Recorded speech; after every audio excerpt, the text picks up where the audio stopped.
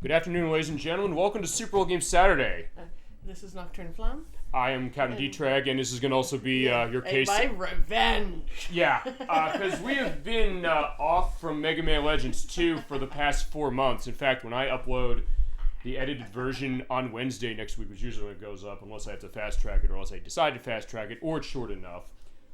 Yeah, that's what it usually is going to be. But yeah, it'll be 4 months today. But yeah, we are coming back to Mega Man Legends 2. We're finishing it. Of course, it has been her case. She was not feeling well the last time we were going to do it, but she's been getting set. She's also gotten a case of plotting her revenge against some things. Yeah, stupid Class S test. Well, we're going to show the Class S test what's what because you have a special weapon, I think. Oh, yes. I have a Game Shark. Yes, she does. For the PlayStation 1, we're going to show that off a little bit at the start of the show and also at the end of the show, I believe, the way that I think we're going to do it. And we're going to show off what we have left as far as Mega Man Legends 2. We'll go into more about the game itself when we get there, and I guess also an overall layout of what happened last time because it has been so long. So I think we owe the idea of going into a little bit of a rundown of what we saw in plot, because we saw tons on plot last time. But either way, we're on the PS2 boot up menu. For the purpose of this, we're actually using the HD60X for this game. For the first time on show, we're going to have a big celebration, I think, as far as our finale of Mega Man Legends 2. That has been 4 months in the making.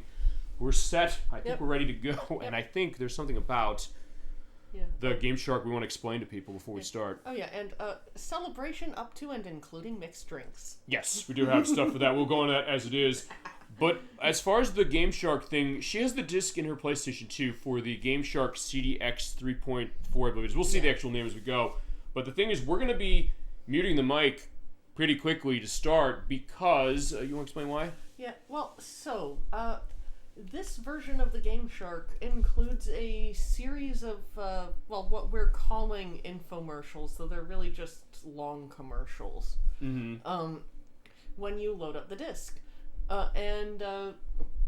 It's just gloriously 90s. Yeah, and we've celebrated that before on show, before with certain things, and I think I didn't know what this was because I don't have any Game Shark devices. She has a couple, and this one for PlayStation. She said, hey, we're going to do this, and this is also how we're getting our revenge on that Class S license test, and showing off everything else. Hey guys, hey Lekver, so good to see you today for the long-awaited finale of Mega Man Legends 2. We're also going to be showing a brief perspective of the Game Shark CDX 3.4. I think that's the right number. We'll see actually what it is in a little bit on the screen. I think you're right. I think you're right. We'll find out. If it's not right, that's that idea. We're going to be muting the mic in a couple of minutes, specifically Lekver, so just want to let you know that we'll be still listening as is. Feel free to sit back, relax. We have been playing this game for a while, as it's been, but tonight we're finishing it. And we can go into everything we had with plot going on last time, last couple parts, and the other parts as well. So yeah, feel free to hit us with that as it is. And I guess also sit back and enjoy the glorious 90ness that is the intro videos of the Game Shark for the PlayStation 1, which is also how I'll be showing off our cleanup of the game, or her cleanup of the game, and the finale. And maybe some other stuff too. We'll keep you in suspense that, but ready to go? Yep. Alright, so let's get going. Okay, so sit back as soon as she hits that X button. We're going to have the PlayStation boot logo. This is going to be a little louder, but not too loud, because it's kind of quiet what this is. Yeah. We're going to mute the mic for this. Yeah, like there's this screen and one more screen that we don't really need to worry about muting, but yeah. Pretty much, but yeah, get ready for the 90s-ness, buckle up, and have a good time. We will be back in a few minutes.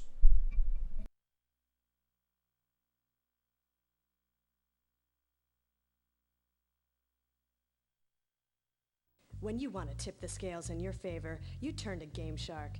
When you need new codes to completely topple the scales, leaving any competition no chance of survival, you need to log on to GameShark.com. Nowhere else can you get the latest official codes from the pros. Besides being your only source for the latest codes, GameShark.com offers video game news, game reviews, previews, hardcore gamer chat and discussion boards, and an editorial crew of escaped rabid baboons. Or so it seems. Log on to GameShark.com, get the power to pummel your games, and register for a slew of benefits that are only available to GameShark.com members. Membership is free, so your excuses have just run out. Lucky for you, the power of GameShark has been contained in print and distributed to subscribers everywhere. GameShark magazine comes to your mailbox on a bi-monthly basis, loaded with the latest GameShark codes for the hottest games. Editorials, game reviews, previews, news, and features fill the pages, giving you an all-around powerful piece of video game propaganda. To subscribe, call 410-785-4064 or log on to www.gamesharkgear.com. GameShark magazine gets bigger and more intense with every issue. If you're hungry for updated code lists, game saves, and programmer cheats, Big Wave has your name on it. Big Wave subscribers get 4 Big Wave CDs a year and will receive a new GameShark CD with every issue, assuring that you always have the latest version of GameShark and the most up-to-date code list available. To subscribe to Big Wave, call 410-785-4064 or log on to www.gamesharkgear.com. If you have a phone and fingers, nothing's stopping you from gaining immediate access to the latest GameShark codes. Call 1-900-773-SHARK and feel the power surge through your phone line. Calls are charged to your phone bill and you will be told the current rate before we begin billing, so ask Mommy and Daddy before you call. A complete list of every GameShark code for every platform is always available with the latest Prima GameShark codebook.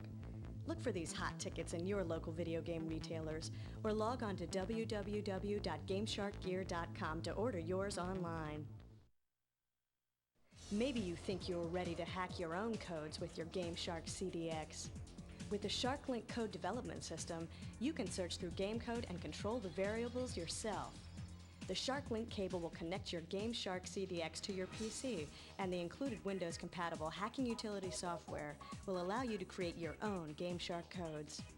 To help get you started, the SharkLink comes packed with the How to Hack Like a Pro video, which will set you on your way to becoming a master code hacker. You can pop into your local video game retailer or order a SharkLink for your GameShark CDX by calling 410-785-4064. or logging on to www.gamesharkgear.com. Gain complete dominance over your games by hacking the codes yourself.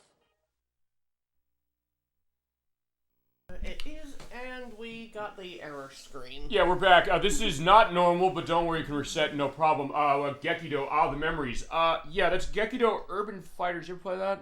I have not. I haven't either, actually. Like, we're supposed to go into Gekido, because we did see in that 90s as hell perspective as I'm also turning the television down on our end, specifically, and also turning down the volume again, because we had to put that up a little high for the purpose of what that was in 19 bout for Mega Man Legends 2 on our setup. Yeah, if you let that one flow, I think I've heard the name just in general, but I don't know if I've ever played it, because I didn't have PlayStation for a while. But of course, if that's a request, like, you know the drill, say the word, we can play it for the show. It's not super expensive. I'm looking at this, seeing it's, I've seen complete copies for about $45, sometimes $75, but not too bad, honestly. Not horrible. I think we just skip this, hit this X button. And if it does do that, that is not normal. It did dumb stuff again. Okay, it's worth pointing out, consider a preview to next week's show when we're doing the NES 2 from Capcom for Disney's Adventures in the Magic Kingdom and Chip 'n Dale Rescue Rangers. Because, yeah, we're going to have to play, you know, troubleshooting. So sometimes this disc does it. I don't know if it's a consequence of it running on the PS2 instead of the PS1. I'm not sure what that's about. But if you reset the console, take the disc out of the tray, and put it back in again, it usually will work to it.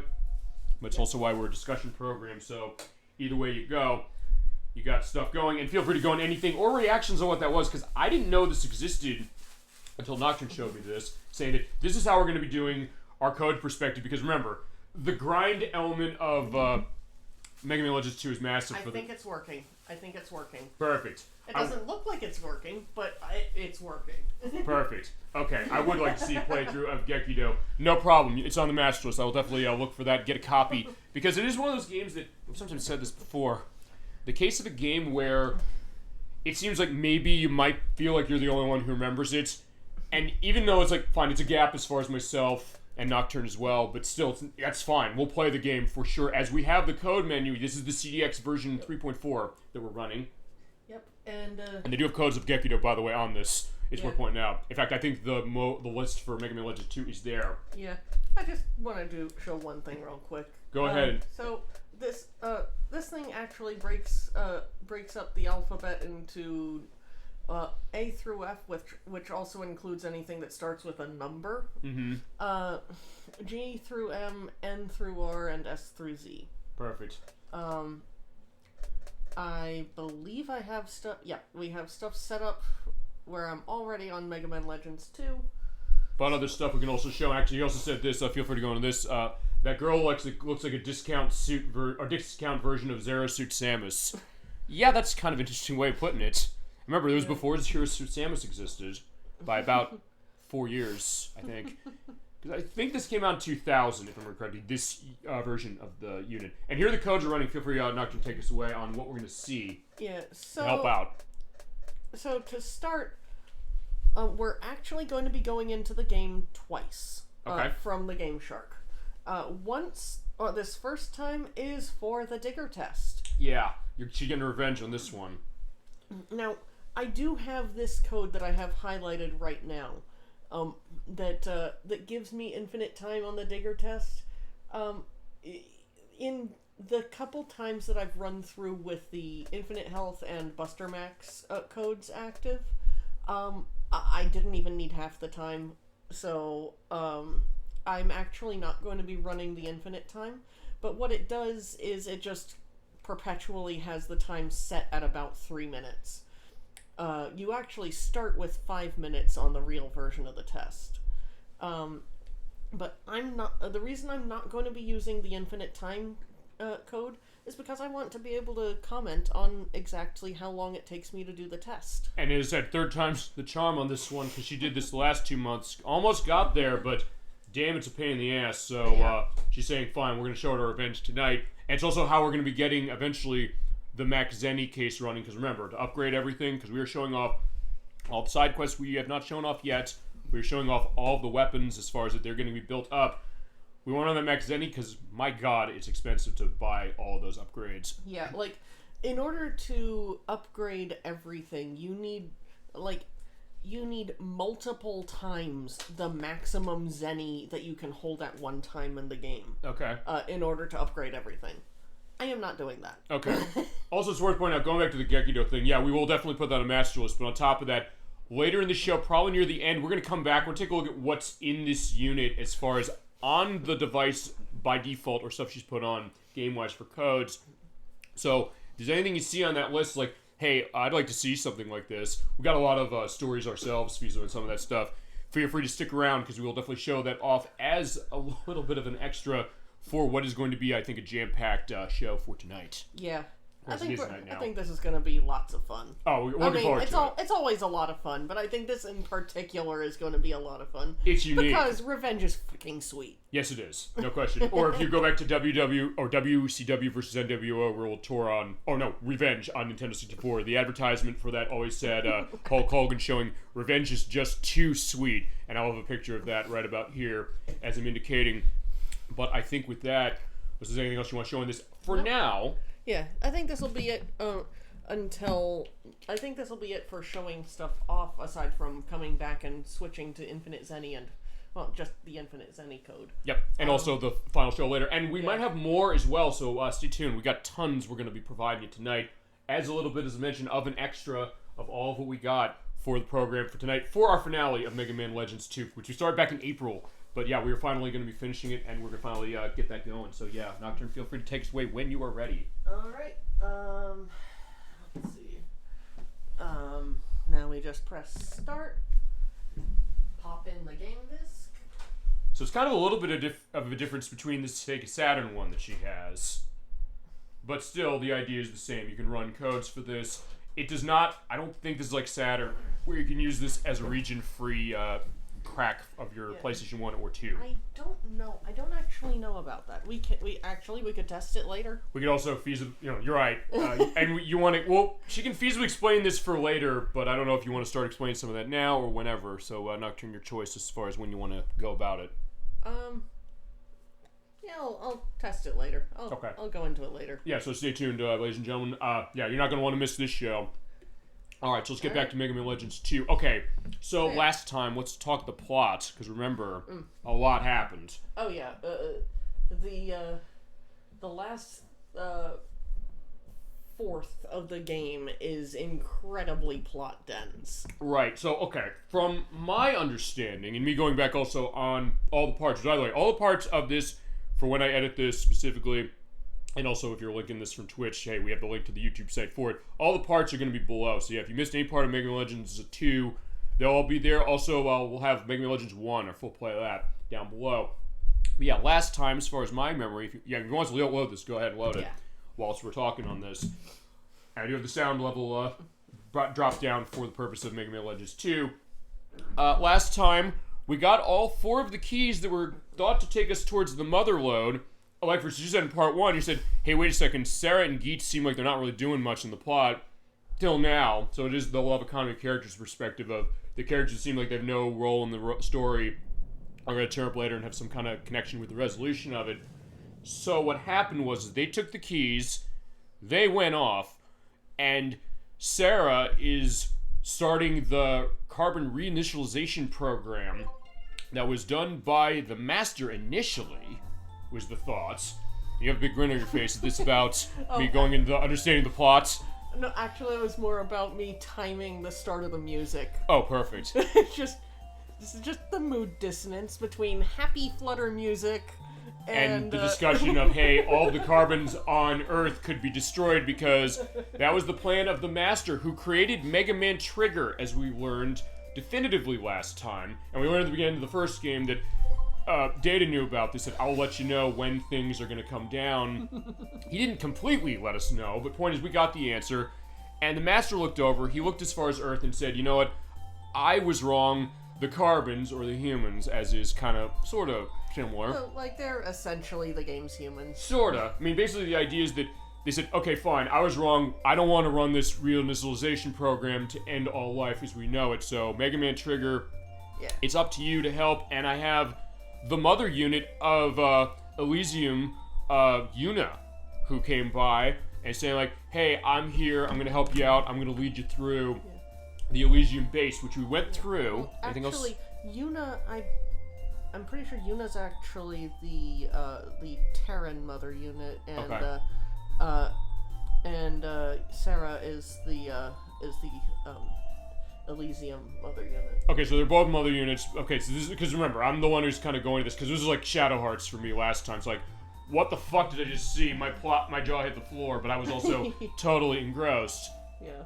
But that's the idea. We went up there. We have only one more room to go as far as finding Sarah is concerned and saving the world, feasibly, as far as that. So, yeah, it is just Mega Man Trigger going up there with Data and with Yuna on the ground floor. And we're going to find the answers for that tonight and get the plot resolution going. But before that, we have the side quests to do and we have the weapon showcase. So, Nocturne, take it away. Alright, let's load up the save. For this initial little section that we're just getting the S license test done. Yeah, we have to start there. As you hear the wonderful Nino Pad music once more. Talk about that triumphant perspective. Yep. Yeah, we came so far. Yeah, this is going to be a fucking triumphant run. Yes, it will. You're not going to want to miss it. And I'm not going to want to miss it even just watching this, even though we saw the test play. Now, also, before we start that, since you said, like, hey, you might want to do elements of editing, feel free to lay out what it is and also give the signal for when I edit, or when which one we putting in. Yeah, so once this goes live on YouTube, once the edited video goes live on YouTube, we're going to have a kind of a failure montage for the S-class test. And you want right there, basically? Yeah, I mean for the duration of while I'm talking about this, I think. I guess also, do you want to do the honors of saying we'll put the edit in about here and the pause? Yeah, well, sure.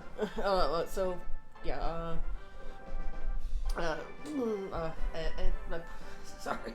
It is a different thing, thinking about the fact that, hey, we're doing the show now, but also we're going to record it later. Yeah. So we can do anything we want that way. Yeah, failure montage, Yeah, here.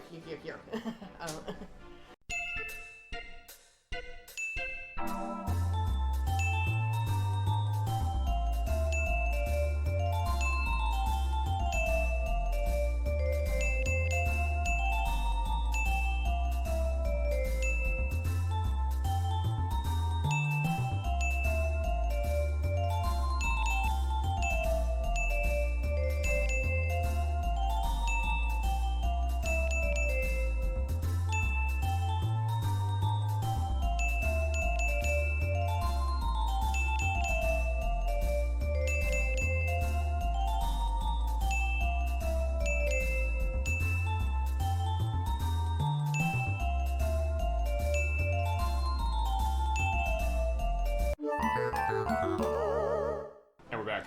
Yeah. I think is the idea. So that's the idea. So you've seen what she had to go through, and it was on part 3 and 4 in particular. She went through utter hell. In part 4, she did show victory off screen without voice, and I think you said you wanted me to put that up on the corner of the screen as we're doing this? How you want me to handle this? Just make sure of that. Yeah, I'll let you know. Oh, yeah. We'll figure. So, Yeah. point is, you'll see that. You'll see either right now or later, or depending on how it is, however we're going to have that, to show, okay, what you have to do. What is the struggle of Class of Slice Success? Because I also tried it. Because remember, as we said the whole time we played this, she's experienced with this. This is my first time playing through because I have the PlayStation 3 port, which right now is still the only modern availability of being able to get this without paying $200 for the PlayStation 1 disc. But with that, it's like, yeah, I tried. It's like, how hard is this? Pretty damn. And yeah, so now we're getting our revenge. Or she is. So yeah, I just said, give me the test.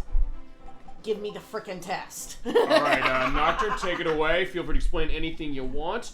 Cackle as loudly as you want to, because hate is going that way. So yeah, we start with 5 minutes on the clock. We are not likely to even need half of that. Mm-hmm. Just lead us on this, baby. Yeah. Say what you want to lead. Like we've covered in the past, the timer starts as soon as I go through this door. Normally, you go in here with a buster at its lowest, without any upgrades whatsoever, with your minimum possible amount of health. You have no special weapons. You can only pick stuff up and throw them. Yeah, that lifter. They basically give you the worst possible scenario against stuff that actually has a fair amount of HP. Yeah, so you gotta step up your game if you're doing this way, although she has done it legitimately. She almost did it multiple times. But hey, remember, I didn't completely legitimately do the town shooting gallery in Majora's Mask, so fair enough to that. So yeah, Nocturne, as soon as she opens that door, we're going. 3, 2, 1, let's go.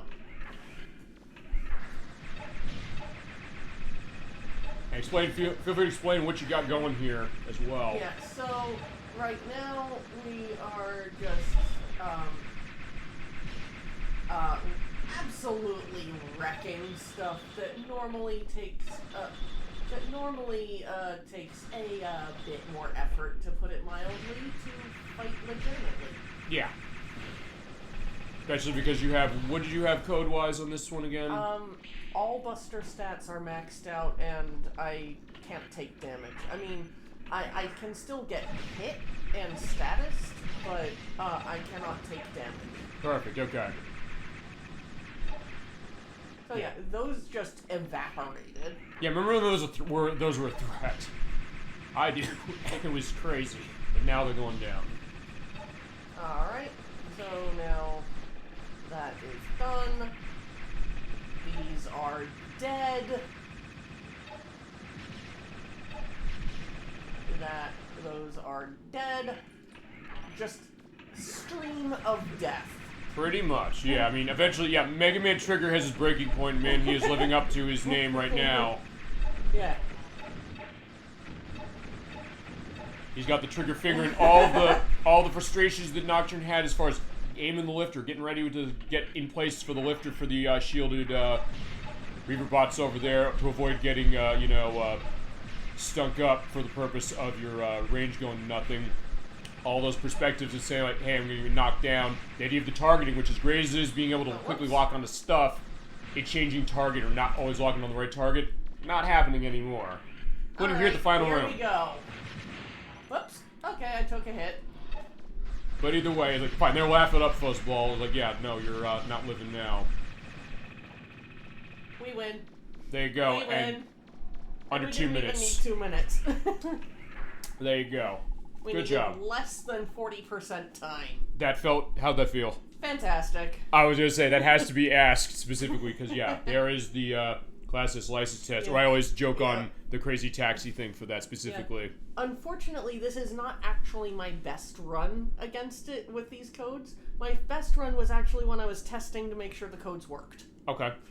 Which I think I was closer to like 1.5 minutes for that one. Sure.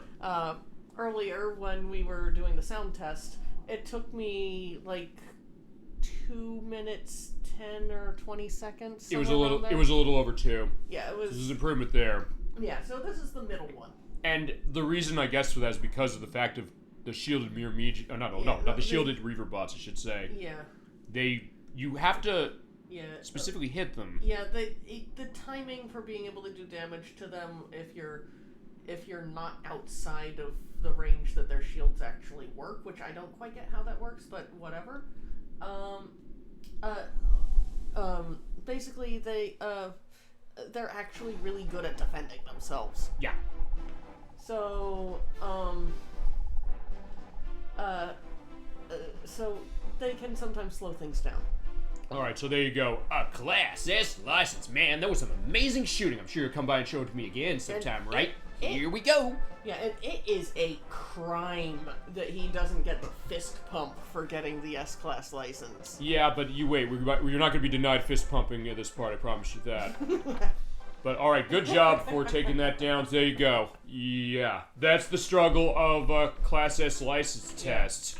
The only reason it looked like a joke is because I was using, the main reason is because I was using codes to max out the Buster stats, because that's the only way to get your Buster beyond basically 0 upgrades for that test. No, I get that. And in my case also was something that, fine, I had my moment with, as mentioned, with Majora's Mask, the town shooting gallery. Weirdly enough, on the practice I did it, I was able to do it to get all 50 targets, and it's only 50 targets. You have to hit every single one within the time limit to get the heart piece. I got it off screen for both of my practices for part 1 and 2.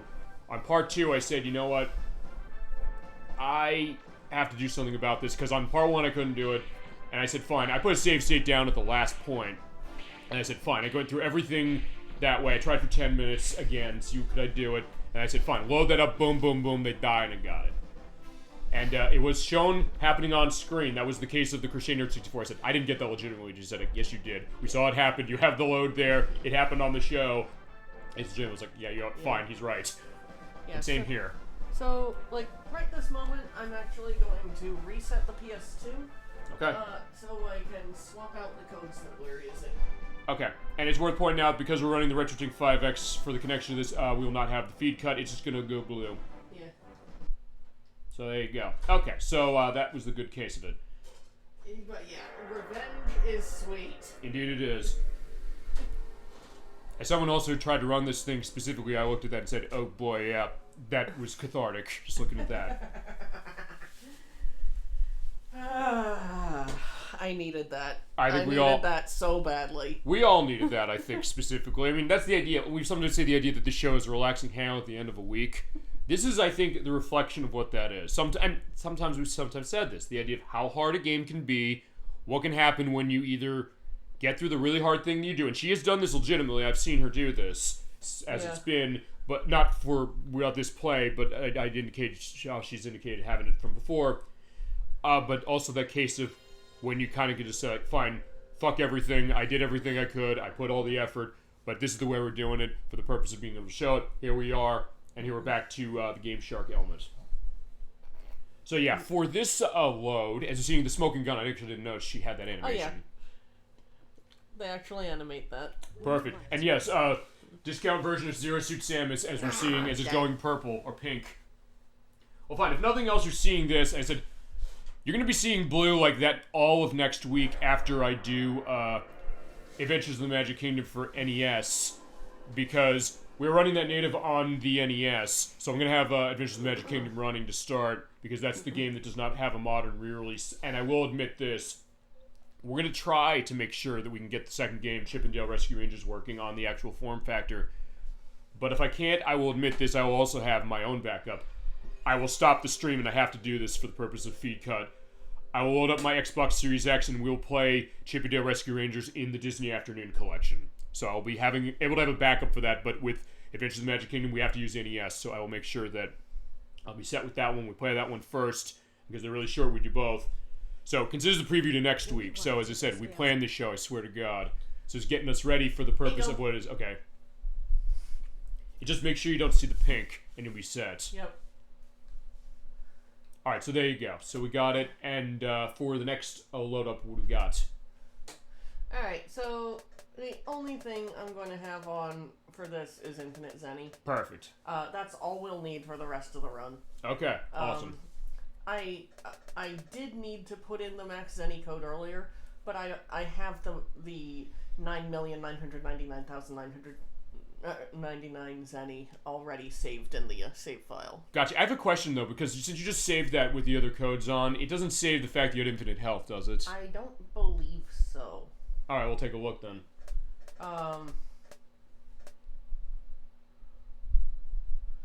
Alright. I mean, I hope it doesn't. If not, well, She knows what she's doing. She'll be built up the whole way anyway. And we said, I'm back. Yeah, good to have you back, Electverse. After getting her revenge on the Class S license digger test with the Game Shark, we are loading the only code we need now, which is Infinite Zenny. We're going to be getting every item. We're going to be getting all of the weapons. We're going to have the full showcase of that. We're going to take Sarah down, and we're going to be beating this game. And we'll have more stuff feasibly coming up later based on how time is. But I think, given what we got, we actually probably should finish this one sooner than I think we thought. Yeah, I actually don't think it's going to take as long as I was expecting when I was kind of like, let's start at 5. Well, sometimes it's a question. Sometimes it's gauge that. I get it, 100%. So in that case, you come up with a backup. In fact, you were thinking this week, like, what am I going to do about this? Well, we'll see as far as it, but we'll also see what's going on and enjoy one more of what we got on Mega Man Legends 2. In that case, then, Electverse, good to have you back for the finale for sure. Feel free to go into anything you got on Mega Man Legends 2, since we are at all the plot points except the very final boss. Hit us with anything you got, any inferences or any insights on the plot. Oh, right. I just made a little mistake while loading the game, but this is absolutely fine. I forgot that I have the... I accidentally clicked on memory card slot 1, which is actually where I have the memory card for the Game Shark. Yep. Let's have an image here for that. Sure, we will. No question. Perfect. So you're learning. Don't you like doing that? Isn't that fun? The thought of saying, like, hey, I like to do stuff for this thing, and you can edit and kind of think that through. Yeah. Okay. So yeah, the memory card, I usually have the memory card for this game in slot 1. So I automatically click on slot 1. Yeah. But it, right now it's in slot 2. So... Perfect. Memory card slot 2. I want to say it's somewhat likely that I'll make that mistake again later. I probably won't comment on it, except a bit of an oops. It'll be either way, but alright, fine. Back to the Nino pad we are, and we have everything we need. Yep. So, alright, so, Nocturne, take us away. Where are we starting for our setup before we... Okay. The HP HP is still glitched. Okay, that's cool, though, just looking at that way. Okay, Zenny is glitched. Okay. I don't know what's going on with that. Okay. Alright, but either way, I think we should be good. So where are we starting then? Okay. With this in mind, I'm actually going to save on a different slot. Okay. Question is this though: do you have another save from before that you want to put on? Remember, this is the one that we were using from last time. Yeah, I'm pretty sure I would have to go through a decent chunk of plot to make up the difference. I was gonna say, because that's what I unfortunately stupidly did on Earthbound last week, but that's fine. However you want to handle this, go ahead and handle it. So I mean, in theory, I could come back and oh, whoops. All right, fine. It holds everything. So, all right, fine. Here's your indication. When you save your save file with any Game Shark code activated, it holds it over the save file. I actually didn't realize that would happen. Okay, well, at least we found out that way. It's... I mean... She's still gonna defeat Sarah without any problems. Yeah. By it. Like, so, because this is a formality. Yeah. And nothing else also shows the idea of, like, having the power, you know? Yeah, I mean, that was my mistake. I did not test that ahead of time. That's fine, but either way, we have that. We have the money. So where are we starting then? Also, I want to quickly update on one thing. Remember we said last time that Roll was going to go out to Yale Best Buy to buy the TV. She never said she bought the TV. She did, actually. We were wrong. So it is time-based, which I don't see anything online about, but that's, I think, what's going on. She did buy it. I don't know also if you want to look at the tour after we get the items that are coming for this, but yeah, but since we're talking about the TV right now, yeah, yes. that green boxy thing, that's the TV. Yeah, this is how TVs used to look. Remember that? Yeah. You got the touch. You got the power. Yeah, good old CRTs. Yeah, and good old element of StanBush of the theme from Transformers the movie. You got the touch. You got the power. When all hell's breaking loose, you are right through the heart of the storm. So yeah, it's a good one. We have to do stuff with Transformers as it is. I do apologize for screwing up with not realizing that the codes would save. That's fine, but it's not going to factor much for what's going on. But either way, it's okay. It's like, remember, what is this? What I tell you, the first rule of the show is going to be pretty much improvise on your feet. That's all you got to do, and you're good. By the way, I guess since I like to mention it, what's your take on Transformers of any stuff? I mean, I loved watching, like, the first season of Beast Wars when I was a kid. I wasn't so crazy about the stuff after that, though I still liked it. Right, and actually, like Chris has mentioned on past shows, Beast Wars, I want to get the Beast Wars games on the PlayStation, which is by the people who made Medieval. So we can kind of have our element to that, because, yeah, actually, I started showing it, because actually when we did Spyro the Dragon, the first one, we had a discussion on that, and actually also in the link was a bunch of the episodes. I looked at it and said, yeah, it's held up pretty well in the visual department. And even the story, I was kind of liking what I saw. So I said, I think we could put that on the show, for sure. And do stuff with the game. Or games up. So in that case, feel free to go on, Pat, and anything else that chat has to say. So, we are just quick, like, we don't need the asbestos shoes right now. Okay. We are switching back to jet skates, because that is the only thing you should ever have on for general use. Especially when you're running around the field like this. Okay, so where are we going first? We are going to kick some pigs. Okay, you mentioned this briefly as far as the prep we were doing, but feel free to go into it now as we have this vast field. So, there is one side quest, if I recall, where you need to get Mega Man completely dark. Okay. And why am I having trouble figuring out where to go? I think I actually was over in the correct area. Yeah, I don't know where it is, so yeah, this is going to be all on hers. Yeah, after watching most of the cartoons, I think Beast Wars is the best one so far. I'm currently watching Cybertron, the final part of the Unicorn trilogy. I have not seen that, yeah, have you? Unicron. Oh, Unicron, actually. I should say. Yeah. Sorry, okay. Perfect perspective there. Yeah, that was just a typo. Yeah, either way, it's fine. So, fine. She knew what you're talking about. Somebody's gonna know what you're talking about, or if we don't, we'll go into it specifically. Are you familiar with those things you mentioned? I did also watch that trilogy. How is it? So Armada is good. Like, just in general terms, Armada is pretty good. For as far as the trilogy is concerned. Energon, in my opinion at least, kinda sucks. Bad. So wait a second, these are what? These are different arcs of the show? Like, technically they're three separate series that were stitched together as a trilogy in the US release. Okay, but other regions it was not that way? Or in like the international versions, I think it is. Okay. But at the very least, Energon wasn't supposed to be attached. Okay. As far, if I'm remembering correctly. Well, it's probably gonna be you and Electors are gonna be the experts on that, like with this game. I'm not really an expert on it. I'm just kind of going based on what I think I remember. And Electors is with you, saying, "I tried to watch Energon, I couldn't do it." Yeah. So I guess that's the idea. So I mean, there you go. So like you and him are the experts of this game. You're the experts on Transformers. I know bits of Transformers specifically. Let's look at that juggle. Damn.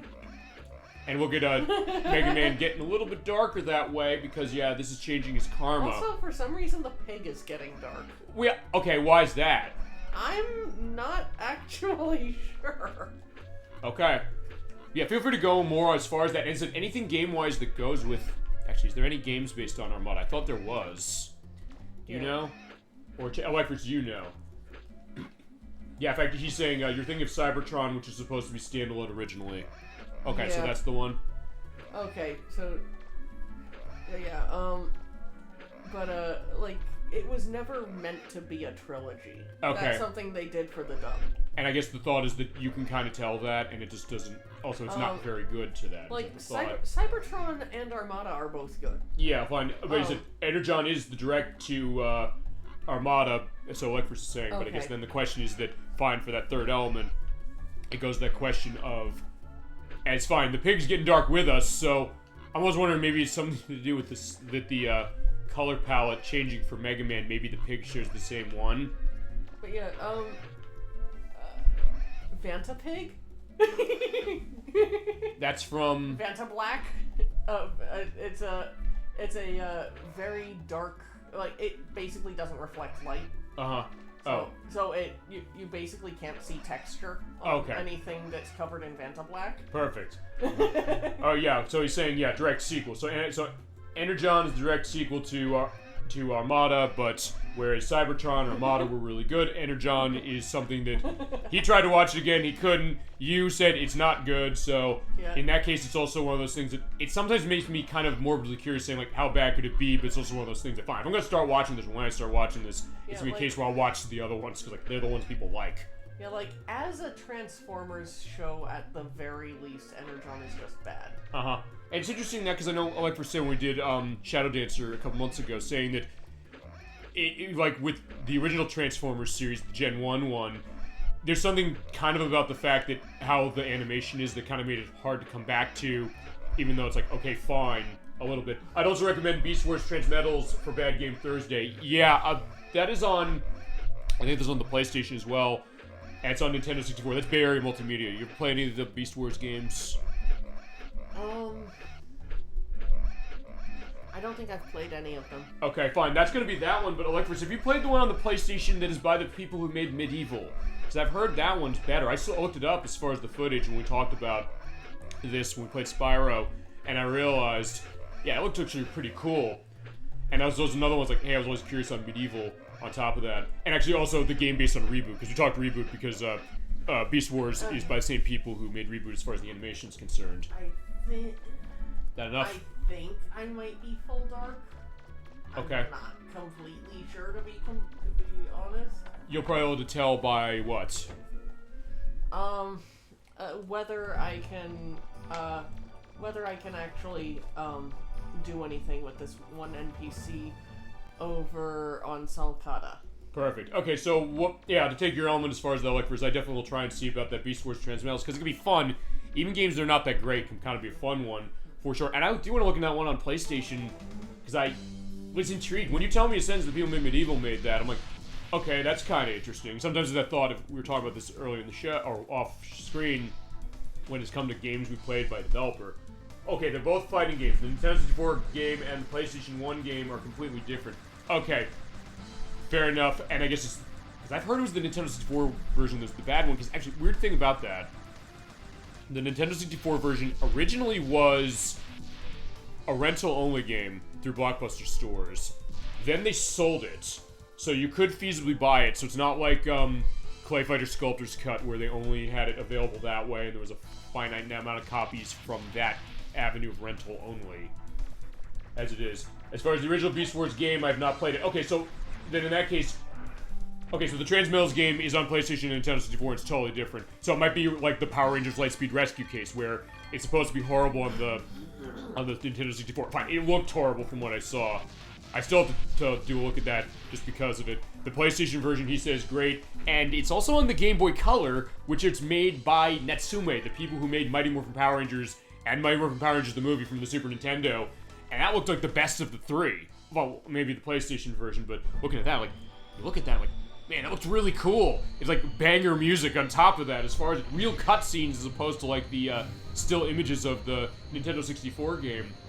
So it's one of those cases where you have the same game with a different, or the same named game, and it's on multiple systems, and they say, fine, let's play it. It's different for it. I've seen a speedrun of Beast Wars. Okay, actually, we talked about that last week because I was asked by chat last week, Mr. Punk Kid, who came in on the last part of Earthbound, saying stuff of speedruns. Actually, what's your take on speedruns as far as doing them or watching them, Nocturne? Speedruns. I think they're fun. They're fun to watch if there's interesting stuff going on. Sure, and, well, I mean, because, fine, you were technically witness of the one I did, which was of the Mickey Mouse portion of World of Illusion, where I did that in 20 minutes. But, like,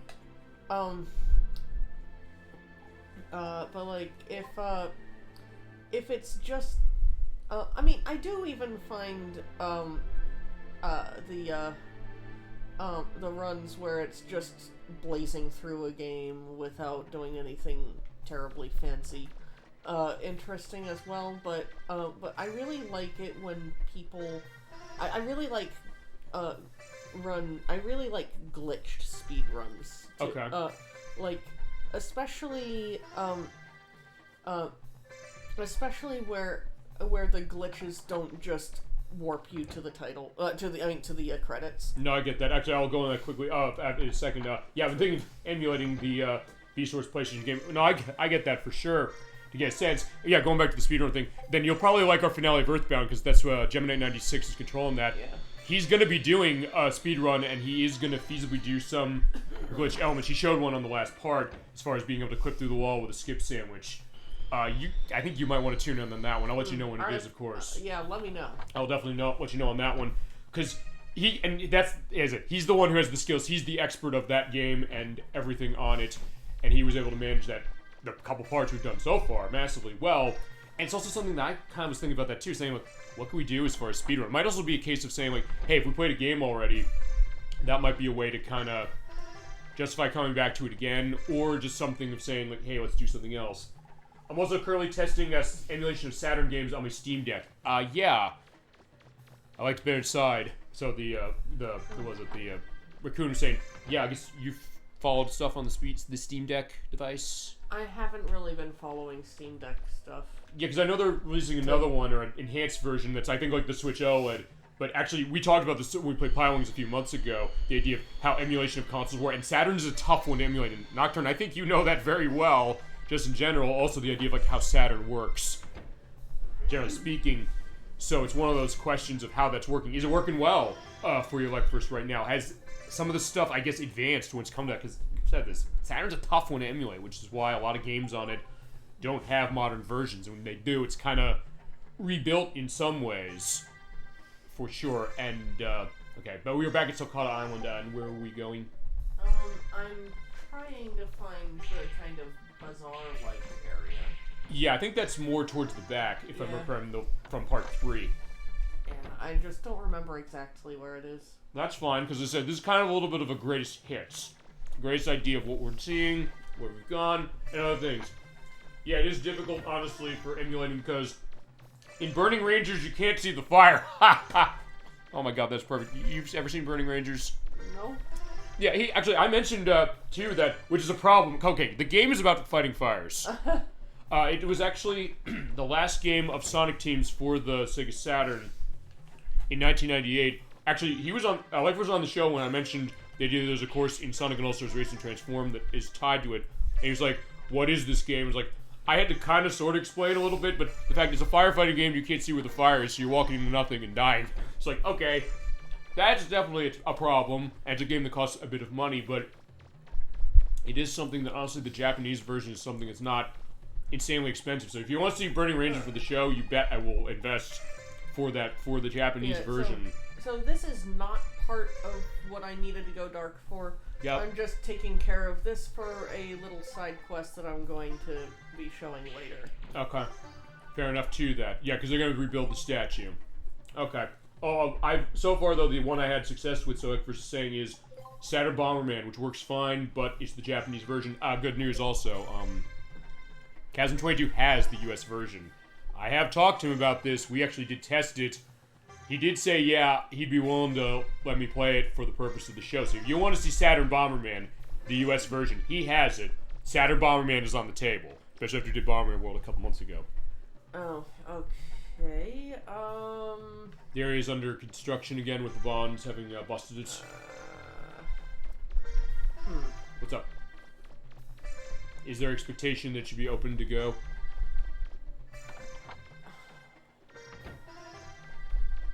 I'm trying to remember how... Huh. Oh wait, is that because that was where they were? Do you have to go back there? I might need to go around the other way. Okay. I'm not completely sure what's going on right now. Fair enough. Also, what's weird also is this. They use a Steam Deck to explain how emulating Burning Rangers works fine, but they're not explaining how to get it to work, which is irritating to me. So, okay, so it's one of those things that, for that specific game, he's trying to say, hey, how do I emulate this thing? He's seeing cases of people being emulate it, but it's like, wait, where's that resource to help out to be able to fix that?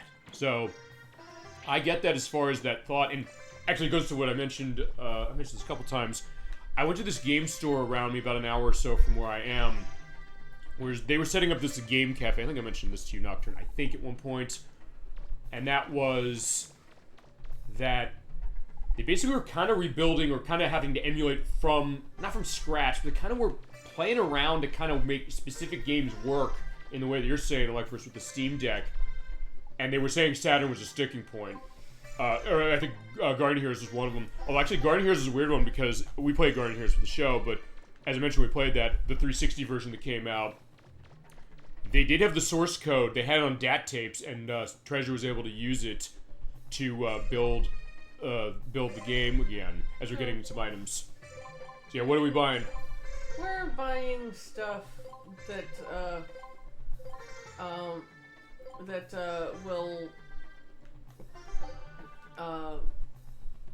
will okay, why isn't Infinite Zenny working? It's not working? It didn't, actually, when you bought those things, it didn't look like it took money off. No, it was. Oh, see, was. I'm now down below 9,999,000. Okay, that's bizarre. Okay. This is odd. Okay. Maybe I should just put the Max Zenny code on. Yeah, if you want to do that, go ahead. So far I've had more success emulating 2D games, which honestly, and then I'll ask you again as far as the items that way. Honestly, that kind of makes sense, like, for thinking about it, because I know, I mentioned this before, the Sega Saturn's architecture is a very weird one in general, and I think, Nocturne, I think we talked about this before. The fact that the Saturn kind of has a little bit of a dual architecture in the sense that it was designed initially around 2D games around 2D, games, but also I guess around them being able to get ports of games of theirs that are 3D. Some ways limiting, or sometimes trying to sort of mirror what the arcade board was like. I know Virtua Fighter being one of those, like the Model 1 element of that game. But then when the PlayStation came out and showed that they were doing full polygonal 3D, and where the hell did Roll go? Right. I know what's going on now. Oh. Okay. We're getting our fist pump. Fair enough. But point is that 3D games don't emulate. Since Burning Rangers is a 3D game, that might be the reason why. Is there voice here, by the way? I believe there is a screen. Okay, we'll let it be heard. Not this door. Okay, just let me know where the door is, we'll let it be heard. Okay, it is this door. Alright, we'll be back.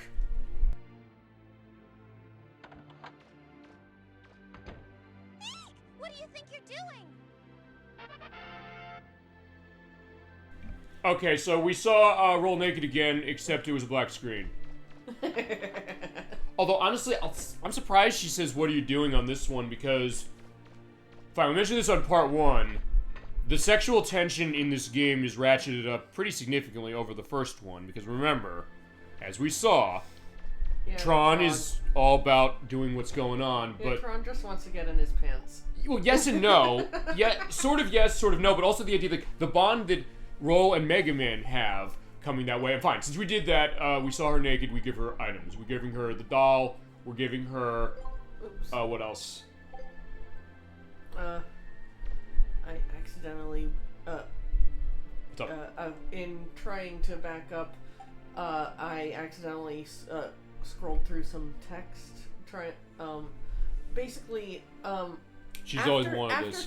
After triggering that, not cutscene, just basically the bit of spoken dialogue. Yeah.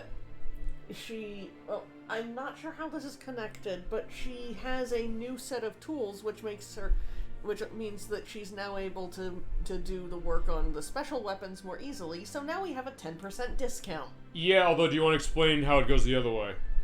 Well, there's something you can do earlier in the game at a specific point, I'm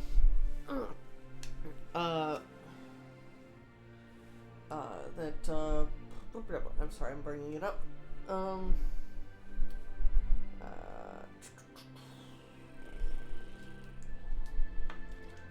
Okay. Hi, Cat. Yeah, Nocturne's cat here, by the way. Also, like we're saying that Saturn Bomber is a gem. Of what I played of it with Chasm 22, it is we were getting our asses kicked by the computer, and we're like, because the computer's always good in those Bomberman games. It's like, he was kind of like, I hate it. He's like, what? No, I was like, look, we're bad at this game as far as what it is because the AI is kicking our ass. Like, fine, if we were doing this ourselves and building into it, we'd be fine. As I said, look, I'm going to get with him. I think we're going to do Saturn Bomberman. We have to do that. Unfortunately, I don't know if I'm going to be able to do the 10-player mode of that. That would take a lot of figuring out to get the multi-tap for that and working controllers. But go on. Okay, so the event we were talking about earlier. So if roll gets abused enough in the parts of the game where you can potentially let stuff happen to her or do stuff to her, like throwing her around shooting her feasibly, yeah. or having her get hit. We saw that at the beginning of the game when we went into the Kalinka ruin, or where the Kalinka ruins sort of were a little bit. In the outskirts. Yeah, she'll eventually, eventually when you return to the Flutter, when you go to the bridge of the Flutter, yeah, she won't be there. Data will tell you that that she's gone off to take a nap. If you go to check on her, she'll kind of chew him out about his bad behavior and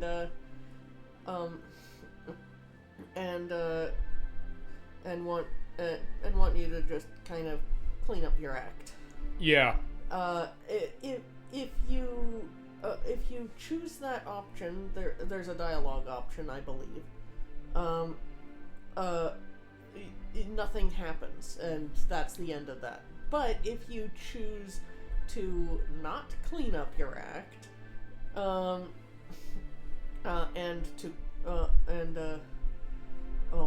not sure whether this is the actual word used in the game dialogue, but a busybody. Call her a busybody.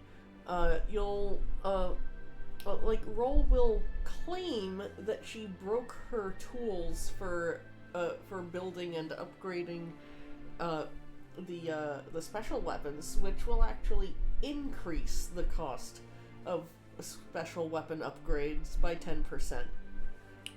So, I have already mentioned that the Shining Laser is an expensive, it's a money hole for upgrades. Yep. Normally, I think it tops out around like 18 million to fully upgrade, which is almost twice which is almost twice the maximum Zenny that you can carry at once.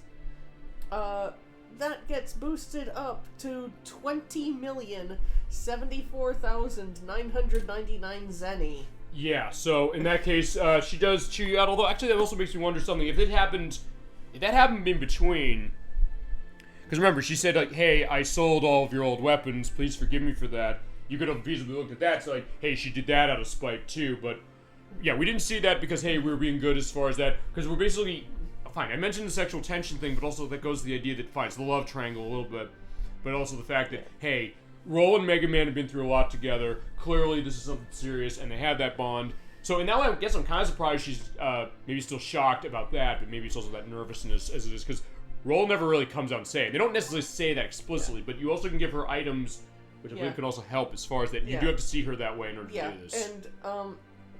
And in order to fix that 10% bump in special weapon upgrade prices, you need to give her the 3 gifts, of which I already gave her the stuffed animal a moment ago.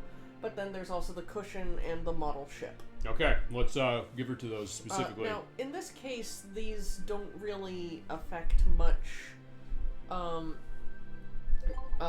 aside from... You're saying it's so soft and I can't wait to use it. Yep. And same with the model ship. This one you're probably gonna like. Wow, thanks, Mega Man. I can't wait to see how it flies. Actually, wait, is flies... Well, it was like flies like the insect. Although, can you say flies that way for flying? I think that is the, oh, yeah, you're right. You're right, it is. Yeah. Okay. Yeah, so with that, let's start upgrading, I guess. Improve. So, what are we improving? Let's see. Okay, yeah, that's that. Drill arm is set, which we showed in part 2 when we saw Claymore.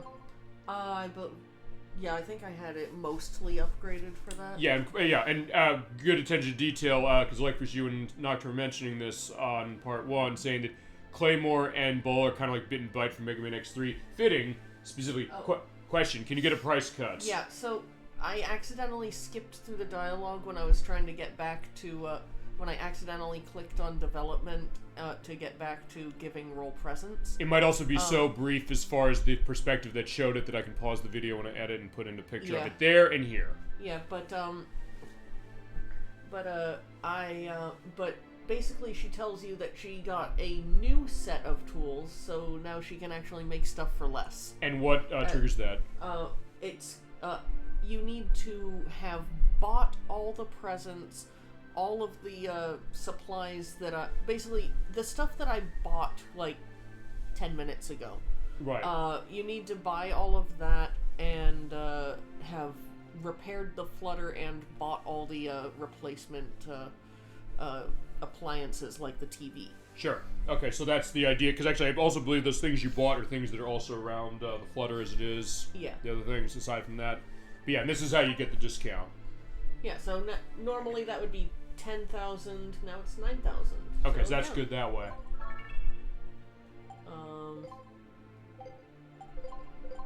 Well, you sure? I would say it's not. It's not doing anything. No, because here's the thing. I saw that it was glitched before it went down to that, but then when you bought those items, it was not showing it going down in price after that. Okay. Alright, fine. So she still has Max Zenny or Infinite Zenny. So we're going to build up the Spread Buster, and then also everything else. So feel free to go into that as is, more so. I mean, so I'm not actually that experienced with the Spread Buster because it's not that great a weapon, and you can potentially get early enough access to the Hyper Shell that there's not really much reason to use anything else until you can strongly upgrade the homing missile and or the shining laser. Yeah, go back to part 3 on the Hyper Shell. The thumbnail on that part was amazing, and then the edit on that, my god. I was also, remember, the quickest boss kill. Yeah, one shot. Yeah, 1 shot in 2 seconds. I didn't even kill Odawa that fast in Majora's Mask. We played that either time. So yeah, you go. That's gonna be yeah, you're gonna see that again in a couple months. I will put it that way. I'll explain more when we get into the schedule later of the program, because that's going to be something that's going to come up later, but because I'm getting ready for working on it. She knows it. Everybody knows it as it is. Yeah, so right now we're just upgrading stuff. And in seeing the prices, you are seeing them briefly flash, and some of these are going to be massive, but not with the code we have. But yeah, we can't do anything more on the special for the reflector arm. Have we shown the reflector arm yet? No, I don't think I've shown it yet. Perfect. Okay, so we'll see everything. We're going to upgrade everything. We're going to go into everything. Feel free to like first, and everybody else out in chat land to go into elements of the weapons, ways you might have played this game, what you found success with, what some of your favorites or not favorite weapons are, and we can definitely have that going. If we just go down, and I guess also you just mentioned, I think there's other weapons you still have to get the parts for. Yeah. Okay. And we're going to do that, we're going to do all that stuff, and that's going to be how we run the rest of the game. Now already just an hour in, I'm having a great time, for sure. Because, hey, we always do. That's the idea of how the show works. Alright, so there's your full on-the-ground crawler. Okay. Oh, right. Yeah, well, you only have the attack left on that. Just the attack. Which is 900,000. Nice big ding. Yep. Yeah, that's a painful upgrade to get normally. Yeah. But you got almost everything without it, so... Or everything else except for that, so that's the idea.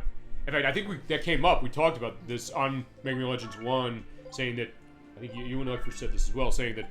What were they thinking on the cost increases on the Zenny for some of the stuff? I mean, fine, I guess because... I don't know... How much would you say some of this can bust the game? Can it bust it massively? Well, the 3 weapons that really bust things wide open in general are the Shining Laser, which you can't actually get until basically the end of the game anyway. The homing missile, which I think is kind of, which if I remember correctly, is a bit of a mid to mid-late weapon. Well, you can use it very early, but the idea of getting you to upgrade it, yes, but, probably by then. To upgrade it to the point that it's actually useful, like truly useful. It's kind of a mid to mid-late game thing. Sure. I mean, unless you want to spend hours and hours grinding. Although, to be fair, I will say this, I did get some decent use of it out of the Monde ruins at the first ruins we ran into.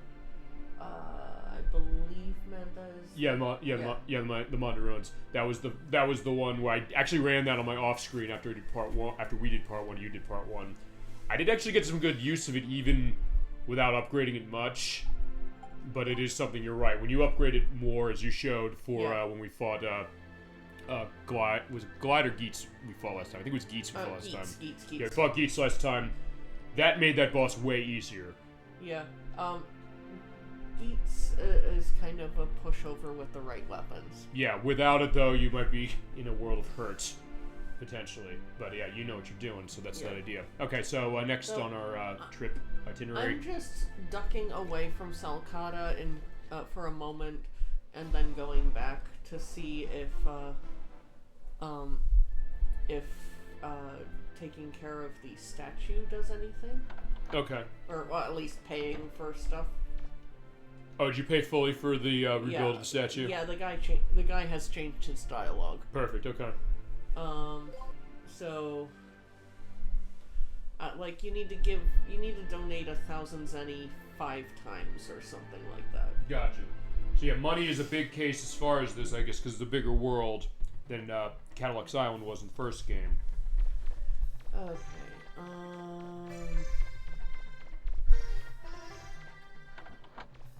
Let's see.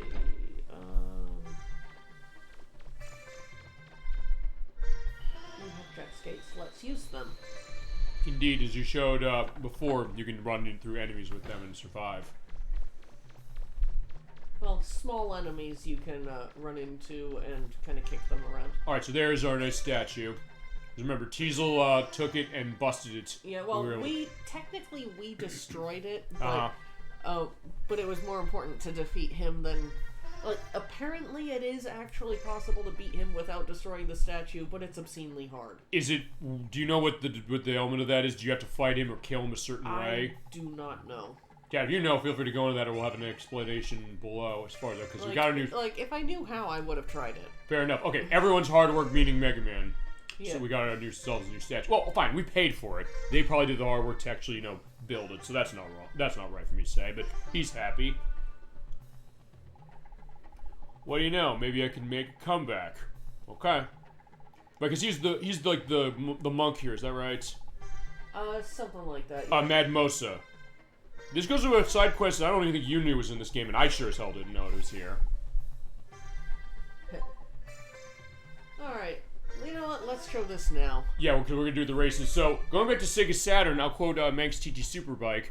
Get ready to race! So, alright, we're doing this. Explain what this is, of what you know of it. So, yeah, you remember, if you guys remember the races from the, from Legends 1, that we needed to do to get certain items. This is similar to that, except I don't think we need to go between cones. I don't think we need to. I hope so. What do the rules say? I think we should show that for this. Okay, so complete one circuit of the course within the time limit.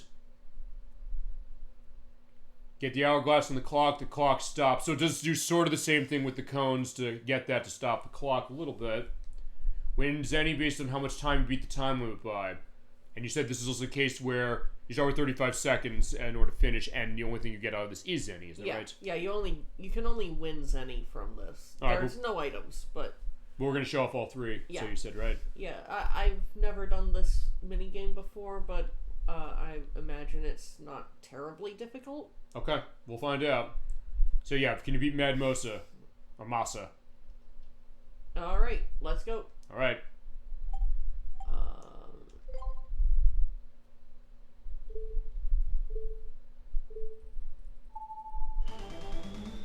Okay, one thing I like is you have a like a speedometer going on.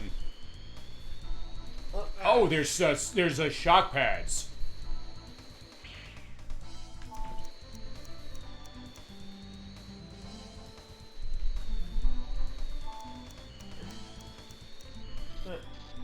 That's not good. Actually, I'm gonna be curious on one thing, which is because isn't there the shoes that? Wait, no, you can't have those because you need to have the jet skates for this. So never mind. I would say use that to mitigate the electric floor problem, but alas, no. But you still got it. Good job. Yeah, still beat the time. So yeah, Alright, you ranked third. So yeah, put in your initials. Or whichever initials you want to have.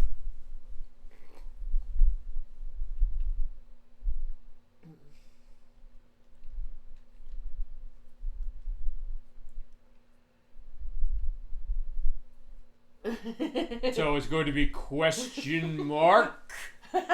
Alright, question also, ranking is what? The rankings of it. Okay, so Moss, Nuke, whoever Nuke is, and then unknown. Oh, fine, we know who it is. It's Nocturne. But, and I guess courses then, so I guess you can basically pick courses from here. Alright. Oh, you basically switch between the circuits from here. Gotcha. Yeah. Oh, snowy course. Alright, Kalinka circuit. Alright. I like the look of this. This looks really nice. Yeah. Good to get ready for the coming holidays. We're going to have some snowy elements, probably, depending on where you are. And also, I guess it looks like on the menu, or on the map there, the mini-map, I guess the red is going to be either where trouble points are, or maybe where, hourglass might be. Also, because there's a preview to the next game Nocturne's going to be playing for the show that I'll also be involved in.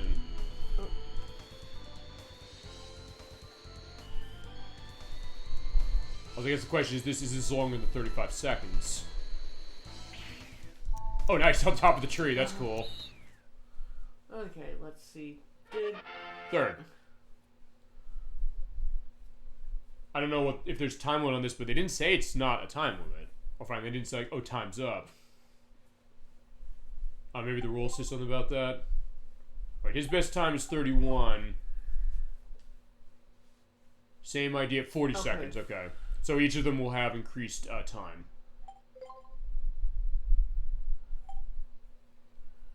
Okay, let's see. Course, Salcata. Okay, this is going to be interesting. Alright, so we're going in the desert and we have, like, the heat. Okay, with the wavy effect in the sand, but also, like, the fire floor. Alright. I'll see we're done what the target time is overall. Ooh. I was like, yeah, he'll just walk. I was like, fine, I'll just walk across the sand.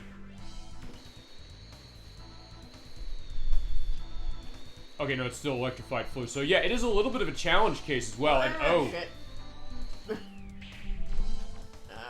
Okay, well you can jump out. Yeah, you have to keep going. See what's happening. But I do like that you're doing this blind, just to see. Yeah.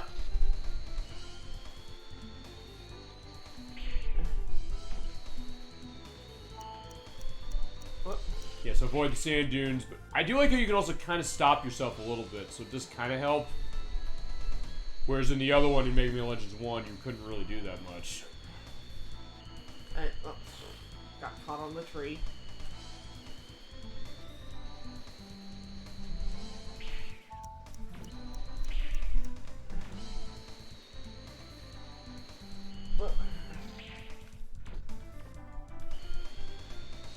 seems like you kind of recover yourself decently enough. Good job. All right, so Okay. what's the time limit then? Go to rules, probably just to say 45 seconds. Okay, but they don't stop your loss or they don't stop you as saying like, hey, you lost. Which is actually kind of nice, I think. I guess so, because there's not a case you have to be reminded like, oh yeah, the do from the first game. I mean, I do like the idea of what that is, but it's also a case that fine after how many runs of it was it of you with Balloon Fantasy? Again, at the end, you're like, fuck this, I don't want to see this anymore. And then also you unfortunately having to be in a case of when I did the N64 demo, be doing it the first try, and I felt bad. It's like, oh shit, sorry I did this well the first time. Alright, fine, you can use the rocks as a ramp, it seems like. Yeah. But, in some cases it's gonna be kinda hard to hit some of these things. Yeah, no, like, first, you ever done this? Feel free to tell us as far as it, or if it's a case like, oh god, no, I don't want to see this. Or fine, I don't want to remember what's going on with this.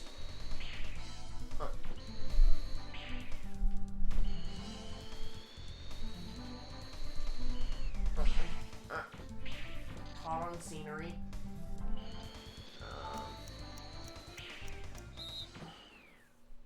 Yeah, now the floor's not doing anything, which is kind of interesting to see. Yeah, I'm not gonna. I'm gonna try it. Yeah. I want to try this because yeah, control. By the way, just remind me on the jet skis. What is it? Hold circle. Hold circle button, just like the other one. And you can edge by, I believe it's the L1 R1 buttons. L1 R1, perfect. Gotcha. Okay. And push forward to increase your speed. Gotcha. And pull back to decrease. Thank you, appreciate it. Like for saying no, he hasn't. So yeah, we're showing you what this is all about, what the potential struggle of this is. Me saying fuck this, I'm gonna go around and hold this, but that might have been a bad decision. Yeah, like, I see this as a pretty pointless game because you don't really earn much through it anyway. Wow, how much, do you know what the max any amount on this baby is? Like, you only earn, like, I think the max potential is only, like, 2,000 to 3,000, where okay. There are plenty of Reaver bots you can kill for multiple thousands per pop. Well, also because remember, we do have the S license thingy now, so in that case we have a set of this. Okay, fine, I'm not going to do that well because I've also been kind of trying to stop, say, like, run this. But yeah. Oh, shit. Like, there are no worthwhile rewards for this minigame. It's basically, you like the skating game from before, you want more of it, and you want to put your challenges to the test. There you go, and hey, it is more variety, so it is the case that, hey, you're getting a lot of stuff in the game, even to the point where you literally, Nocturne, am I right about this? You basically just found out about this morning, is that right? Yeah. And she's been playing this game for a while, but yeah. Do that, rebuild the stats, you can go skating in the element to that. Actually, it seems like, aside from the turns, maybe going the other way was the quickest.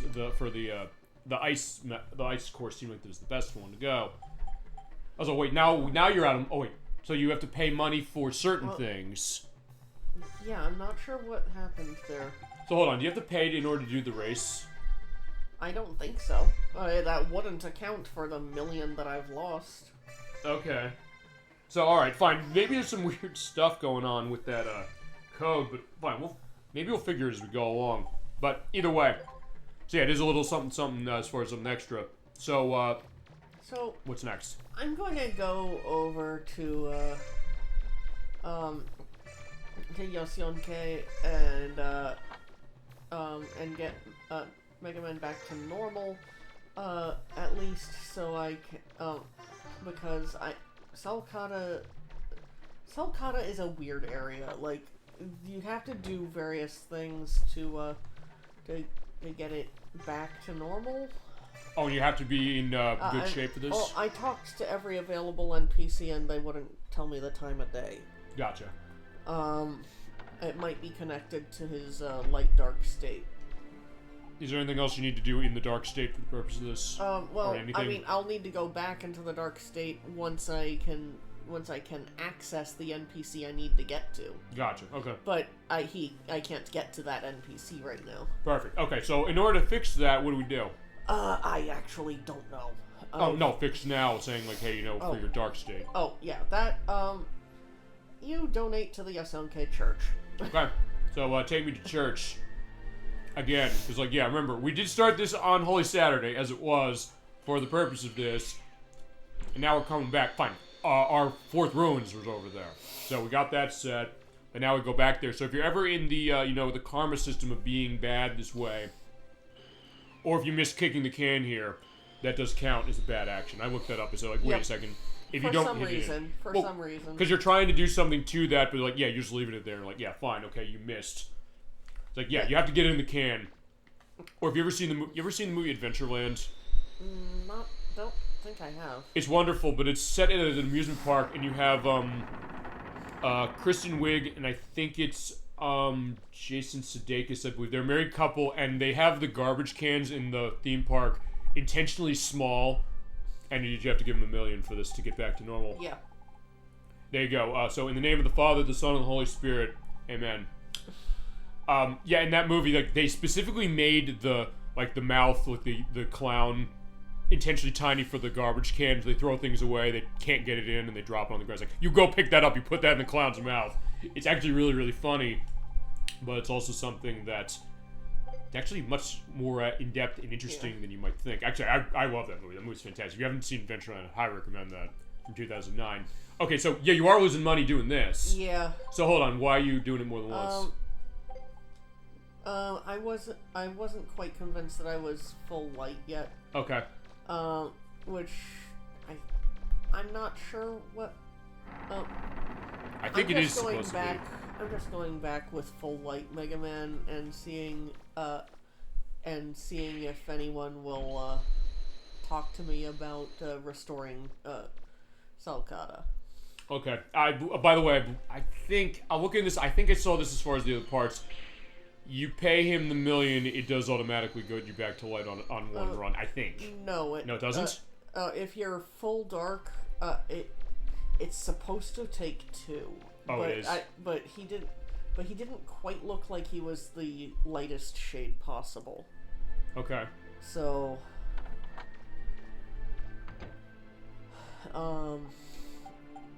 So I did an extra one. And Perfect. I'm going, in order to do all the upgrades, I'm going to need to go back into the Game Shark anyway. Perfect, gotcha. Although, wait a second, we'll find that, because it seems like it was maximum for doing the weapon upgrades, but for other things, it seems like it's taking money away. So I don't understand what that's all about. Because it took away from donating to the church, and it took away for other things. Yeah, I'm just gonna go back in with max money and infinite money active. Okay. Once I get to the point that I'm going after that, after the upgrades. Okay. No big deal. It just means getting okay. Right. Let's. Do you do anything? Can't go. It's too dangerous. What happened to Brick fell on you? You probably are just going to take the challenge again. You don't have to win the challenges, I don't think, do you? That's... oh, no. Yes, you do. That's a fucking lie. You do ask for money. No, I don't... I'm not sure if he does. Okay. I mean, aside from the donations to get the statue made. Okay, so what are you trying to get, just to get a sense out of that room? I don't... well, the NPC is in the area I can't access. And what's in there? The NPC I need to access. And what does he do? What do they do? They have an item that I need to buy for one of the special weapons. What item's that? I have it up just to, if you remember, but I need to look up the name of the item. Okay, fair enough.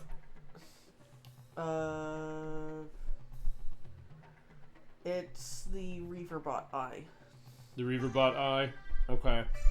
Wait, didn't you get one of those? Oh, wait. You got one of those the other parts. Okay, maybe I did. How did I get to him then? I think you got it a while ago. This is also why I recommend when you're playing a game specifically, go back and watch the parts. I think you did. Look in your item inventory. Except that, how am I not able to access the, Maybe it's supposed to be that way for story. Oh, your Reaverbot... I remember you getting it too. Or was it the Reaperbot Eye or the Taser?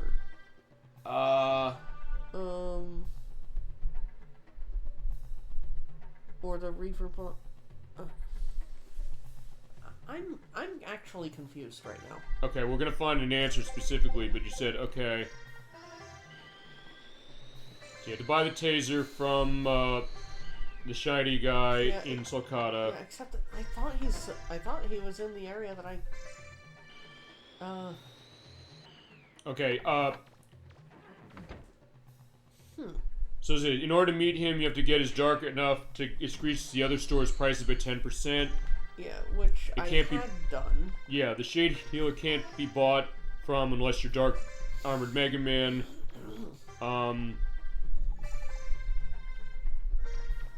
So let's, as long as, where's that shop? Yeah, where's that shop then? That's really, I think, the question that I think we really want to know. Yeah, I'm pretty sure it's in the part of the city that I can't get to.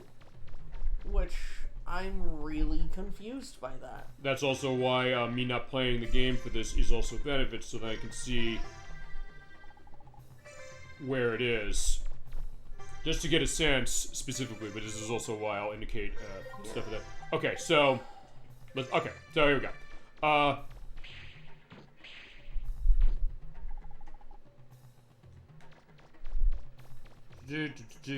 I'm pretty... Oh, you have to go to... Okay, so... Once you have the cash necessary, you have to go to Nino Island, and you gave the cute piggy to the girl. You gave the cute piggy to the girl, I think, didn't you? Pretty sure? Let's see.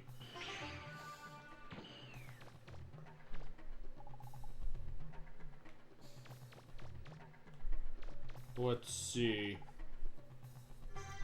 Everyone seems to dislike you, and the shops become more expensive at 20%. Okay, so there's a, I had triggered that. Or the,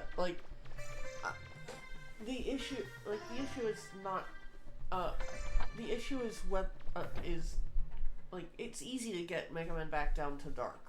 Okay. The question is how did I get to the NPC in the first place? I think maybe you... Because, hold on, wait a second. I'm looking back as far as Yosenke Junk Shop. Didn't you give him... You didn't give him the Reaperbot Eye, did you? Because, fine, I only saw as much as I did, I was able to, as far as the past parts. Yeah.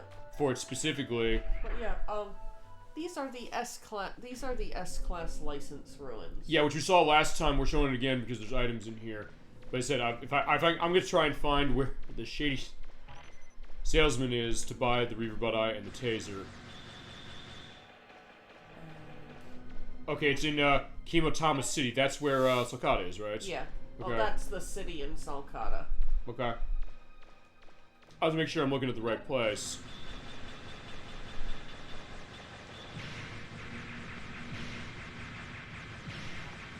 Because we did see this element specifically. Let's take a look. Yeah. Okay. So you went out over there to... Okay, so you have the ruins right there. Yeah, the Kimotama Caverns. That's where you are. Let's see.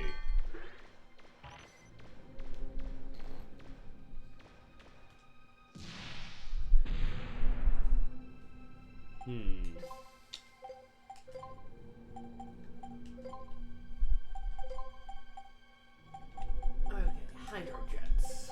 Yeah, you do want them under here so you can do dashing under the water. It's the only way to move underwater, really. I mean, yeah, you can move very slowly by moving without them, but it's...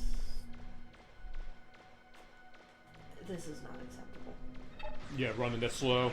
Although, at least you get why he runs slow, you know? Yeah. So it's not one of those cases where, hey, it doesn't make sense where he is, or how that works. Fine. I was saying, fine. I'm going in between trying to find for her where this is. So let's see. Okay.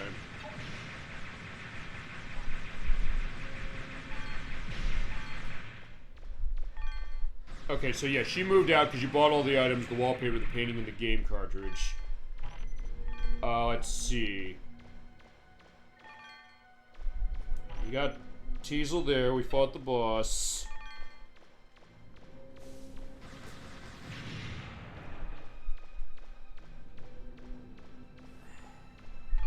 see. Behind the bottom pillar, left pillar. Okay, no. Wait. It's probably where the entrance is because that's where we fought. The entrance to the ruins is where we fought. Teasel. It's behind the bottom left pillar in the area we fought Teasel's the Desert Trader. And he only does business with shady customers, so yeah, you have to get yourself a total dark Mega Man again. So basically, go back and kick the pigs again, and basically go to where the ruins are. Because that is where you fought. That's where you fought him, right? That's where we fought Teasel there?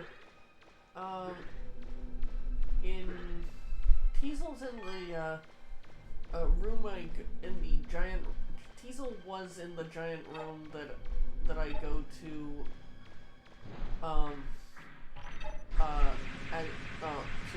get to the area with the statue as soon as I get off the flutter. And that's where the ruins are, though, yes? Yeah. So that's where you have to go. Go where the ruins are. Okay. So basically get that again and go where the ruins are. Okay. Yeah, so that's also the case, like, hey, we'll look at that perspective. I seriously thought that there was a point that I got back into the, that I would, go back into the parts of the city that you go through, I sincerely remembered going back through the city to, get to them. But sometimes, we've said this before when it comes to the game, sometimes it's not always easy to tell, and sometimes the answer won't always necessarily be easy to figure. You would think sometimes, like, even for a game like this is old, you think, like, okay, fine, some of the answer, and they would. Even the maps was looking as far as this. It was kind of hard to find where locations were. I said, they'll mark where that is. They will, of course, but I didn't really find that, so I said, okay, fine, we'll look through that. Actually, I had to go to something we're talking about off screen a little bit. I told you that over the past couple months I completed Landstalker for the Sega Genesis, and for that I actually did use, this will be linkless fodder.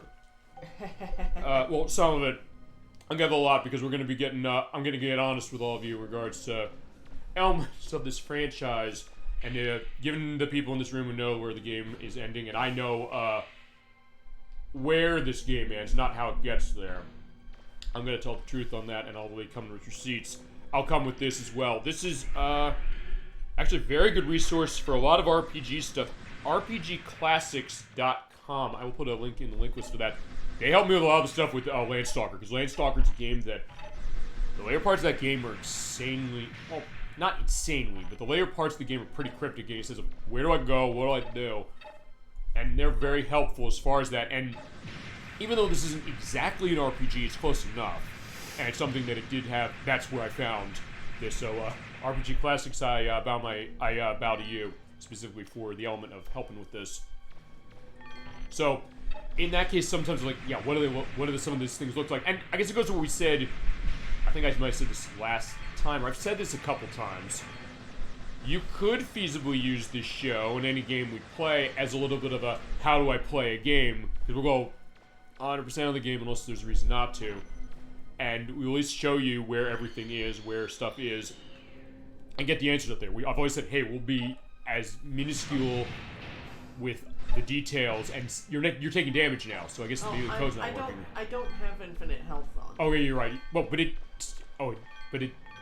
okay, fine. Then that also suggests one thing. First we thought, hey, did it save? See, the HP bar is being weird again. Oh, so it went back to normal. It's not being weird. So it went back to normal. Okay, that's good at least. So now I do not. That didn't go back to normal. This is still weird. It wouldn't surprise me if switching up my equipment will erase that. Okay. The max everything. In that case, do you want it to do that when we get to the end of the game, near the boss? Just because I'll do that for the boss. Okay. I'll see if that changes anything. Okay. Well, I mean, as I said, it's good we're getting some of these answers out there, because, I mean, in some ways I've realized with some of this stuff, I mean, look, we look at some stuff on the show that is very, very specific. There are other shows I know they'll do. I know RetroPals does it. They'll look at stuff on CDI, as is, and I still figure getting CDI, because I've said I promised that, or said the Crusader 64, I said, you're going to play those Zelda CDI games, goddammit, I'm going to buy one of those for you, and he's probably going to hate me for when we get to that point. He's just like, these games don't exist. Like, yes, they do. I'm buying one of them. But, like, they'll cover stuff for that where sometimes you don't find a whole lot of answers on what it is. But in that way, I kind of like that. So it's like, fine. People coming to the show might have a question of a game. They might have a question of what do you do to get to certain areas, certain details. And I said, I will, but also the guests we have, the best guests, and also the best challenge, which will give me elements of that too. We won't leave any stone unturned on any game you want, no matter how obscure it is, because, I mean, Electric, you're saying specifically you want to see Gekido on the PlayStation. That's another one I'll definitely do the deep dive to understand that and understand all the stuff I can about it for it. Chest is sus. Yes. Oh, slowly sus, it seems like. Like, delayed as far as how it's going. Well, underwater stuff. Right. Everything is slow. Yeah, everything is slow under the water. Or, fine, I'm thinking the Super Mario World cartoon saying about, there's nothing to be afraid of when you're in the water, except that. I was like, yeah, fine. That means that the water is not safe. So, Luigi, you were wrong. Or Mama Luigi to you, Mario. Alright, so yeah, there you are again. Remember, we're seeing him in the intro, in the opening when you have the attack going on the game.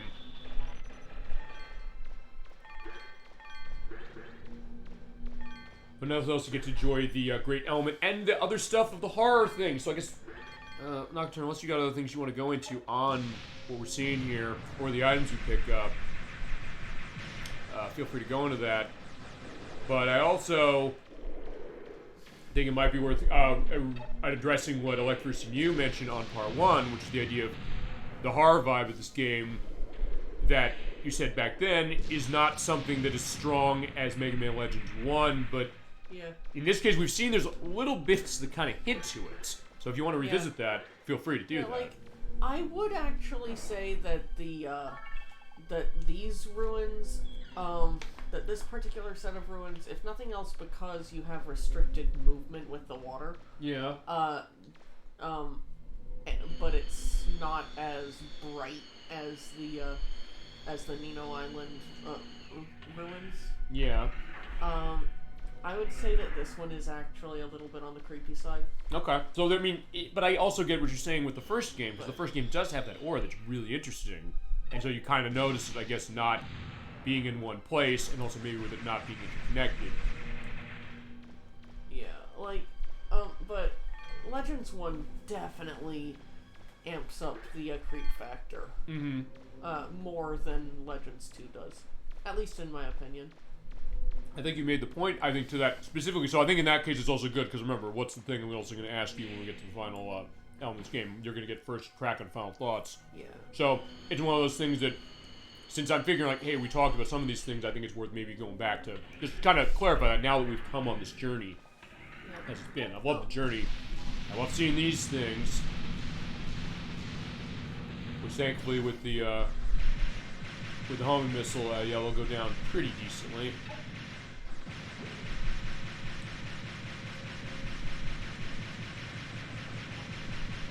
And also because it is slow, you're like, oh, gotta get out of the way.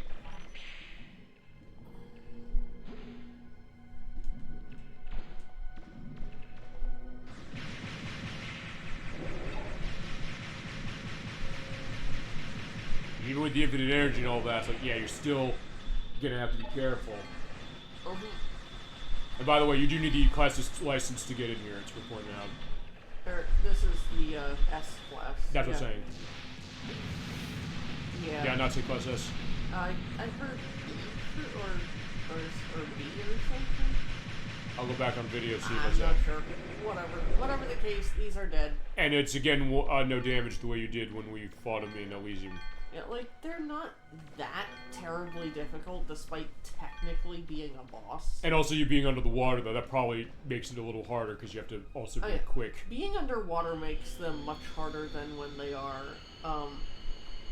than when they're on dry spaces. Yeah. I won't say dry land, because you never fight them on land. That's true, because you're always in either the space base of Elysium, or you're in the ruins of somewhere. Yeah. So you're basically, in that case, you're either underground or you're in space. But this is, but they, like, I consider them to be a little bit of a joke. I get that, but also you've shown the skill of managing them both ways, which is something impressive. Oh yeah. Alright, so and here's the refractor shard. Here's the big fat reactor. Or refractor. You know what. Oh, we got it. Yeah. Refractor S. Yep, that's S for S rank. I was gonna say. Alright, I should have said on the B one, I should have said the B is for bargain. But, no. No, fine. The S is for screw you S license tests. Yes! There you go. Boom. So yeah, the fist bump that way. And I don't know, what was the A for? Average? Yeah, I was thinking average too. So yeah, fair enough. Because it's not really... The A rank test is kind of easy. It's, like... I mean, it's enough of a challenge to feel legit, but, it's just kind of whatever to me. Well, also because we saw the worst of it when it came to the S one. So fine, the other one's manageable. And I also got dinner, so Lekper says, look at that frame rate. Yeah, because it does go slower. You want to go into that frame rate wise? Well, this is because it's underwater. Yeah. Underwater, everything is slow. Right, it's more of your movement. And you got dinner as well. It's like, that's what we did. We have our stuff as far as our celebration of the show. And somehow, except for that one room on the right there, I ended up going through the exact sequence of doors I needed to go through to get to the reactor, but there's still plenty of ruin to explore. Perfect. I was actually not trying to go straight for the boss. I was looking for items. But either way, you got it set, and that's the case. So yeah, feel free to kind of sit back as far as and relax. Yeah, hey, because what else says as far as, the relaxing element of a Saturday night for gaming, just, having a nice meal, having nice stuff. Our stuff as far as we got, there's your mechanic notes, 6? Yep, 6. Okay. We did see that last time we played this, although in that case we said, like, fine, we're going to show these ruins off depending on how it was going to go. Yeah, but I got that running that way, too. And I actually do not have the layout of these ruins memorized in any capacity. But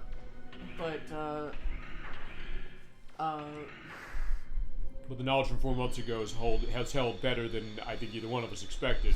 Not that I said, like, hey, she's not going to know where she's going, but also the case in your case, you even sound like, I don't know what these are like, but even though you did this 4 months ago, it seems like for some reason you intuitively got a sense like, let's go here, here, here, and then you get to the end. Actually, it's like with how we played Majora's Mask, where the Crusader 64 did the climb up to the grave of Darmani in that game. So like, if I get this with the pattern memorized, it's like, I can't believe I got the pattern without, even thinking this. Like, fine, I played this game too much.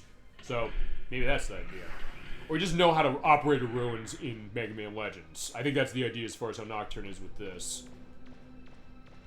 Wait, sorry, I was paying attention to moving around the dungeon. Understanding how Mega Man... Exactly, my point, exactly. Because you know how to manage ruins in this game after doing it for 2 games. Yeah, this thing will never hold together. So, as far as Falco from Star Fox 64. No, I get that as well. But yeah, it'll hold together. This game, and actually, even given this game does still run pretty decently. It's not a case where, like, hey, it's going to be a case of that.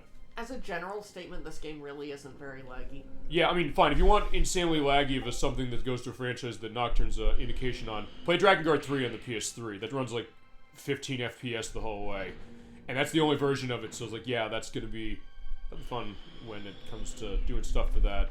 Because that goes to your beloved Nier, as it is. Yeah, well, I'm particularly a fan of Nier Automata. Yeah, which is a great game, and she's gonna be the one running that game eventually. When I do eventually get to that, I'm going to be doing it in, like, I'm going to be treating each of its routes as a separate game for the purposes of playing it on the stream. Okay. So, like, I'll be going through the first route, then when I finish with the first route, I'm going to take a break, do some other stuff for the next maybe couple times I'm on. Okay. Yeah, we'll figure that because we got stuff coming up as it is, and we're going to figure when we start that. But I think that'll also be a good way to to break it up so it's not just Nier Automata every single time. Well, it's fine that, because, like, look, if you're playing a game long form, that's also why I have the stuff going on with the other weeks. That's how I manage, that's how I manage a variety case. And even the most I've done where I haven't, it's usually been a case where I'll come back to a game over 2 weeks concurrently, and even then, usually, I will be able to make it so that it's gonna hold enough to be, have that element to it. Especially when it's, like, really short. Because we have that coming up, actually, for December. Actually, the last game we're going to be playing for this year is going to be that way. That's Strange Horticulture. We're going to be playing that across the last 2 weeks of the year. But, the second part... these guys? But the second part will be different. Not we switch because we beat the game and some other extras this is going to be. But, alright, so yeah, take these guys down. Yeah, but you're holding... Oh, fine. And also... I'll say this, because going back to my element, when we played Star Fox 64, the idea that, yeah, Life versus least favorite level in that game is Aqua's, so it's like, yeah, you know, be careful as far as that. It's like, yeah, I don't want to go to Aqua's, this level is slow and annoying, but the idea of... Oh, I love Aqua's. Well, I get that idea of, like, where he's coming from and why it is. I understand why. Maybe also because it's the only level in the game that's like that. So maybe you think, like, hey, varied up a bit. Maybe the atmosphere, we showed that, and honestly, we didn't do it too long as it was. But the atmosphere that for sure set it up. And actually, I think that's the only game in the series that has anything as far as underwater, I think. Is that right? Well, fine. Except for maybe Star Fox Adventures, but I don't know because I haven't played that game. The other ones don't, because 1 didn't, 2 doesn't, Assault doesn't. I don't think Command did on DS, and Zero doesn't either. At least I don't think it does. Alright, so we got most everything out of here. I guess you're just checking to make sure that we didn't miss anything. Yeah, well, let's see. I'm actually looking for a list of the special weapons, because I think we might actually have them all. Except for that guy. Didn't you say you have to talk to the guy, the shady dealer? Yeah, I mean, we'll need to go do that, but, So you most likely, I guess, are almost near the end of this part of it. Yeah, I mean, I showed off the races, which are... There. Like, really not worth showing off except to show that they exist. No, they were showing off for the purpose of going 100%, and also because you said, hey, this is something I never saw for this game before. And I never saw it for this game before, too. But having seen them now, I would say that they're only worth showing off to show that they exist. Okay. Well, I mean, it was worth also giving it a shot as well to see it.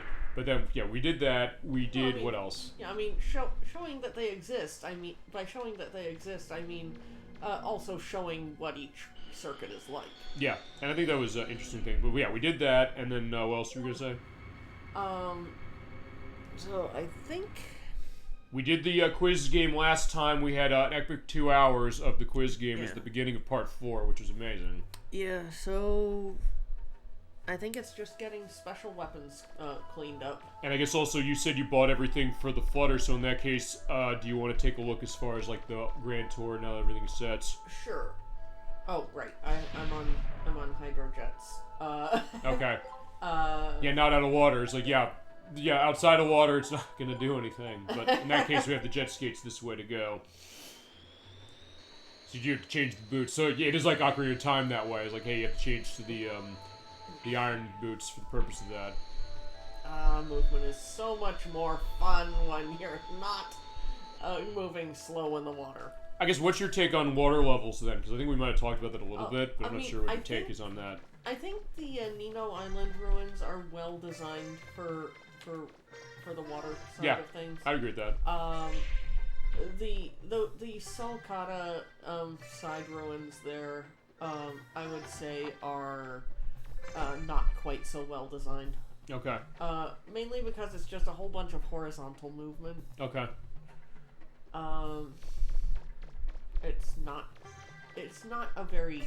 They're not interesting. I mean, they're not meant to be especially interesting. The Salcata ones you said? Yeah, I mean, none of those side ruins are meant to be, like, super interesting or anything. They're just where a few things are hidden. Sure. And, you know, a refractor shard that you can pick up. Also, by the way, do you want to go check where the shady dealer is? Yeah. That's what I'm going to do. Okay.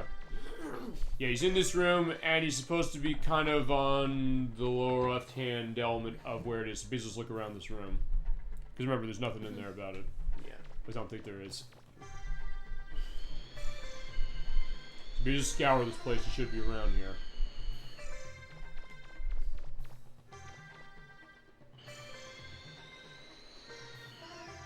There he is. So he's hidden behind here. So here is where he is. But there's nothing here for a nice guy like you. Come back and go a little more rough around the edges. Okay. Alright, so let's go punch some pigs again. Yeah. Or kick some pigs now again. we know where he is. Okay, so that also is your element. It's like, if you're wondering where the hell is this guy, that's where he is. Go to where this Okada Ruins entrance is. Go behind there. He's kind of hidden, so I get the sense of, like, going through. It's like, where the hell is this guy? But yeah, we're set to that specifically. Alright. Alright, so yeah, your choice on how we wanna do next. For either we want to get that or we want to try and see what we can buy with this. Okay. So first we're gonna kick a pig. Again. So yeah, fair enough. It was so nice we're doing it twice. Well, fine, twice as far as being in the area, but We're I don't know how many times you kicked it last time. Yeah, well, we're gonna basically need to do that twice over. Okay, and yeah, Yuna doesn't know what we're doing, so like yeah. we'll be good as far as that. But yeah, like, we are going to make Vantapig 2.0. Okay. Alright, have at it.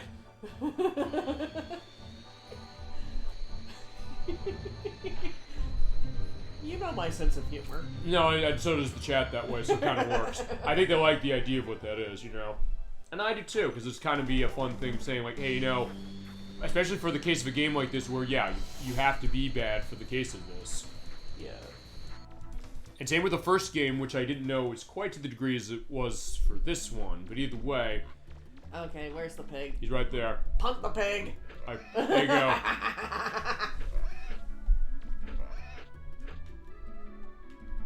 Instead of kick the can, it's punt the pig. Uh-huh. I like that. There you go. I don't know if anyone's ever come up with the term of this game saying punting the pig against the tree. I guess that's what happened to those those dead Reaverbots over there. It's like, yeah, fine, they came by too. Okay, so now juggle it on your foot. Is that the idea? I'll tell you what this is. You know how in college campuses and cases like that, they'll play hacky sack? Yeah. It's like, this is the Mega Man Legends version of hacky sack that then if you ever do this on a college campus, you'd probably get your ass kicked. Well, maybe.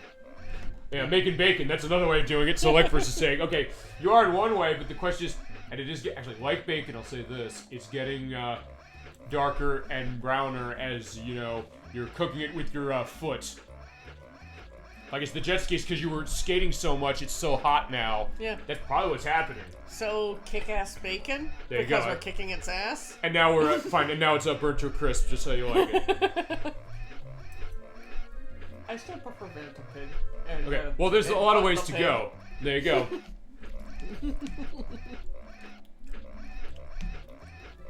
But you can get a decent amount of, you know, kicks on Vantapig. Vantapig?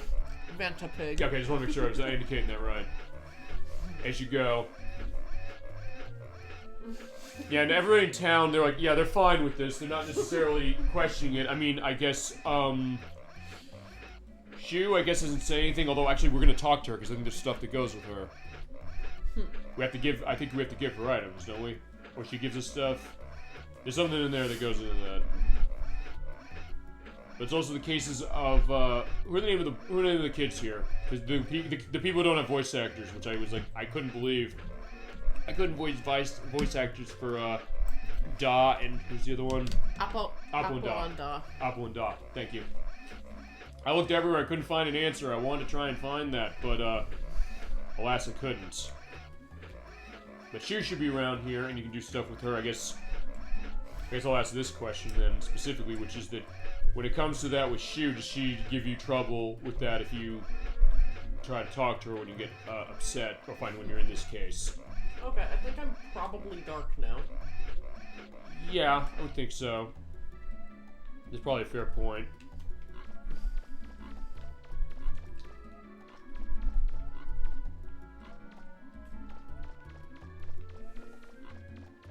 That's true.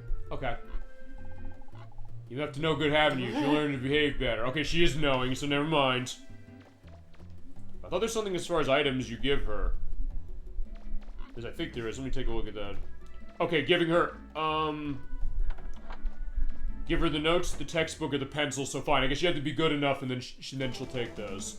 So basically, we're making one more trip back here. So give her the notes, the pencil, and the textbook, which we got when we did the quiz last time. But first, we have to go back to Sulcata. We have to get the last thing from that shady dealer. I mean, it doesn't take that long to do. No, it doesn't. And it's fine that way, because I said this is kind of a little bit of a greatest hits, a little bit of a calm before the storm of saving the land. I mean, especially with the jet skates. Right. It's just like, whatever. Which is good they give you that, even with the walking. I never thought the walking was bad, but this is a bigger environment you're running in, generally speaking, than parts of the first game. Yeah, in Legends 1, the jet skates, realistically speaking, are kind of optional. Like, you want them, but they're optional. For most stuff, they're pretty much optional. Hence why this one gives you them basically run away. Yeah, this one, like, for getting around environments in reasonable amounts of time, they're pretty much required for this game. Yep. And even in Legends 1, you're kind of crazy if you don't regularly have the jet skates equipped. Pretty much, yeah, I get that. I did notice that when I first played it on N64, realizing, hey, I got these. These are cool. I can go skating. Alright, so one more time. And they do drop you right by here, so in that case, it's a pretty quick walk. Yep, it's just a hallway, and then I'm in the right area. Okay, perfect. Of course, he's in the opposite corner. Fine, I guess he's shitty because he's hidden away, but here he is. Shady mofo. You know. So, say, that's a pretty nice artifact you got there. What do you say? You sell that Reaver claw to me? I'll give you 50,000 zenny for it. Done. Here's your money. No refunds, eh? Wait for someone like you. Alright. What are you selling? The Reaverbot Eye and the Taser.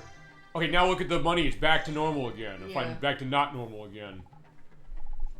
So yeah, you do have to be evil enough, otherwise you won't sell you these things. But it's still paying, it's still costing now. Yeah, I think when I went and picked up Zenny while killing Reaverbots, it jumped back up to the glitch number. Okay. So technically you do have infinite money, but this is how you have to manage it, I guess. Yeah, I think that's what happened. Perfect, I'm glad we figured that out, because it's always sometimes a question. Because when I was going through the Sulcata side ruins, I was at like 6 million or like 5 or 6 million or something. It was way less, yeah. And there's no way that I got enough Zenny to make up that difference. Yeah, indeed. Right, with those things, we can make more stuff.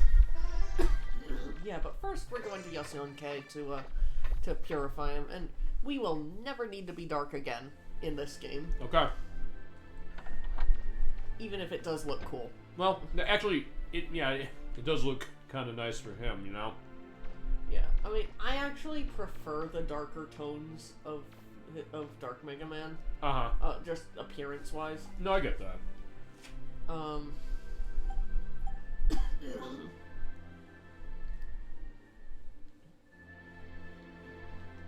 Alright, so one more time over here, we're gonna go, yeah, so fine, I'll tell you what it is. It's Mega Man, he's going to confession. It's been half an hour since my last... Oh, forgive me, Father, for I have sinned. It's been about a half an hour since my last confession. Yeah. The Lord bless you. What do you have to confess? Yeah. I made Vantapig 2.0. You think it's funny to abuse God's creatures, Johnny? No, you do you think it's funny to abuse God's creatures, boyo? It's like, yeah, he has to say like the Irish thing. It's like the police chief in L.A. Noire.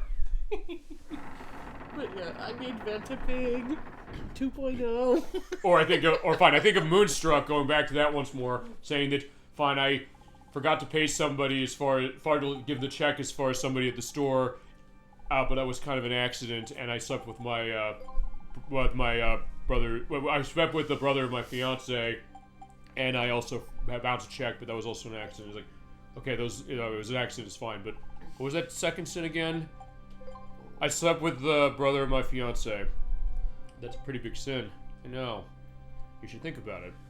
Okay, so for your penance, it's going to be 2 Hail Marys and 3 Our Fathers. Okay, now we are definitely light. Alright, so there you go.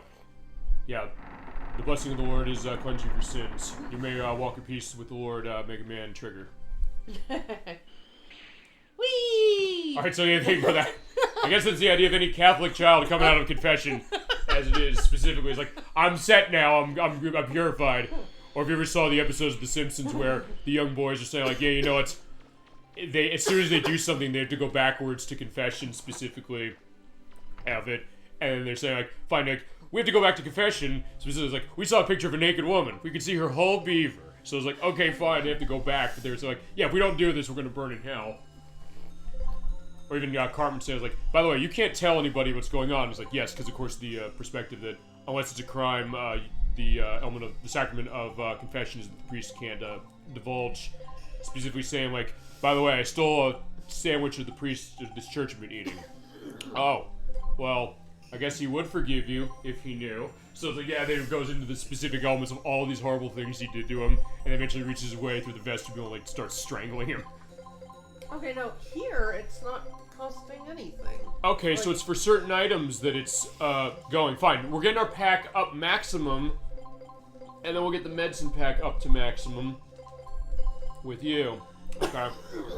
Yeah, so I don't know what goes to that. But if nothing else, we're showing what that element is. Because, fine, when we did Aladdin, that was the case too, but there weren't as many variables we had to kind of focus on with that one. And we knew, like, hey, you know, the health bar glitched, but it's also something that, fine, we know why it did. Okay, now we are at 88 units in the energy canteen. There should just be 11 more to get. 11? Oh, yeah, you're right, 11. Okay, perfect. 3, 4, 5, 6, 7, 8, 9, 10, 11. Perfect. Okay, and it goes away when miscounted. you're max. Okay. And then same on the, actually you're gonna get the medicine bottle running? Yeah, I will. I was just verifying. Okay. Okay. Medicine pack, here we go. I don't even know how many I need to pick up. Just keep doing it because, yeah, the money is not accounting. Money is literally not an issue. Yeah, I guess you say, like, fine, I'm holding up a picture of 16,000 zennies. Like, fine, that's good enough. Take what you want. You want to give me the medicine packs. I was saying... Jedi mind trick. I was saying that's Knights of the Republic, because remember, when you go to Dantooine, they say there's a docking fee of 90 credits. I don't have to pay the fee. You know, maybe you don't have to pay the fee. Actually, I like for something going into what we were talking about. I can picture Mega Man confessing all this... You want to read this one? No, you go ahead. I'm laughing too much. I can picture Mega Man confessing all the stuff he's destroyed, and the father looking mortified, the anime cliche of the soulless eyes and the mouth drip. Okay, I'll see if I can't find a good picture to go with that. Yep. Now there is nothing on the list. Okay, so there you go. Good element to that specifically. Well, if I can... Here's the thing, I guess Mega Man, this Mega Man, for sure, although... Dang, I guess how's that work with some of the other ones? Where, because I guess with, like, Mega Man X, he'll kill a lot of Mavericks, but it's also the case of, look, I guess, honestly, if there's any case where Mega Man would become a priest, it probably would be Mega Man X, because remember, he's like, why must robots fight? Eventually, he gets into that act himself in Mega Man X7, so at that point, he's like, fine, okay, that's when he'll go do it. Fine, classic young Mega Man, he's, I don't sell items to amateurs. Or, no, I sell from them.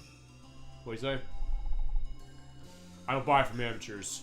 Well, not anymore. Asshole. I wish someone would draw that. Well, I'll see what we can do as far as a picture of that. Fine. Ideas out there. Budding artists. Electverse has a request saying Mega Man in confession and the father being mortified that way. Draw it, please. Somebody will do it, I think. Eventually, that'll be the thought of it. But either way, there you go. See, that's also why, that's what sometimes goes. Yeah, the room's private. Yeah, no bathroom usage here. Yeah, you have to be a paying customer, and you have to own the place. So yeah, you're not getting the case. But that can be a great thing. Yep, as I said, something unique. I didn't expect to kind of go into that specifically tonight. That's sometimes what happens. Whether it's something I see, you need water, I think. Yeah. Perspective. That's why, yeah, we have our tons of water as it is, and also our Gale assortments of other stuff as far as food and refreshments and all that stuff. And nice mixed drink to celebrate for the show, by the end of the program for this game. Yeah, it's just a simple little thing. Yeah, it is. Do you want to tell them what it is? Yeah, a bit of Grand Marnier with some ginger ale. Yeah, it does go really well, though. So yeah, there you go. It's the case of something nice good. pair. It tastes good. And it pairs well with Mega Man Legends, too. Because we had that when I had Montague K and Dolly Finn and Inherent Noct on when we did Tetris Plus, saying that they're drinking sherry and eating almonds that pairs well with that game, which it does. It's like a fine wine, almost. Same case with Mega Man Legends, too. Alright, so now that we got ourselves set, we went to confession, we got everything out. We're going to have to go out and save the world. I think the priest is going to give us an okay on that one. We do need to go back and see Shu. Yep. And then from there, we just have to build weapons, I think. Is that correct? I believe so. Okay. I need to figure out which weapons I have and which ones I need to make. I need to figure out whether I need to track down any more of the weapon parts that I need to get to make the special weapons. Okay. We can figure that, and I have up as well what we need. Actually, okay, there's one that you have stuff for already by getting the taser. We got that already. I think we got that already. We definitely got that already. You got that from the ruins you went to before. I think we got the other thing that goes with Haishu. You look like you know the secret ruins. You tell her? Yes, you want to tell her. Oh, wait, will you? Hold on. How do you give her the items?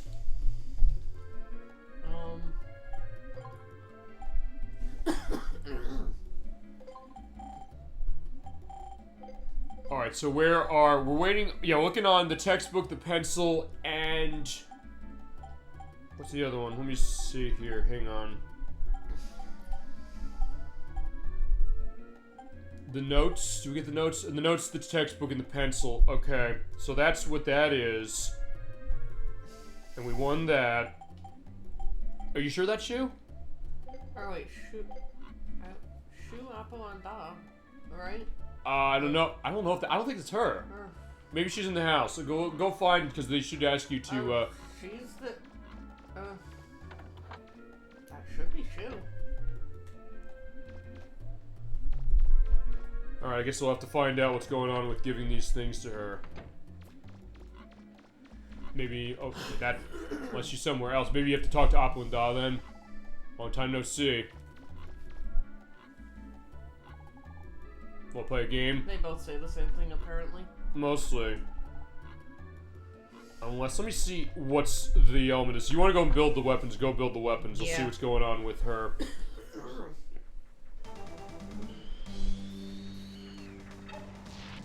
Because, yeah, she didn't give you the time of day when you were, evil. Yeah, that's her, alright.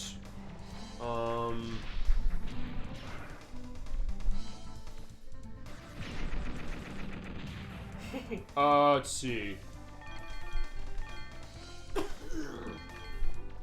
Okay, so you give them to him. Basically, she's gonna pretty much educate her brothers with these. But as far as how to give them to her, I'm not seeing. Yeah, this game isn't as well documented as I thought it was. Well, fine. We're gonna document it as it is. I just kind of figure. They're just saying give it to her. Okay. Here we go. Somebody came up with this. I got every item from the Mondo Island quizzes. Went to Calbania Island, given to her. She always says it seemed to be doing okay, nothing else. Let's see. You have to trade stuff to a girl on Nino Island to get a pig from her to give to Shu. Okay. She gives you the cute pig after you rescue her from Glide's base. You can take that to the girl on Nino Island.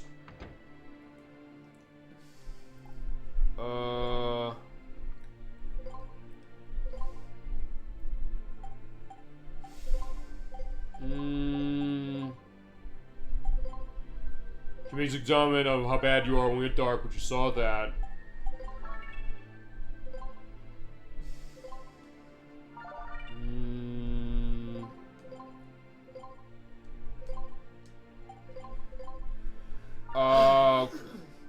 Okay, from what it looks like,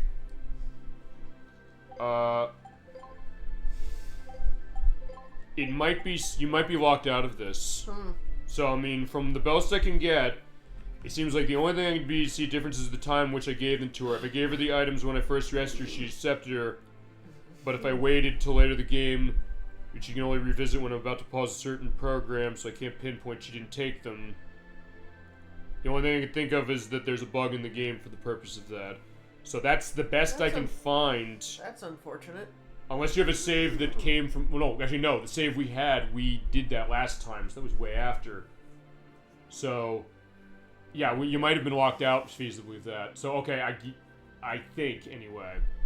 Which would explain why you gave it or nothing happened. So, fine, we're documenting this game specifically, so I think you're locked out. Hey everybody, Captain D-Trag here. I actually found the way that we have to give the items to Shu, as Nocturne was just saying. It was unfortunate we can't show her. I think I figured it out. So yeah, I'm stitching it into the video using the PlayStation 3 port of the game that I have. So here's the deal. In what you just saw, Nocturne was going back and forth between getting Mega Man's karma system up, and she went to the priest. She did her epic confession multiple times to get it up to the maximum level that you can have in terms of positive karma. Now, as she also showed earlier, you're able to have it at negative karma, and when you do, Shu here will say like, hey, you're a bad boy, you gotta clean your act up, get yourself in line, please. But when Nocturne came here when she was at maximum karma, Shu just said, hey, I'd like to know the information about the ruins, can you tell me? That's it. I looked into this, and this also goes to the karma system. I pulled up the save file I have, which was before I went to the final ruins. In fact, I'm at, as far as the main ruins of the 4. So I don't know if this is locking you out. I don't think it is. But from everything I looked at afterwards, it looks to me like this has to do with the karma system, because when you give the items to Shu here in order to teach your brothers Apo and Dav there, reading, writing, and arithmetic as it is specifically, that is actually boosted your karma. So I think what happened was because Nocturne had maximum karma already, she just didn't do anything. So I booted up my file. Here's Shu. Hi, Shu. Yeah, let's show what we couldn't show on the show. And as Nocturne said, maybe there's elements of this game that are not well documented. Well, I'll leave it to Super Bowl Game Saturday to figure out how to document anything you want to know about any game. So here we go. So off screen, just to let you know, I went and beat the quizzes, at least the first parts of each of the 3 characters in the quiz house. So I won all the items. Like, hey, can I have the pencil? Yeah, sure, have it. Thank you. If you find anything else I could use, please bring it to me, okay? And when you do that, your karma will go by a couple of points. I'll have below what the number is, because based on how I'm recording this, I just was moving my setup over as far as from the edit, just to be able to get this footage. And since I'm running PlayStation 3, remember, I gotta have a splitter in order to bypass the high-definition copyright protection. But alright, let's give her the next item, which is the notebook. Thank you. Alright, so yeah, she seems very happy, and there's one more item. So, hi. That textbook? Yes, it is. Could I have it, please? Oh, yes, nicely. Thank you. Now I can teach them how to read and write. Alright, so what about that now? I didn't think I'd get out of there alive, though. Thank you again. What about Apo and Dom? Maybe they understand. Because actually, I'm doing this blind, just to give you an idea of this. There's a big building in the center of the island. You should go there. Aha! Oh, yeah, definitely so. Alright, so he's gonna have to learn about his diction, but that's fine. Where is, you? Here we go. Me glad Shu's back. Alright, good for you. Let's also... Actually, I didn't even look in here, I think, as far as my play. But alright, what I'm gonna do is I'm gonna leave briefly. Just go back to where the flutter is. I'm gonna come in, because I want to see if there's anything else before I, stop this, and, you can go back to the video that you were currently watching. As I said, I wanted to make sure we could get a full look at this, just understanding what's happening, but they take it to studying much more than I thought they would. Or I thought they would. So glad. Okay. They might not get off this island, but they should still study. Well, that's quite a talk feasibly. One of the rules of a teacher, I think, is basically you have to instill confidence in your students and tell them that, yeah, if they work hard, they can get anywhere they want. Let's see what they have to say. How do you like your studies, my friends? She was really strict, but we happy she's teaching us. Well, there you go. He's kind of getting his element going on as well. And how about you? Now I know my ABC, won't you sing along with me? Alright, fine, that's not quite it. We all sort of accepted tell me what you think of me. Studying's fun, but playing is more fun. Well, yeah, you study hard so you can play hard, my friend. And next, I just want to make sure I'm getting a couple pieces of dialogue there. Yeah, they went really quick, actually. I learned that this island called Calbania. Cool, huh? Actually, before I go back... or before I cut back to the show you're watching, I want to see if there's other dialogue of theirs, but I also want to look back at the save I did because it looked like it said Carbania. I was like, wait a second, I just want to make sure of that. Alright, I sung my ABCs with you. So that's basically the idea. Alright, so they're going. Do you know my favorite dessert is chocolate cake? Actually, I did not know that. I wonder if Nocturne knew that. In that case, yeah, you can reward them with the cake that way, and they'll keep studying. Alright, so there you go. Good to see you, Oppo, Da, and, Shu. And fine. Just for, old time's sake. There you go. At least I got my, kick, specifically. Alright, I just want to take a look at this briefly, just to see. Hi, Data.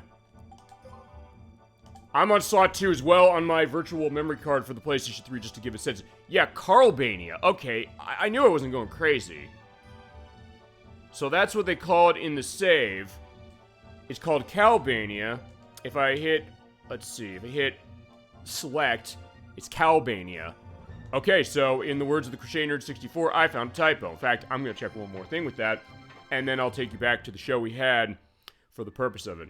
Yeah, this is why I love the edits. I think Electro said it once. Thank God for the edits. Yeah, absolutely. It's a godsend. Alright, we should get the key to Blucher as soon as possible. Yeah, this is the third one. I didn't go and get it yet, specifically. But yeah, let's do a quick move, see what this is about. Yeah, they call it Calbania Island, or Calbania Island. But yeah, alright, when you save there, it calls it Carlbania. Okay. I don't know, maybe Carl from Aqua Teen Hunger Force. And of course, I'll have a picture there for the purpose of that. Yeah, we need to take that key back to the Sulphur Bottom. Actually, no, we don't. We have to get back to the show that you're watching specifically. But there you go. There is Shu doing the education of Oppo and Da. That is how you do it. Just make sure you do not have a fully negative or positive karma. And you should be able to do it at any point in the game, even though right now I'm at an earlier point than where Nocturne was. But either way, there you go. We have our full record of Mega Man Legends 2. We had a great time doing. As far as it, yeah, I'll take you back to the show as it was. Hope you enjoy the rest of the video and our show next week, which we'll get into at the schedule a little later. Okay, as far as the items or the weapons are concerned, were you able to make everything? We do not have everything yet. I think. Let's take a look then about what you had.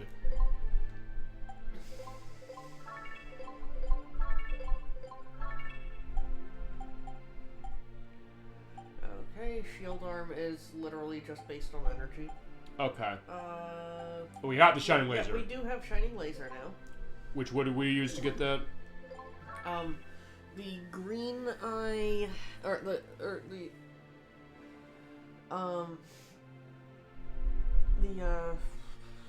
the green eye and the laser manual. Yeah, the green eye and the laser manual. Okay. Okay, so let's take a look also of what you got. Alka Blast we got at the beginning of the game. It puts the fires out at the beginning of the game or when you're fighting one of the bosses or when you're fighting Glide. Blade Arm we showed last time. The Buster Cannon, I believe you have that, right? Yeah. Okay. I'm going to go kill a couple Reaver bots and come back to her. Okay, to get the money. The Crusher is what you get with the softball and the taser, which I think you already showed. You're just buying it, did you? I wasn't able to use the taser. Oh, I see. You have the softball, don't you, though? Apparently not. Alright, where is the softball? Let's find out. Yeah. I'm going to... Alright, it was in the third key ruins, so it says. Either way, start killing stuff and get some money. I guess fine, we'll also put to the test now what you said when it came to you pick up some Zenny. I guess it'd start after you do that, I'm curious then. No, that did not do it. Huh. Okay.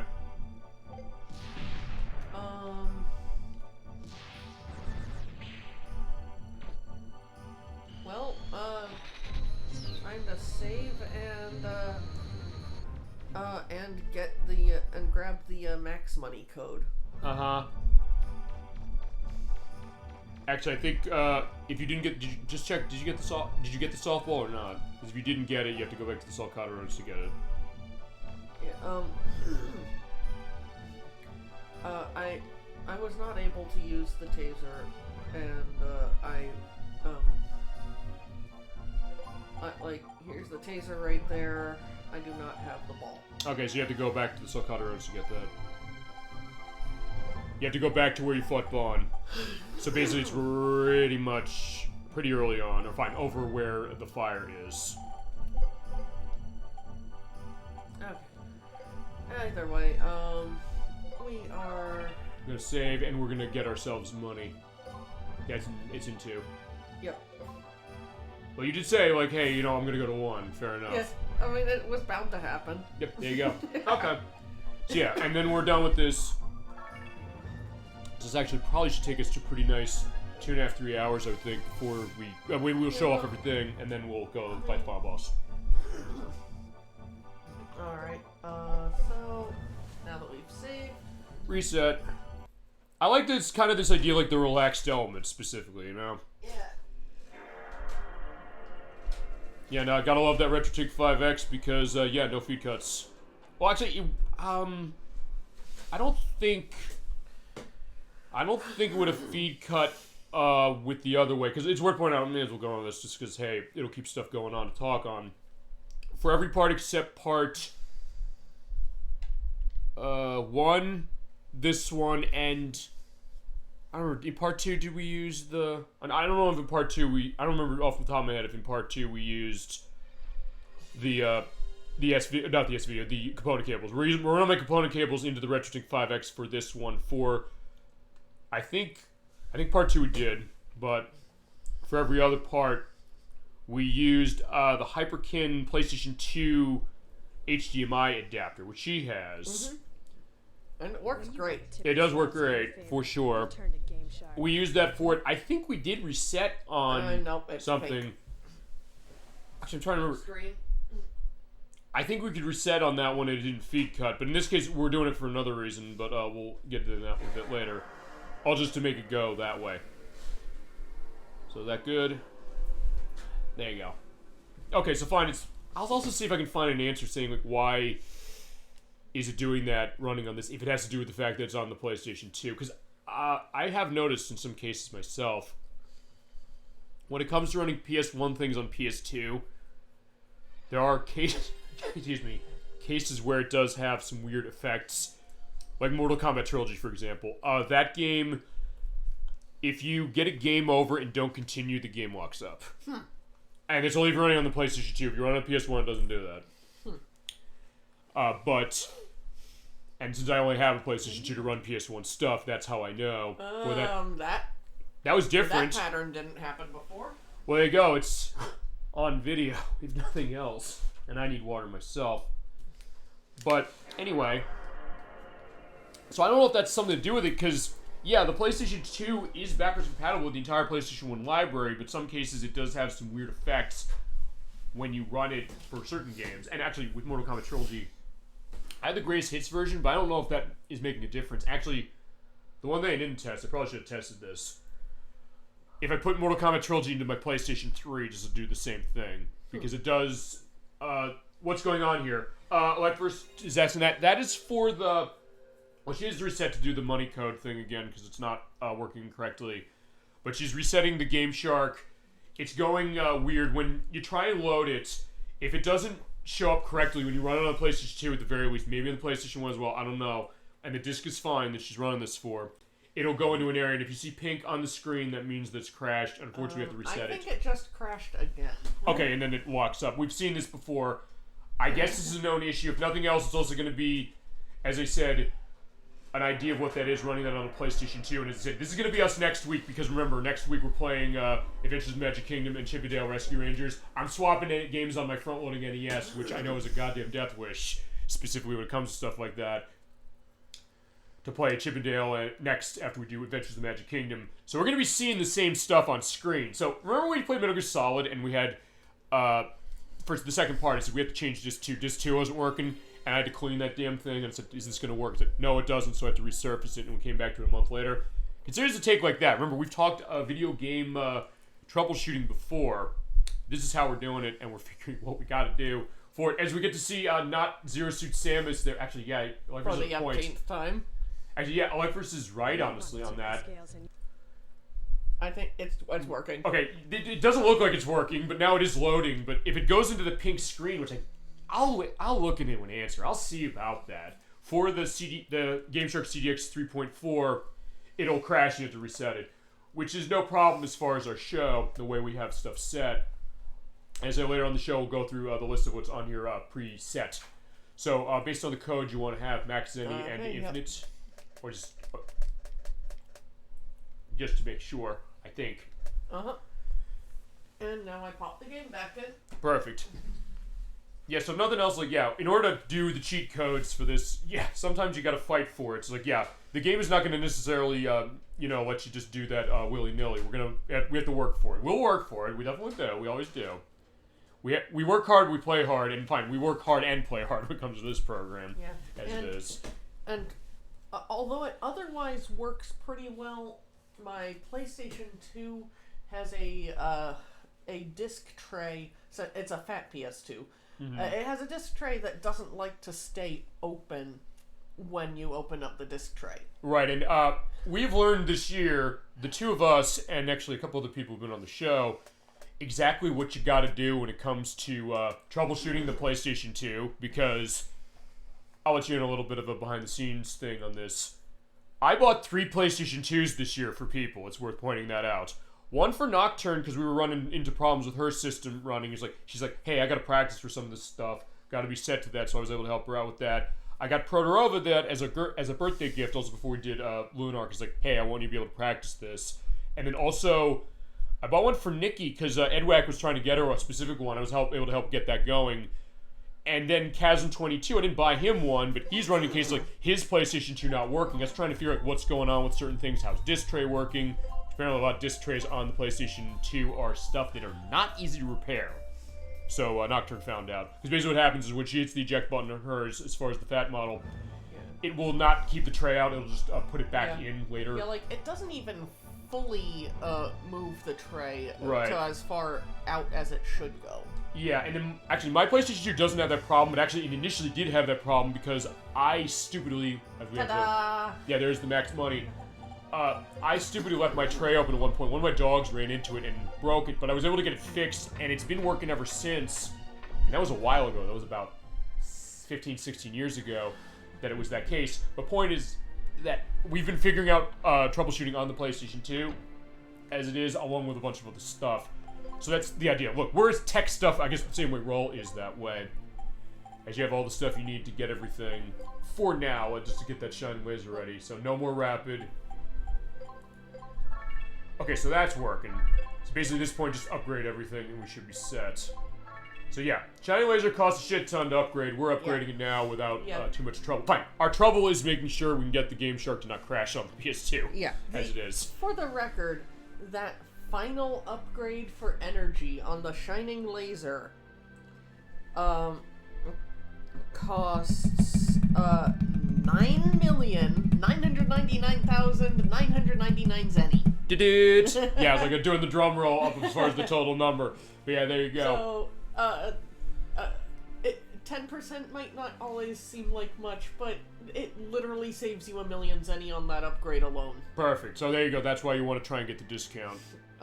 Like that even if that's the last thing you need to do and you still haven't gotten the discount, it's worth getting the discount. Yeah, so there you go. That is what you do as far as... So we're giving you shopping tips as far as this, and also how to treat your girl right, as it is with a roll. But then again, it's also the case that they treat each other right that way. This game really emphasizes that. Okay, so with that upgraded...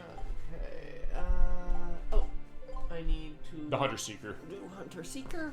And then we will go on to get the last thing we need for the last weapon. Also, give me a count when you're done with all this of how many weapons we're running. Or how many special weapons are on the screen when you're done upgrading everything. Because then I can also divvy down what we have left. Because we do need to go back to Sokata Ruins to get the softball. Okay. But as far as everything else, that's going to be the question. Okay, so, we have 1, 2, 3, 4, 5, 6, 7. Okay, 1, 2, 3, 4, 5, 6, 7, 8, 9, 10, 11, 12, 13. We have 13 of the special weapons. We have, There are 15 total, so we're missing... So we're missing... In that case, it'll be easy to figure out which two we're missing, because we have 2 items for weapon creation, but they are not the ones that work together. Okay, so it's the Crusher. I know that the Crusher is one of them, because, yeah, with the Taser... Okay, so in that case, just to give a little bit of an idea, we'll get this and we set... So it is the Crusher, which we need the softball for, that's in Sokata Ruins, and the other one is the Artillery Notes, which is used to make the Buster Cannon. You also need the Thick Pipe for that one. I'll figure out what the Thick Pipe is, but in the meantime, Sokata Ruins is our next destination, because if you go in the room where we let Bond burn to death in the lava, or fine, burn enough that he got in a case of it,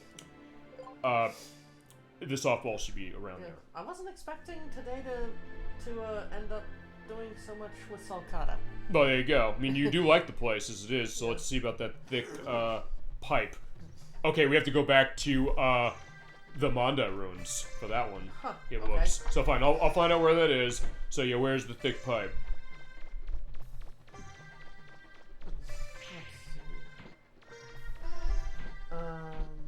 So back down we go. Wait. Go down? Yeah, just talk to that and we go. So let's see. Okay. I am getting a map. Okay. Basically go to wherever Bond was. Where we fought him, it's around there. As far as the thick pipe. Alright, fine. It's a... Sokata Ruins map. Okay. It's floor basement 1. Softball is chest C.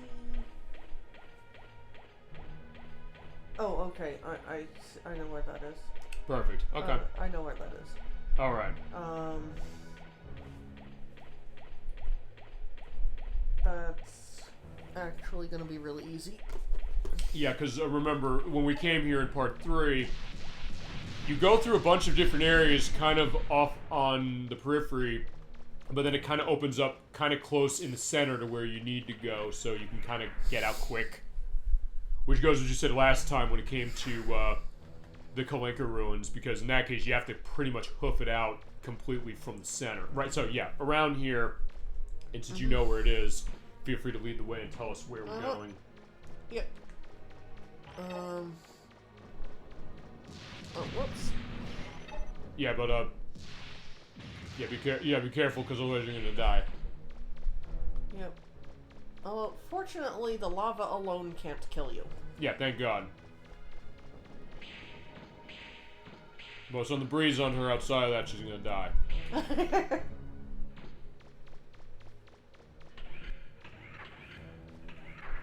Yeah, I thought you went in here specifically for this stuff. It might have been on one of the sound tests or something. Yeah, we did on the sound test. You're right. Okay, so fine on the audio check, because I edited in part of that audio check. We got this. So that 24,000 zenny, which hopefully doesn't fuck up the upgrade stuff, and then 30,000. Okay, so there you go. Okay, it didn't. So you're all set. Okay. Let's see. Items. Yeah, probably run that canteen to get yourself back to living. Yep. Simple fix. Yeah, it's 10 points worth as far as that. Like, we probably won't even need to refill it. Like, we really shouldn't need to refill it. Even for the final boss? Yeah. Okay. I won't likely need to, like, I would be comfortable going into the final boss with, like, 30. Okay. Like, 30 to 40 units. Well, that's a good case of that. Okay, so then in that case, we have what we need to make a crusher. In order to make the other thing, you need to go back to the Manda ruins, which like Bruce's favorite dungeon as it is of the main ruins. It does have good music. It does, yeah.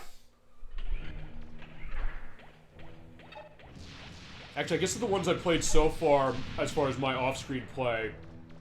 Actually, I did everything but the Kalinka ruins as it was. So, that was the case of it. So, actually, of those three, I guess I'm kind of with you. I kind of like the Nino ruins, although I also did actually have a better time with the Manda ruins than you did for the show. But in that case, like, yeah, you're getting ready for the ruins that really are your jam, as is. But it was also the case where, with all due respect, I kind of was in a better case, seeing like, okay, you got into trouble. I said, what can I do to kind of avoid this? Actually, that's why I got the homing missile built a little bit, enough that actually was very useful.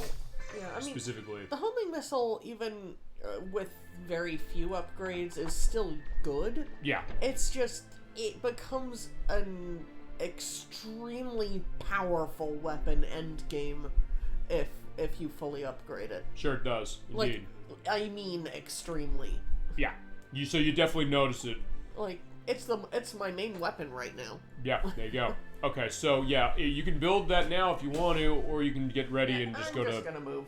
Alright, so we're going back to Manda Ruins once more. Yep. Okay, there it is. Island. Yeah, back to Pokete Village we go.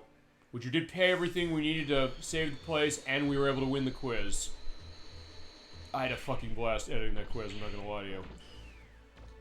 Yeah, so if you missed part 4 in particular, or any of the parts, they'll be below as is. And yeah, because we've had a lot of great times with this game. Looks like another score. Alright, so what do you have to say? Alright, so start exercising. Probably a good idea. Well, at least he's getting his start. I just saw a dark-colored thing moving, and I was gonna like, oh, what's that? Have you talked to the critters in town, generally speaking? Here? I typically ignore them. Okay. Well, in that case, it's a good case to see him. Yeah, I was just kind of like, what's that? Alright, so, yeah, there is the place we can do quizzes as is. But yeah, we're back into the Manda ruins. So, yeah, for this one, you need to go to, I have it up as far as where they said that you need to go. You need to go to, let's see, basement floor 2, or 4B2. It's in a room hidden by a crumbling wall. Okay. So we're looking for the thick pipe. Okay, that's H. I probably need to grab the drill arm for this. Oh, you have to drill it out. If it's a wall that I need to break, then I need the drill arm. Okay, actually, is this one of the only cases where you have to use this for the purpose of getting something out of ruins compared to the first game? I'm not sure. But actually, that's another reason I like the first game a lot more. There's a lot more involved in finding all of the weapon parts. Right. And I like the fact that that's the case. Mm-hmm. It's not just go to this point and open the chest or investigate the hole in the wall. Mm-hmm. Some of the things you have to actually go pretty deep into the Catalog's ruins. Yep. Like the general Catalog's ruins. Right, as we showed. So it plays that explorative element. I think I mentioned when we played that. Yeah. We were talking to Samus earlier. Almost like a Metroid game in the sense that it's not completely interconnected that way, but it is something that, for something like this, that probably is the closest that Mega Man officially has ever got. Well, I that kind of a game. I would argue that Megaman Zero 1 is definitely a Metroidvania. Okay. Or, fine, that and ZX, sorta. Yeah, 01, ZX, not quite so much ZX Advent. Okay, I haven't played that one that much myself. ZX Advent is, like, there are multiple areas that you have to actually warp to. Okay. Instead of being able to just walk there. Right. So I would say that kind of kills the interconnected feel of it. Okay. Whereas in ZX, you can literally run wherever you want unless you're trying to get up to the ship. Right. I'm gonna play the game again because I remember kind of the navigation not being something I liked very much for that one compared to Zero. But it's been so long since I played it, and honestly, the way we'd be playing it is the only way we could easily show it on the show, which is via the Megaman Zero ZX Legacy Collection. Yeah, which they ported itself both is of them. really. I've heard that the second screen, that the DS second screen aspect is emulated pretty well. Yeah. For the ZX games. From what I've understood, and there's definitely, I think, a bit of a difference between how Wii U changed stuff for that. That's gonna be weird when we would do stuff for Wii U that I have on, fine, DS Virtual Console from Wii U, because I have stuff from that we're gonna play. I got tons of stuff from that. Some of those are kind of weird, and I guess also we'll see that when the Apollo Justice Ace Attorney trilogy comes out in a couple months, because that's also porting 3DS and DS games. As far as that franchise, a couple that are no longer available, so that's going to be that idea. Alright, so yeah, we'll go in back and get what we need to do. We'll show the weapons off, we'll show off the last tour of the Flutter. I guess we'll have our farewell to Roll specifically before we leave her and say, like, fine, we'll have to take care of this, we'll be okay, don't worry, and calm and console her. We'll have, like, the Last Supper that way, as far as it, before we have to go and, take care of business with Sarah up in Elysium. We'll be seeing her a good number of times before that point, because we'll need to switch our weapons around a whole bunch. Sure. Yeah, and in that case, it'll also be a case of seeing what your load-up's going to be when it goes up there as far as that final boss. Okay. Hi, Data. Alright, so there he is once more, and back in the Mondo Ruins we go. So it's fitting that we kind of started the game with this, or ended part 1 with this, and now we're coming back one last time. So go to B2, specifically. That's where we have to head. Yep. I'm just figuring out... Okay, start is there.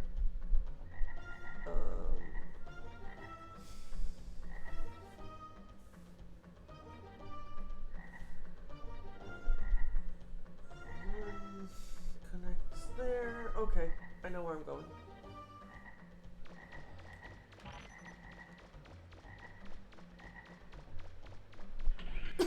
Alright, so there you go, also with the frog enemies as they are specifically. Yeah, but with this, everything's gonna go down, no problem.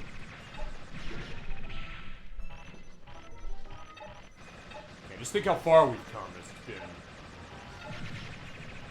In that case, you do get the sense of the growth of Mega Man Trigger as it is, so definitely good to see that.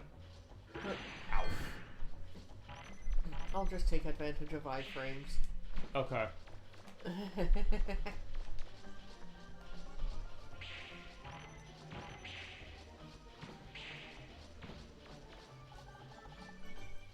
Alright, so back to B2, or up to B2.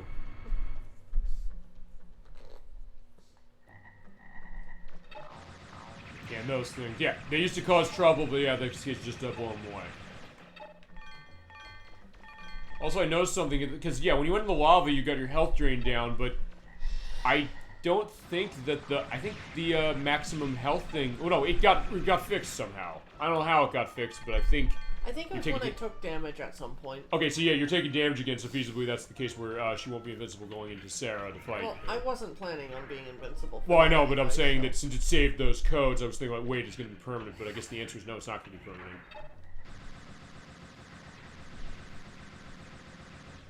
Yeah, there's something over there that died, don't worry. Okay, so... Alright, so where are we going?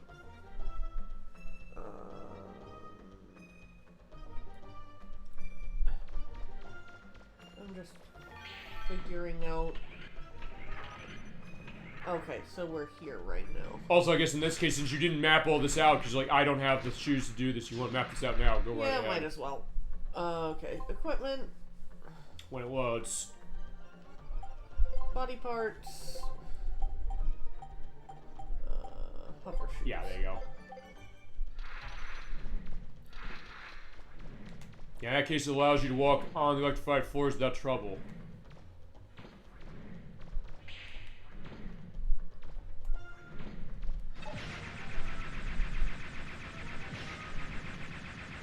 Get dead. There you go. Actually, it looked like it was taking more damage than the ones we saw in the license tests. Well, it's a different version of that thing. I thought this would be weaker, though. Or, yeah, I thought this would be weaker than that one, then, I should say.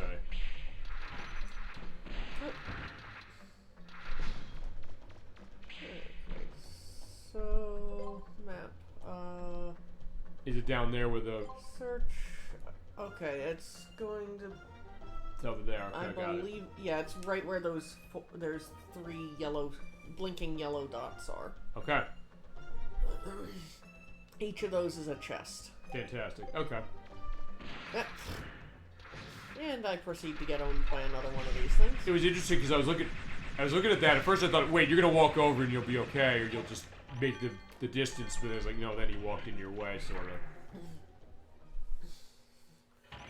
I mean, I'm not exactly playing in the most ideal thing right now. I've got my phone propped on my arm so I can just see the map.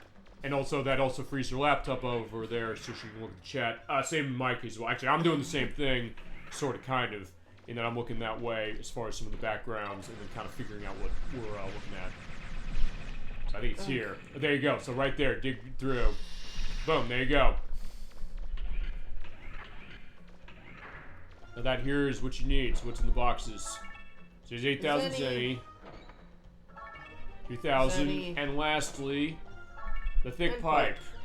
There you go. And that's what we need to make the last weapon. So yeah, we're all set. With that, I am putting this down. Perfect. And we can get going.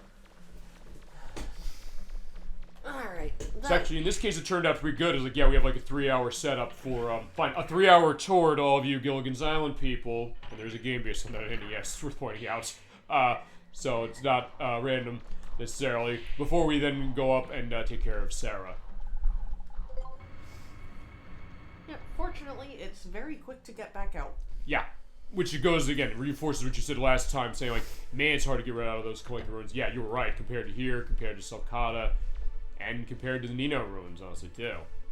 Yeah. Alright, so back we're going to go to see Roll for one last case, and then we'll show off all of the weapons, all the beautiful, wonderful weapons that we spent a lot of money for. Which I imagine Roll would be pretty proud that they're getting shown off like that. I think so. You know, the idea of showing Roll's handiwork. We all have given the perspective of that to her. No question. Alright. That always is fun when that happens. Like, boom, just do the launch off. Yeah, I love jumping with the jet skates. Yeah, it's great. It's a thrill. Like, anytime you go over something that's even remotely a ledge, you just go, whee! There you go. And you have to do the Wii thing. That's absolutely how it runs. Okay. So with that, we got everything we need. We can make all the weapons and upgrade every one of them. So, alright. Combine the thick pipe with artillery notes, and you get the Buster Cannon. And then lastly, now taser. Got the Crusher. Alright, now after they're upgraded, she can show them off, and then you can go into your element as far as all these weapons, what you think of them, where you found use, and then also get a sense of showing off Flutter fully, and then we go to endgame.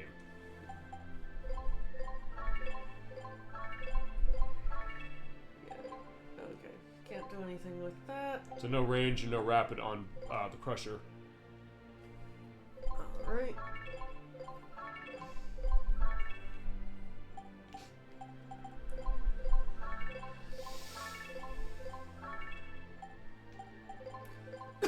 Yeah, that would have cost a lot of money feasibly, but we found our way. Okay. And the rapid was something you can reset. It's not upgradable. Perfect, okay. Alright, so yeah, what do you want to show first?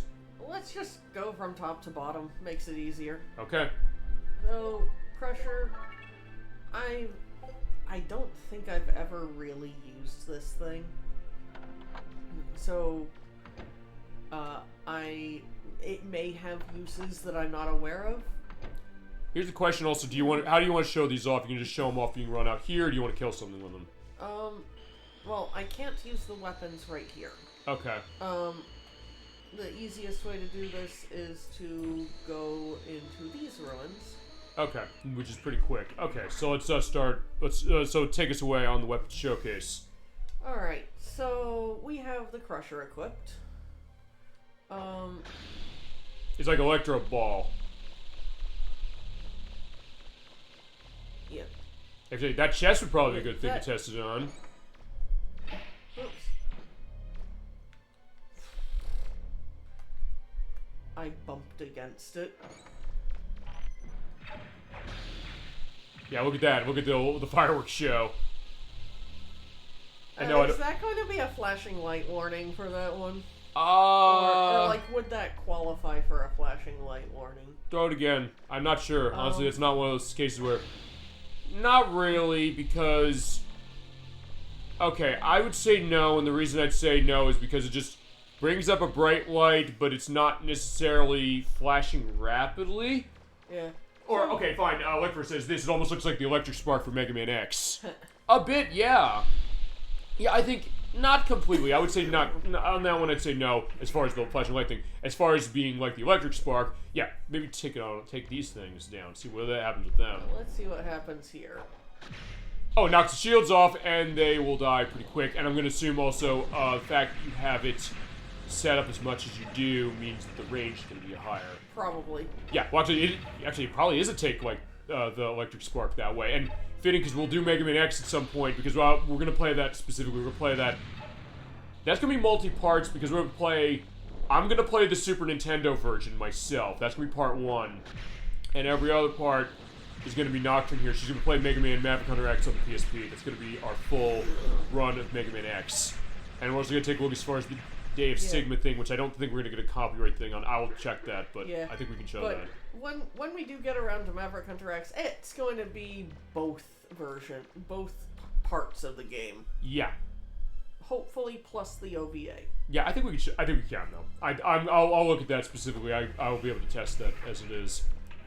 And we'll also see one other thing, which is that when it comes to that, if it's something where the Mega Man X Legacy collections have it subtitled, we might run that version instead. Well, but we'll figure it. And we will run that through the PSP as it is. We'll have to use mine as far as the PSP 2000 to stream it, but I do also have it digitally, so in that case, it'll be right there for the purpose of it. Or you can run the disc either way, assuming the disc doesn't do the case of, having a weird case of, hey, it actually presses that menu button to say, do you want to quit? Although it hasn't done that with my disc game, Singular Still, after like almost a year.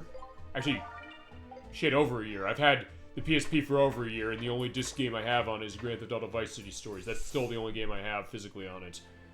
And it hasn't done that. So we might be set. The point is we can do that, and we showed PSP off on the show as it is, and she's going to be on a show. We do that for the last part of Lunar in February. And we did for Rondo Blood a couple weeks ago, which we had a blast doing that game. That game was amazing to play.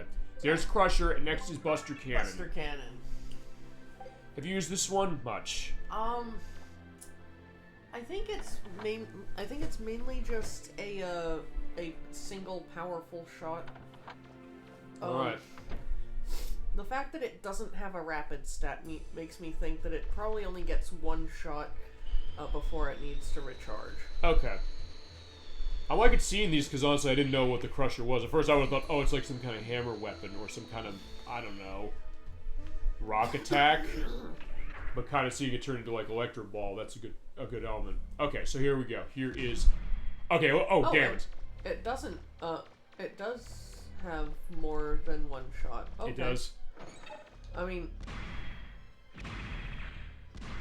Alright, so it's a really powerful electric bolt, or electric ball, or electric orb. And it moves fast, too.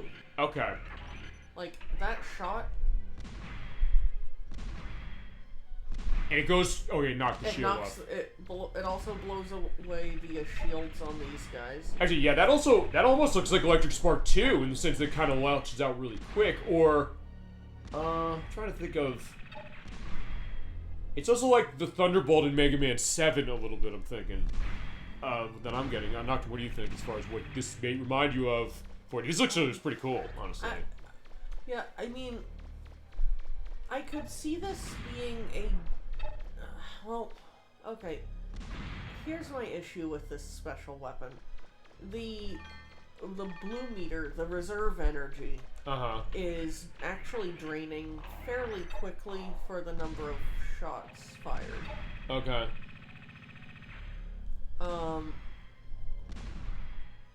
Like... As it's draining on its own without you shooting it. Well, no. Now it is, you're right. The green bar is what drains when you shoot it. The green bar is what determines how many you can fire before it needs to cool down. Okay, also, fine. Okay, this is what I saw, because fine, you shot it, but after you shoot it, it's still going down with the blue bar. Yeah, well, as the green bar recharges, it consumes the blue bar. Okay. The blue bar is your total energy. The green bar is the amount of energy you can expend before you need to let it cool down. Okay. Yeah, I guess Lifers is with me on things like Thunderbolt and Mega Man 7. Yeah, we're going to do Mega Man 7 again, for sure, as I mentioned. We're going to run the Wii U port, which you can't buy anymore. I would say that you have for this weapon, the Buster Cannon, it could be useful, but you would need to have a decent buster paired with it. Probably. Because of how slow it is. I mean, but it seems like it packs a punch. It's slow and it's not something you can spam even in spite of its slowness. Right. Because it just uses too much energy. Like, you would not be able to get through a whole set of ruins without also having a decent buster. Yeah, I get that. And that's with the energy fully upgraded. Sure. Without that full energy upgrade... You probably wouldn't be able to use it much, I would think. Yeah. You'd probably have to use it for only the handful of things that you need to blast away a shield. That being said, I probably think, the shield blast could be pretty useful, and I would think it probably would decimate a boss, most likely. Like, it's certainly not a useless weapon. It would just need buster support. Sure. But it's interesting to kind of think about that, which is that for the special weapons in this game, because it does work so much differently than some of the other Mega Man games do, think about, okay, fine, how are you going to pair that with your main weapon? Alright, so next up we have... Fine, I guess we'll show this again. We had a great time showing it already, almost fully upgraded, but now it's going to be totally... I mean, we're doing a special weapon showcase. Yeah. We need to show this. Yeah, especially now. Yeah, this is the one we're definitely paying our respects to even more. Part 3, we went into that specifically. That showed it almost fully upgraded and seeing completely how it decimates. I think it was fully upgraded except for the range. Right. When I went in there. So in that, and in that case, Tron Bond didn't stand a chance. Like, the range had 1 point put into it, but it had 2 more upgrades. Yeah, right there you didn't need it though, because okay, fine, you have it mostly upgraded, and then just but like the hypershell, even with just 1 range upgrade, still has plenty of range. Yeah. All right, so show us the beauty again of the hypershell. Yeah, off screen. Yeah, look at those explosions. Yeah, that was a box there in the distance. Actually, that was a frog. Oh, what? It was? Oh, right. Remember, these ruins have 3 different sets of enemies. Oh, yeah, you're right. Okay. Yeah, look at that explosion there. Although I guess it's not hitting other enemies around. It only hits what it hits. Is that right? No, it does hit enemies in the vicinity. Those just weren't quite close enough to take the full damage. Gotcha. Okay. Damn, look at that. It gets so much reach back. Fine, you showed how insanely useful this one is, for sure. I don't think much needs to be said about this. Yeah, but at least we're showing it that way. But, God, yeah, this is incredible. Like, I feel like this weapon pretty much speaks for itself. Yeah, and Tron Bond knows the name of it forever. That's for sure. As she said, like, I never beat that boss that fast, and B did it that quickly, and did it in 1 shot. Yeah, remember those frogs being annoying? Oh, you're right, they do hit multi-targets. Oh, fine, I'll tell you that. Yeah, take the Miramichi. Okay, fine, they all are gone. So, like, fine, all the Miramichi are dying. I don't know, has there been a more powerful explosive weapon in any game in this franchise than this? I'm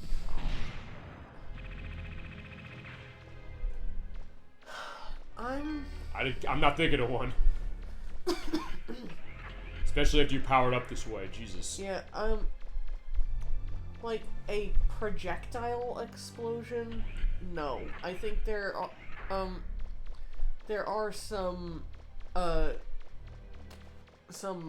player character centered explosions, sort of explosions that you can use in some of the Mega Man games across the entire franchise. So, Classic X, etc. Okay. That do I think create larger explosions, but nothing that can be shot off as a projectile. Okay. So what's that one in Mega Man 8? Isn't there like an explosive weapon in that?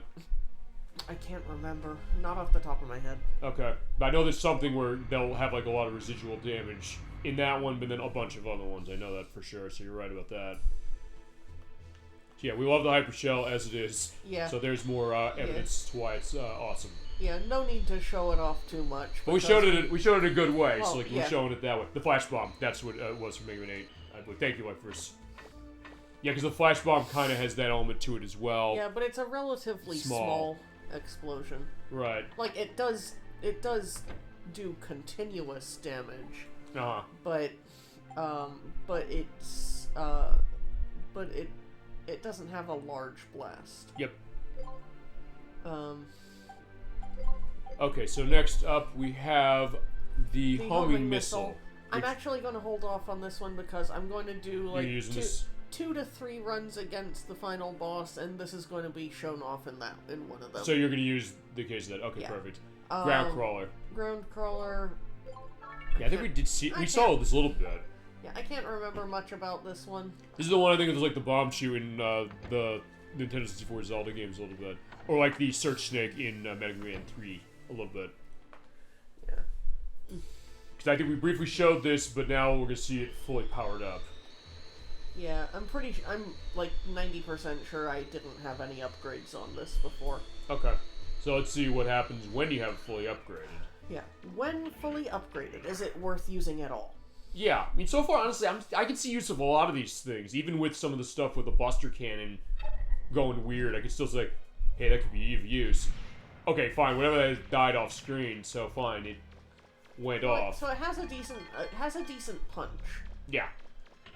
So let's see how it handles other stuff around.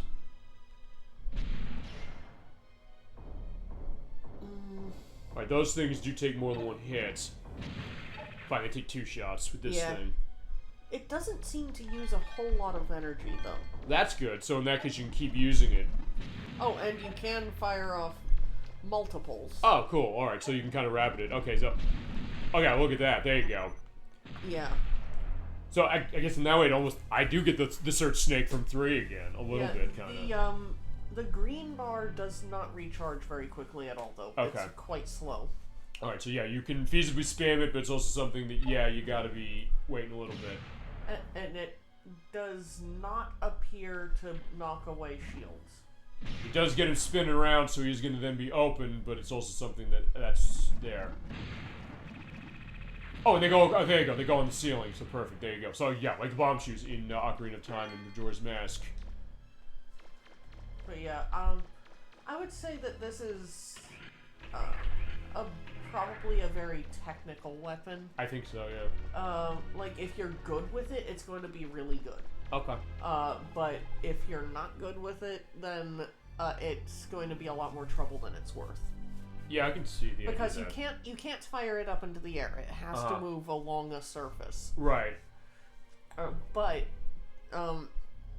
depending on how good you are with aiming it, you could still hit some stuff in some pretty weird places. Or as you said with the Buster Cannon, the idea of having Buster support, this seems like a good case of that. So fine, you can use that on things that are in the air, like some flying Reaver bots, but then in that case, just using stuff on the ground that are on the floor to hit them with this. Yeah, like that would require, like 100% require a decent Buster for dealing with flying enemies. Yeah. Like lots of range for sure.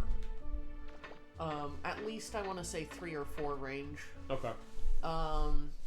A fair amount of energy and a decent level of rapid. Uh-huh. Of course, as much attack power as you can cram into it. Sure. Because it does pack a decent punch. That's for sure. Yeah. Okay, change weapon. So, while I wouldn't use this one personally, but I could definitely see someone having a lot of fun using it. I think it also goes to the idea is that in some ways you have a lot of decisions and things you can do for this game, so it makes it so that if you want to play it that way, you can. So it's actually more open than you think. Yeah. In for this kind of a thing. Yeah. Vacuum arm, of course, is a non-damaging weapon. It just sucks in all the items, like the refractor shards, the health drops, the weapon drops, that various Reaper bots drop. Yep. It's great. I think it's a contender for one of the best special weapons in the game, even though it doesn't do damage. Yeah, because as you mentioned, you can use it that way. I can also imagine this. Talk about maybe the adventures of Roll and Megaman outside of some of this stuff. Yeah. Roll puts him on cleaning duty on the flutter. It's like, fine, I want you to vacuum in the room. He's like, fine, I can use this. And I don't know, she comes back and like everything is on the floor. It's like, what happened? Yeah, I don't think we really need to demo the vacuum arm because we've shown it. Oh, it's been shown. I mean, okay, we could say that same thing about the hyper shell, but in the case of the vacuum arm, since there's nothing to kill. Yeah. Since there's nothing to kill with it, it's really just gathering items. And we did show it fully, so there's that. And you had upgraded it fully when we did that, right? Yeah, I'm pretty sure. So in that case, we've technically shown that. So reflector arm is next. And like infinite energy, boom, perfect. Wonderful, yeah. Yeah, get the vacuum arm. Yeah, get the vacuum arm. That's what we're really saying to you. Okay, reflector arm is max in everything except special. So yeah, it rebounds, explodes, it bounces off of a wall. Yeah. Everything is fully upgraded at this point. So if something doesn't say max or infinite, it just can't be upgraded. Right. So yeah, let's see what this is. It sounds almost like a grenade because it's like, hey, it kind of bounces off walls. So we'll see what this does. Yeah. I think I have used this one a little bit in one playthrough, but I didn't use it very much. Okay. I probably never got it fully upgraded. Okay. So we'll have some fun seeing what this does. All right, I'm definitely excited to see what this does. All right, so there's. Wait, was that it? Okay. All right, it says it bounces off of walls, so. Okay. So. This is another technical weapon for sure. Okay. Its range. I would say its range leaves a lot to be desired, even fully upgraded. Yeah. It reminds me of so this is from a game I know you don't think much of, Mega Man 10, and it's also a game that didn't exist when this game came out. It's the weapon of Strike Man's, which is I want to get the name of what his weapon is because it's kind of like this. Actually, I like that weapon a lot. The Rebound Striker. Basically, it's a baseball that goes across walls, but I like the way it's kind of clinking around. It's like tick tick tick. Yeah, I think it's a very interesting weapon. And the physics of it are pretty good in the sense that, fine, you can kind of shoot it anywhere to a certain extent, or if you have like a small room, just bounce it around and kill stuff. Actually, that might be worth trying on some of these enemies. So, like, yeah, what happens if it bounces on walls and bounces back at them?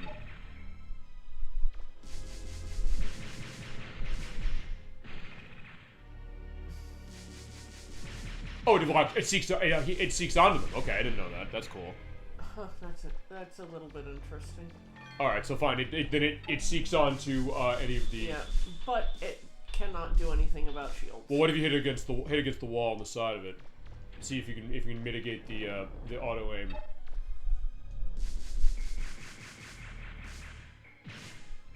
It looks like it looks like the thing doesn't know how to defend against it. Okay, well that's interesting. So you're throwing him for a loop. Yeah, that's an AI thing. Right. I don't think that's so much a quality of the weapon as it is an AI exploit. Right. That's how it felt to me. But that's interesting to see that the fact that this is one case where so far they haven't the AI hasn't known what to do with this weapon. But like that I think just furthers the argument that it's a very technical weapon. Well, is that a bad thing? No, it's not. I think that's actually really cool. It's just it doesn't have, in my opinion, it needs like double the range that it currently has to account for all the ricochets. Mm-hmm. And it needs to be a little bit stronger. Okay. Like maybe 20 to 30% stronger and double the range. Okay. I like how rapid it is, though, in terms of since it shoots out a bunch of them. I love that. I That's love cool, the yeah. rate of fire. I love the ricochets. Uh-huh. I love the I just think it needs I just think it needs a much longer range to account for the ricocheting. Okay. And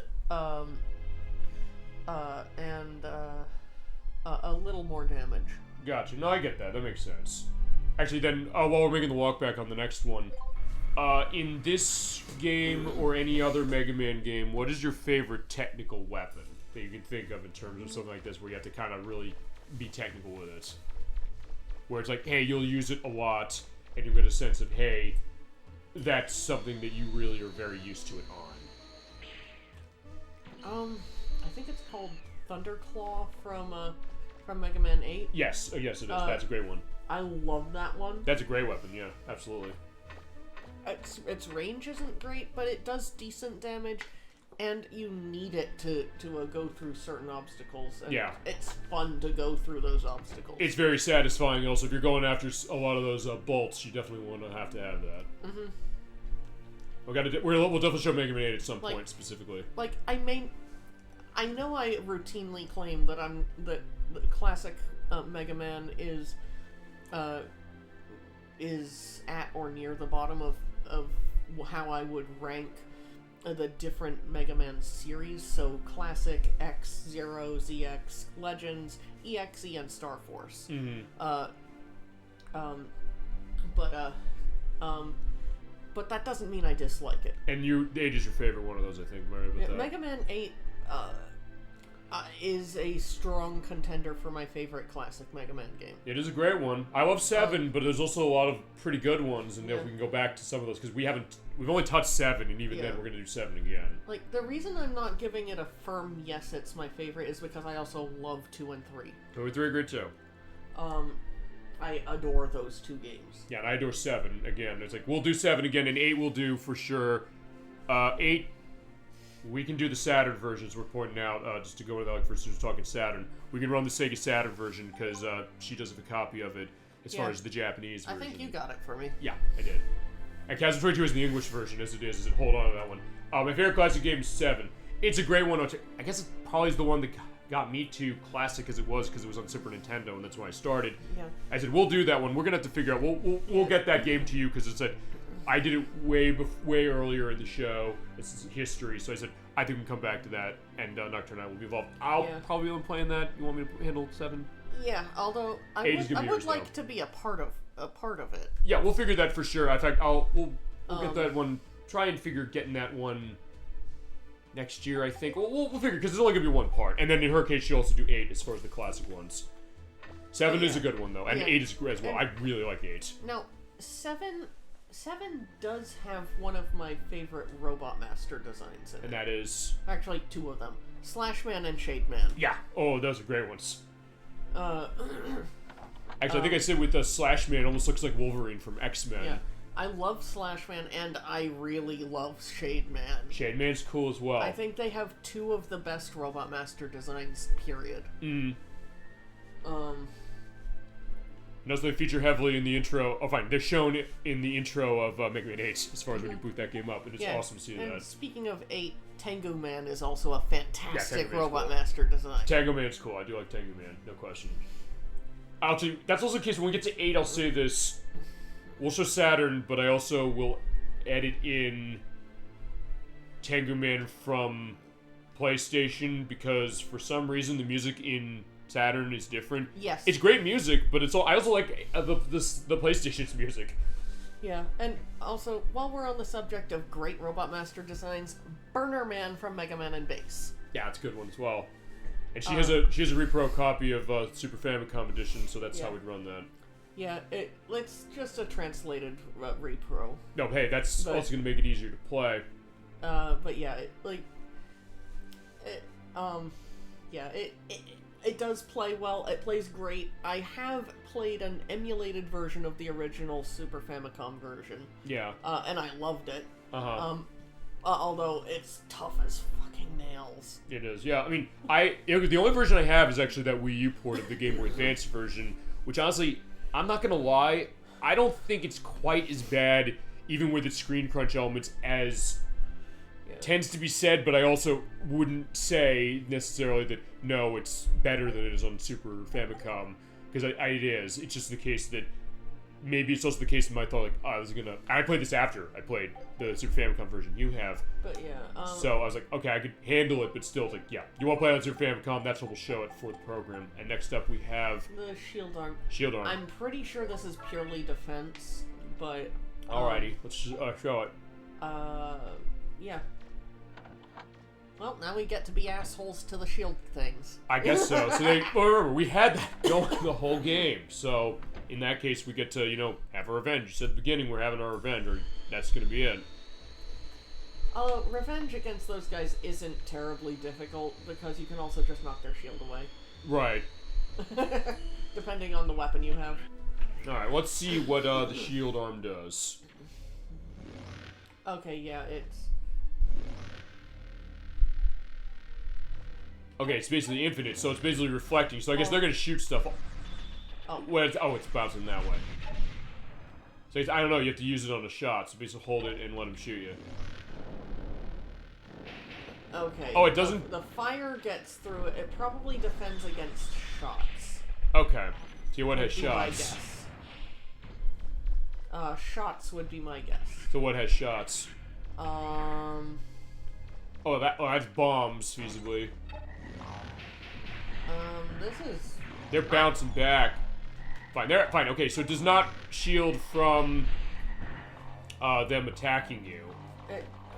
I'm going to kill the frogs. Yeah, may as well.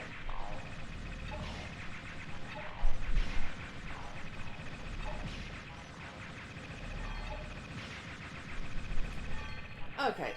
So, let's try this again. See what happens with the bombs. Actually, I'm going to grab that real quick. May as well.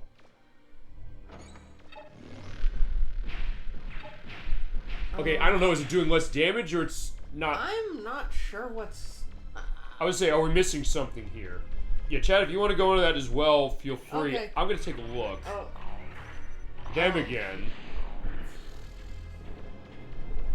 Like, my perspective so far... It doesn't seem like it's protecting much. This weapon is awful. I don't think it's really fine. It's more as a shield, but as far as a shield, I mean, honestly, from the look of it, at first I thought this is gonna be like the shield boomerang in Megaman Zero, but it doesn't seem like it's like that really either. Okay, fine. Like I'm gonna see if we're missing something on this specifically, or if it's a case of I don't know if you want to reload this place to see what's going on with other stuff. Okay, so let's see. What do they say?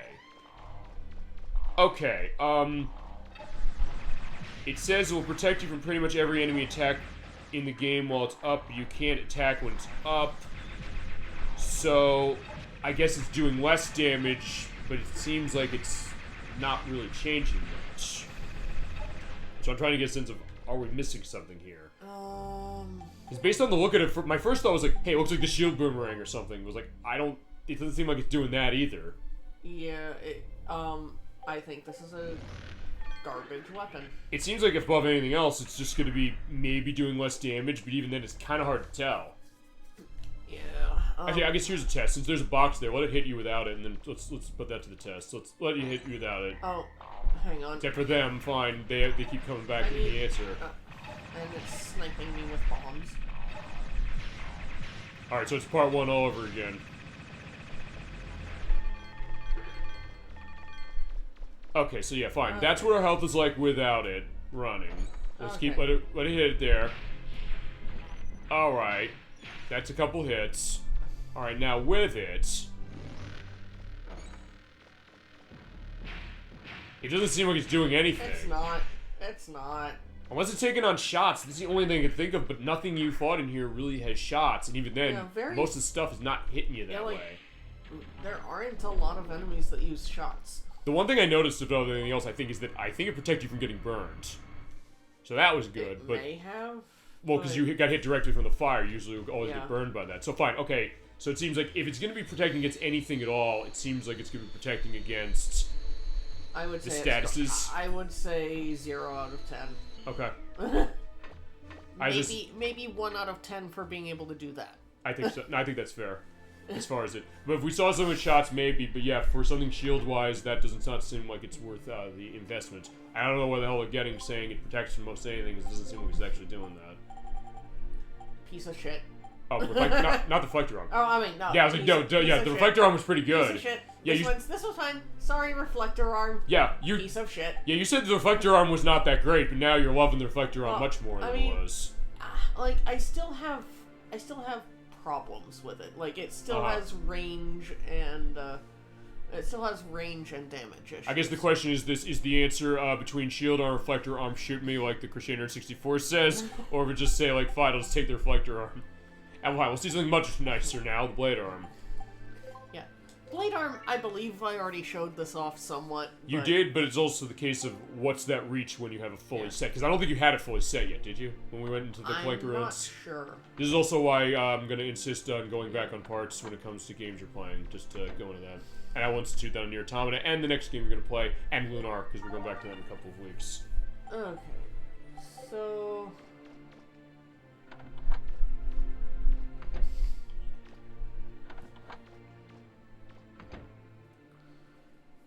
But yeah, actually,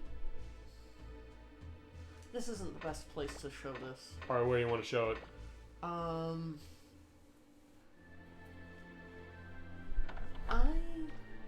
think I'm actually going to go to the Nino Island ruins. Okay. Hey, well, if nothing else, we'll show all the ruins again. Because actually, technically, we have been back everywhere except for the Kalinka place. Well, we also haven't been in Nino Island ruins. Yeah, that's what I'm saying. We haven't been there, and we haven't been to Kalinka yet. Yeah. So nothing else is going to be a little bit of a joyful return. Alright, so yeah, we're going to fly back to Nino Island again. Alright, awesome. I like that we're getting this perspective, and hey, we'll get a good perspective as far as the layout, and then we'll get to the end of the game, so don't worry. Yep. Okay. Actually, this would also be a good one to show in Kalinka, but... Yeah, well, you did. I know you showed part of it in Kalinka last time. But, like, this is just a fun weapon to use. Yeah. Or as you mentioned, it's kind of like the Z-Saber of Zero's, but even he couldn't get the range on this thing that Megaman Trigger's getting. Yeah, like, I kind of want to say that the range on this thing... It's almost the whole room here. I would say that it even puts the length of the Masamune to shame. And what game was that in? Sephiroth's Sword in 7. Oh, Final Fantasy 7. Okay, fair enough, that way. I would Yeah, say. it does kind of go that distance as well. And also, look at the nice rainbow look as far as, like, the way that's going. It's very neon. It's like, yeah, you go... I can imagine Mega Man Trigger going into a nightclub with this and, like, swinging this around and everybody cheering, assuming it doesn't slice them in half. And then, fine, then there's, like, no, there's, like, blood on that and, like, people screaming to get out. But, like, fine, and then he has to go to confession again. That's the other thing, man. See, it's all coming back to that. Confession is going to be in the tag list when I edit this in a couple of days. Alright, so fine, we're under the water again in the Nino Ruins, the Great Nino Ruins. I love the music in this place. Me too, it's lovely. Alright, so yeah, see you guys? Yeah, they're gonna get sliced.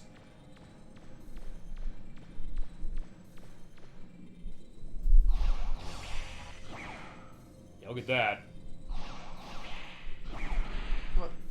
Okay, it does, like, this one is mainly, I would definitely say this one is mainly fun for coolness factor stuff. And it can kill things quick, but certain things like these, because you have to hit them in the back a couple times. These are not the best things to demo against. Alright.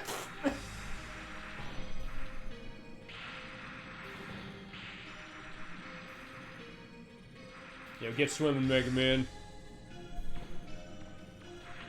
I'm gonna move on from these. Alright, so yeah, we'll go kill something else. Oh yeah, fine. These things, I know. That, fine. Oh, sort of move on.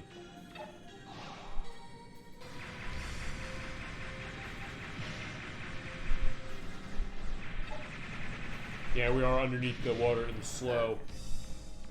Okay, so where's something else we can kill this thing? It's not that. Okay, them. Well, they're in the sky. I mean, I guess you can still reach them from here with this thing. The reach is so much, you might be able to hit him. The one thing saw me. Okay. I forgot that there were so many of those. This is maybe not quite such a great place to show that. Well, if nothing else, also is giving our respect again to these things. Okay. Yeah, come on down. We're gonna get you. Coming down slowly, but we're gonna slice him. There you go. Nice. Yeah.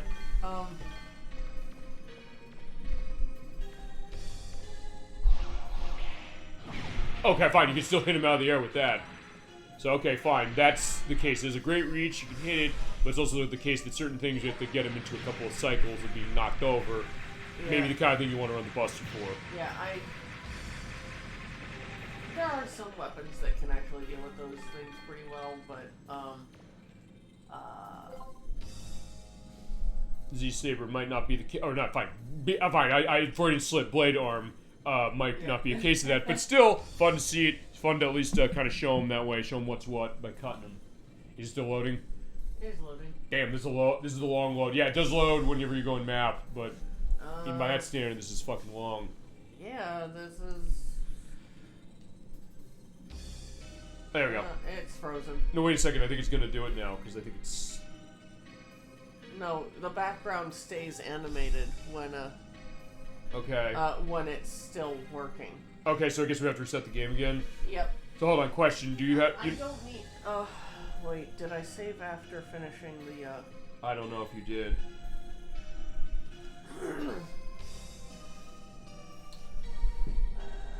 We'll have to find out. I mean, if nothing else, we're gonna get a full show as far as out this specifically element alone. I'm going to go back in without the Game Shark codes first to see if to see if we're set to this. So yeah, fine. Nothing else. We're gonna be troubleshooting that way too. Yeah. So okay, that's weird that the game crashed. This turned into a bit of a troubleshooting. Yeah. A lesson in troubleshooting. Well, there you go. It's also going to be something whenever I put that glitch factor. Oh, and the fact that the disc is not reading correctly. So fine, if you had PS2, it probably had that fucking thing. Unless you got lucky. So, there you go. It's been reading flawlessly once I get the Game Shark running. And now it's reading. I'm just saying, once the Game Shark actually decides to work, or once the PS2 decides to actually read the Game Shark disc, this thing, Legends 2 has been running flawlessly after loading through that. Yep. So I bet that it just skips the boot sector or something like that. Yeah, most likely.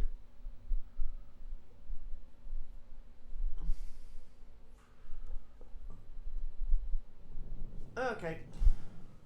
Let's see what that's about. Although I guess the other thing is that if you didn't save for that, it's feasibly just something that fine just to show up. Well, wait a minute. If you have to go back and get those other things again. Well, fine. You showed. Okay. Well, fine. We showed the Crusher, so we don't need to show that again. What was the other one that we needed to get the thing for? The Crusher and. Wait, when did you save? This was, I think, way before. This was before. Okay, so we will need to put the codes back in. But let's see. So we already showed that one. We showed that one. So we just need the money code to. We're actually not as bad off as because we already showed off the weapon that needs the artillery nodes and the weapon that needs the taser. But did we show the one that needs the thick pipe? That's the one that uses the artillery nodes. The Buster Cannon? Oh, perfect, yeah. We got that. Okay, so we don't have to go through that again. Okay, so... how are you handling this? So I'm just gonna get the money code back in, upgrade everything that might still need upgrades, and pick back up from where we left off. Okay. With the demo. I think that would be the best way to do it. Case point, specifically. Okay, perfect. Alright, so yeah, that's fine as far as what that is. If nothing else, this also means that actually we're probably gonna... I think we get like 4 hours almost out of this part of... Fine, we're almost at 3.5 hours as it is, so actually we've gone pretty good for running this. Because first, the question, we'll go into this, it's now just a little bit... we questioned if we were going to need this much time. Yeah. You did say on the last part, you said, quote, I think I might need 5, 6, or 7 hours. Yeah. As I said, because I literally watched it yesterday. Yeah. Because, yeah, I'm not the one playing this, but I'm the one who came prepared as far as watching that, just in general. But I mean, just saying, like, hey, because it's been a while, so I said, I want to make sure I remember. Yeah. But I look back and said, we don't necessarily know what that is. I said, she'll know better because she's playing it. So I said, all right, what that's going to look like. So in that case, it's also been kind of a good thing in that case, because at first the question was like, fine, I'm gonna level with you a little bit. I'm not gonna say specifically what this was. Is gonna have to do this again, but we did question. This might be the waste of the time to start saying this without totally saying we're doing this, but we did question if we needed something else to buttress this, and based upon this, I don't know if we might even need that. Yeah. I mean. Might be kind of... We'll figure as far as it later when we get to the end of it, just to go into it. And if that's the case, we'll say what we had in mind, but... Or find what she had in mind. But if not, we can probably just do the Game Shark look, a menu look again, as far as it is. That's the last thing, if that's how you want to do it. But we'll see. But that's also why I think it kind of works doing the show this way, just because, like, hey, we're showing everything off. Fine, it would have taken way longer just to run all this stuff if she was going to grind this. And she honestly, over the past couple months, she's been in no position to grind for anything or really do much of anything. Yeah, plus, when it comes to this game. Plus, and for doing the upgrades on screen, I would still have to split that across at least 2 sessions because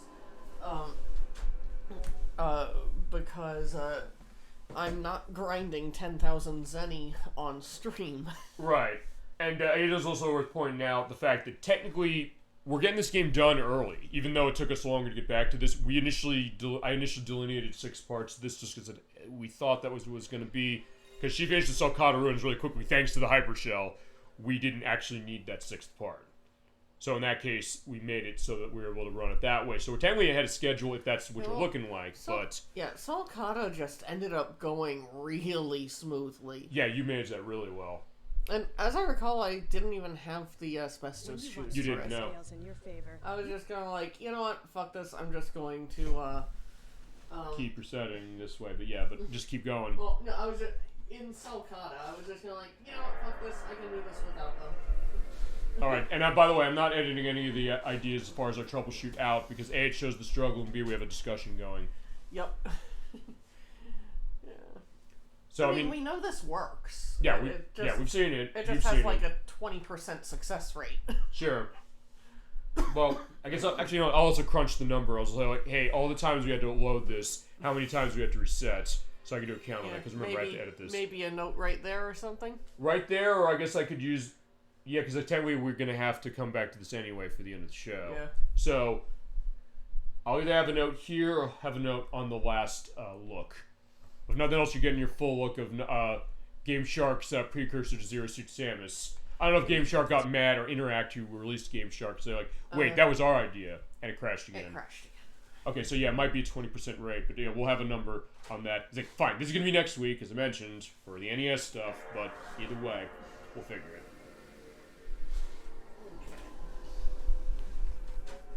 Okay. So yeah, while we're figuring this again, what else we want to go into as far as the chat? You have your element on that too, and then Nocturne to you. For other stuff we go as far as our final look. Well,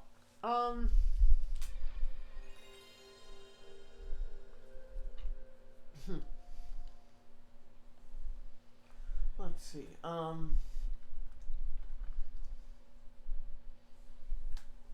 Like, I don't know,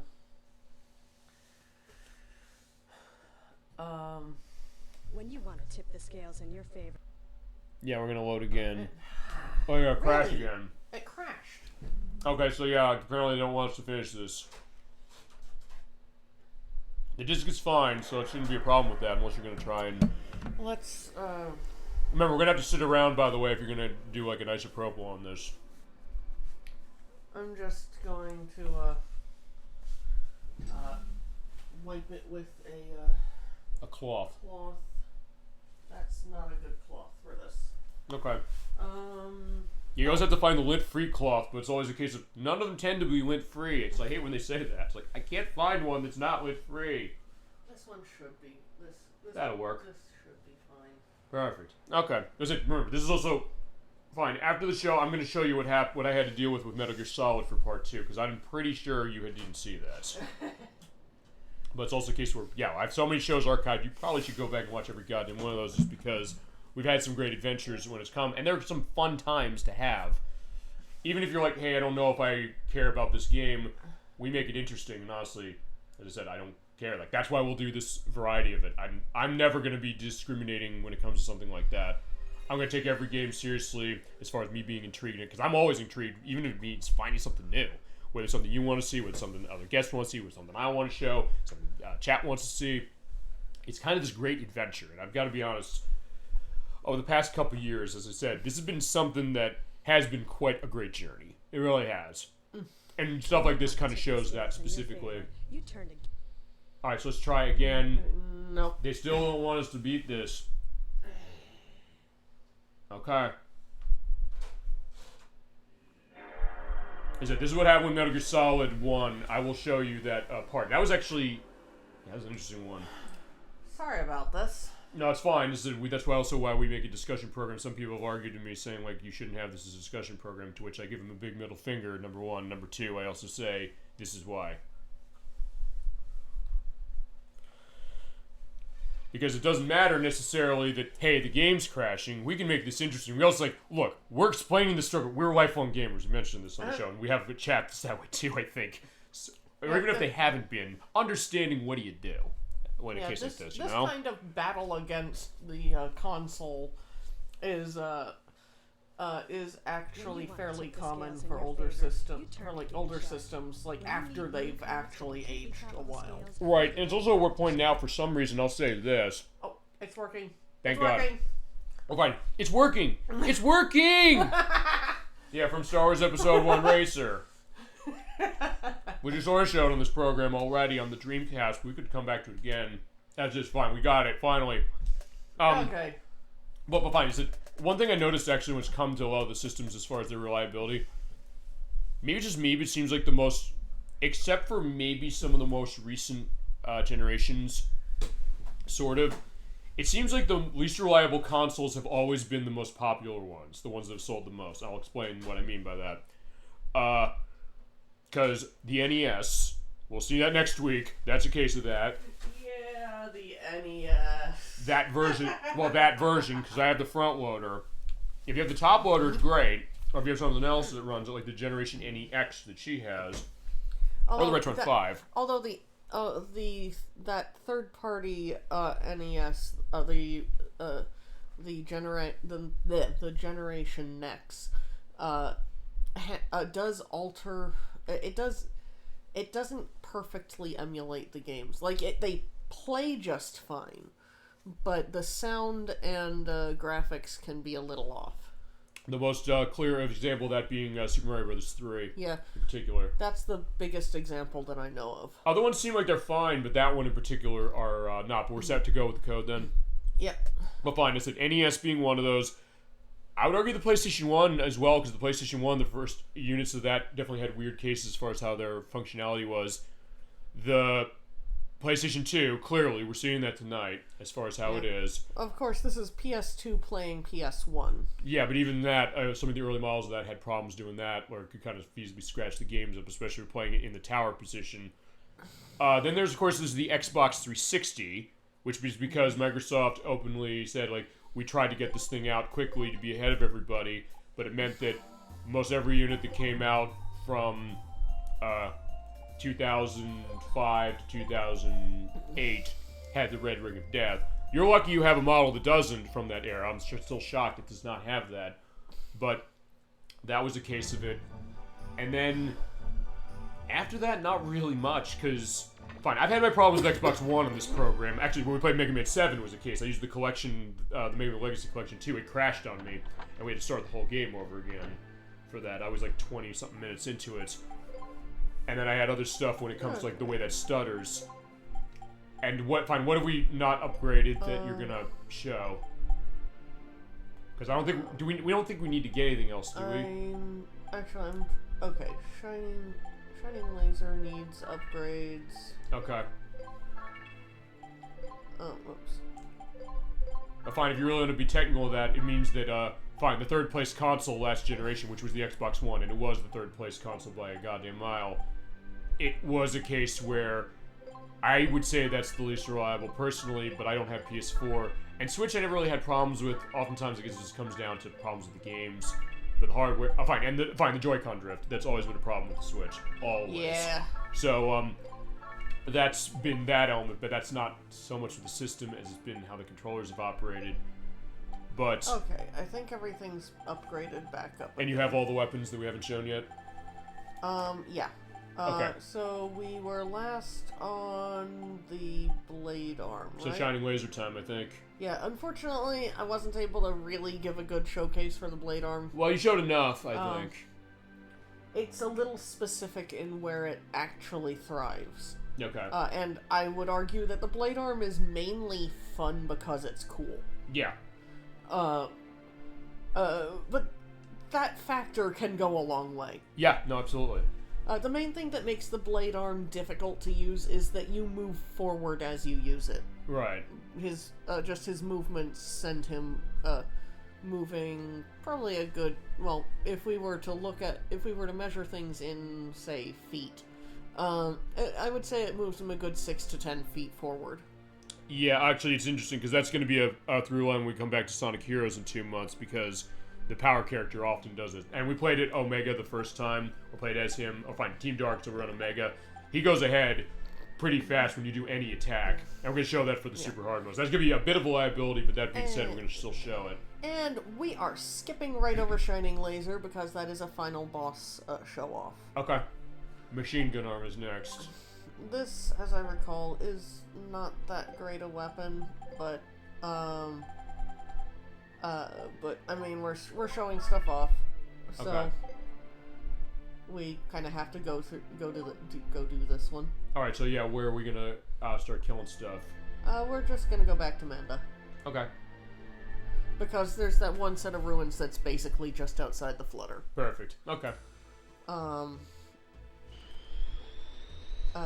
And that'll be plenty to show what this weapon does. Okay. Alright, so we are set. And honestly, I gotta be honest, I'm kind of glad some of these things have been happening tonight for some of the tech things, because nothing else, it also means it gives you practice for being able to improvise on this. As I will, the first thing we're gonna do when we're done with the show, either tonight or tomorrow, I will show you off what we did on Mega Solid for the end of it. Because that was a fascinating one. And we had a great time even making that something. And next week's gonna be interesting for that too. Okay, so Machine Gun Arm. It shoots out bullets really fast. Yeah, a full green bar cannot kill one of these. Yeah, that's the problem though. The green bar does go down really quickly. So it's only a couple of seconds and he's firing blanks. But it does knock the shields away, if nothing else. Not that it knocks them off, but it means that, hey, you know, you can at least avoid getting hit by that a little bit. Well, yeah, fine, the shots move fast enough that I think the shots move too fast for those things to defend against them. Okay, that's good. Or... Was it there? It does. Yeah, it seemed like it mostly was doing it. So in that case, I'm kind of glad you have the upgraded, the fully maxed out buster just to show that as well. Yeah. So compare and contrast.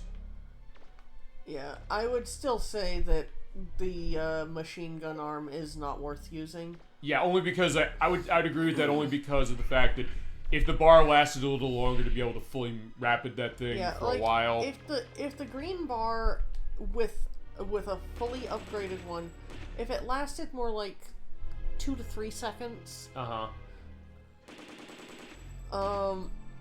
think it would be okay. It still wouldn't be great, but it would be okay. I would expect, honestly, when you upgrade it, basically you could just kind of like shoot out like 100 bullets or something, like a minigun or something. Yeah, really, it should have uncapped fire. Right. Not infinite ammo, but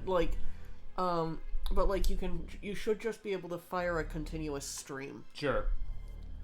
that would be helpful. I mean, it would not be a weapon that you could use on every enemy you come across, but because it eats through energy too quickly for that. Mm-hmm. But it would be useful if you could at least fire it continuously. Okay. Instead of having to let the green bar recharge every like second and a half.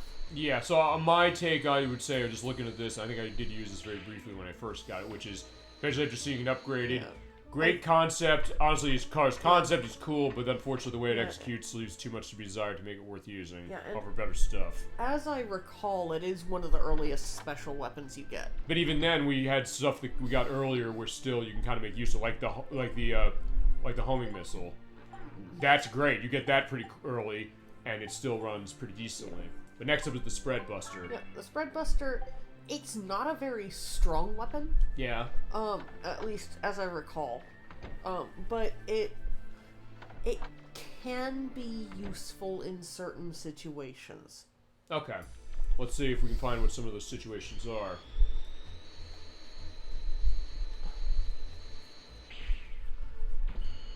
Like, I'm actually hoping to get masses of frogs. Okay. First time I've heard you say that on this game. Alright, as you shall receive. Alright, we're talking about the electric spark from Mega Man X. That looks the part in terms of the color, that's for sure. But if it was also, like, spreading out. Alright, look at that. You can hit multi-targets. Okay, that's cool.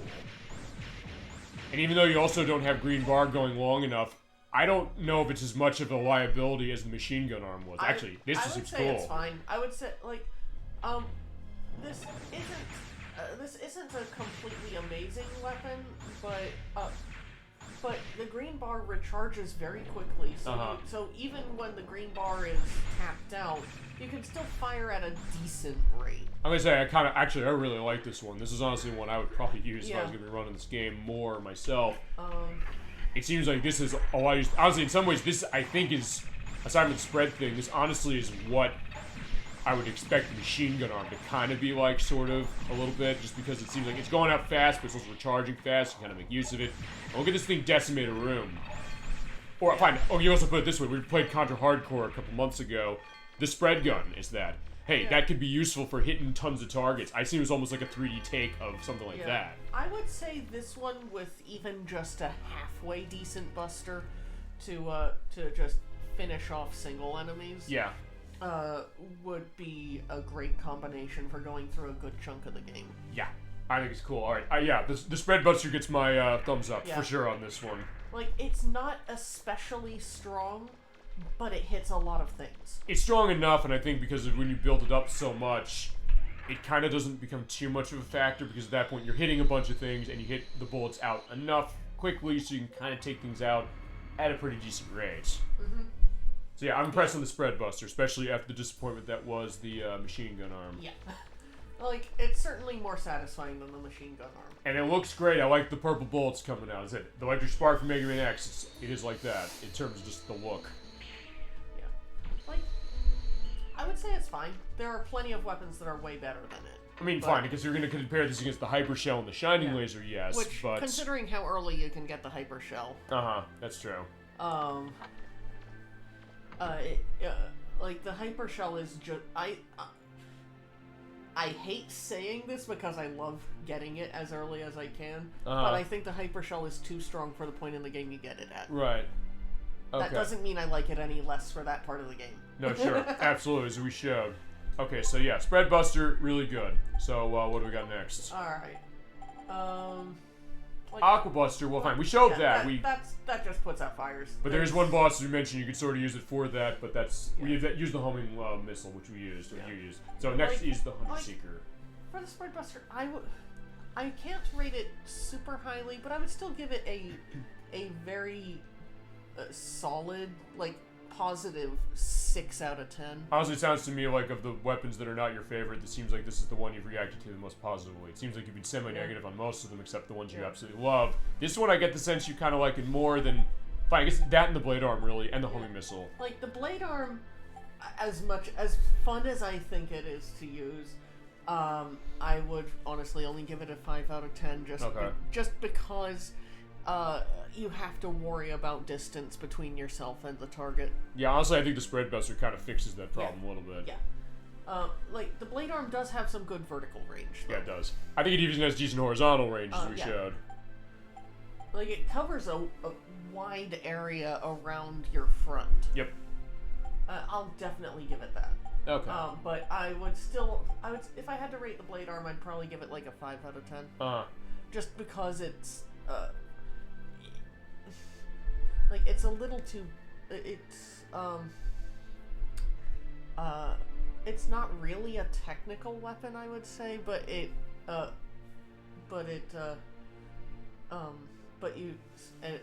still need to worry about distance. No, I get that. Okay, so what's next on the list? We'll do that at the end. Hunter Seeker. I don't actually know much about the Hunter Seeker. And Drill Arm, we showed off because we need to go get the thing for the site. Hunter Seeker and Shining Laser are the last ones we got. Well, they are the last ones we have. Yeah. Well, I haven't really shown the Drill Arm too much as an offensive weapon. Okay. Well, we showed against Claymore as well. That's true. Yeah, I mean, Claymore is the best way to demonstrate the Drill Arm. As I mentioned, Tornado Fang from Mega Man X3. That's what it is. You said he's Bit and Bite. You and Electra says Bit and Bite. Like, yes, he is, because he's weak to the equivalent of that weapon in this game. So in that case, we can do this and then show drilling off, and then flutter it up, and then we go and take Sarah down. Okay, so this is the Hunter Seeker. Okay, so it's basically like a drone that goes out, it looks like. Okay. Actually, how many can you launch out? And that blows up eventually.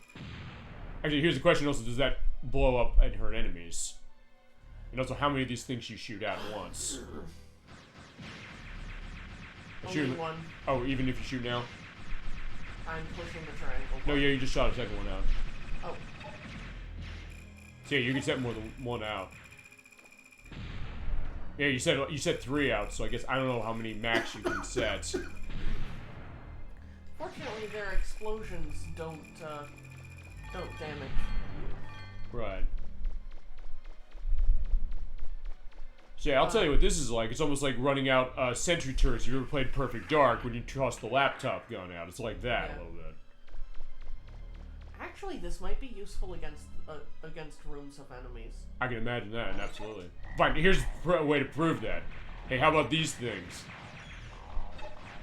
Not that the bullets are doing much, but they're going to be hanging around there a decent amount so that they'll be in range and maybe they can die. Just keep shooting these things out.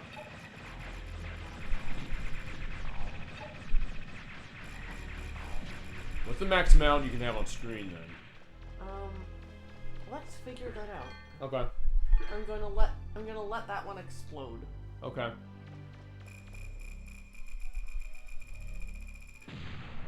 Okay, so 1.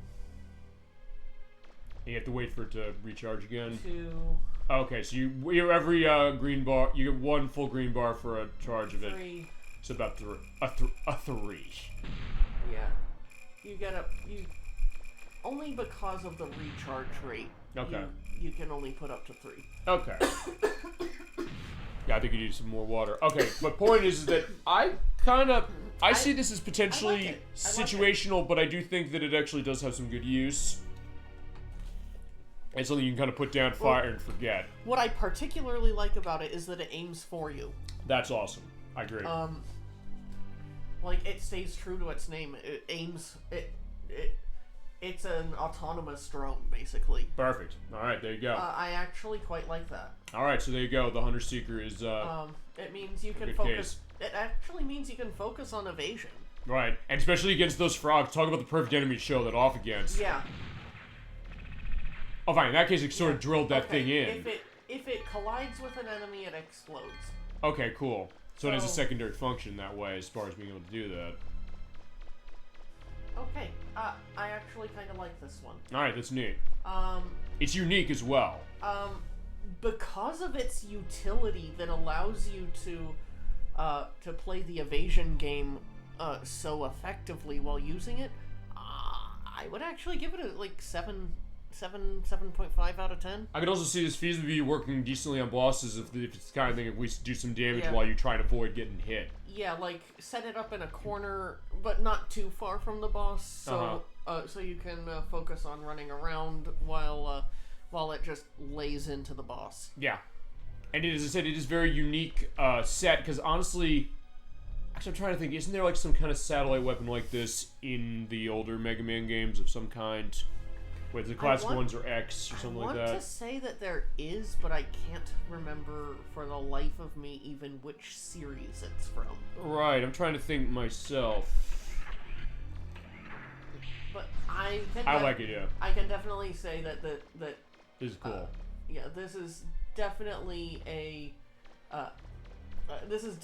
positive reaction. So Hunter Seeker gets the thumbs up as well, Yeah. just like the Spread Buster got as far as myself. So there you go. Those are some nice ones. Okay, actually, that is a bit of a note there.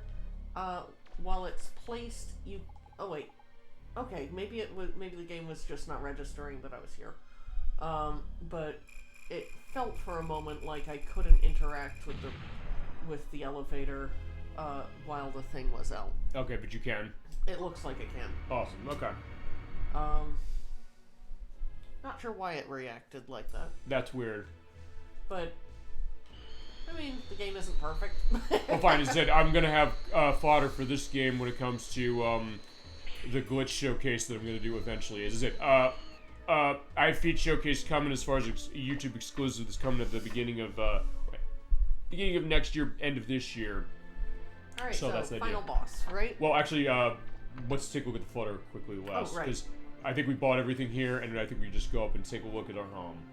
No need to go to the upper deck, apparently. So it's like, yeah, who are you to speak? We have to get ready for our final battle. So take us on the full tour of the place, or welcome to the Grand Tour. There are people gonna want to kick my ass for saying that for Dragon Ball GT, but either way, I'll take that. So here's Trigger's room. All right.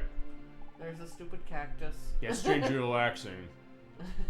I think that's actually Data's cactus or something. I think like it that. is. Yeah, I think there's something in the story. There's because you can buy items and they will appear here. Like I think there's like a vase you can find around. Oh.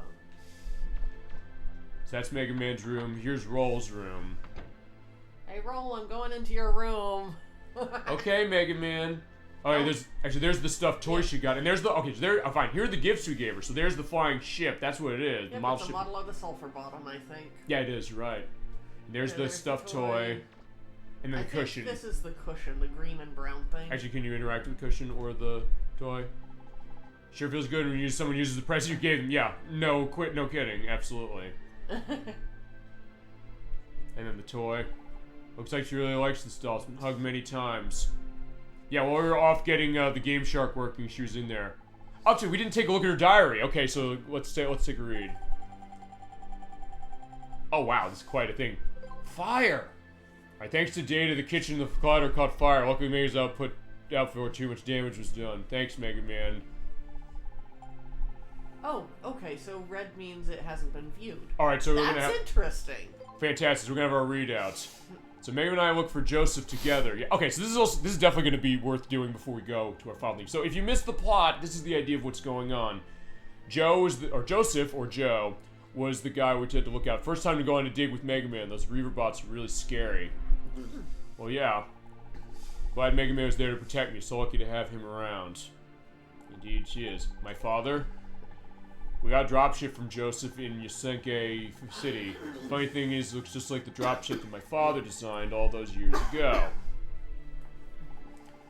We weren't able to talk to Joseph, though, for too long, so I couldn't ask him anything about my father or his designs. Wonder what he knows. And off to Monda Island. Alright, the first key was in Poke Village over on Monda Island, which we went to in part 1. So yeah, I will indicate also some of this stuff as far as if you missed it where they went. Our first dig in a while, so I'm nervous, but I'll try to find my best. After all, Mega Man's depending on me. I do love the idea of what it's giving as far as that. Okay, fine, I'm curious what she says about this then. Tronbon. Looks like that Tron, or whatever her name was, is saying bad things about me to Mega Man.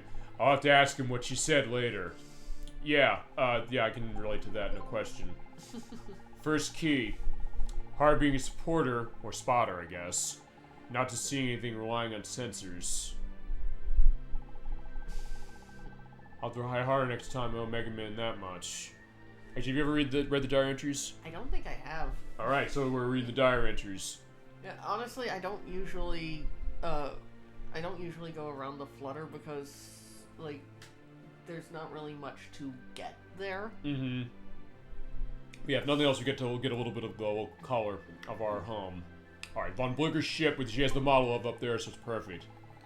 So, went back to him, and I'm always amazed every time that I see the ship. Maybe one day I'll be able to build my own ship like that. Well, there you go. That is the case, and I think Roll can do it. Okay, remember the Class A license? Megaman passed the Level A test and got his Class A license. Yeah, it's funny he hadn't gotten it before. Yeah, I was surprised at that too, honestly, myself. Guess because we've always done digs at non-guild ruins, so congratulations. Alright. I remember Glide. He was one of the tougher opponents we've had to face. He's a base somewhere on Calvania Island, and we have to go there next. I shouldn't worry, Mega Man take care of himself, but still, I hope he doesn't get hurt. So it also shows the idea of, like, the caring of Roll and Mega Man. That built so strongly from the first game, it really delivers very well here. As we mentioned, Appo and Da rescued their sister Shu. Now imagine people living on that island. But there they are. Let's see. Okay, actually, there's still a decent number to go. That's good, and this shouldn't take too long. That'll take us to 4 hours, and then we can go and take care of Sarah. Now the glide's that way and get in the Nino Ruins. What we'll find there? Nocturne's favorite dungeon. That's what we'll find. And in the Mondo Ruins, we found. Well, you said it was your favorite. Oh yeah. I mean, I guess it is my favorite in this one. See, that's the other thing. I've had questions of people saying, like, did I actually say something like that? It's like, I have the videos, my friend. I've seen them, and I have to edit them, so I know the answers. Yeah, with the Mondo Ruins, we had Electverse's favorite dungeon. Okay, so the second key was in the Nino Ruins. Yeah. I would definitely say that the Salcata Ruins are my second favorite. That's a good one, too, as well. Got the second key. Mega Man's gotten even stronger than I imagined. I'm so proud of him. Mm-hmm.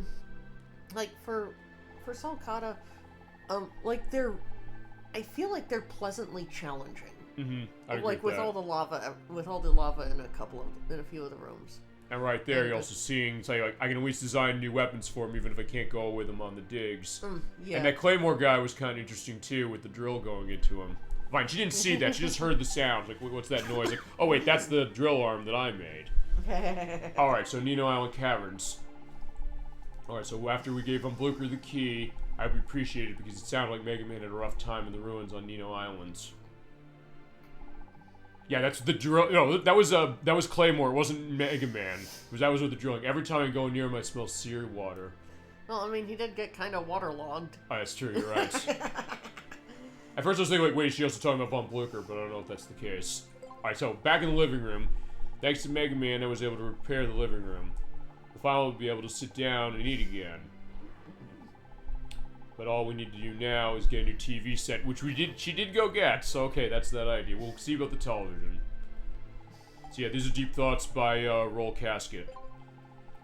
Now that we've defeated the Bonds, we can get in the ruins on Salcata Island. Can't believe a scoundrel Teasel is using a priceless statue like that as a shield. Yeah, Roll, you have no idea. Third key, which we found in there. We got insanely easy thanks to the hypershell. Yeah, some of the Bonds are exploring the ruins before we got outside, including Tron. She died really quickly to the hypershell. I really don't like her, rightly. She's always saying mean things and tries to get in Mega Man's way. I wish she'd just leave us alone. After that hypershell thing, and I think she thought twice. But what next? Well, we gave the third key to Von Blucher, and everything's going as planned, but of course, it's only natural with Mega Man around. Or with Nocturne controlling Mega Man, as it is. And so for the last key that we got last time, what's going to happen when we get them all? Will they really take us to the Mother Lode? Well, as we indicated last time, we'll read on and find out. I don't know, for some reason, though, I have a bad feeling about this. I have a bad feeling about this. Yep, indeed. I was thinking that too, so you have the Star Wars perspective. I mean, we've already made a couple Star Wars references and jokes. Indeed, no question we have. So there you go. I got a bad feeling about this. I also put the picture of Han Solo up specifically when you said that. That's the beauty of the edit too. God, I love doing the edits of the show so much. We have fun doing the show as it is now, but also then when we do the edits, there we go. So I'll go another one for Grand Theft Auto San Andreas. Aw shit, here we go again. Well, we have to be careful about this because the ballers don't give a shit. So fine, what are we going again next to? I've referenced San Andreas enough, I gotta play that game for the show at some point. So alright, what do we got on our here we go? Okay, after defeating the Bonds, yeah, you took them down on the train with the hypershell again. Yeah. They're gone. They did not stand a chance. They didn't stand a chance, was there. After doing that one more time with the beauty of the hypershell, we can go inside the ruins. One more key to go. Megaman and I both have our work cut out for us. It's awfully cold down there. Alright, so we got that last key. We found the fourth key. I knew Mega Man could do it. You did figure the stuff as far as the keys out there, the thing that gave you absolute hell last time. But you did it, and here we go. I don't think anybody's gotten as close to the Motherlode as we have. You can see in the hopes and dreams that. But of course, good luck, Mega Man! Looks like Megan and I won't be able to see each other for a while, but I'm not scared. I know we'll see each other again soon. Good luck, Mega Man. I guess this is after we found out what's going on at Elysium. But we came back, so there's actually going to be more out to the story right now. Secret. Alright. I realize now I've done everything up to this point because I had Mega Man by my side. Okay. I really know how much I love him. Oh, wow, okay. I'm so happy to have him in my life. Oh, that's beautiful. Okay, so they explicitly state that. There you go. We're talking about the relationship thing. Mega Man and Roll are in love, I think, especially Roll and him. At least Roll loves him. I think he loves her too, though, in a way. I mean, from Mega Man's side, I'm pretty sure it's more of a like, I'm not so sure it's like a romantic interest. I know about the shower cutscene stuff. But and what we saw with Tron earlier. But at the same time, I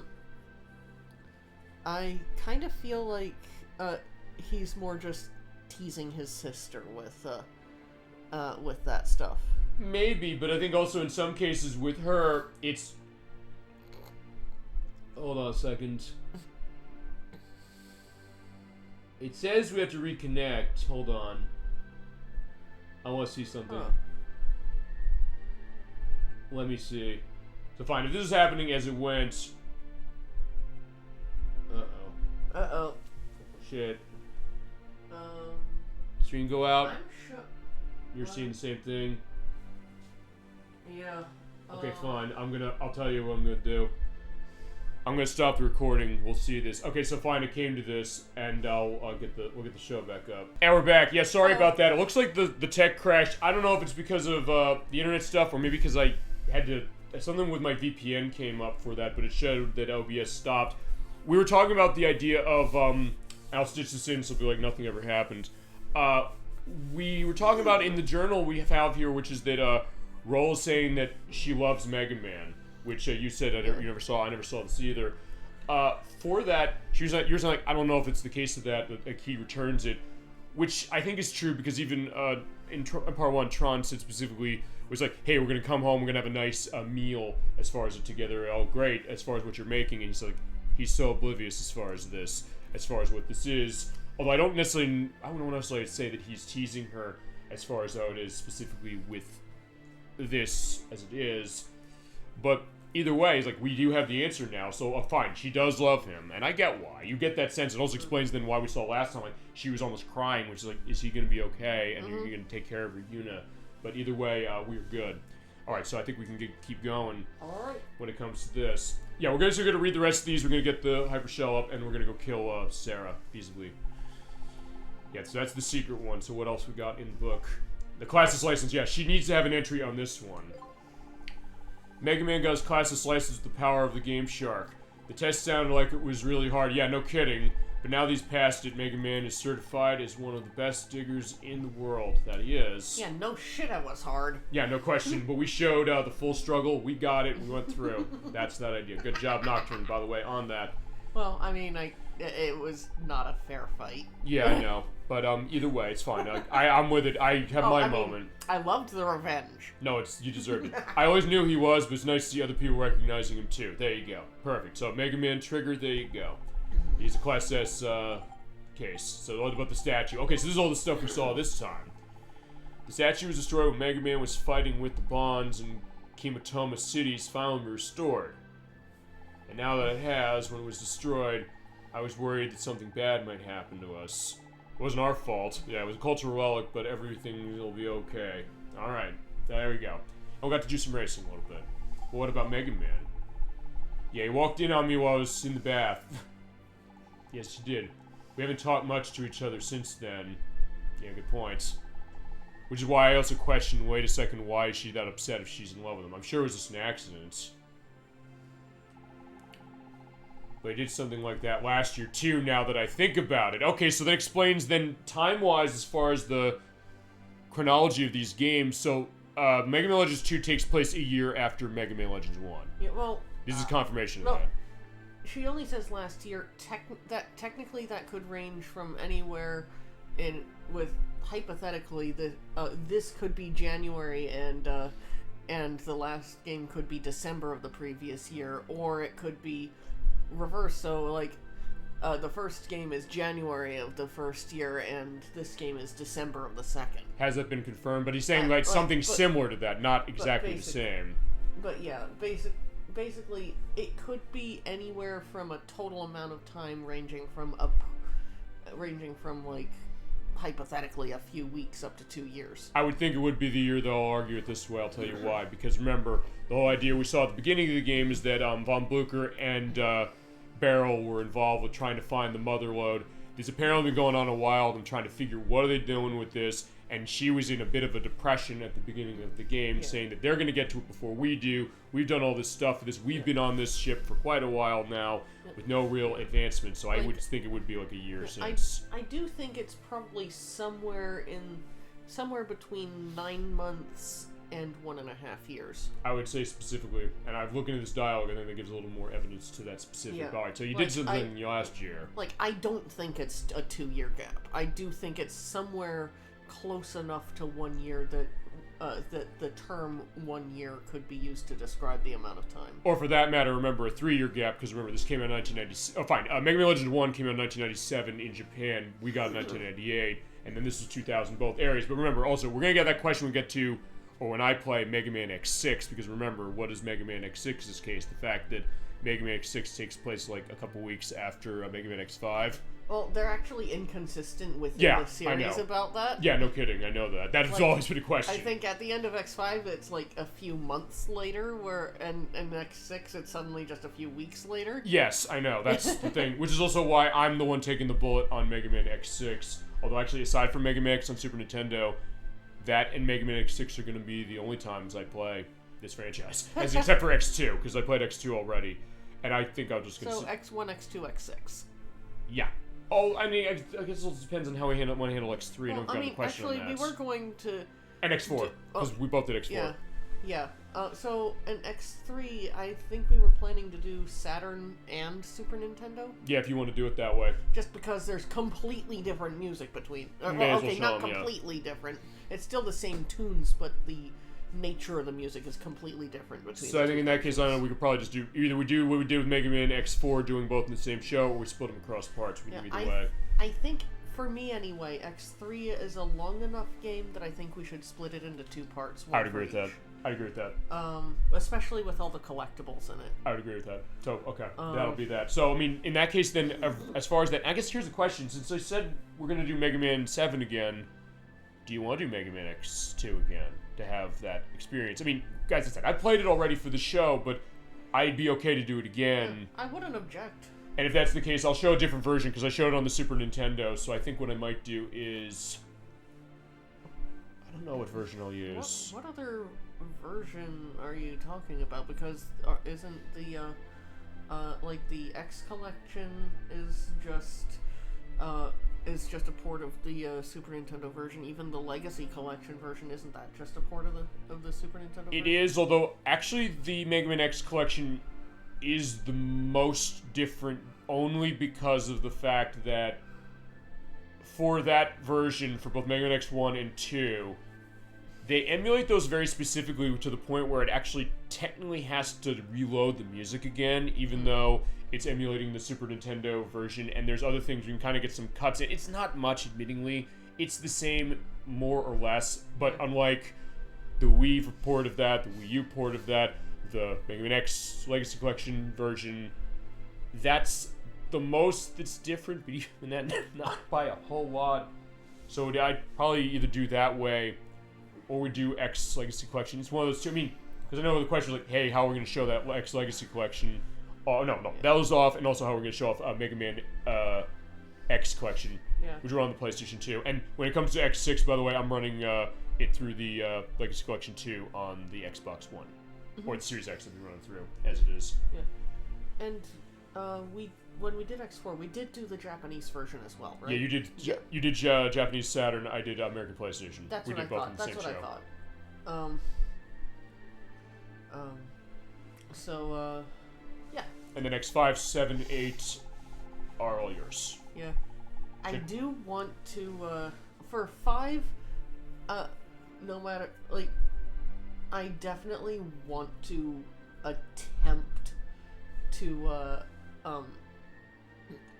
just get off either the cannon or the shuttle first shot. Okay, we can definitely try and do that for sure. But fine, now going back to the naked thing, he's like, what if he's doing it on purpose? I don't know what I would do if he is. Well, she loves him, so she probably wants him to do it, quite frankly. It's like, hey, the idea is like, if she's so in love, like, she has those urges, and then like, hey, fine, if there's anybody I'd want to do that, I'd want him to do it, but that's the idea. Fine. It might be the case, like, she saw that, and now she's like, I don't know if I know specifically. The version on Mega Man X3 on the original X Collection was the PlayStation 1 version. Yes, that is true. Like, first, actually, the way we show X3, because she has on the Sega Saturn, which is the version of that, so I guess you'd want to show Saturn? Yeah, like, I definitely for your half of it? Yeah, I definitely want to do Saturn X3, like, well, I mean, I'm not sure which version I want to play. It's your choice as far as it, because that'll be the idea. I'm kind of tempted to say that I want to play the Super Nintendo version, just you want because to do that one then? That particular game in my collection is kind of a baby to me. Alright, in that case, I'll handle that one. Yeah, because as Life was saying, yeah, the X Collection on the GameCube and the PS2 is porting the PS1 Saturn edition. Yeah. And there is one other re-release of that CD-ROM edition in the US. That is actually on the PC. There is a PC CD-ROM version of Mega Man X3 that was published by Virgin Interactive, who also published in Europe. I don't know how that happened, but it is porting the 32-bit edition. That is actually the first port we got. Isn't the Saturn version considered the worst as far as X3? After you want to field that one? I think it's fine. Well, I think it's fine. Well, I guess categorize worse. I know at first you're not big on X3 as it is as a game. I know that. He's mentioned that before. He's like, he's kind of bored by it compared to X4, compared to some of the other ones. And I can get that, sort of. I don't know. It's your choice. In that case, it might be worth at least giving lip service on both the port in X Collection and Saturn and Super Nintendo, just for that very reason, just to get a sense of, is it? Because I don't know. We have not back-to-back the PlayStation and the Saturn one at all, so I don't know necessarily what the differences are. Like, my experience with the Saturn version of X3 is not really any different from my experience with the Super Nintendo version of X3. Or just the PlayStation one as well? I don't know about the PlayStation version. I know that the version on the X Collection is technically the PS1 version emulated, but I would want to be able to play the actual PS1 version. No, I get that. To make that judgment. Sure, no, I get that, because a good question as far as emulation. Yeah, I'll agree with you, like, first on this thing. I'm kind of in on that music on the CD-ROM edition, but I will say there's certain tracks that I do kind of feel pretty good about as far as how it is. Well, so that's going to be the question when we get to that. Okay, here's my opinion of the X3 music between the cartridge and disc versions of the music. The cartridge version is better for the game. Right. The disc version of the music is better for general listening. Yeah, I could get that. Like, if I were to be listening to a playlist, I would listen to the disc versions. Yeah. If I were playing the game, I think the Super Nintendo has the better music for actually playing the game. Yeah, actually, I'll tell you one also other little wild card I'll toss in on this one, then we can go and look at the stuff she's got as far as the gifts we gave her. There's one other kind of wild card, which actually I found out because I was doing I did the edit on Earthbound last week. I said, we were talking about the idea of how does that save state stuff work on Switch, and also how does it work on Wii U and 3DS for their virtual consoles. I looked into it on 3DS. I tend to sense it works the same way as what happened with Earthbound last week by my doing. But I actually I said, I gotta find a game where I can have multi-save slots so I can test this on the 3DS to confirm how it handled it with just one restore point on the console. I picked Mega Man Extreme 2, which I have downloaded on that. I think you have it physically on Game Boy Color. Am I right about that? Yeah, somewhere. Okay. I think it might be hiding in my 3DS case somewhere for some reason. I don't know why it's in my 3DS case, but I think it might be there. Okay, because as I said, just to bring this up, because this is where this is going. Going back to the music thing, because they have.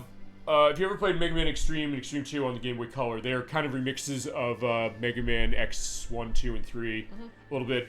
There's levels from X3 in Extreme 2. Specifically, Extreme 1 uses bosses from X1 and X2. Yes. Extreme 2, I believe, uses bosses... I know it uses bosses from X2 and X3, and I think it might use something from X1 as well. I believe it does. I'll put an edit down here if it doesn't, but I think you're right. But one of the levels it has in there, as far as for X3, is Blast Hornet. And interestingly enough, the remix they did for that Game Boy Color game, it is actually themed off of the CD-ROM version of the song. I realized, because for the Blast Hornet theme on Super Nintendo, you get the and then on the CD-ROM version, you get the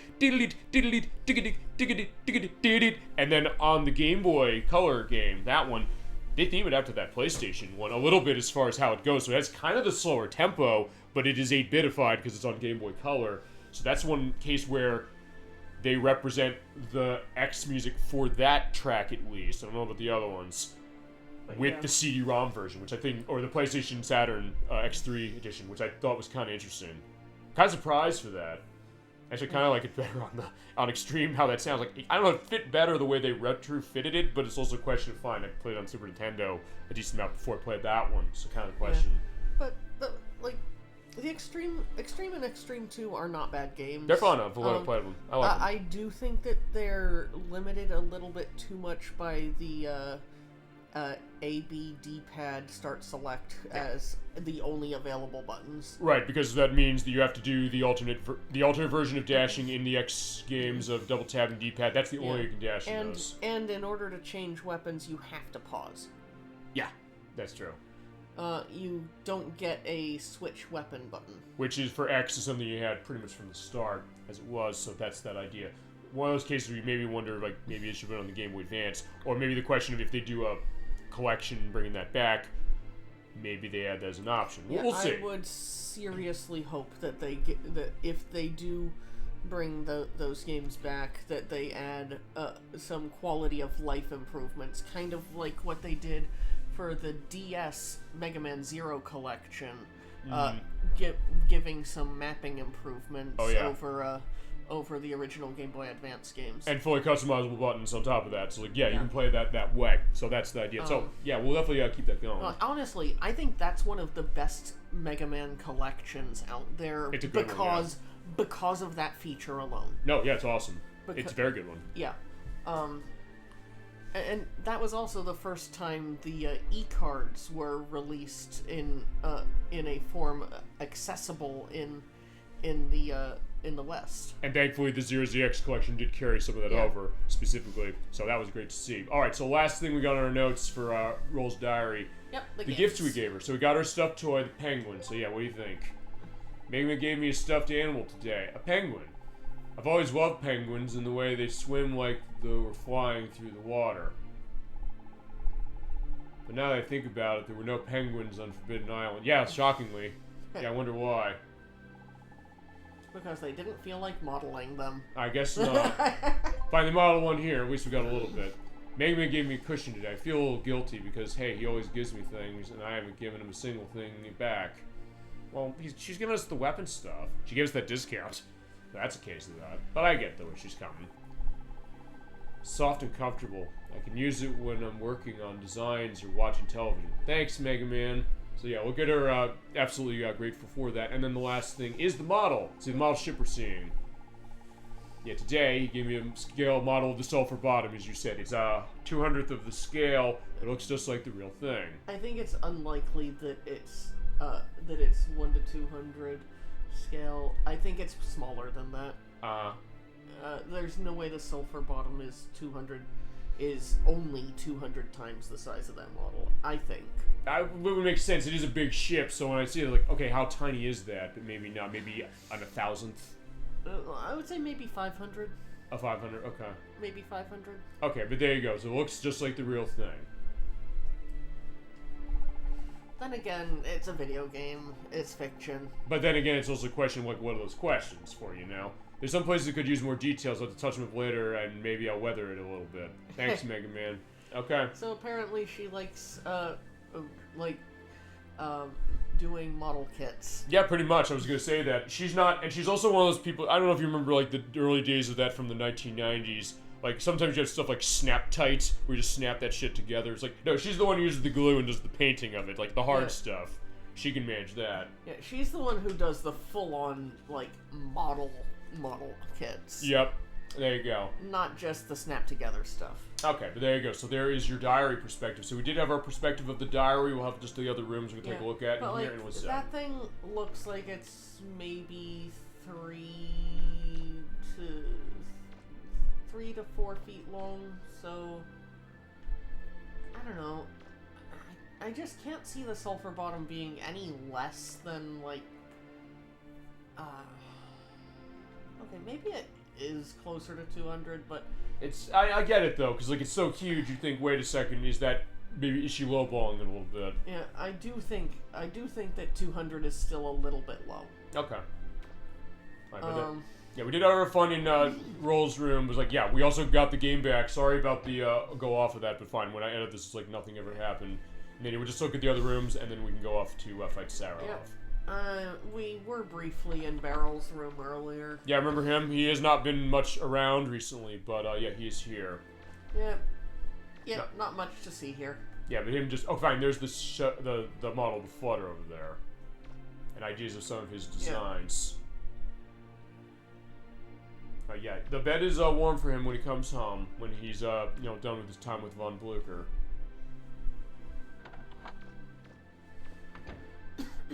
I do like also when you close that door, you can kind of still see the model of Mega Man when it goes down. And now we'll go down into our living quarters. Yep. And then we'll have our final fun with Sarah.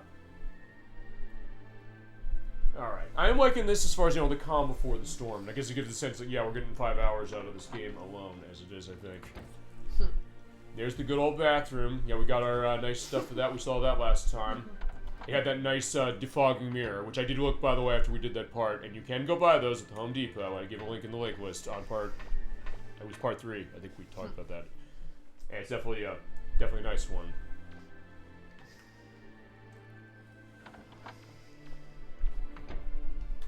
Here's the engine room. And there's the furnace that makes the Flutter go. Yeah, but don't bust this thing, otherwise, yeah, the ship's gonna be destroyed. Well, fine, kicking it's not gonna do much, and also his foot is going through it. But I think Roll designed that in mind. So, like, yeah, I'll make it so that he can't kick it specifically. Although I don't know why she'd think that Mega Man would kick it necessarily. Like, in character, he wouldn't. Unless it was to get it to work. Probably so. There's the dropship again. Which also goes to mention, she was talking about Joseph, who basically they confirmed, or fine, they didn't basically confirm, they did confirm that that's her father. And here's Roll's workshop. Yep. I think we've seen this before. Which looks basically the same. Basically, I think above anything else, I'm trying to see, like, of the stuff you bought, make sure that we didn't miss anything of that, which, not much, really, because we got the vase, we got the gifts we gave her, which went in her room, we got the diaries, fine, we got to see her diary as it is. Yeah, whether she wanted us to or not. I'm still thinking she probably is okay with it to a certain extent. And now, first, let's go into here. Yeah, this is the supply closet, I believe. Yeah. Which had a nice item, but nothing else in there anymore. So yeah, there you go. That's where you get all the stuff to clean the ship with. And here's our living quarters once more. With a nice television. There's the vase right there on the table. Oh, I think. Oh, no, is that it? No, that's not it. It's That like looks like a coffee pot. Oh, yeah, you're right, it is, because we did see the coffee pot before. And then also just the kitchen and I guess the other bathroom there. So there's television, so yeah, feasibly, take a look at the watching on the TV. Mega Man finds the final key. Okay, so we're in the paper, apparently. Experts divide on what will happen next. Okay, so basically this goes then to what happened last time, is that, fine, the media got handled on that, which makes sense because we saw the beginning of the game. Here's the other bathroom that we saw. So they're getting a sense of what's going on, but we know the real story. That's going to be Mega Man's case, and I guess maybe Roll knows it too. And lastly, back in the kitchen where we started the game, yeah, it looks nice. We did clean it up. It is nice to that. As far as Data's pizza case, yeah, call Domino's or Pizza or something like that next time specifically. Yeah, Data, no more pizza. Or learn how to cook. Maybe that's the idea. Data becomes the chef. You know, who's to say that? Then he opens up his own pizzeria. I can imagine that, like the Monkey Pizzeria. I could think that'd be an interesting thing. I don't know, his first customers are like the monkey couple from Earthbound, which we had last month, specifically. And then you got, like, all the great gorillas, apes, chimpanzees of that of gaming, like the Donkey Kong crew maybe comes by and all that, and we're all set. Where are we still in Amanda or? Yeah, we're still on the roads. Okay, so now with this, we are going to, after 4.5 hours, as it turned out, we are going to go to the end of the game. I wasn't expecting to get this much. Well, we squeezed everything out of specifically of this game. Everything we could except for the fact of the shoe stuff, which I guess... Okay. I'll look and see if I can find out, because I'm not as far along as she is, as far as my file on PS3. I'll see if maybe there's like a lock... Oh, I have to go through the quiz again. Or if I have to go through the first parts of the quiz. I'll do that. I'll see if that's a lockout. But either way, we got ourselves set. There's Data. Now I'm going to see if I can change the Okay, there you go. It does it. Okay, perfect. So, alright, so it holds the codes that you put onto the save file, but as soon as you do something that will... as soon as you take it off and you do something that will impact it, it goes back to normal. So there you go. That is our answer. So what is your loadout of fighting Sarah up on Elysium? So, let's see.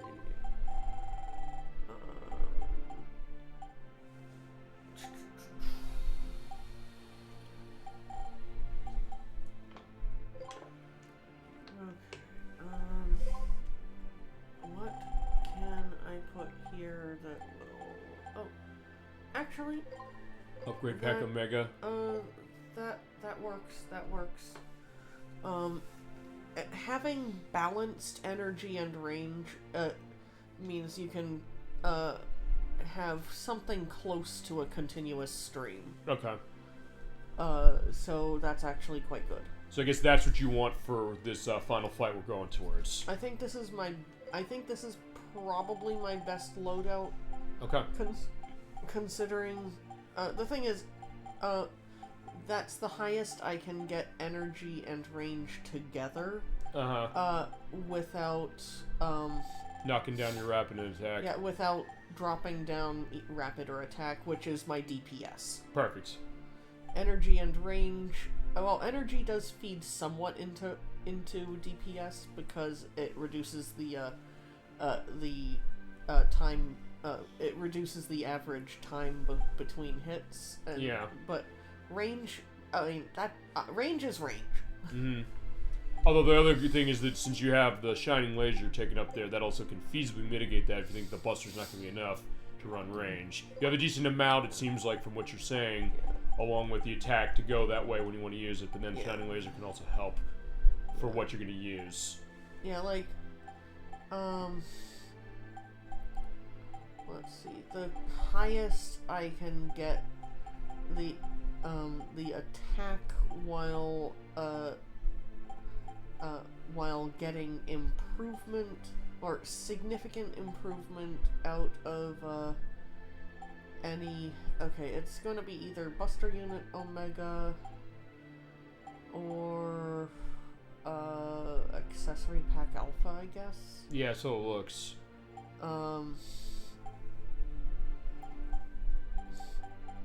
Yeah, but this does look a good way to go, and she knows best as far as what she's doing here. Yeah, and between Buster Unit Omega and Accessory Pack Alpha, I would take Accessory Pack Alpha any day because that gives me more range. That gives me a more range with a continuous or near continuous stream.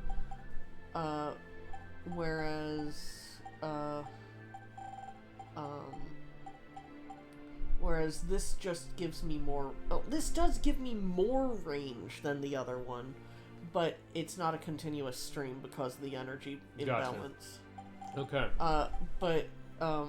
But like, that's my next best option, and that's half the power, the attack power of this loadout. Alright. So that you're set, and did you get the Shining Laser? You're taking the Shining Laser up Yeah, this I'm first taking special? Shining Laser for this round. Gotcha. Yeah, for the first round as it is, and since we are going to have story stuff coming up, I'm pretty sure that we will mute Mike when we get there, but, and you know, feasibly we're going to have that happen. It'll be when we go through a door. Okay. Like, remember during the sound test how there was that door that I said leads to the final boss? So you know, point is you know where I have to mute Mike then. I'm, like, 95% certain that going through that door triggers the final boss. Okay, fantastic. Alright. At least the first form of the final boss. Gotcha. Okay. Okay, so, We have everything set, you have the Shining Laser set, you saved with data. I'm going to save right now. Okay. Save... It's 2. Here we go. Alright. I'm gonna save here, but I'm also gonna save right before we actually go into the... Yeah, because there's going to be a save for that. Yeah, there's a data right there. Fantastic. So... But is it, wait, a data or it is data? Data. Okay, I said a data, but Mm-hmm. but that's more just for where he appears. Yeah, actually, I guess, did they ever explain how he gets there? I don't Wait, know. I guess he comes with us, because doesn't he jump on our backs at the end of the first game? I mean, hypothetically, he comes with... But I kind of have this little headcanon, which I don't take seriously, but I kind of have this little headcanon where he kind of sneaks along. Okay, so like he's hiding in the bushes, saying like, okay, fine, as soon as Mega Man does something, I can safely pass. Yeah. And they don't get there feasibly ahead of time, specifically. Mm-hmm. Alright, so with that, let's get ourselves going. Yeah, I do not take that headcanon seriously. It's just It makes sense, though. It's just the most logical solution I can think of, but it's also purely headcanon. Alright, but it makes sense. I think it's actually a pretty good idea for that. Alright, so back to Kabani Island we go. And yeah, alright, so here we go. It's built to this. Alright, hi, Yuna, let's get ourselves up to Elysium. And we did go through this fully last time, so in that case, we just need to go straight to where we need to go. Yeah. So in that case, it there's worked still perfectly. a bit of running to get there. Yeah, but still, it's not going to be too much. Yeah. Because you have shortcuts open as far as how to get where we need to get. Yeah, we can cut out about, like, 70 to 80% of the travel time by taking this lift. Fantastic. Okay. Case in point, there you go. There's that, and there are the enemies over there. Or just, lay into them with the Shining Laser. Yeah, there's the demo of the Shining Laser just to show what we're dealing with here. Yeah, Shining Laser in this game is ridiculous. Even more so than the first one. I would say so. It does seem like it's even more powerful, and it was really powerful the first time. Yeah. Like, I am... The third one of these things, I'm just gonna flash the Shining Laser at it. Okay. Oh, that was it! Oh, almost did. It almost died. Fine, it's on the ground writhing, saying, "Please don't kill me." It was like it's like with the Typing of the Dead that we played a couple weeks ago. It was like, no, I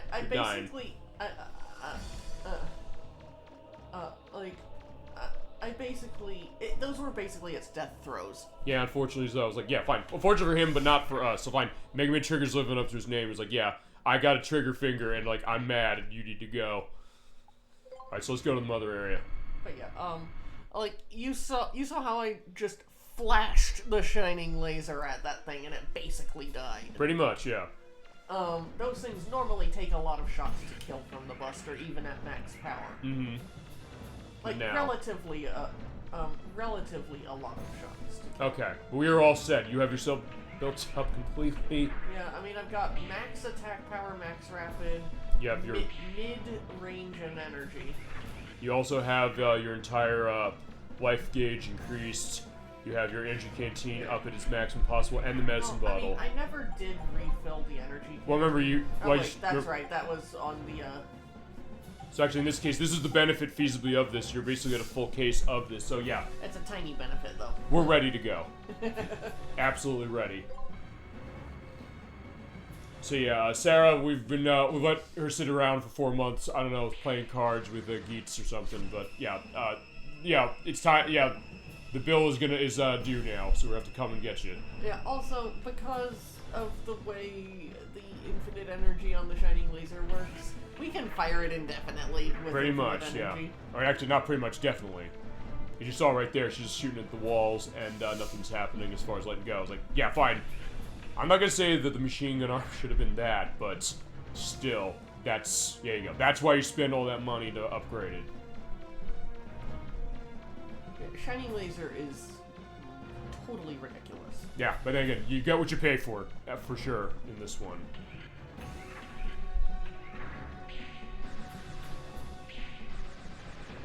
I have never actually fully upgraded the Shining Laser in Legends 2 until this. Perfect, okay, so this is gonna be new for you, too. The primary reason being because of all the Zenny needed to get the final upgrade. So alright, fine, let's make history that way for you with the show as well. So even though you're the one who has the familiarity with the game, you and Electverse as well. Yeah, this is the new way. We're all seeing new stuff when it comes to this game, and great time. I just can't be bothered to grind the Zenny for the final energy upgrade. But now we'll see, like, fine. Just like, I can't do this now, or I didn't want to do this before. It's like, so now that we have it set, what is it like? Let's find out. And I can't wait to see. Yeah, this is kind of going to be silly. This might be interesting to see. I'm going to be very curious. On top of seeing what we got left of plot, because we're going to go into that. Yeah, I do seriously think this is going to be kind of hilariously OP. I guess the question is it going to be more so than Tron in the Sulcata Ruins? I mean, nothing will beat the speed of that battle. I would think we can't defeat Sarah that fast, I would think, but I don't know. For all I know, we could, but I'm not sure. We'll see. Can't wait to find out. We're going to find out in just about a minute or so. Yeah, after all this time, we're all set. She's going to reinitialize that carbon reinitialization program. We got to stop that.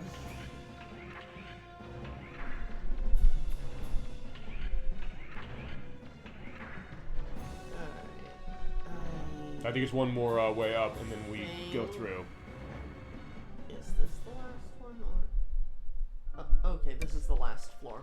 Yeah, we're going here, and then we go in that door. I think you said specifically... Actually, the one thing we didn't see last time... We didn't go through the door, but there is one thing in there that we did not see. Oh, fine, there's two doors, so wait a second. Okay, I stopped on that platform there. Okay, so what's in the other? What's in the other door? Oh wait, this is just one door. Alright, so there you go, into the tunnel.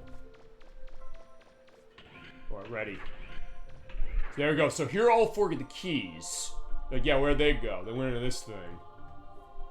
And that's what she's gonna use to reinitialize, or run the carbon reinitialization program. I gotta get that right. Yeah, look at that shot. That is a great shot. I wish I could get rid of the mini-map or can I get rid of the mini-map? No. I cannot get rid of it. Actually, I got an idea of something. Hit back. Look up. Now hit select. Or not select. I'm sorry. Hit the, what's the button to go, like, bring up the pause menu? Like that. Okay, never mind. I was gonna say, is there like some kind of quick pause thing that could do that? But there you go. There is the look. I guess you're saying is this potentially thumbnail? Thinking about it. All right. So yeah, have your think as far as it, and also get back to me when we talk on thumbnail for it, because otherwise I pick whatever I want. So that's gonna be that. Yeah. So this is it. We got one more thing, and there's Data. All right, hi. This is the library. Sarah's waiting for you. Shit. I will edit in specifically for that, and as I said, when we get to other games, kick that habit.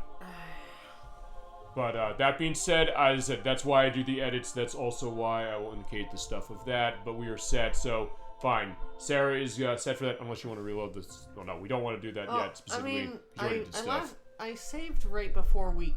But we have to run back, so fuck it. It doesn't matter. I'll do the edits either way. Yeah. Well, all right, we're set. Actually, I won't save here. I'll beat Sarah. We're gonna come back to beat her with the homing missile. Sure. So I just won't save here. Perfect. Okay, so we'll have another walk and we'll have more talking. Because actually at that point we'll probably have to go on some stuff. Alright, before we got a cutscene, I think coming up on this. Yes. Well, you've made it. You've reached the library. That's where the carbon reinitialization program is executed from, and where you can stop it. Destroy the system or defend it. It's your choice, Megaman. I can't tell you what to do. This unit will attempt to infiltrate Mother's logic circuits. There is no guarantee as to how effective such an action will be, but it should impair Mother's reaction time to some extent. This unit's powers are limited, but it shall assist you as much as possible. The library is shielded against any and all transmissions. I won't be able to help you anymore. Good luck, Megaman.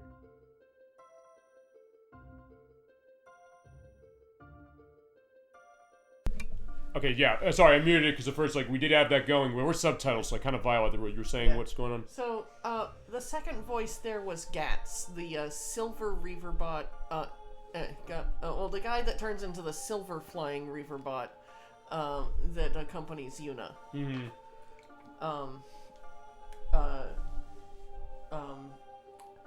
He's helping us out. Okay.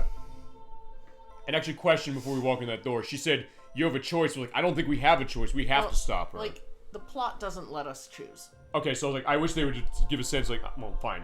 I guess fine. I guess they're probably saying that because the question fine, is feasibly Mega Man Trigger supposed to be evil in the sense that he was created by the Master and he would be doing the same thing feasibly that Sarah was doing, but he's saying no, we're not, because Mega Man has the free will. That's always been how the Mega Man games have always treated things. Every arm of it. But yeah, we don't get to choose, and even if we did, choosing to defend the system would obviously end in a non-standard game over. And I was also going to say this, which was probably, it's not like Shadow Hearts where the bad ending is a canonical one. It's that we're in Mega Man territory now. That's not happening here. So alright, fine. Good luck, Mega Man. So I think we're ready to go in that door. Besides, he is under orders from the Master himself to destroy the system. Right, but even the Master's saying, no, don't destroy it now. Oh, fine, no, destroy this. No, destroy it now so we don't do this. Yeah. After being told, no, do this. The Master wants him to destroy the system. Alright, and we're not gonna keep him or anybody else, unsatisfied. Alright, so we go in this door, we're gonna fight Sarah and hear the talk, yes? Yep. Alright, yeah, we'll be right back to you after you hear the story, so enjoy.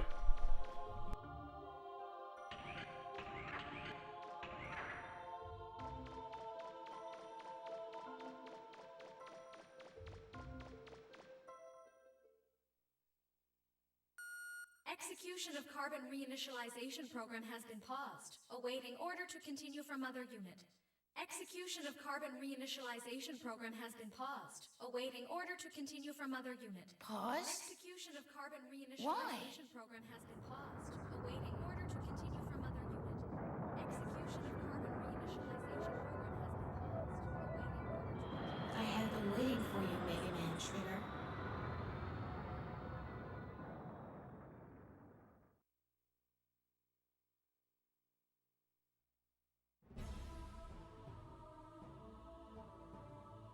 I could have executed the carbon reinitialization program at any time, but I chose not to. Do you know why? Unlike you, I cannot act against the system. I can only act within the parameters it defines for me. Indeed, I cannot think of anything beyond the system's limits. That is why I cannot comprehend what could have motivated the Master to attempt to destroy the system. I am jealous of you. You were close to the Master. You understood his thoughts in a way I will never be able to. Yuna chose to remove herself from the system, even though she is, like myself, Mother Unit. I cannot do that. I've waited for you, whom the Master loved. Perhaps by defeating you, who is so sympathetic to the Master's desires, I can purge myself of these troublesome emotions. Come then, Mega Man Trigger. Show me what a first-class purifier is capable of.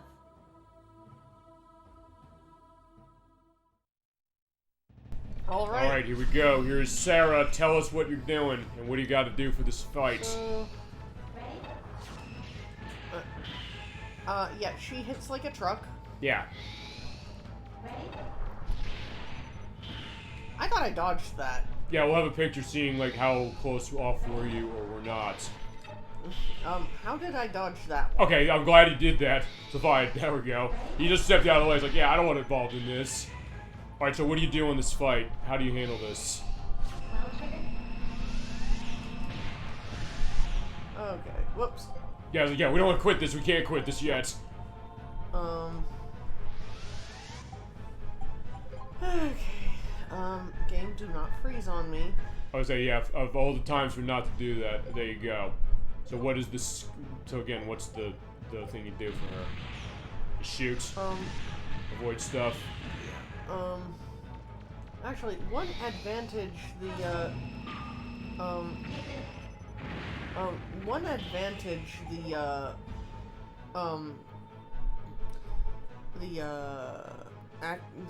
homing missile, I keep trying to call it Active Buster because that's what the same equivalent weapon is called in Legends 1. Right.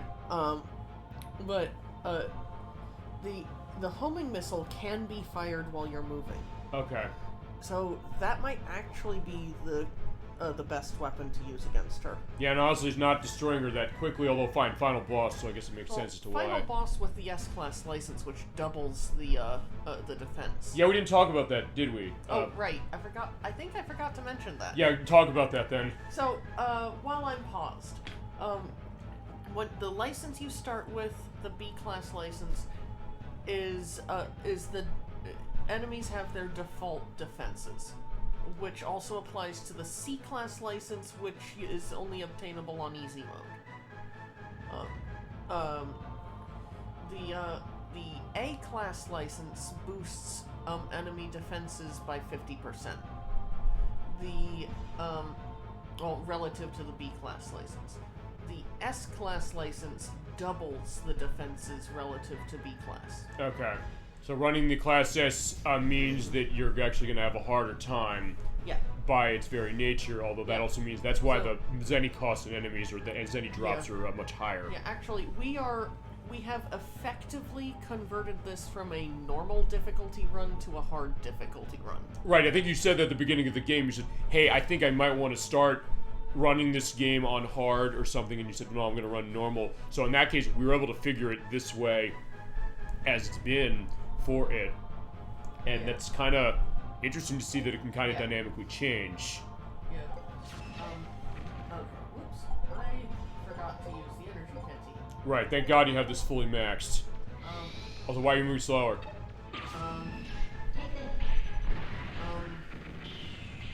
Okay, there might be some kind of weird effect. Okay. No. Well, I don't know what's going on. Do you not know what happens with this? I think it might have. I think it has to do with the red light. Oh, so it's because we're in gravity area as far as Elysium. Yeah. So it's probably affecting the gravity because of that.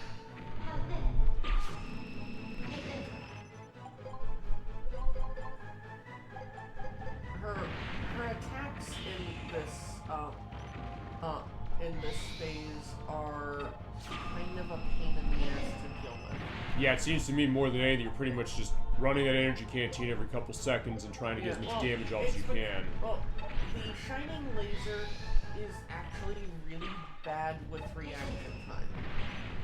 Yeah, so it's great as far as the build out, but maybe on this part of the boss. Okay, fine, you're right. It is the red thing because she was moving faster, or you were moving faster now. Yeah.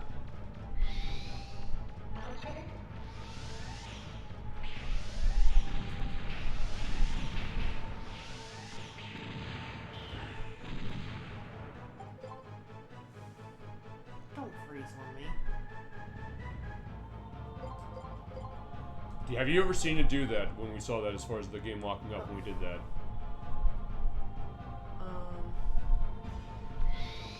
I'll take this as a no.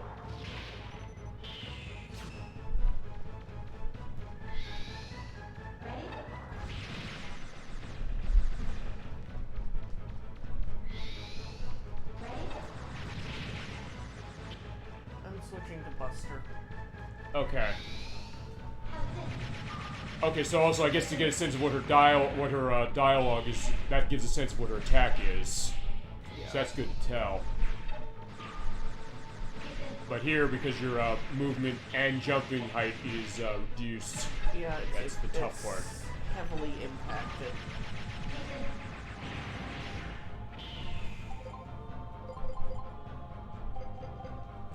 I might need to try this a second time. Really? You think so? I mean, you almost have her this way, but I'm gonna assume this is not the last form, right? About that? Right.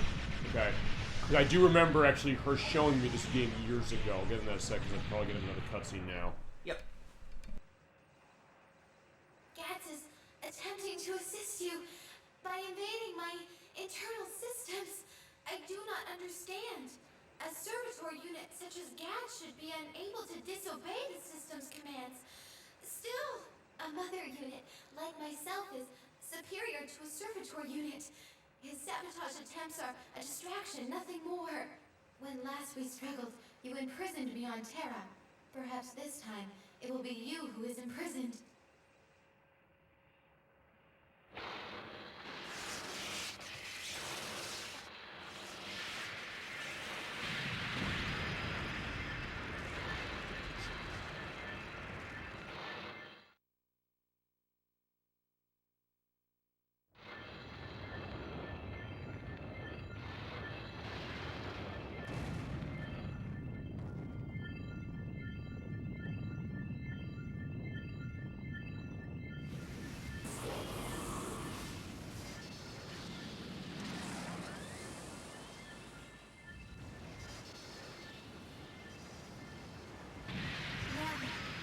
Continue? Alright, here we go. Here's the second form. Which, by the way, like we're saying this, boss fight-wise, I think Sarah is a huge step up, definitely from Juno. I don't know if you agree with that. Absolutely. Juno is a little bitch compared to... in terms of what? The characterization, the difficulty... like, Juno, as a boss, Juno rolls over like a little bitch. Uh-huh. If you have good setups. Well, I mean, here you have Shining Laser, and she's not completely dying in one shot. Right. Which I wasn't sure how that was like, going to go. Juno melts. Okay. To the Shining Laser. Shining Laser is just normal damage against her. Okay. And that's regardless of that's regardless of how you run as far as having the difficulty thing going. And Jesus Christ, her health seems high just on its own. Yeah, look at that boss meter, shit. I do love how this looks. In my memory actually of seeing this game the first time actually was with Nocturne here. She showed me this fighting this boss, and I didn't know necessarily what I was dealing with, but yeah, this is not easy. I remember that. I was trying to dodge through that. Talk about the finality here of this in the Mother Zone. Jesus, this is impressive. Just looking at this. Oh, shit. Oh, Jesus Christ, that was one shot? Yeah.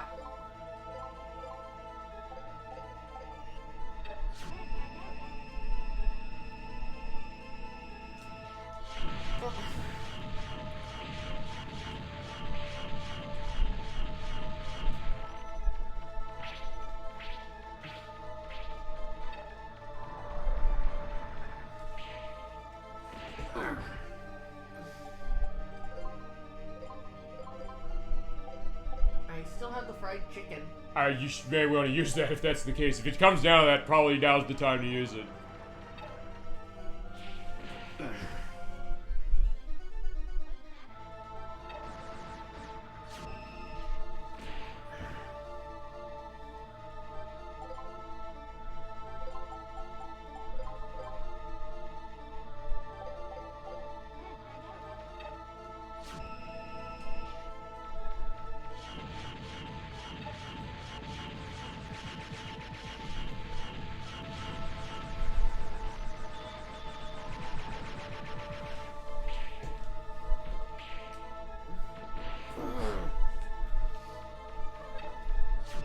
Sarah's not fucking around, Christ.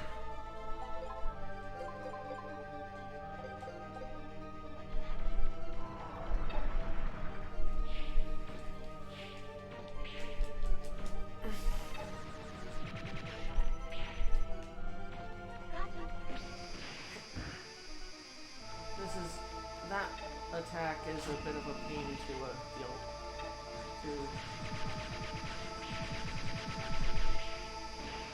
Oops.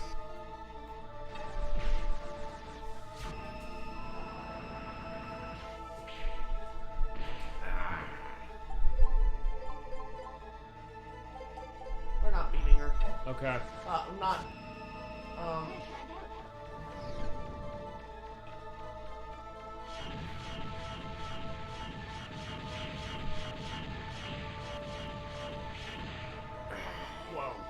That was amazing, that distortion, but...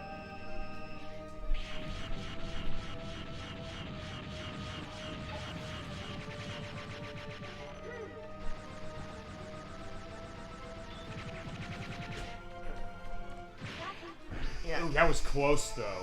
Damn. Also, fine. In this case, it's probably also a good thing, fine, because remember, you have to go back as far as the save thing.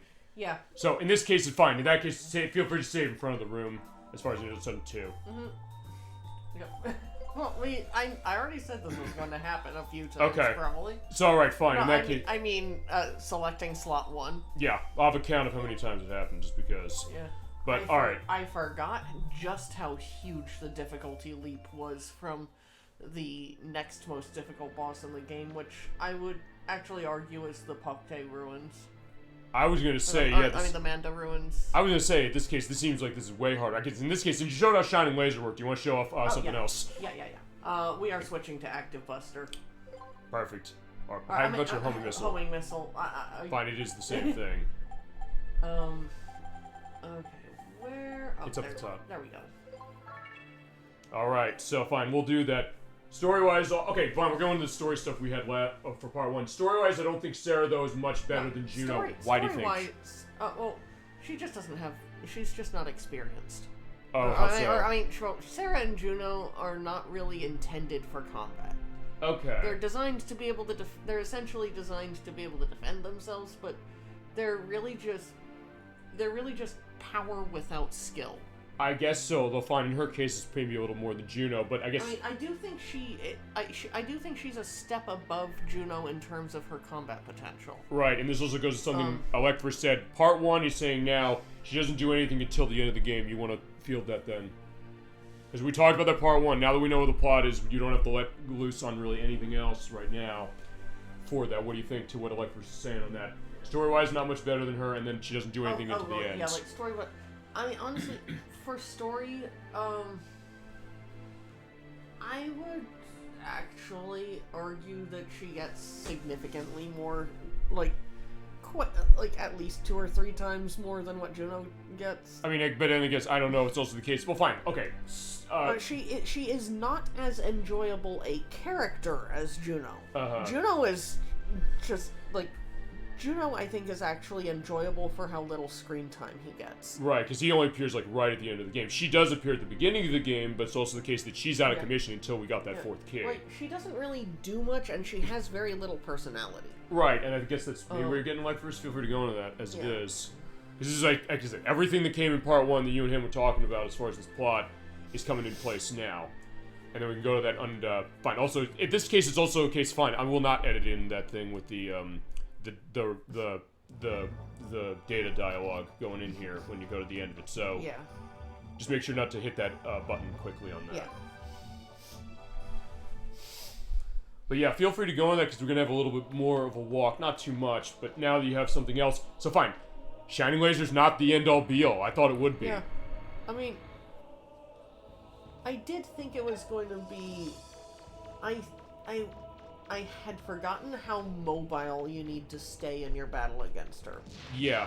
Although, fine, if you're saying this, I think Juno at least has a personality, which I think you're saying that he has a personality. Exactly. Juno has a personality. Sarah does not. I mean, I'll say this as someone who, as I said, Electris and Nocturne are the experts as far as this game and the plot, for sure. Coming as a total outsider looking at this, I would agree, but I'd also say that I also understand why Sarah doesn't have as much of a personality because of the fact that she's kind of coming from this world that, I mean, I'm not sure if I'm understanding this right, where personality really isn't necessarily, Final quote, perfect dark, personality expendable in this case. So I'm almost wondering if that's not necessarily the point which makes, actually, Mega Man and Juno stand out more, the fact that they developed one. And also, as we saw in the cutscenes when it came with Sarah here, is that Mega Man has free will, Sarah does not. And also, I guess Gats has an element of free will, because it's like, wait a second, isn't he supposed to be just taking orders as far as the way his role is, but he's not. He's helping Mega Man. Well, Gats is under orders from Yuna. Right, so that's where the orders come from. She doesn't know, I guess, that Yuna's a factor in this. Is that the thought with Sarah? No, Sarah knows that Yuna's involved. Okay. I'm sure. So basically, the idea that, so Yuna's overriding the idea of what that is, and she's saying, like, why is that happening? Yeah, Yuna's just not directly helping. Okay. Not in any way comparable to how Gats is helping. Yep. Gats is the one doing the heavy lifting, essentially, as well from Yuna's end. Sure. Yeah, definitely interesting to see that and see the wars going. You were gonna say? Yeah, but like it's more important for Yuna to live than Gats. Just because of her knowledge and her role. Yep. Because she's the mother unit to Gats, is that right? Yeah. Okay. Gats is her servitor unit. Perfect. It also gives a sense of, hey, I'm understanding the plot specifically, because I'm liking where this plot has been going, for sure. And I think, going back to what we're saying as far as the story thing, there's more of a build to this than Juno, going back to the first game. But Juno is very satisfying. Even when I first saw him before I knew you, A, and B, before we played the game for the show. Yeah, Juno is a much more satisfying character. But Sarah has far more impact. And it's something that's come up, because I know other people's like, hey, Juno kind of came out of nowhere. Initially, at the end of the last game, the question was what that was like. Actually, the SomecallmeJohnny channel went into that. And also, since we're at the end of this game, we're finishing it, I'll put in the link, and I will actually watch his Johnny Versus video on Mega Man Legends 2, because I intentionally did not watch it, because I said, I want to get through this game, understand the plot, and then at that point I'll watch that, because I know he'll spoil the game, understandably so, to explain what that's all about. But I said, fine, I'll keep my perspectives to that loose now. Yeah, like, both Juno and Sarah are very robotic in their approach to things, but Juno just has this sinister air about him. I'd agree with that, yeah. That Sarah just doesn't have. Sarah is, as far as her actions are concerned, is just a machine. She is just doing what the system tells her to do. Well, I mean, that kind of fits to some degree. Okay, fine. One other thing, which is, personally, Sarah's motivation is unbelievable to me, because she basically tries to destroy the world because of mainly daddy issues, sort of, the way that Sho Minazaki, the primary protagonist of Persona 4 Arena Ultimax, did, despite how much of their respective games want me to feel sympathy for them. You want to take it? What do you want to take that? I'm not familiar on Persona 4, but as far as this game, what do you think about what you just said on that? Or I don't know if you know Persona 4 to a degree. I feel like Sarah is mainly, like, she is mainly acting under her own programming. Right. I think the only thing her jealousy, as it were, applies to is the delay on the carbon initialization program to actually have her fight against him. I think in some ways also Gats, as we saw in the cutscene when it came to that. She seems like she's jealous of him specific. So I get maybe where it's coming from. Fine. When I get more as far as stuff with Persona 4, because I have Golden specifically, so I don't have an excuse as far as that. And we'll get to 3 eventually, as far as Persona is concerned. I'll be curious to kind of get a sense of that. But I mean, I'm liking where this plot has been going, even going back to the first one and now this one. So the stakes are definitely being raised to kind of get a sense of what this is and kind of go into this discussion, because this is, let's be honest, this has been bubbling up since part 1. And I didn't know where this was going to go. You and him knew. So now that we're at the end of the game, it's perfect we're talking about this, and make sure don't X repeatedly on. Yeah. Well, it's actually triangle. Fine, triangle on what this is. Yeah. So fine, here's data. Okay, so the library contains the genetic code of the humans who built the master system. Okay. Which I think the master did say last time. It's up to you, Mega Man. Do you obey the system or do you destroy it? Well, we know the answer, but there you go. Sorry, in that case, feel free to save here, because, like, yeah, at that point, like, yeah, we shouldn't be making the walk back, as far as the case of that. And, once again, I picked slot 1. Yeah, I said, we'll have a count. Oh, okay, Persona 4 Arena Ultimax is a sequel to Persona 4 as far as the story. What's familiar with Persona? I'm vaguely familiar with 3, 4, and 5, but not much. Mainly 3 and 5, but not much. Okay, because, yeah, Persona 4 Arena Ultimax, that is a fighting game, interesting enough. Story-wise, that goes from Persona 4. I don't know how Golden connects to that as far as there's more with Golden that goes to Ultimax, specifically for it. Actually, I wish Edward can... Okay, Persona 4 Arena Ultimax... Oh, no, you already said that, sorry. I thought I had an element to that. This is one of those cases where I wish Edward and Nikki were here because they would know, because they're the big ones of Persona 4, as it is. In fact, I will tell this. I will put that question to them. I will actually... I'll think about... Because, fine. We'll get this scheduled, but Nikki's going to be back on the show in February. I know that. I'm going to actually put that question explicitly to them because I want to see what they think. Because I don't think they played... No, they have not played this game. But I also want to get a sense of where they're coming from with that franchise as it is. And so we'll go in battle. By the way, since we heard the cutscene already, we don't need to... I already skipped through... Both of them. No, all of them. So basically all the stuff with the boss as well. Yeah. Because we did hear it, we saw what's going on, and feel free to go into more stuff as we go for that. And basically what we saw there is like, yeah, he tried to do it, and that's that. Okay, so fine. Round 2 with Sarah. Let's take her down this time. Or feasibly see. But it's like, yeah, you have the homing missile now. Jesus Christ, it's making things way easier just because, as you mentioned, you can shoot while you're moving.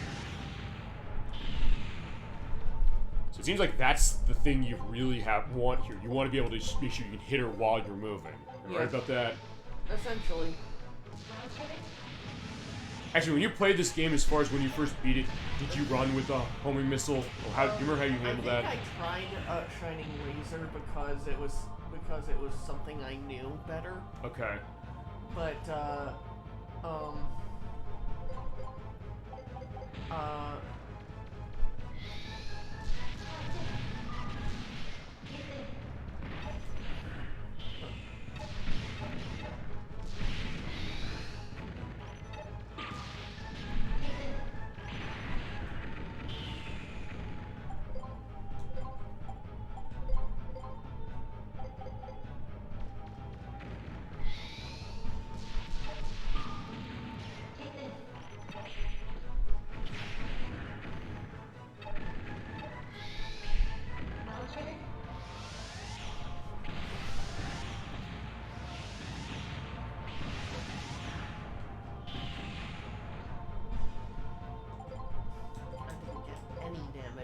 cycle. Mm-hmm. Although even then, I get the sense because of how much stronger this is, that's helping more than the Shining Laser was. Hang on, what am I... What? I think I forgot to, swap... Oh, yeah, What's up? This would help a lot. Oh, the Kevlar armor, That would Omega. help a lot. So, explain that again? So, the difference between Kevlar armor and Kevlar armor Omega is that the Omega version guards against knockdown. So what do you have on before then? I had the Link armor Omega. Okay, so that's with 50% that's doing that much. So you got pretty damn far with just that. But okay, fine. I'll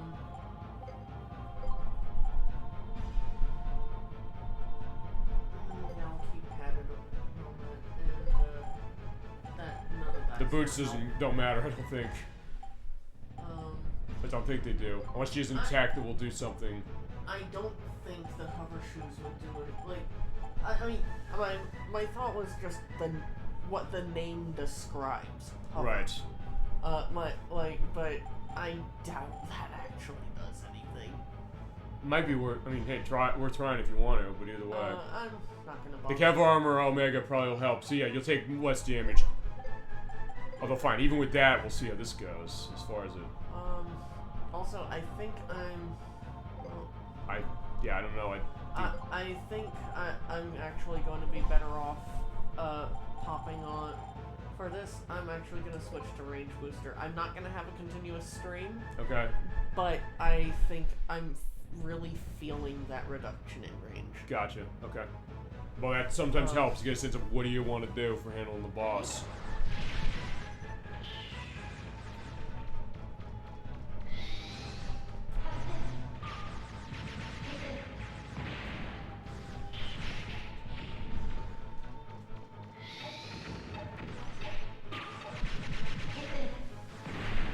Okay, yeah, that definitely does a lot less.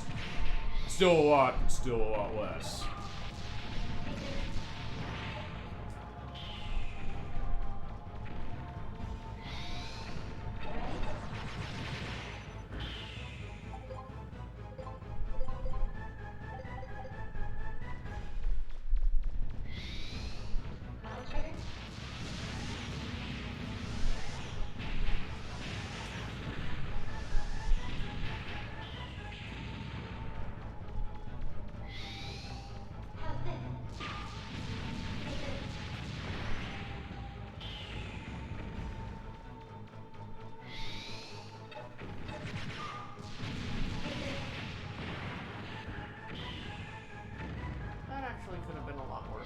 Yeah, I think you're doing okay as far as this.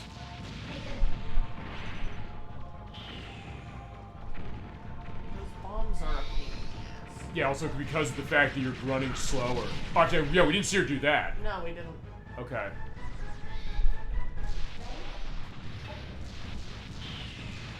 Had you ever seen her do that before? I think I have, but it's been a while. Alright, so we got her for first form. So what about second?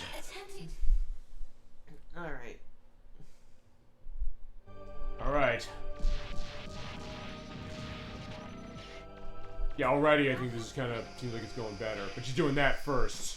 Yeah, that's not optimal. So notice it's random what she's gonna do. Somewhat, at least. Well, must be if this is the case where Fina was running different stuff as she went.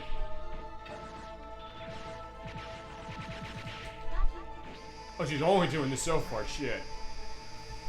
Like, this is probably her weakest attack, but it's also one of the hardest ones to dodge.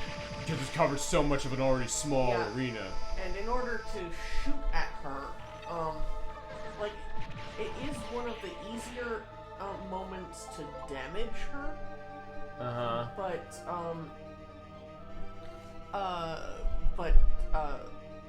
you have a terrible camera angle while you're shooting.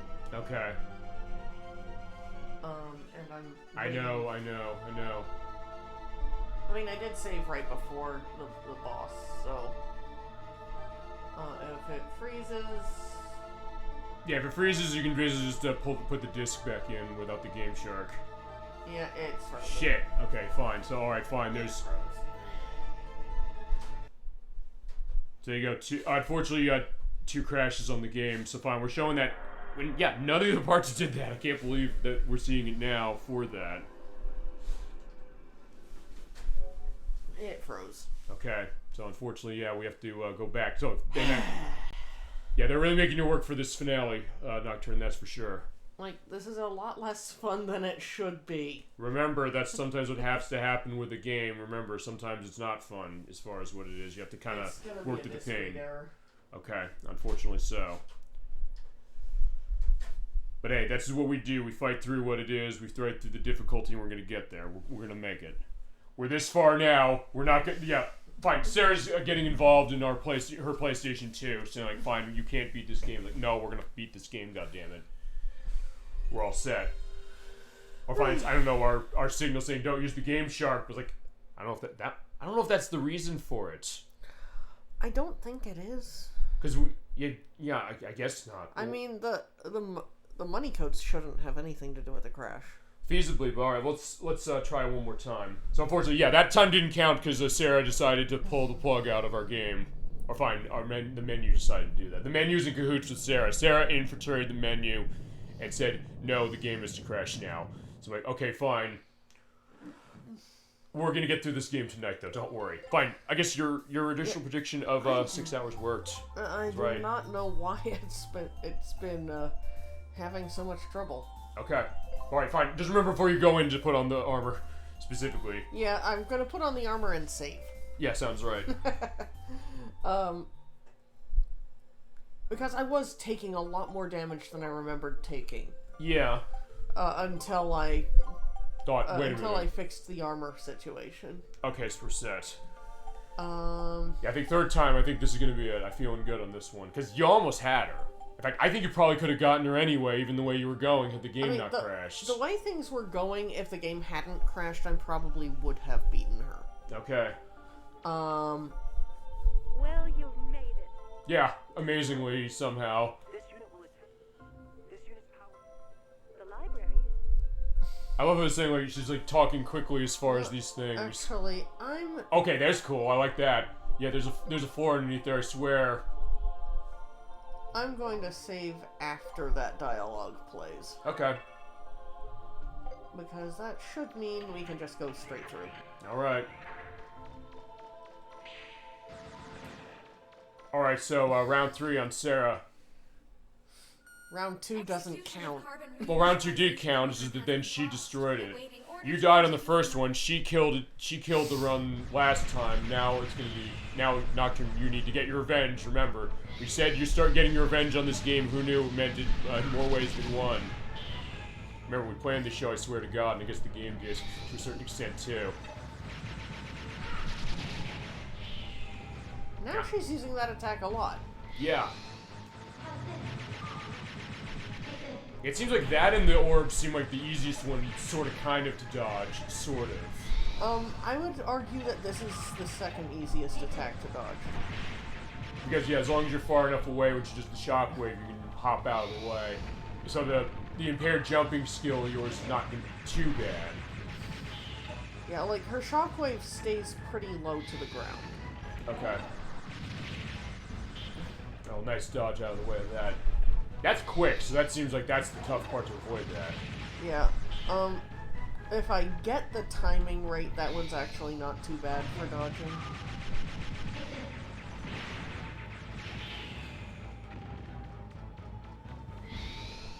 Oh, no.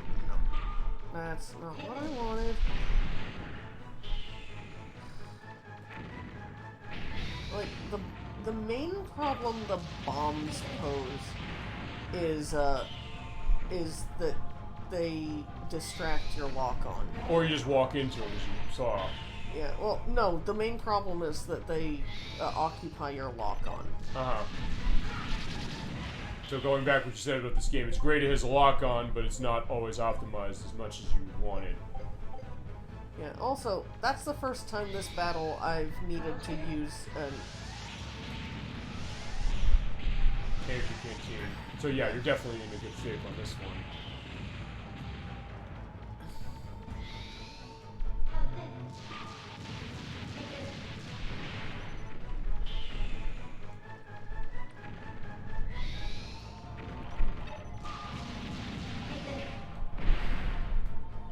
Worth it. Yeah, I was like, just get in front of her and shoot her with a missile. Sounds like that's fine. Like, I would actually argue that this is the safest place, even if you do get hit. Yeah, I mean, it's basically just kind of, if you're close enough, you can sort of jump out of the way, which does that, but even then, with this armor you have, it's not too bad.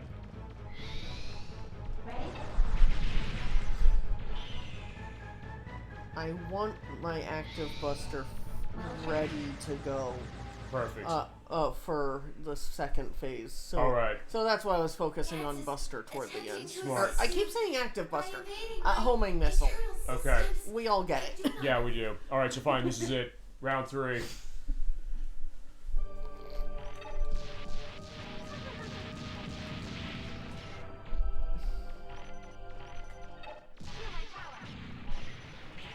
Okay, that's not new one. We saw that once.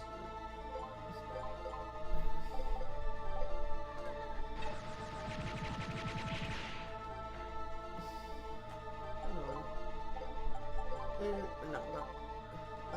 Buster parts. Yeah, you didn't change it back to the range thingy. Yeah, though. Doesn't matter right now. Yeah, I'm. shit. Okay, there we go.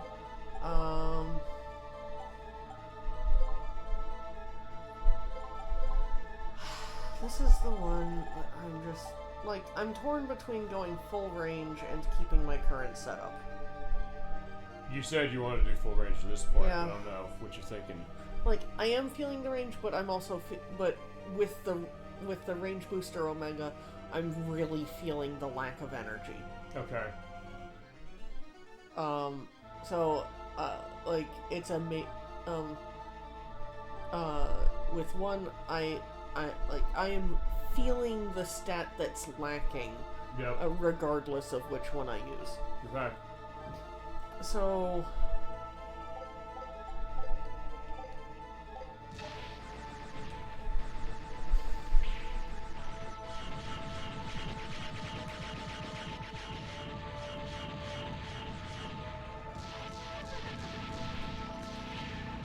I see what you mean, because you come so close and basically your lock-on kind of stops. mm-hmm.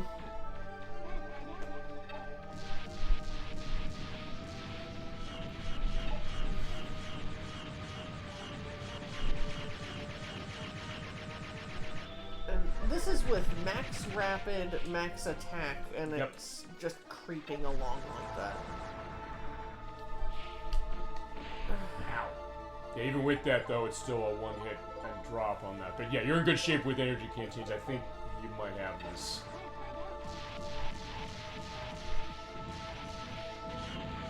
As she keeps doing that, it seems like you're good at avoiding that. Yeah, this is just run and you're good. Pretty much. Yeah, there's the not black hole bomb from 9, or the gravity well from X2. Damn.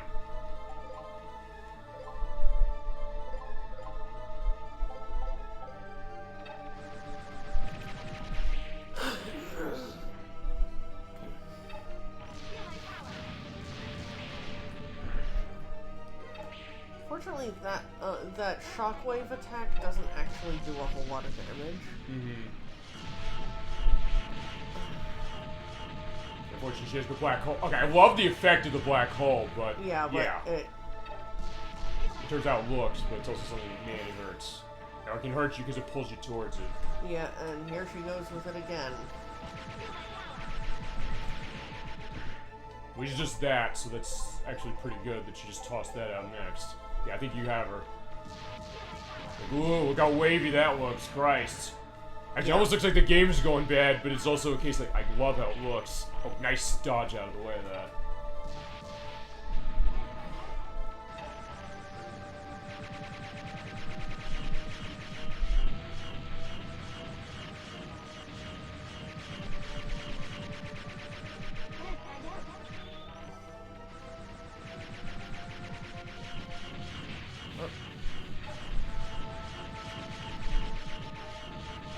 I don't like it when she does that from a corner. But you got her. We'll see you at the finale, ladies and gentlemen.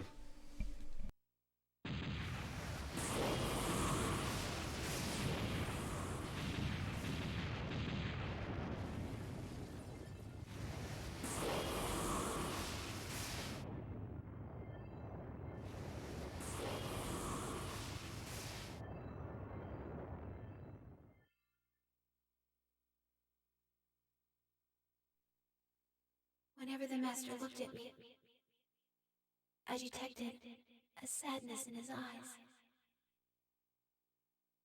The more I obeyed the system and tried to serve the master, the sadder he seemed.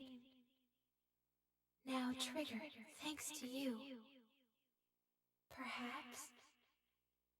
perhaps the master will also smile at me as he did at you.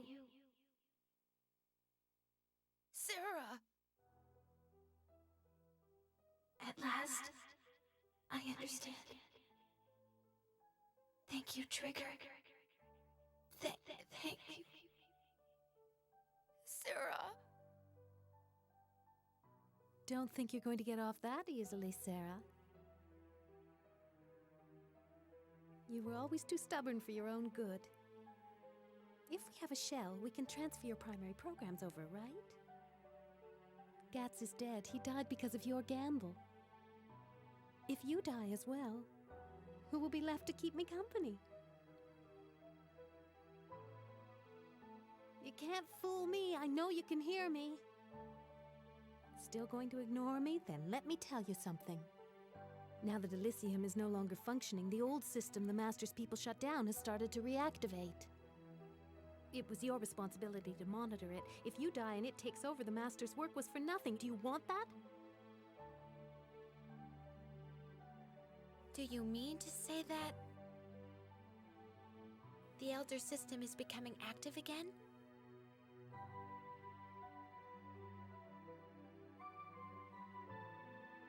There are remnants of that system buried all over Terra in what the Carbons call ruins. There's so many, even I don't know how many there are. I doubt they'll be fully active soon, but eventually they will. If we don't do anything, just imagine what will happen to Terra and all its people. If the Elders and their machines activate, what will your sacrifice here have been for? What do you say, Sarah? Are you up for living with the people the Master left behind? Could be a little wild, but interesting. Perhaps it might be worthwhile. I can't remember the last time I saw you smile, Sarah.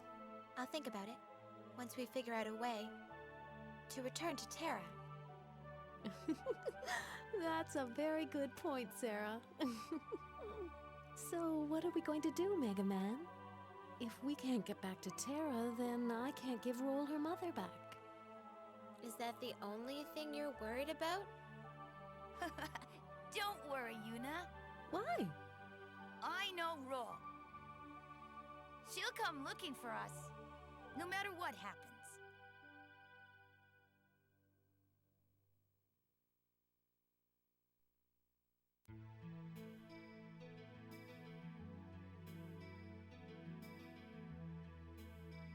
All right, and that is the end of Mega Man Legends 2. I got a quick question for you. Why are they trapped? And why is Tracy Ryan spelled wrong? For all, as far as I understand it, Yuna needed Gats to operate the pod that took us up to Elysium. And with him gone, they're stuck. Yeah. Okay. As far as I can tell. I guess that would have to be it. They talk about Series 180 with Sarah as well, so like we're saying, I guess as far as the plot, as far as like how she turns, as far as saying like, oh yeah, we're gonna figure stuff like, out now. That kind of light switch change in personality does not work. I would say a bit contrived. Yeah. Light switch character development, which I've often said, it's basically when a character basically changes on a dime for no reason except the plot needs it. Although, honestly, I don't know if the plot necessarily needs it either way as far as it, because fine. We defeated her, stopped that as far as what the programming was, and they did confirm the fact that Yuna is Roll's mother and Joe is Roll's father, which I did indicate or hint that I thought was coming on the last part, but yeah, that is confirmed now. And I think the only reason that for the plot that Sarah needed to live is so there could still be a mother unit to manage what's left of the master system. Right. Like a mother unit that's connected to the system that can still manage things. Okay, it's also worth pointing out the music we're hearing here. It's different in the Japanese version. In the Japanese version is a vocalized song. It is called Naite Iyo, or translates out to It's Alright to Cry, and talk about fitting when it comes to this franchise. We'll get into that. And you might not like what I have to say about it. We'll do that a little bit. It was actually sung by Fumina Hara, who actually is the Japanese voice of Yuna. It's worth pointing out specifically. But yeah, that is Mega Man Legends 2 for now. What we got left to go is, as you mentioned, there is a voice cutscene as a post-credits thing.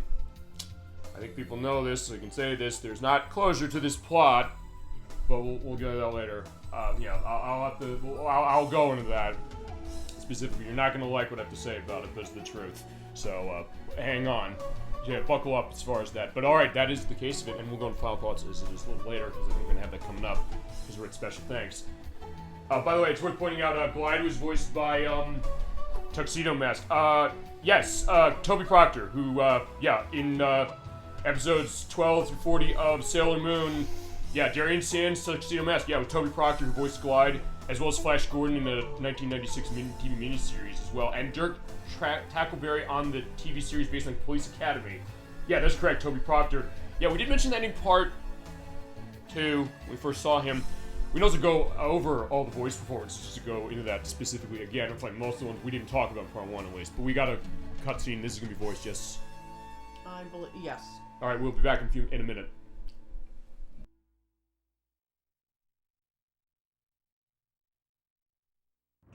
To ignition.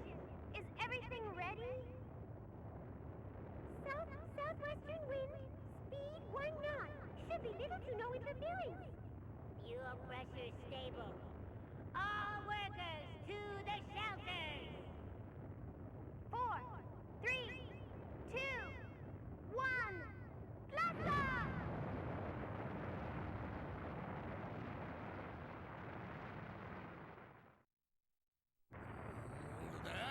Go! Keep going!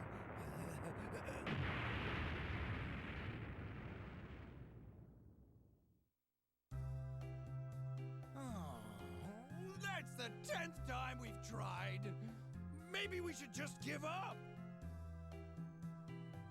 I got all excited when I heard that what's-his-name, the monkey, came back from outer space and was going to give us ancient technology. But it just doesn't seem to live up to all the hype. Going to the stars. A task not easily undertaken. There's bound to be difficulties. Yes, but it looks like they're on the right track to me.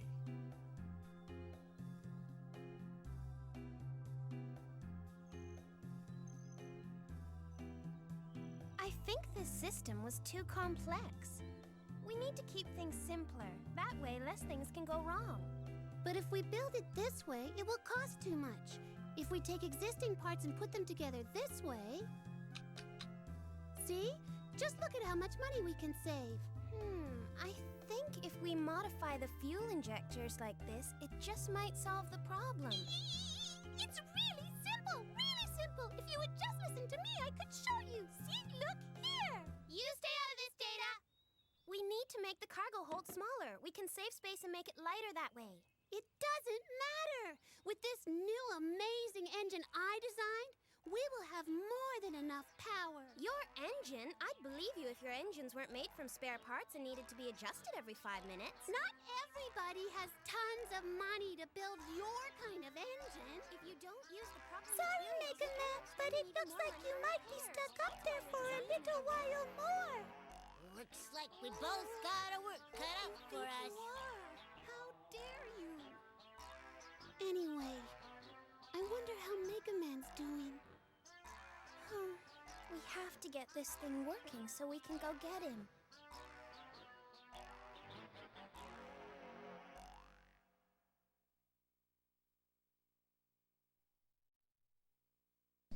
Yeah, there you go. So what happened then plot-wise is that Roll and Tronbon teamed up. They've been trying to get rockets going to get up there to the moon to, I guess, find Mega Man, as it was, while Von Blucher and Gramps and Teasel are kind of sitting on the sidelines. Data's saying, I know it's going to work. They're saying, shut up. They don't want to listen to him. I guess the rivalry, as far as their romantic elements, are kind of going specifically. And, yeah, okay, 2 things. One, Genazea developed the Beastworks Transmetals game. I'm trying to remember what else did they make specifically. And also, isn't Vernon rich, so why doesn't he just give him the money to build the shuttle? Yeah, what do you think? I don't really, I don't get why he's just kind of sitting on his ass. I don't know. Maybe he's like, whatever, as far as being like, hey, you know, let them do what I'll think maybe this. I don't know. Maybe he wants to get a sense of like, hey, Roll is the one who wanted to find the mother lode specifically. So, like, she's the one who has the adventure. She saw what's going on with Mega Man. So he's like, fine, let her do it. She's probably going to do a better job than I would.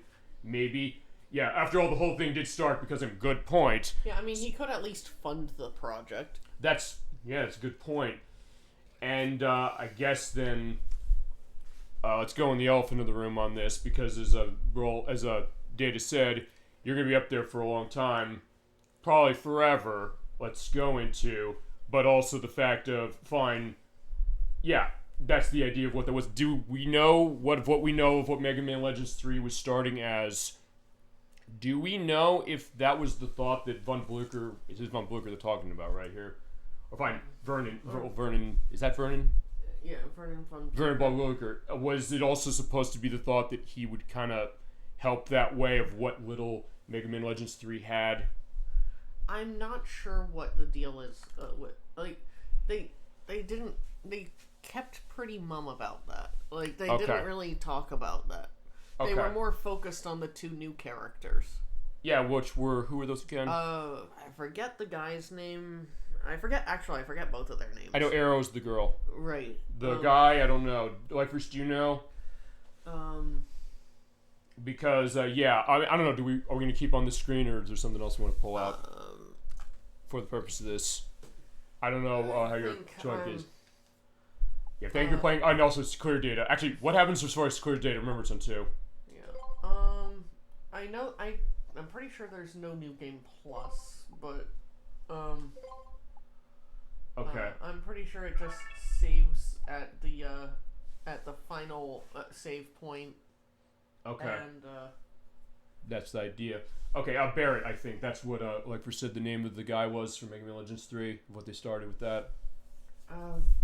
Maybe. I don't remember. Okay, fine. In that case, I don't know, we good on this? Or you save another layout? Yeah, it just picks up from Alright, so last thing we have here is this, Oh, it is. Okay, so he confirmed. Oh, I first confirmed it is Barrett. Okay. So, I'm getting to the point where I kind of was dreading going for the end of this game. I'm not going to lie. What do you want to load as far as the last thing to go over this with? The Game Shark thing? Yeah.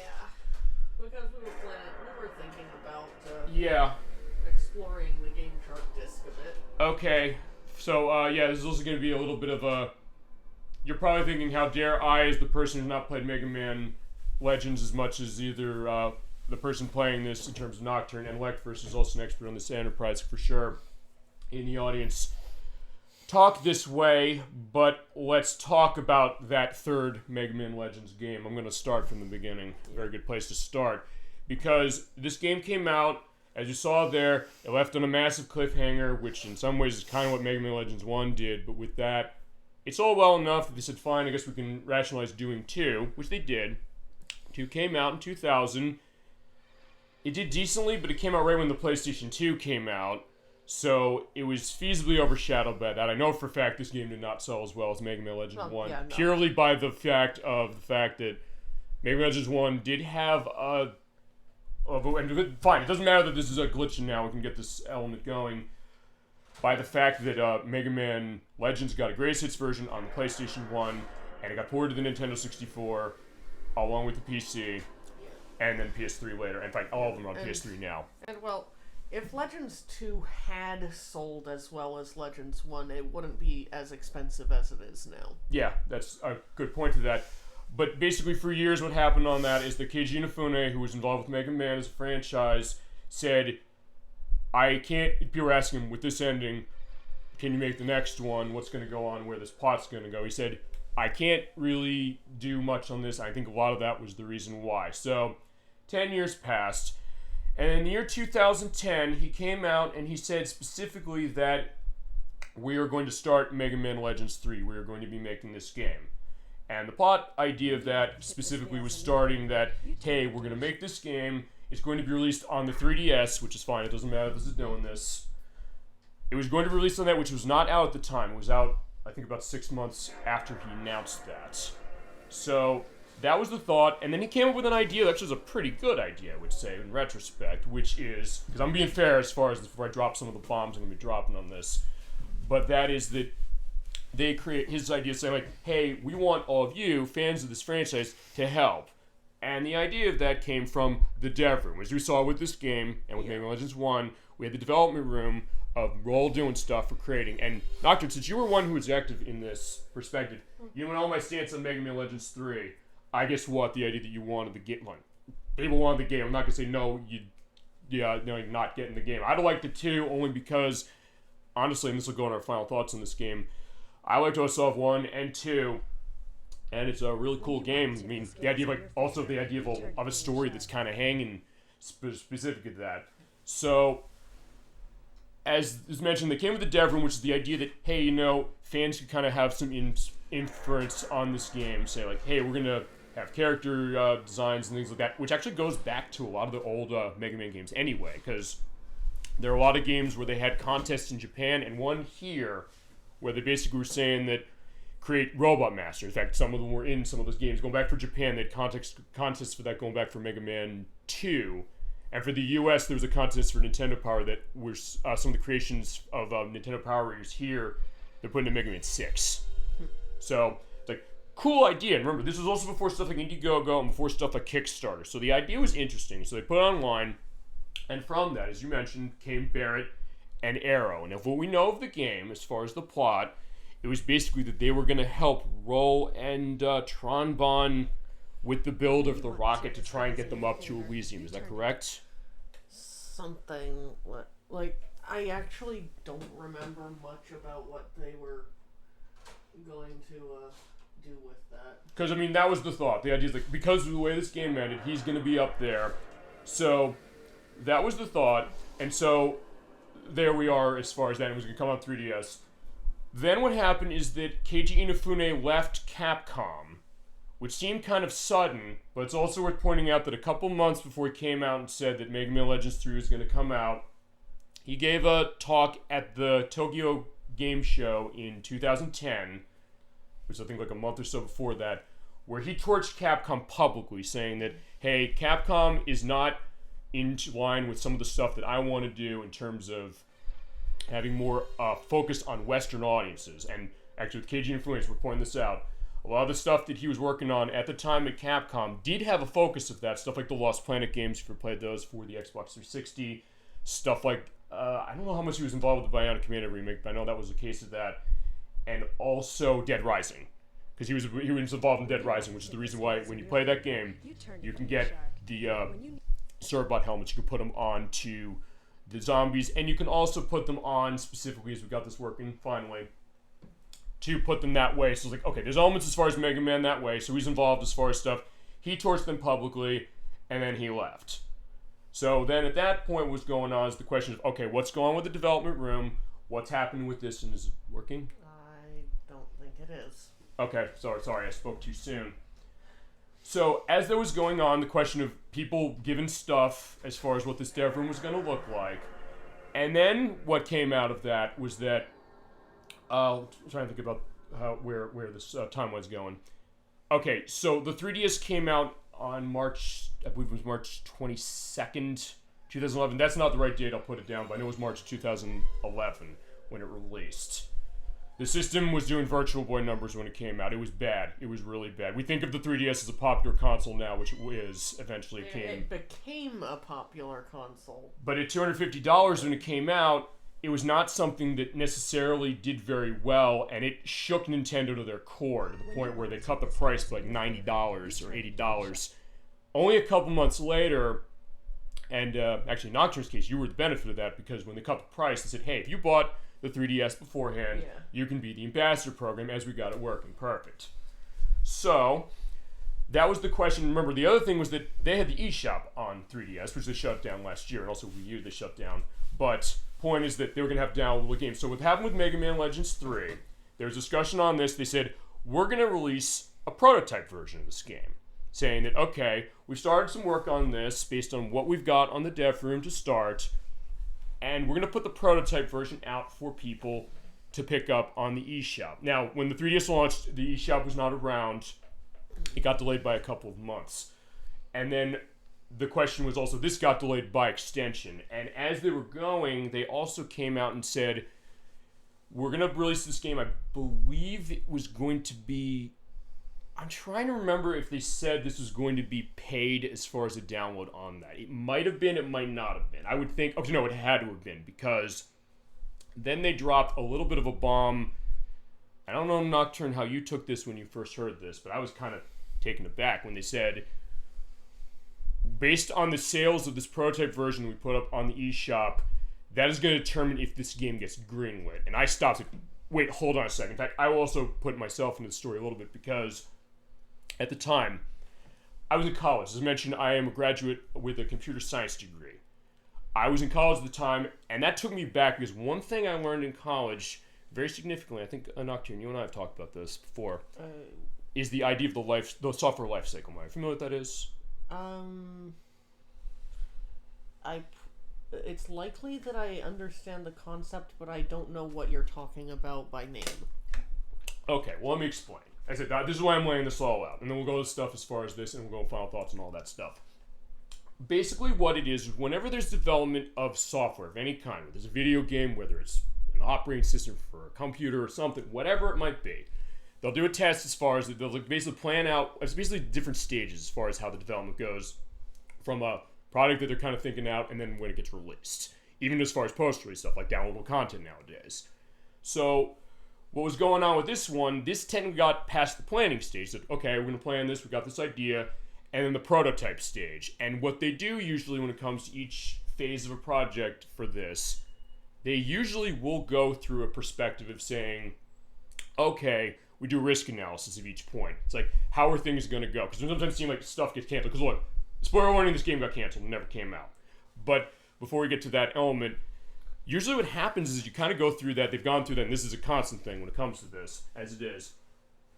Considering that Inafune left during the development, it makes me glad it canned, honestly, because otherwise it could have been like a Sonic 06 thing in the same way that Yuji Naka left Sonic Team during its development, and then it was too ambitious for its own good.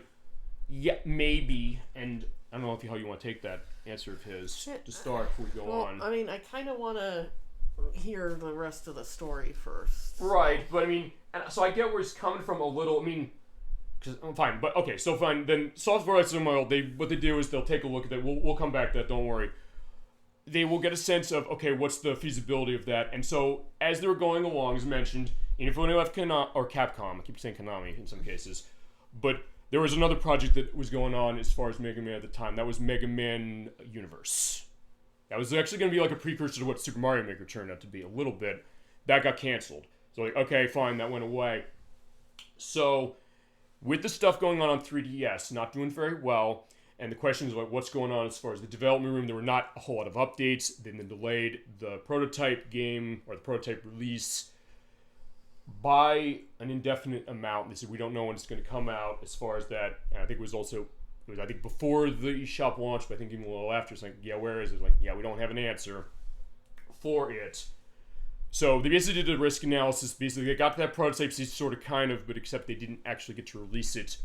And it was on July 19th, 2011, when the game was officially canceled. They said, we are not going to be releasing this.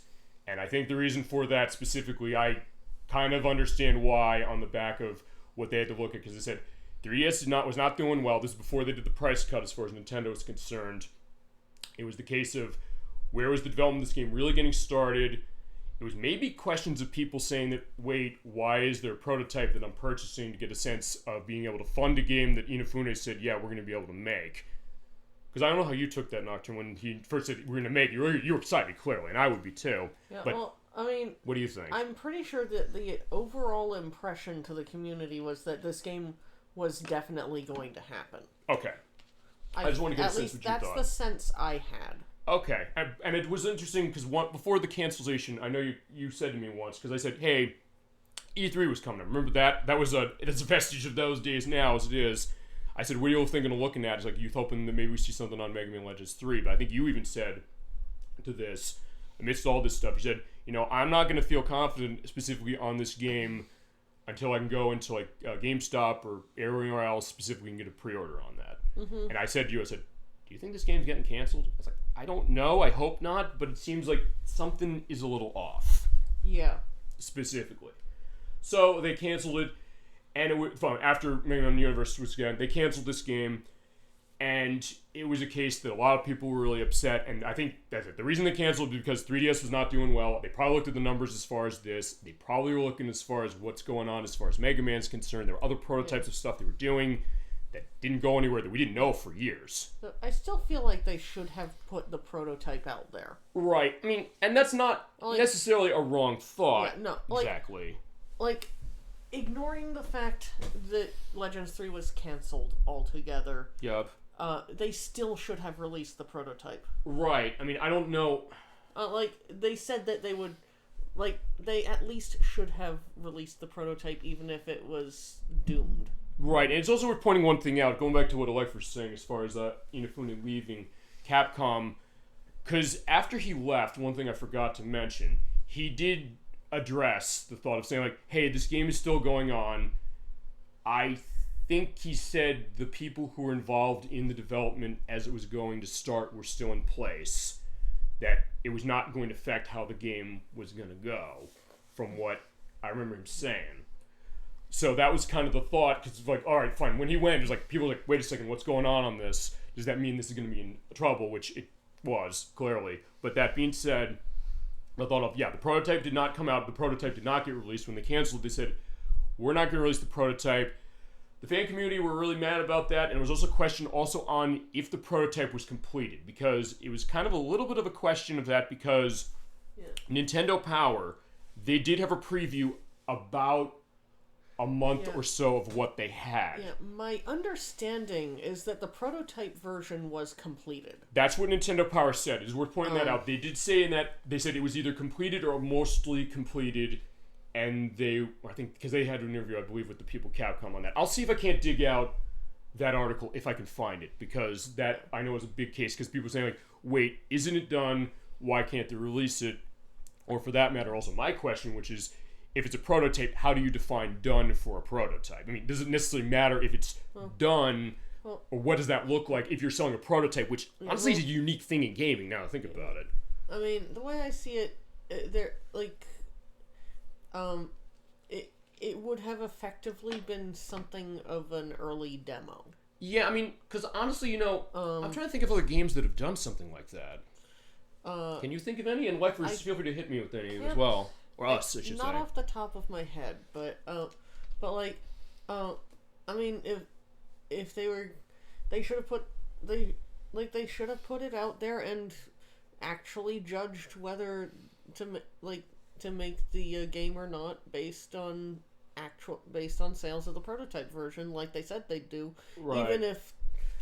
Even if they thought the chances of it getting off the ground were low. Sure, and that's a fair point as well, which I guess then goes to what Electverse is saying that the question is, would there also have been an anger and a frustration? I'm getting to the anger part, trust me, I'm not glossing over that.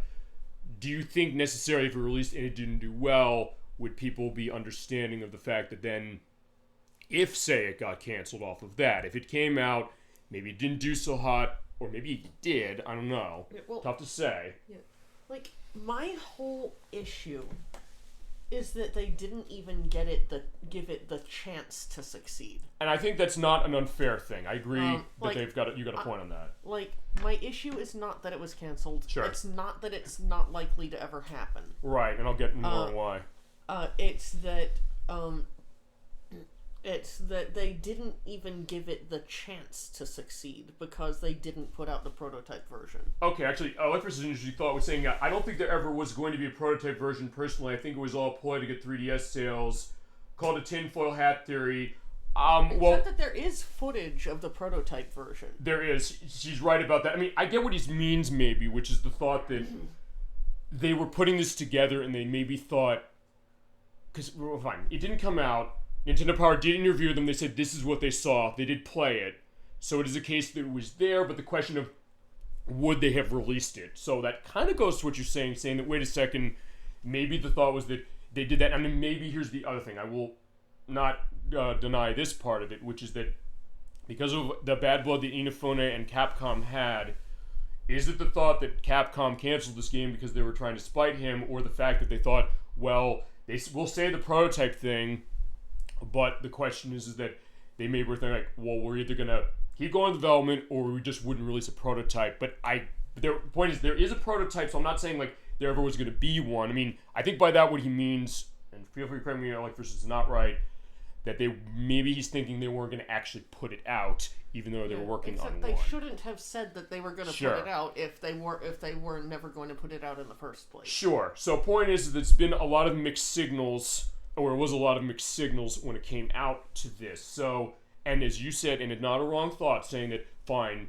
even though 3DS has got elements going on, if they came out saying, we're going to prototype this thing, we're going to put this out, we're going to gauge sales on that to say what's going on, as far as if this is going to proceed, which again goes to the software lifecycle model thing, which is that they get a risk assessment, and if it's going to succeed, they go on to the next step. If not, they stop it. In this case, they stopped it, but they didn't necessarily stop it in the sense of saying that they're going to mark this out to public specifically. So I get kind of that thought. But anyway, in terms of that, then the anger was massive in terms of that, saying what you said, which is that, hey, they canceled this and the prototype version just got pulled, and they said it was either, fine, Nintendo Power said it was done, we have them on record saying that, and other cases, fine, or from them interviewing Capcom and them saying that, and the question of, like, what would the prototype be just to get it out there, even however that was. Anyway, what happened then is that there was also cases going on as far as what that was, and fans were really, really mad about this. And I remember Capcom Unity of Europe. They posted on Twitter specifically saying an element that was taken very badly, but it also was kind of true to a certain extent, which was the fact that the dev room did not have a whole lot of activity to it, saying maybe if there's more activity to this game would have gotten more it would have gotten further along itself. That's not exactly the quote exactly for it. Now, to be fair, they were not wrong when they said that, because the dev room was out there. It was something that people could find. You found it, as it was. Yeah, it seemed to be pretty active to me. It was active, but I guess, I don't know necessarily, feel free to correct me if this is not right. Is this something that was marketed well to get a sense that this was happening? Fine, from Inafune it sort of was. From Capcom, and I guess afterwards, as far as keeping it in that discussion, was that something that seemed like it was active that way? I mean, like the people like me, who at the time had only played Mega Man Legends 1, it seemed like it was something that got a lot of attention as far as that round. Because I don't know. I mean, I would think, to a certain extent, yes, but also maybe to a certain extent, not. Yeah, I mean, it seemed plenty active to me. That's my perspective. And you were there for it. She was there for it, so this is a very vital discussion to have with her, because I think that puts into context. Yeah. I couldn't tell you whether it could have been even remotely active enough for anything to come of it, but it seemed plenty active to me. And that's also why I dropped a breadcrumb saying that, because remember, what came out after this came around Indiegogo and Kickstarter. Kickstarter and Indiegogo, especially Kickstarter, have been pretty active for multiple years. So when you think about it, this is one of the first examples I can think of where it almost was like a crowdfunding of a game. Yeah, when you think except about that it wasn't actually crowdfunding at that point. Right. I mean, it was the idea of, hey, people have ideas, which is how they came with the design of Barrett and Arrow in particular. I kind of wish, honestly, that they had waited a bit longer to launch the project. The Mega Man Legends 3 project. Which is what it was known when Inafune made that announcement. So that's a good point. Thank you for indicating that. I think they should have waited a little while to launch that, and instead of trying to hit early in the 3DS's life cycle, wait until crowdfunding actually started to grow. Okay. Which I guess that also goes... Because then they could get people to put their money where their mouth is. Feasibly, and sometimes that's a question, because I've said this for years with Megan, we'll get to that a little bit too, the idea of, hey, buying some of those collections to get the ones we got, and we've got the Mega Man Battle Network Legacy Collection this year. It sold over 1 million units in 13 days. People wanted that thing. They clearly were saying, we want this. We absolutely want to pick this game up. And exactly that point you said, put their money where their mouth is. They want this thing. They're going to put their money to it. Say, like, let me show you where the money is to buy this thing. Yeah, so, like, if they had the team working on Legends 3, basically behind some sort of crowdfunding thing, right? They would have been able to get fans putting their money where their mouth is right out of the gate. Right. Granted, they would be a bit more beholden to actually get the game out there. Sure. At that with that kind of program. Exactly. But like they couldn't reasonably just pull the plug because they don't like things. Sure, I mean, and that's kind of the question. And some of those things, I don't know if we're ever going to get the definitive answer saying that, did they pull this because they're angry at Inafune for torching them publicly? Is it that, or is it the fact that I think there's truth on the 3DS thing because there are other companies that are pulling projects in that. I know Ubisoft was going to do an Assassin's Creed game. They pulled that. There's a lot of stuff that was getting canceled early on, sort of, on the console.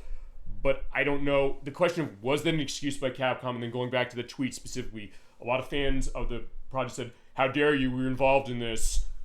You're attacking us. You're saying it's our fault that this thing failed. They gave a follow-up saying, like, no, we weren't. But by that time, the damage was done. And then what happened basically that entire summer after that was going on, the fan community was basically on a warpath on everything and anything when it came to Capcom. Even to the point where at the Consumer Electronics Show, not the Consumer Electronics Show, that's way after, Comic-Con that year, San Diego Comic-Con, which comes out around the end of July, usually, as far as how the scheduling's working. They showed Ultimate Marvel vs. Capcom 3 there, which, like, first I know you said you want to see for the show, we're going to play that. I have the Xbox One version, we're going to play it.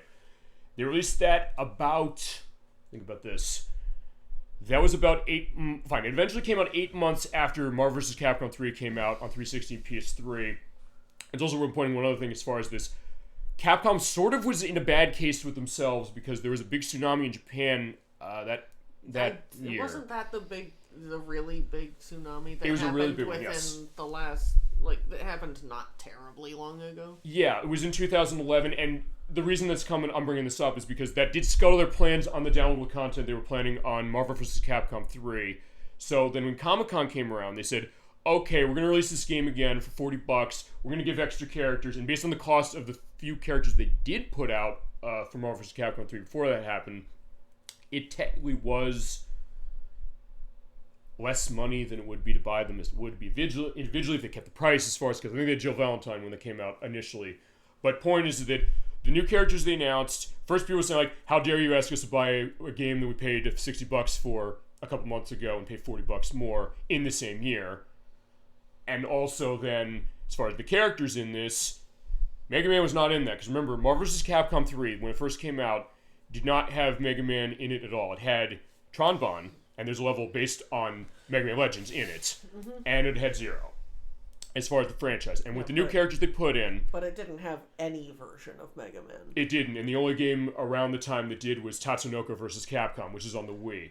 Which had Mega Man from this game, actually. And also, as I recall, Tatsunoko, that game, actually did have some reasonable popularity. Yeah, especially on the Wii, where the question on what's the fighting market looking on the Wii, and it's a game I've always wanted to show. It's by aiding the people who made something we're going to talk about a little later, because we got a couple other things we're going to talk about with this program. Well, before we go this, but look, I'm going this deep dive because I said I'm going to go this fully. We're going to look at this fairly. I'm not going to say, like, I said I'm going to drop the bombs on some of this stuff, but I also said, like, hey, I'm going to be holistic. We're going to take a look. This is what we do on this program.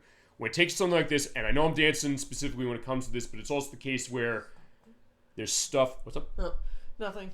Oh, you thought, like, something stopped? No. I was like, wait, did the tech go down again? Specifically, I just want to make sure that was not the case. So, but I said, I think we want to put this out. We want to explain this, like, because, okay, why is this game not happening for that? But anyway, going back to the Marvel vs. Capcom 3 thing, people were mad at Capcom. They're like, how dare you not put Mega Man in this? They said, we had a poll as far as what most popular characters were. He didn't make the list. I think they did produce that and say, no, that was the case. There were other characters of other things from Marvel, like Rocket Raccoon from Guardians of the Galaxy before anybody knew what it was, and Phoenix Wright from... No, Phoenix Wright is in the main game. Frank West from Dead Rising. Going back to that, amongst other cases. So it came out. Fans were really, really mad. They were basically... I've joked on this show saying they were engaged in ISIS cosplay, and that's not necessarily going too far because when it came to Comic-Con, they basically were making up stories that were never proven with evidence that Capcom was trying to threaten people or say that at their booth for things who were asking about that, but there never was anything that was necessarily went to that. There was a lot of online vitriol to it that even by the standards of fandom stuff kind of had me appalled. Alpha Omega Sin, his channel in particular, the way he kind of reacted on that one, I was like, maybe it's also because I was in college learning this stuff now. I was like, with all due respect, he doesn't know what the fuck he's talking about. Even I get why he's mad. I get why people are mad about this. It'd be like if they canceled Shenmue 3 for me. For sure, but also the question then, Shenmue 3 came out, people don't like it, and it ends on a cliffhanger again, so we're going to probably get that fourth game, so I'm in the same boat when it comes to Shenmue, when it comes to that. So it's also why I've sometimes asked, like, why, well, what Like first said, which is, would you rather it got canceled just because then you might not get a case of it being a bad game like a Sonic 06, but then the question of, we wouldn't know. We might not know that it might come at. For all we know, it could have been something great. And as you mentioned to me, Nocturne, this way, there are remnants of Mega Man Legends 3. If you're like, I wish I could play this, even though like the case of the prototype, which has never been leaked, and I'm shocked it never got leaked, I would have thought somebody at this juncture would have found this and put this online or something. Recore, which came on the Xbox One about 2014, I think it was. Which Inafune was involved in with ex-members of Retro Series and Metroid Prime, as an example. They made that game, ran it on the engine, is that right? Yeah, like, my recollection is that people were commenting on some animations and stuff being exact copies of stuff from the Legends 3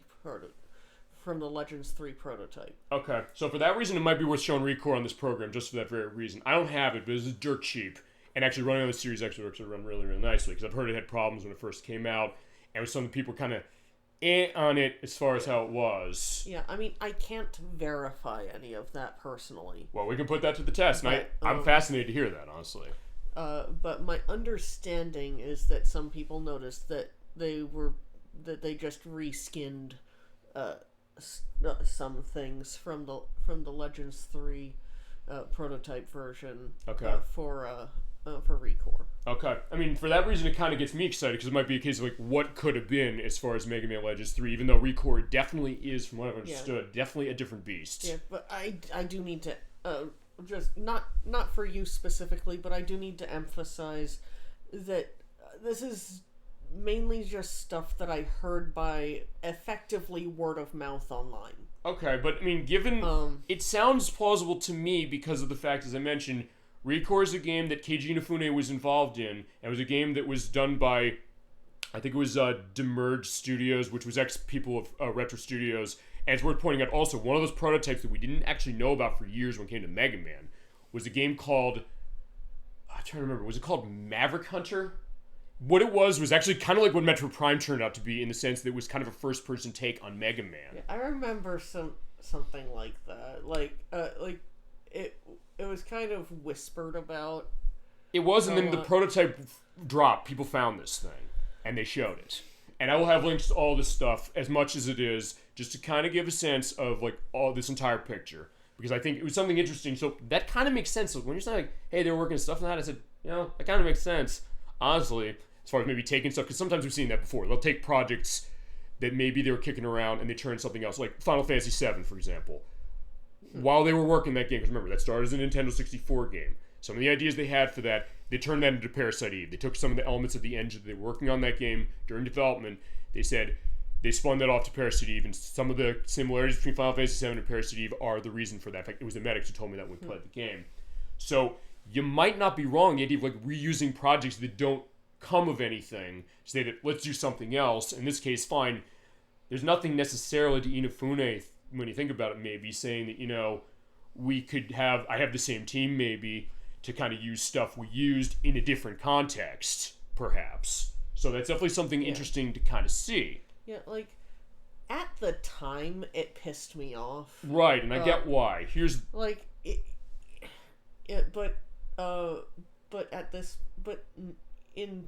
as I am today, I'm actually kind of curious about Recore, to be perfectly honest. Right. No, I get that for sure. I mean, we can show it for the show. I mean, I could definitely get a copy of that for sure to show. I mean, okay, and here's the thing. You were right to be mad about that. I get that for sure. But as I'm kind of going into a little bit, is that some of the fan reactions went so far over the top, so far in a case of, they're saying it's the fault of Capcom entirely. They're not laying any of this at the feet of Inafune. It's like, he's totally the innocent victim in all this.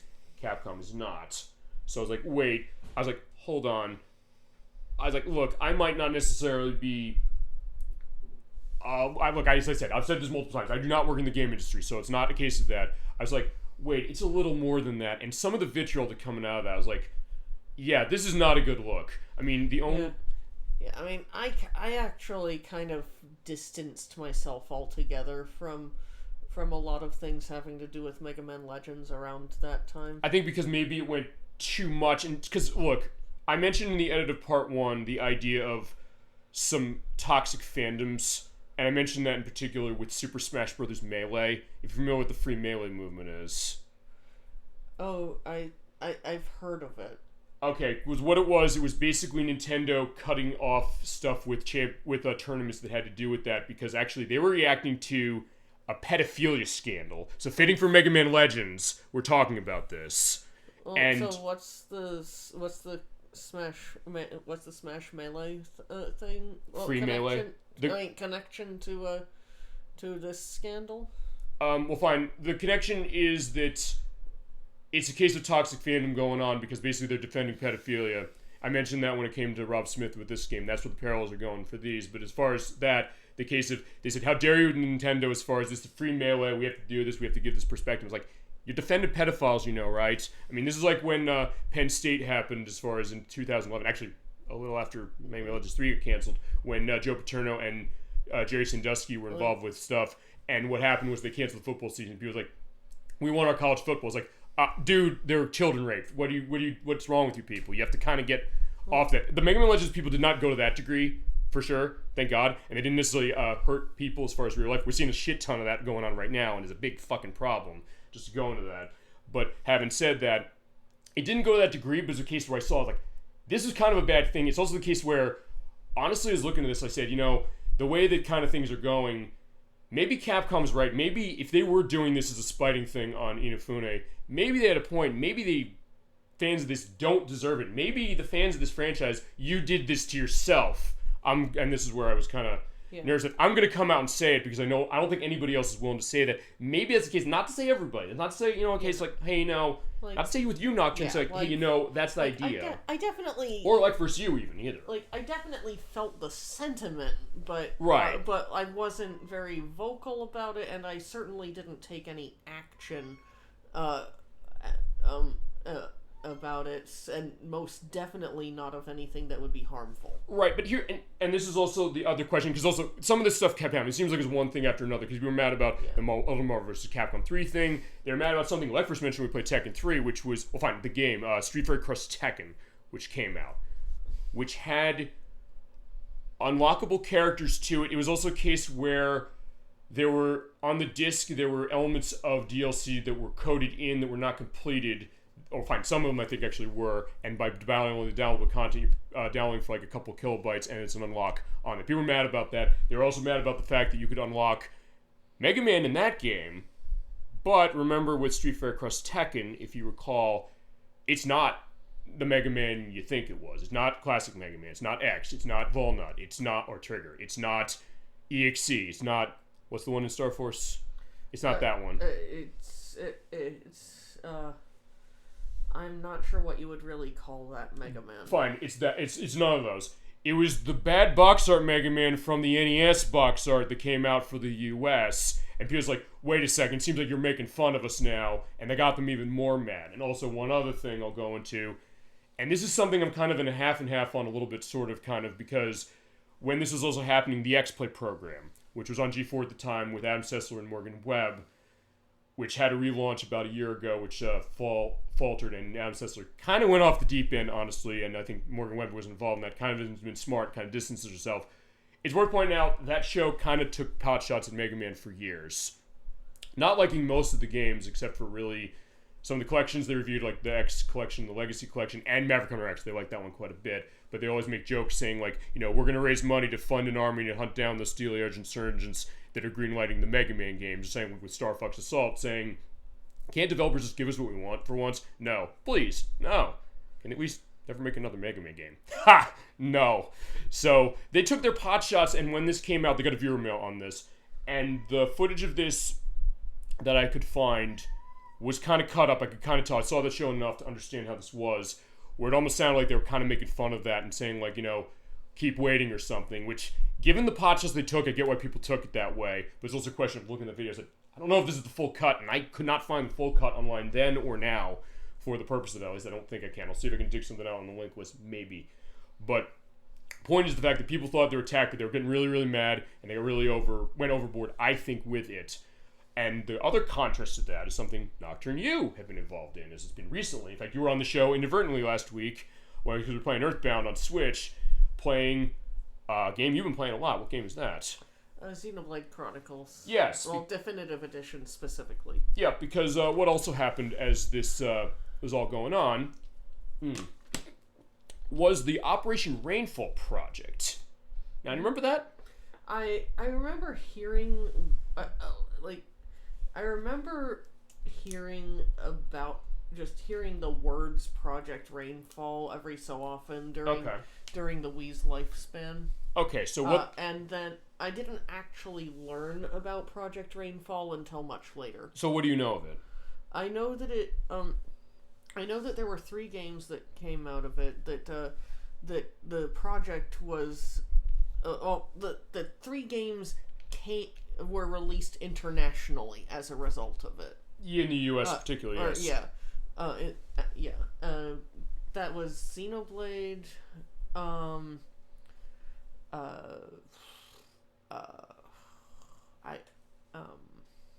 think, was Last Story the name of one of the Last Story, yes, that was one of them. And I think, I know what the last game is, I just can't remember its title. The last game I actually owned, it's Pandora's Tower.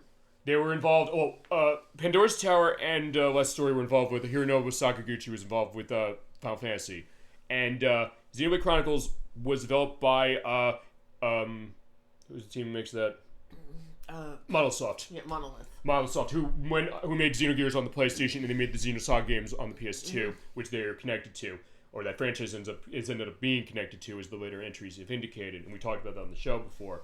So they released, well, in Xenoblade's case in particular, they released in Europe. They localized it, which you're wondering, like, why is everybody speaking in like Scottish and English and Irish accents? That's the reason why. Honestly, I think it's brilliant. It is great. It sounds terrific of what I've heard. I love it. So the point is that they put those out in Europe, but then the question was like, hey, getting them released.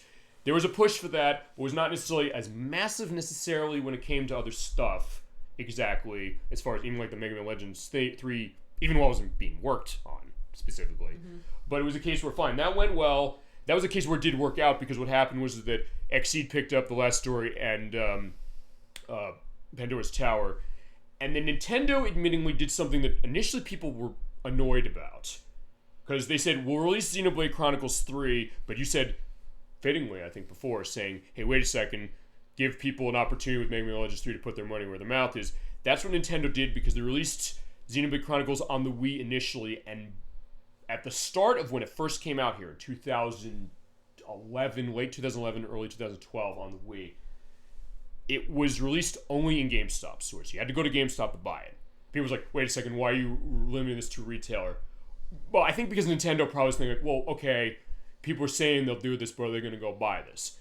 And the answer is, they did buy this enough, and it actually became pretty decently selling, and then they ported it to the new 3DS, where it sold pretty well, I think. Yeah. It ported it to the Wii U's Virtual Console, put the Wii version on that, and they released another version that was released everywhere. And then what happened is they ported it to Switch in the Definitive Edition, as you mentioned. Yeah. And there, it and it also its 2 sequels sold at least 1 million units. I think it was like 1 million something units that they sold, which maybe not as massive as other games on the Switch, as an example, or even on the Wii for taking that one, or new 3DS. Fine, it was only on new 3DS. You had to have a new 3DS in order to play that one.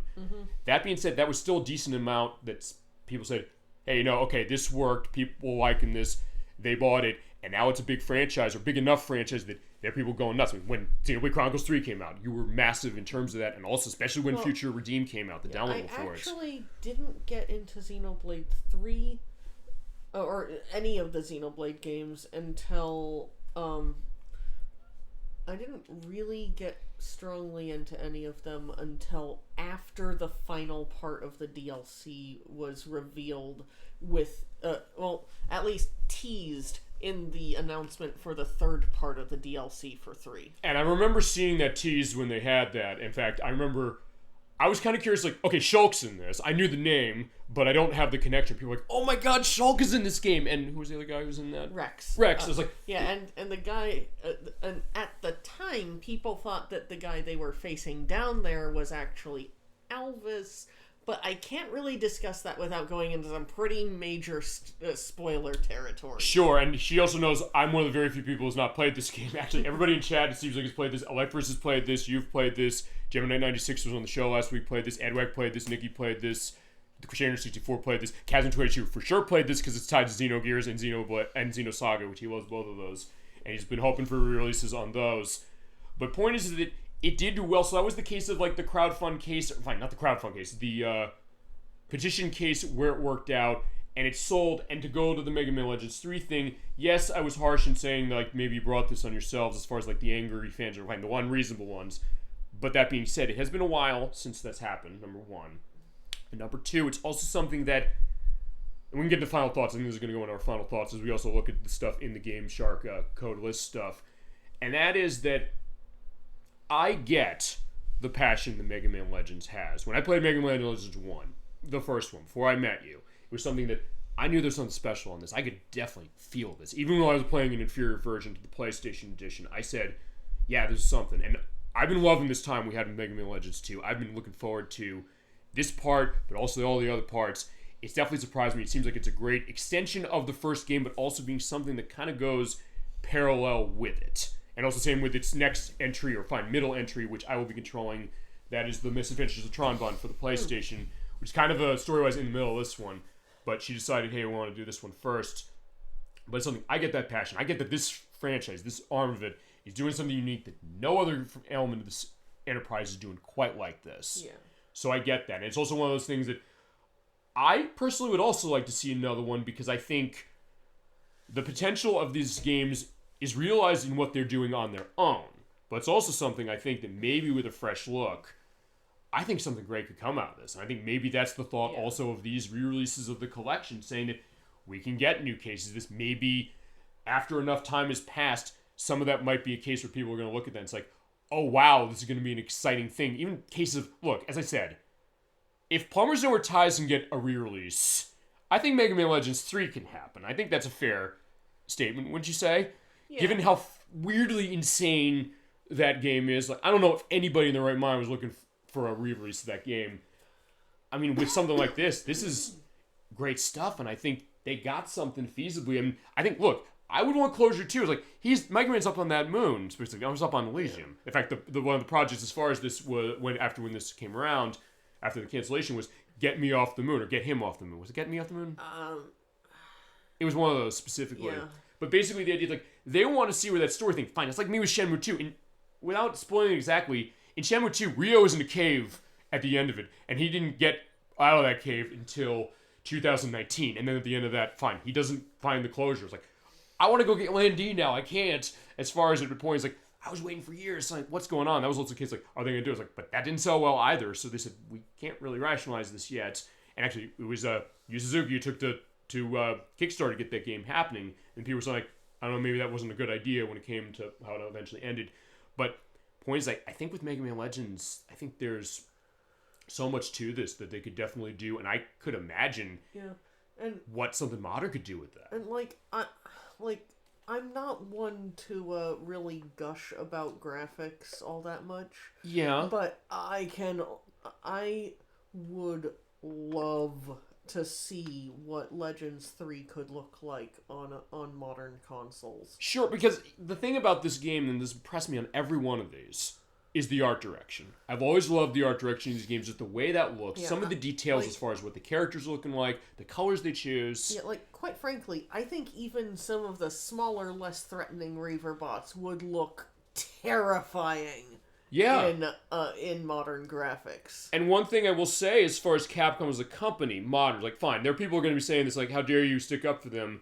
Fair enough. I'm not going to say, no, you're necessarily wrong, but I will say that Capcom recently has been very good when it's come to doing their re-releases. I mentioned cases where Konami fell kind of hard with the Metal Gear Solid Master Collection Volume 1, to the point where I have the Metal Gear Solid HD Collection on 360. Running that into Series X runs better than the Series X version of that Metal Gear Solid Master Collection as far as 2 and 3 is concerned. Huh. Hell, I'm playing Metal Gear Solid 2 on the PS2 where it runs better than it does on the Switch, because on the Switch, Metal Gear Solid 2 runs at 30 FPS lock the whole game, whereas on the PS2, it's 60 FPS unless you're in areas where it's like heavily raining, like in the tanker, which we'll show in a couple months when we start that.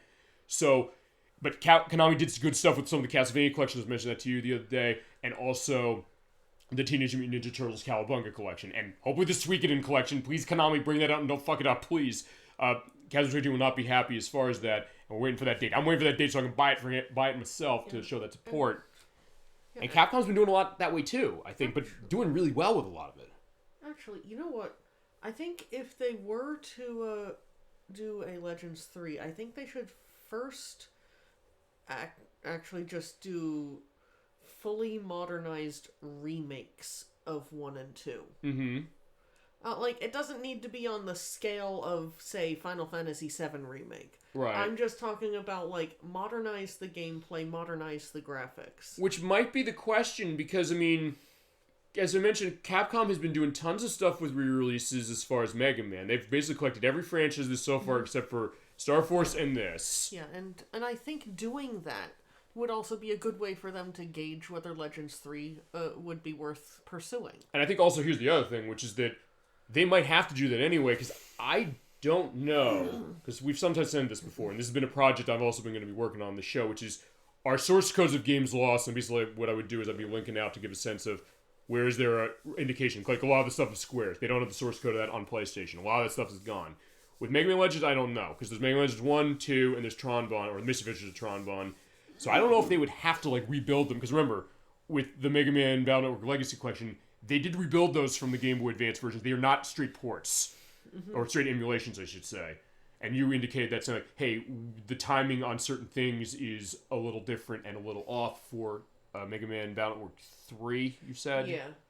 For that? Well, honestly, I kind of feel the difference for anything that I've played on those collections so far. Right, and you played them all on the Game Boy Advance, so you know. Yeah. So in that case, I don't know if that's because...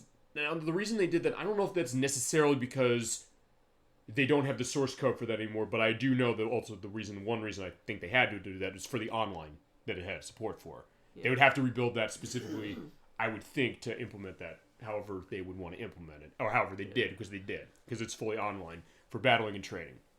So, I'm not sure if with Mega Man Legends, if they would have to do that for just the rebuild of it on a modern console. I highly doubt that, because they're self-contained single-player games. Yeah, There's no multiplayer involved anywhere in Legends 1 or 2 or Tron Bonne, as far as I know. Okay, so I guess my thought would be this, which is that I don't know if they have source code anymore to do that, or for that matter, do they leverage the PlayStation 3 ports, which are straight emulations of the PlayStation discs, which, by the way, those are the ways to get these games modern until we get Mega Man Legends Legacy Collection. I think it's only a matter of time until we get that, but what they got to do for it, that's going to be the question. And you're right, there wouldn't be a multiplayer component, because none of these games have multiplayer, including Tron Bonne, as it is. Like, I honestly think that it would end up being a little $30 game like the Zero ZX collection. Yeah, I mean, I think I could get that sense, although, then again, talk about a fucking bargain because of the fact of how much some of these games go for. Yeah, I mean, I could even see them pricing it at $40 and it would still sell. I'd buy it for $40. I'd buy it for $60. That's how... And I think this may be a good case, too,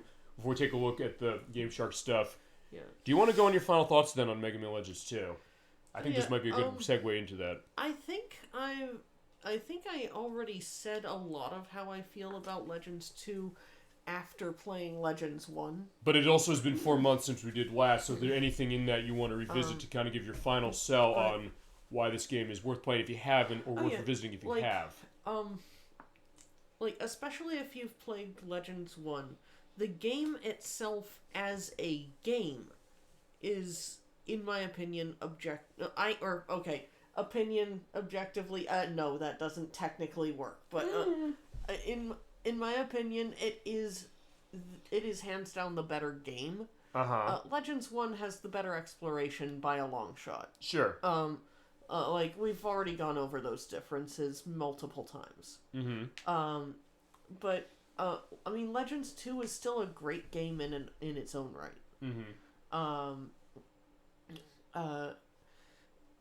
I know I kind of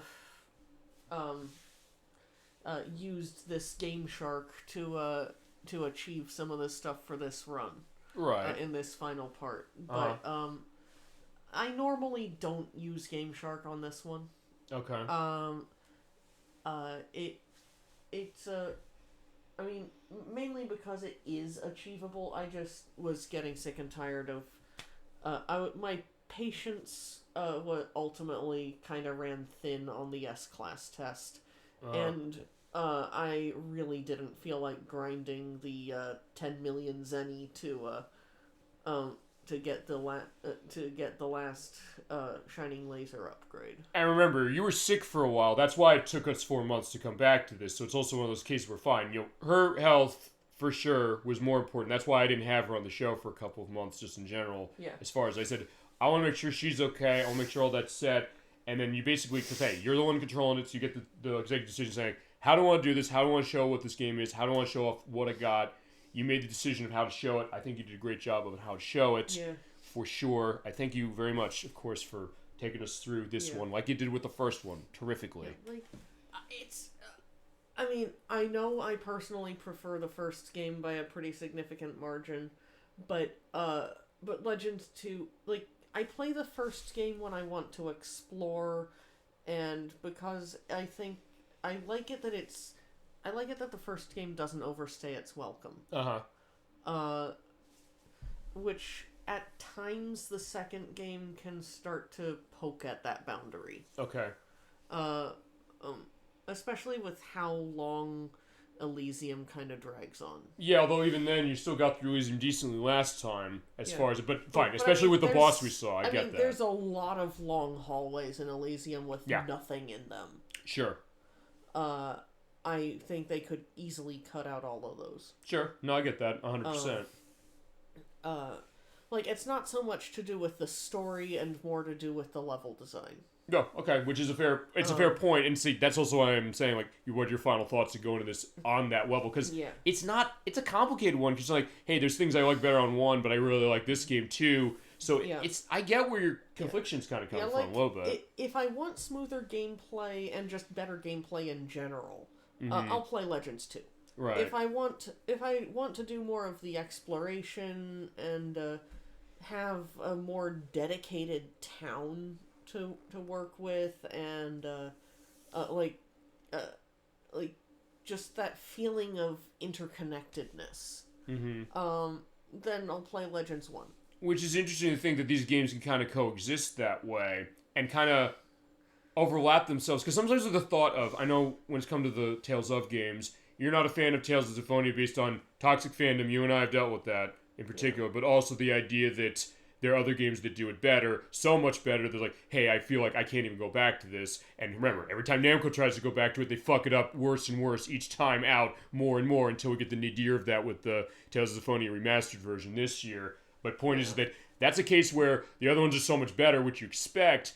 But what's interesting, I think, on Mega Man Legends is that, yeah, Mega Man Legends 2 is a better game in terms of some of the stuff it's doing, but it's also something that one holds up, I think, better than you'd think it would. Yeah, and same with 2, I would think, and I'll get into my thoughts on that as we go. I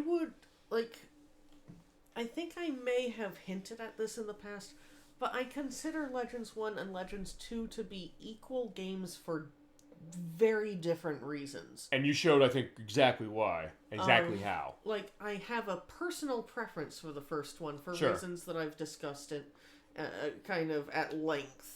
And it is seminal. I get that idea as far as what that first game. You're right. I got that. But I cannot say that Legends 2 is worse off. Yeah, I mean, far from it, I think, is the thought. Yeah, I would say... If I'm understanding this right. I would say they're equals. Okay. For, like, they each exceed in areas where the other game maybe falls a little bit short. Mm-hmm. I wouldn't quite say they fail in any of those areas. But like Legends 1, its gameplay is a bit rocky, to put it mildly. Mm-hmm. Legends 2 smooths all of that out. Almost all of it. Right, but we also see, like, where are the limitations, and maybe what would the third game look like? Because the idea, like, hey, maybe some stuff with the targeting to enhance that as well. I'm sure that if Legends 3 were made today, it would have a modern targeting system. Which I guess also been the question running that on 3DS, if it had come out on 3DS. Because remember, that was before the Circle Pad Pro came out. That was before the new 3DS came out.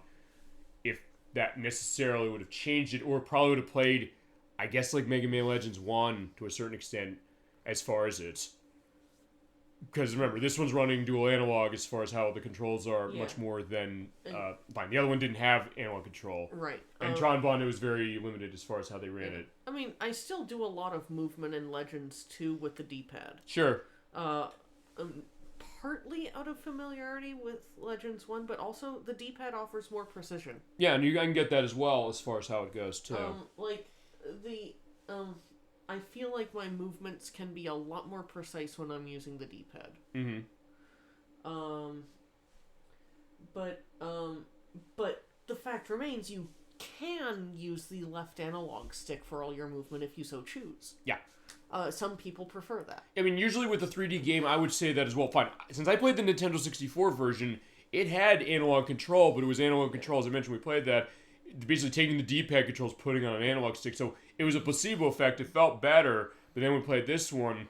Fine, this was more designed for that, so it kind of went to it better. But even playing the PlayStation version, because I have the PlayStation version myself, I downloaded it as well, just in case we're gonna have issues, because we had to delay Mega Man Legends 1 as it was 2 to get a sense. And I played it and said, yeah, I can actually play this with D-pad better than I thought I could. I said, oh, I'm not going to be able to play this way. But honestly, with this one, I kind of was able to get sort of in the groove. Yeah, like, Legends 1 was designed for the D-pad. Right. Initially, I thought, like, why should it not... It should have used the analog control at this point. But then again, when you play it, you kind of get a little why. I mean, it still feels a little jerky.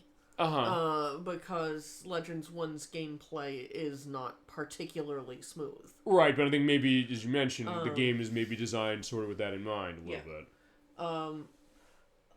I don't say that as a criticism, I just say that as a fact of how the game plays. As an observation, like, what are you seeing? And I think it's a fair one. I don't know if there's other stuff you got on the final thoughts on 2 as well you want to go into that we haven't covered. I do appreciate the fact that 2 has multiple locales.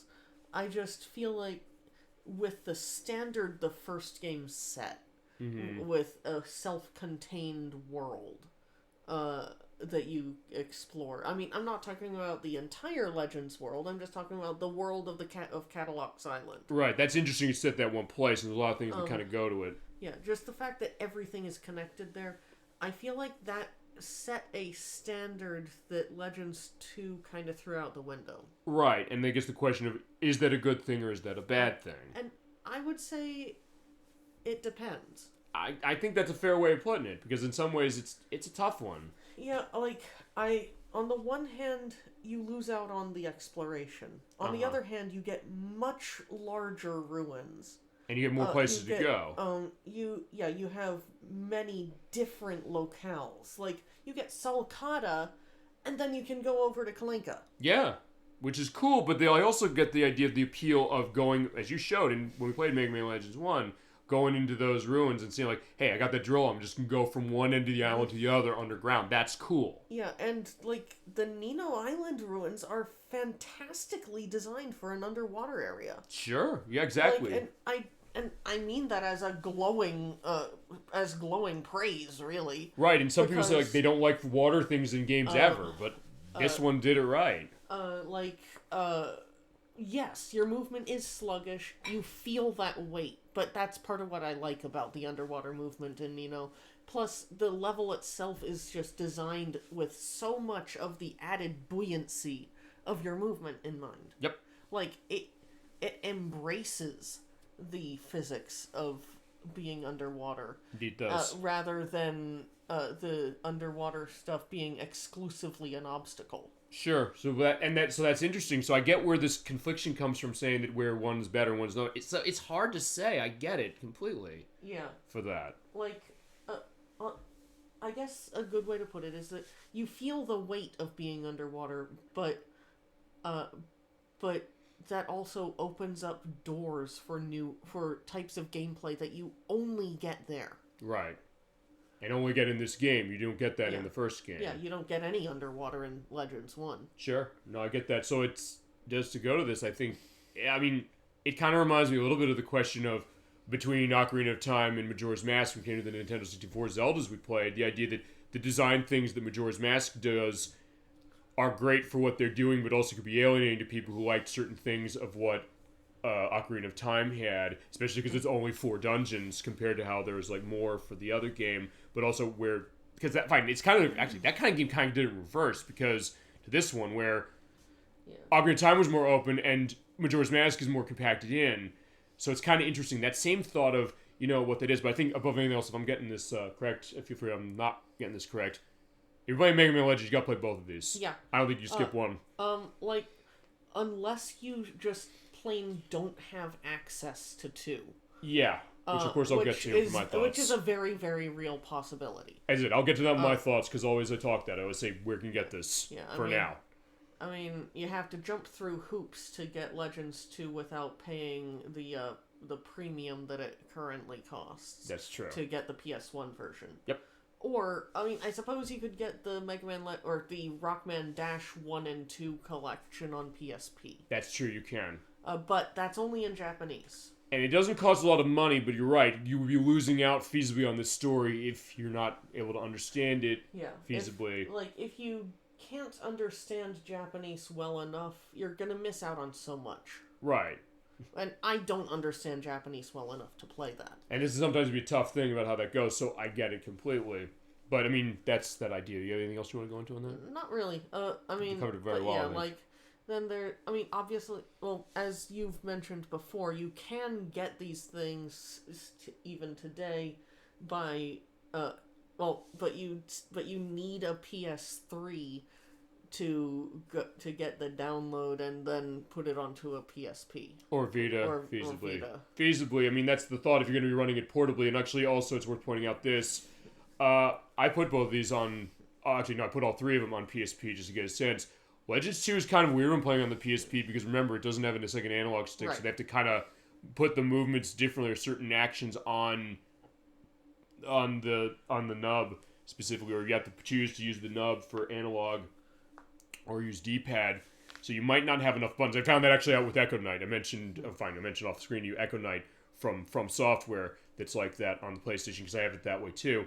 So that's that idea, but it was very well said as far as your final thoughts, because it is not an easy one, but it's quite an experience that we had with this game. Yeah, I mean, I think it's impressive that Legends 1 stands up so well against its sequel. But also that sequel is a good game still, despite its sequel being the better game from a gameplay standpoint. Right. And having much more involved dungeons, ruins.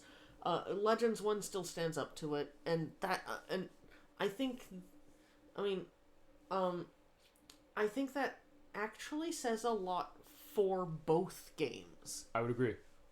Not just for Legends 1, but for Legends 2 as well. I'd agree with that. All right, I think with that absolutely eloquent layout, Nocturne, thank you, for sure.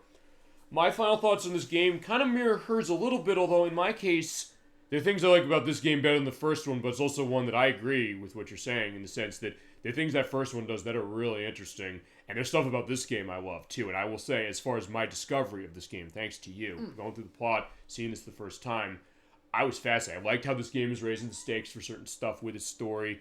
I like how it's doing its storytelling, building on what the first game did. I like the enhancements to the gameplay and the stuff it's having and the extra value it has to add to that. I also get your conflictions about the fact that the different styles of it. So I think in some ways it is about playing all these. I think you can't just pick one. I think you got to play both of them, and I think they are both interesting. And the fact that both these games, and 2 especially, have held up over...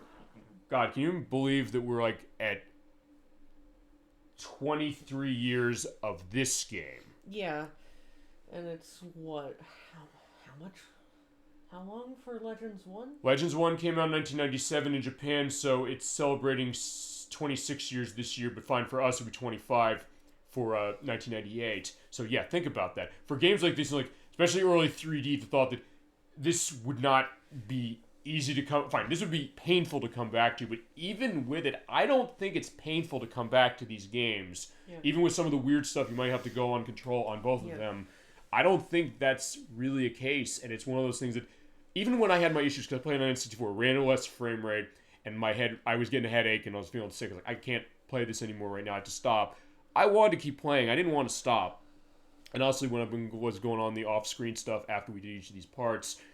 I was loving what I was playing. I had a great time doing this. I loved discovery. I was like, what are we going to find next? What's this great? It puts you in that mindset of, I guess, the exploratory element of this entire franchise. Like, it's like, yeah, I'm Mega Man Volna, Mega Man Trigger, and I have, like, roles. Like, fine, you're the role of my Mega Man in this case, as far as it's based upon that. You're the Mega Man to my role, I guess, specifically, because you're the digger case. I'm the spotter on the Outnet. I think that's more fitting for this one, given that she controlled these two. Yeah. And I think that the fact that it gets you in that mindset is very unique, even against other games in the Mega Man franchises, all of them, because I don't even think any of the other ones really quite put me in that sense of, that's kind of me going on these adventures, which I think was the whole point of this entire franchise, and it is very well done as far as the storytelling and everything, too. Despite being a third-person view. Sure. I mean, it's not first-person, for sure. Right. But still, the fact that you're able to kind of have that connection and be into it, even with some of the weird things you say, it's like, how's the story going? The fact we don't have a resolution, all that stuff, still, it's quite something, and it also gives me a sense of, like, why do people love this? Why are they holding this? Fine, even when they went too far, why do people really want that third game and you have the passion they have? I get it. And seeing both of these, going through both of these completely with you, I completely understand it. These are absolutely, if you've never played the Mega Man Legends games, they're definitely games worth playing. As Nocturne's mentioning, the cheapest way to get these are on the PlayStation 3, where, as you mentioned, you have to jump through hoops because, remember, you have to go and buy a points card from somewhere. You can't use your credit card to put on it. Mega Man Legends 1 and 2 are $10 on that. The Misadventure of Tron Bond is $6. Given the fact that these games cost a fortune, Mega Man Legends 1 is about... One isn't terrible. It's not terrible. It's like $70, $80. I mean, you can... I'm pretty sure you can get disc only for a lot less than that. Yeah, actually, I think it might have come down as it was. Like, or get the Nintendo 64 version if you want. But if you can get the PlayStation version, get the PlayStation version. I would say that specifically. Actually, mind if I look it up? Go ahead. That's what I was doing on the show. Look it up for sure. For that reason, it's like, yeah, if you have to jump through the hoop that way, it's worth doing it. And then you have to jump through the other hoops you're putting on your PSP or Vita, saying, like, yeah, go in there, unsecure your phone pretty much to get a WPA 1 connection on the PSP to download it as it is. But with Legends 2, actually, admittedly, I bought this, I'm not going to lie to you, I bought this before they took the credit card thingy away. First thing I did it on PS3 when I thought they were going to shut the store down. These are the first things I bought amongst Klonoa and other things. Like, they cost a fortune. So in that case, that was that idea. And this game is $200 on the PlayStation, and it has only been re-released, as I mentioned, on the PlayStation, on PSP in Japan. There's a PC version that's also Japan, and then the PS3 edition where it's $10. So it looks for now. So for pricing on Legends 1, it looks like complete ranges between roughly 60 and 70. Okay, not bad, honestly. Yeah, like that's pretty reasonable, I think. Yeah. While I'm scrolling past it, Legends 2 looks like it's around, well, disc-only Legends 2. This is not complete like Legends 1 for like 60 to 70. Disc-only Legends 2 I've seen between like 60 and 80. Which is not bad. So if you just want to take a disc on this to play it that way, and play it the physical way that way, or you don't have a PlayStation 3 to play it, to download it there, that's the way to, that might be a good way to go. For cost reason, PS3 is absolutely the way to go for that, but... And, like, disc-only for Legends 1 is, like, somewhere in the $30 ballpark. That's really good, actually. So, fine. If you want a physical version, that might be the way to go. Or you can go complete. As far as complete on this, it is still $200, is that right? Complete for this one? For 2? Complete on Legends 2, let me, See, it's great. We get to do this because since we have 2 people running this case, like, fine, we can each look stuff up as it goes when we're going through. So, on the low end for Legends 2, I see somewhere around the 160 range. That's a little less than it was. But it ranges from that to, like, 250. Okay. Presumably based on condition, although I think some of that range is old prices. Probably, I would think. Like, some of the upper rate parts of that range, I think, are old prices. Okay. Yeah, this game costs a little more, as it is a lot more. I think the price has come down a bit. I think it has, from what you're telling me. Actually, Misadventures of Tron Bond has come down a bit as well. As of now. Like. I mean, last time we checked it, it was like, what, in the 600 to 700 range? Yep. It's come down to like the 500 to 600 range. Really? Okay. So yeah, because by the way, that is the next game. Next time we come back to Mega Man Legends, we're playing that. Or I will be controlling Mega Man, The Misadventures of Tronbon, which is kind of a bit of a mixture of kind of a strategy puzzle, kind of action adventure game hybrid. That's an in-between of this plot and Mega Man Legends 1. There's no Mega Man, Volnut, or Roll in it. So we control the bad guys, technically, as far as it. And we'll get to that eventually, as far as how that game's going to go. And you wanted me to control it, so I will manage it. But we're going to be running that for her physical version that she has on the PlayStation. That's a case where you want to buy a PS3 just to buy that game, because otherwise you're spending a lot of money.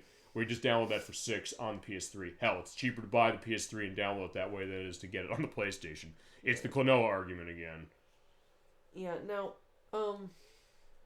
some of the copies of Misadventures of Tronbon that are toward the lower end of the range, actually going under 500, are missing the Legends 2 demo disc. Which we did show in part 1, as we're pointing out. So this is our complete look at Mega Man Legends 2. We left no stone unturned except for actually the prologue of this game where Roll is kidnapped by Tronbon, which is in the PSP version, by the way. And there's versions of the Japanese version that have it. Unfortunately, none of the ones she has have it. And this is also a good time to point out, we ran the show late or longer, so we're not going to need a bonus game. Do you want to also tell them that was a factor as far as being able to do stuff? If we hadn't had so many technical difficulties for today's finale of Legends 2, I would have done a bonus game of probably Super Mario World 2-player with Captain D-Trag here, and we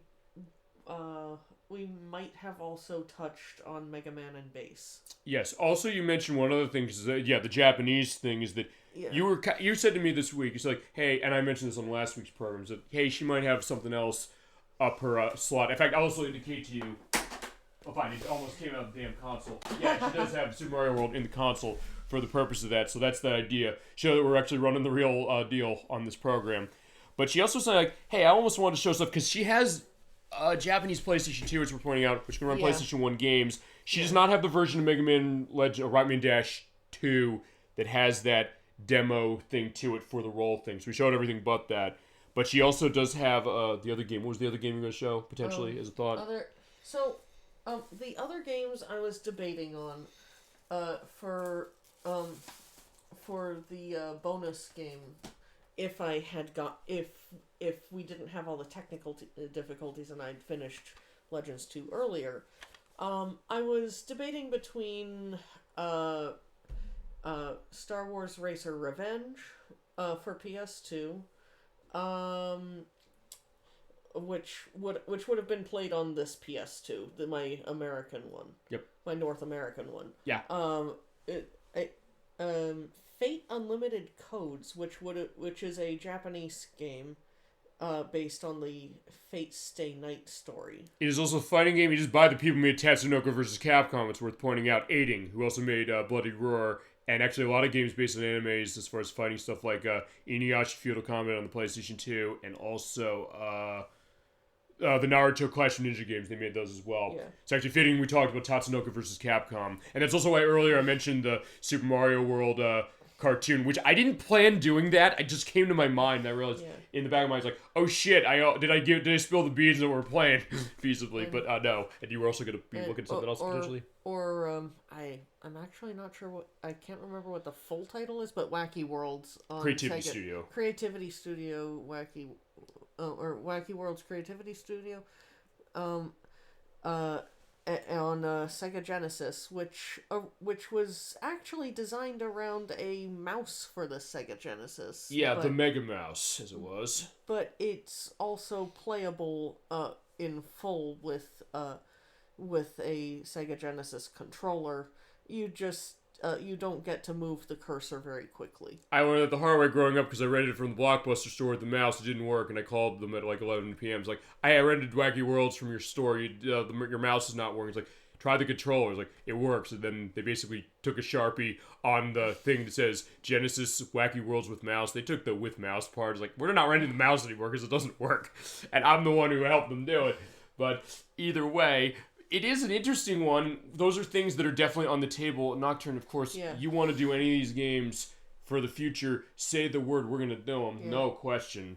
All good choices, all interesting games. I mean, if I do Wacky Worlds, it's probably going to be a little more of a showcase type thing where we do that and maybe one or two other games, I think. The thought, I think, on this is that I think we wanted to, I want to see if we can do this, if we can show off either all of or a bunch of the Sega Club games. That would be interesting. I was actually asked by Dolly Finns, as far as this, about Echo Jr., for the Genesis specifically. We talked about that a couple months ago. And we mentioned, also, this is not a Sega Club game, but I tossed this in as well. Barney's Hide and Seek game from Real Time Associates who developed that. Yeah.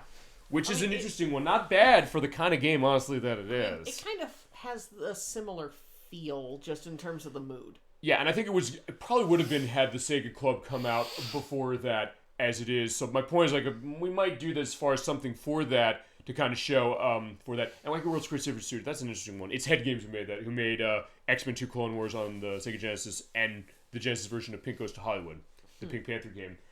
So definitely got some good ideas as far as that and other interesting stuff. And said, hey, fitting also on the Fate thing, because we were just like, can we show this? And it was published by Capcom, so we're pointing that out. That game was published by Capcom, so it would have easily fit that way too. So yeah, we had a lot of interesting ideas kind of floating around as far as how it was, but I think for what we got, I think we got what was neat to this. And also, I think last thing we'll do before we do schedule, I think, and man, we're gonna get 7 hours of this program. Awesome. And more when I edit. But either way, we'll take a look at those codeless options, show some of the games we're talking. I remember, like for said, Gekido. Yes, Gekido? I think that was the name of it. For the PlayStation. That is going on the master list, do not worry as far as that specifically. But yeah. So I think we can look that up. Yeah, we can definitely look it up because it is on here. I know the name is on that. So we're going to show some names. This just scrolls through as far as what they are. And you basically select one of those and just go through the list as far as what they are. And we only have this going, so yeah, it was a good case to talk over. Thank you as far as that, Nocturne. Thank you for the play of this game. Thank you for everything you've done for this game. Thank you for, I'll say, everything you've done on the show. It's been one of those cases where, especially over the past... He's not here? Not here. Okay, so what am I thinking of? I was thinking of... Oh, fine. It was shown on the magazine in the infomercials that showed... we can look it up later. No, it was... I have it up. I'll look it up now. It was a Gekido... What was it called? Just to get a sense, as far as that... Yeah, feel free on some of the stuff you're seeing on... You've seen a bunch of things. We had like an hour or so audio test going to stuff like, hey, you ever play this? This is interesting. Hey, let's show this Klonoa. Yeah, we actually scrolled through every single game that's on here. Actually, one thing I find, we were remiss if we didn't show the codes for Lunar Silver Star Story Complete, because we're coming back to that in a couple weeks. Prepare for more Ramus stuff. Yes. Yeah, he's been off as it's been, but he is...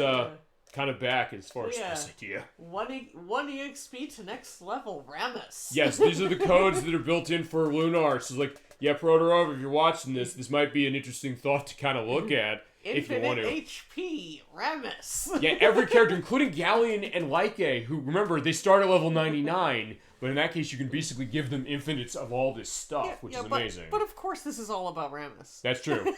Ramus is our hero as far as part 1.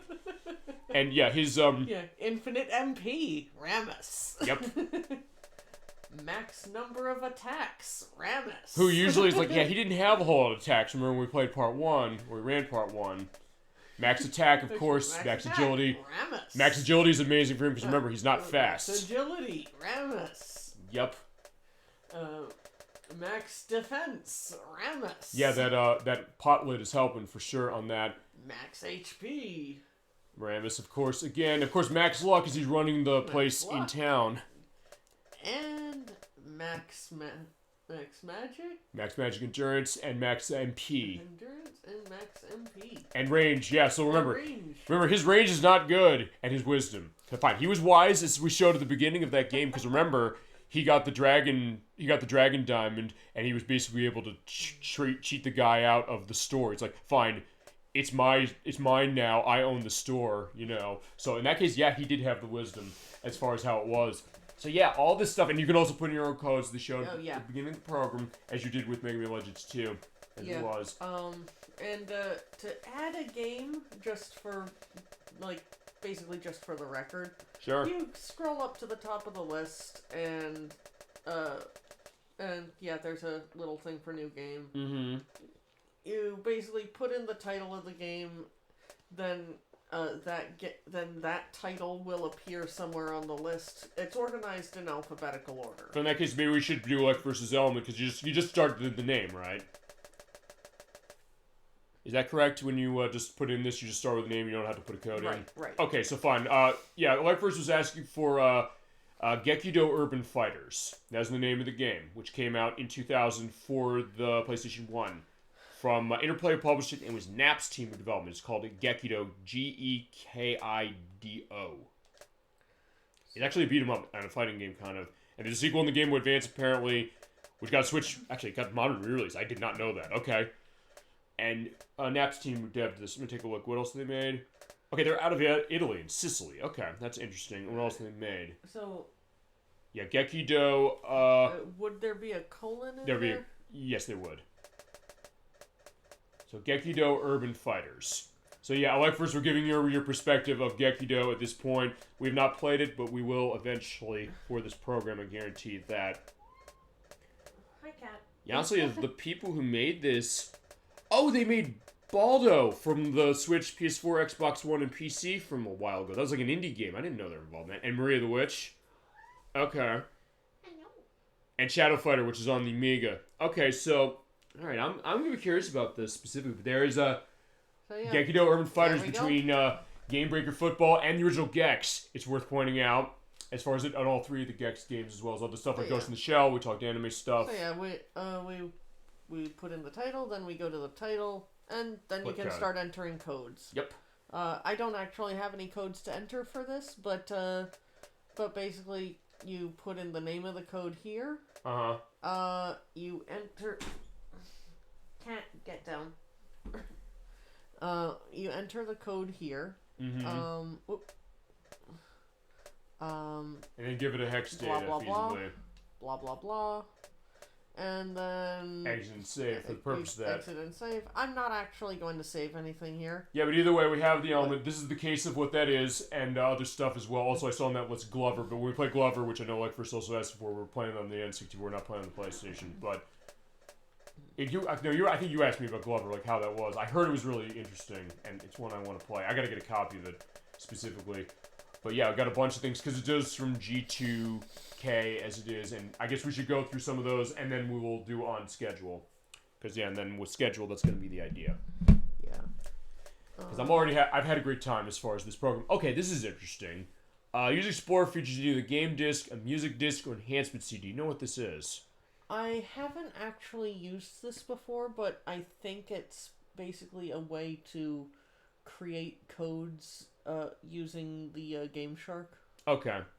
Fair enough to that. Right, because they did show that in the infomercial, one of them saying, like, hey, you can use your serial adapter to your PS1. I don't know how it'll work on PS2, if it even does. And then plug that into your ancient Windows 95, 98 computer and run it. Yeah, I'm going to...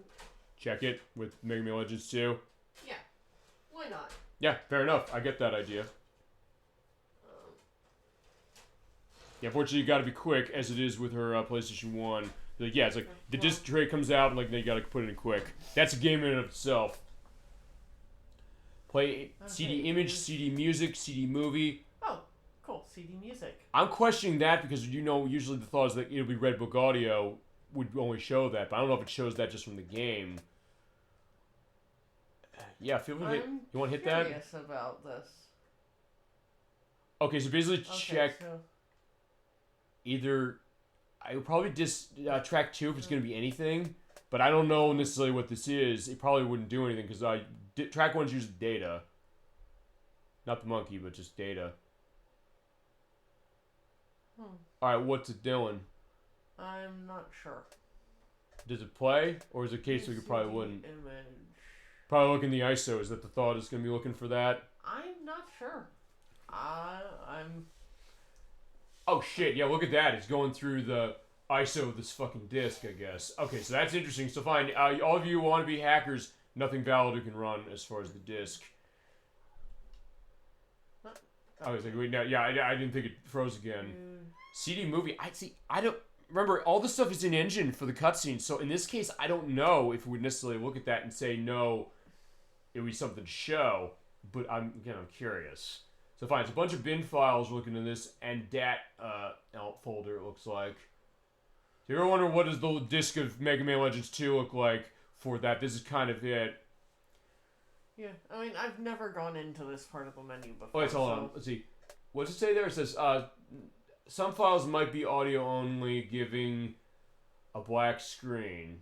Okay, so basically explaining what some of this is doing. And fine, the CD music thing, I know there's games on the PlayStation that would use Redbook audio where they have the audio tracks on the disc. You put it in a CD player and play anything but track 1, which is the game data. You can listen to the music of it. I know Richards is the case of that. Some files might not load to being in non-standard format, which I think is what happened with the PlayStation later into its life. I wonder what happens if I click on this. All right, let's do it. I'm sure nothing can happen to damage the thing. I don't think so, no. Reading CD, please wait. Okay. The file we're enhancing with Mega Man Legends 2, yeah, what we're going to, is not in the drive, so it's not a CD disc. Okay, so there you go. That is Mega Man Legends 2. Running that.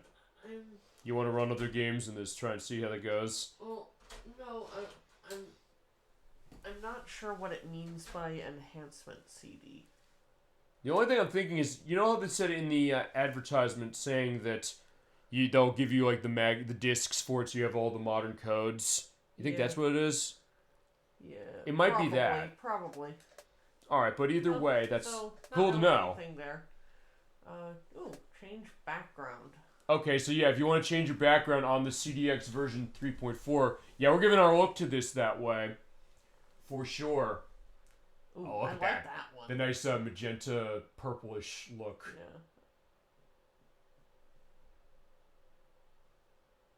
Or say, like, fine, if I don't want the shark on screen, we can say no shark. But it's like, no, we have to have a shark. Like lava. Okay, there you go. The floor is lava. Yeah, the screen is lava now, too. I'm just being stupid. Also going wavy. Okay, like that. And like, I don't know, we're inside of a body or something. Inside the body of the shark. So there's 3 textures.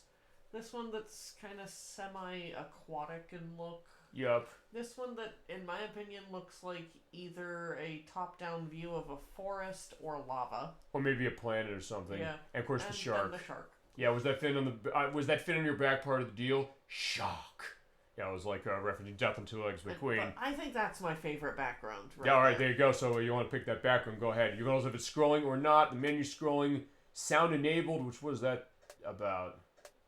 Basically, if you want the sharks to be static. Yeah, I like the scrolling. Scrolling in the menus on and off. Sound enabled to, what's that? Toggle sound on and off. I guess that's of this device. Okay, so it gives a different sound as far as it, or you can turn it off. And then polymap. I don't know what polymap is. Forces game to use wireframe graphics, might not work with everything. Interesting. You want to see about... You know, let's pop this on and see if it works with Legends 2. Okay, let's do it. I mean, I'm not going to do much. I'm not going to load any codes or anything. I just want to see if it affects Legends 2. Okay, we'll see. Wire shades, flats. So I guess you're changing with the polygon map. So for this game, man, that's going to be interesting. So what do you want to have it as? Wires. All right, got it. Can you imagine like a wireframe look on Mega Man Legends 2? Okay, just oh right, that's just selecting the code list. Yeah, and since you do have a G through N, I believe it is, set for this. Yeah. So you just turn off all cheats, because yeah, you can put on cheats or you cannot. So let's see what happens. So start game without code.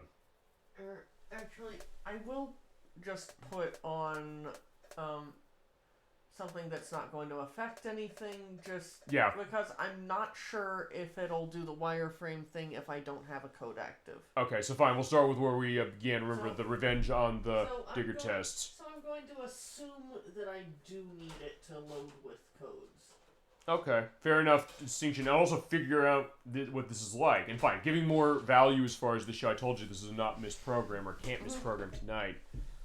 Yeah. And then we'll go into stuff on schedule. Alright.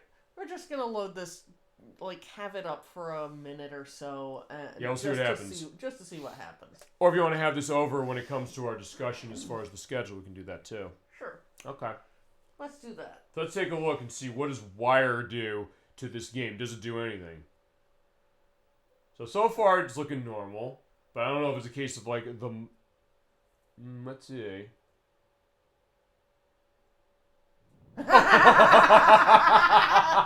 I love it. Okay, we have to leave this going. So remember the opening cutscene we saw at the beginning of the game back in April? What happens if you had wireframe on everything? Okay, this is amazing. I love it already. And so do I. Okay, so there you go. You can wireframe Mega Man Legends 2. I'm so glad we're showing it this way. I guess here's the question: what happens when we get characters now? Because remember, we're seeing the outside of what the sulfur bottom looks like. So we're gonna. I love it already. This is amazing. I didn't know it even did this. This is one of those cases where anytime you and I play a game that's on the PlayStation, I think we got to show this at some point. So, like, what does it look like? Whether it's on show live or we do. Barrel. Oh god, it's amazing looking at this. You see the background of like the sky even still. I was thinking we should get started soon. Okay, this is amazing. Okay. And I'm not muting Mike on this one specifically, but hard to believe it's being. No, because this is more about seeing the wireframe. But also thinking the idea, like, yeah, there is a Barrel and Von Blucher talking specifically. It was like, yeah, just them looking out at the matte background. Actually, yeah, it's kind of scrolling outside, but we don't see that because remember, the models are there. It's like, what is that thing? That's where Forbidden Island is. Like, that looks dangerous even more than what we saw in the actual game with the real graphics. It's late to turn back now. I've spent. Yeah, there's no turning back, Von Blucher, from this. I want to see what the other forced graphics things look like. Then, alright, let's show that. In fact, whilst we're doing this, is now a good time to talk schedule then. I think this might be a fitting time to do it. Sure. Alright. So yeah, you're seeing our element as Mega Man Legends 2 on wireframe. Yeah. And this is our finale. Next time we come back to Mega Man Legends, it's going to be with the Misadventures of Tron Bonne for the PlayStation, which I'm going to control. Next time we come back to Mega Man, though, what do you want to do? But all's fair in love and war. When we do come back to Mega Man, which I think is unlikely until second half next year. Yeah, but what do you want to do? I mean, we'll do Mega Man 7 for sure, Electros. We'll squeeze that in somewhere, but if not that one, I'll try and make that happen next year. We'll do that, but what do you want to do next? I'm kind of thinking... Yes, sir. Let's do something from Classic. I'm thinking we could do either 7 or 8. Okay. So, I mean, would you want to do 7 again, then we do 8, perhaps? Maybe we can make like a 2-month thing where I handle 7, you handle 8? Sure. Okay, fine then. Like, first, we're not going to make you wait necessarily that insanely longer for Mega Man 7 going back to it. We played it already, but we're going to go through the ways. Like, I know you said you wanted to be involved in that. You love it. You're getting it. We'll play it again. The camera flashes looked funny on... Yeah, they did. I was seeing that. Like, I saw the flash going on. I don't think I'll put a flashing light warning on that. Well, I don't know. Maybe I will. But yeah, flashing lights maybe for that little segment there. Maybe. Now tell me, just what do you think you're doing here? I thought you had gotten out of the pirate game. Also saying it's interesting. Yeah, we have Glide and Teasel talk. It's like, which one's which? Glide's on the right. Yeah, let's see. There you go. Teasel's on the left. Easy.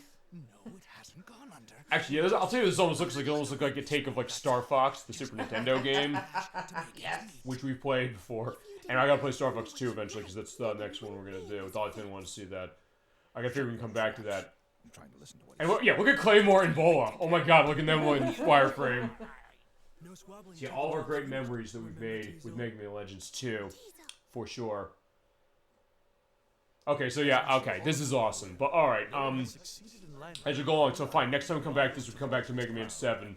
We're right on the Wii U, I have that version, and we'll play it that way. And my first that'll be for you, and then I guess we'll figure Mega Man 8. If you want to do Mega Man 8, then as far as actually, we want a second part that, say, like, let's do 7, and then we do 8 the next month. Yeah. Okay. And she'll handle 8, I'll handle 7. And 8 will be in Japanese, because we'll be running the Saturn version, and we are... And, like, the English version of 8 on Saturn is just way too expensive. Yeah, Chasm 22 has it, but it's also the case, like, fine, we'll run that. I will do, though, what we did with, Mega Man X4, where I will use the English version I have. I will edit in the cutscenes of English, along with the Japanese one, so we'll have the full look, because, I mean, we have to talk about the way the voice acting was. We have to talk about what's going on. Look at the flutter! Now it's like a black background, as far as what it is. And, yeah...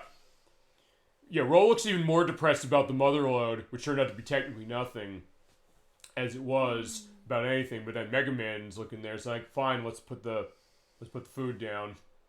Okay, I can't get over this. I love this so much. Me too. Breakfast ready. I made the eggs just the way you like them. Yeah, wireframed. Hey, look, it's Gramps. It's like, yeah, where is he?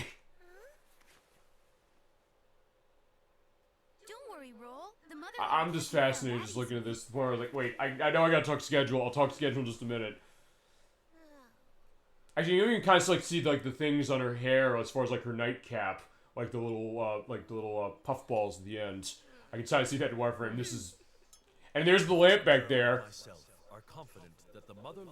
Yeah. So okay, fine. Here's their press conference. Yeah, you never saw a press conference like this before, but you can still kind of tell as far as the way the modeling is concerned. Yeah. Okay, fine. Actually, also, fine, I have one more question on the plot I'll ask you. Does Roll ever find out that Joe and Yuna are her parents? I don't believe she does. I guess with Yuna she wouldn't know because, Well, I mean, she knows that... Well, technically, Yuna is using her mom's body, but her mom is not currently in her own body. But she didn't. She's off on Elysium with Mega Man and Sarah, so at that point she wouldn't know on that one. Joe, she might because he's still on Earth, so maybe he tells her.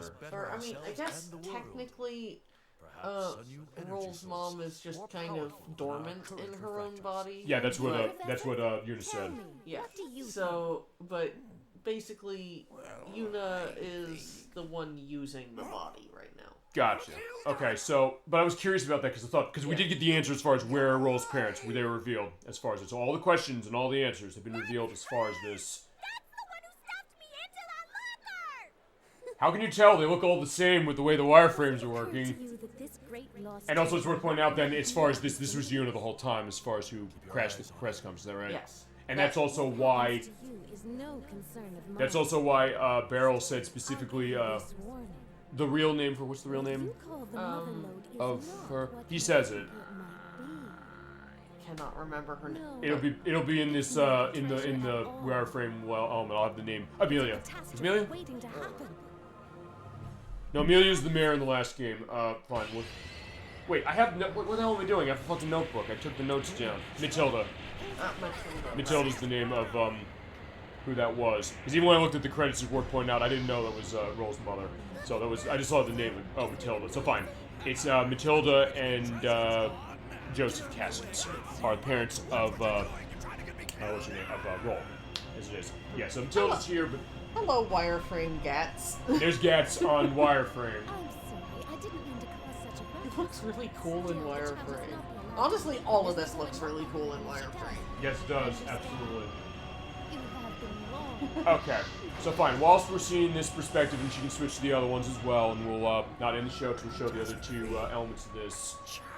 Let's talk schedule then, because we got another Capcom joint coming up next week. Two of them, actually.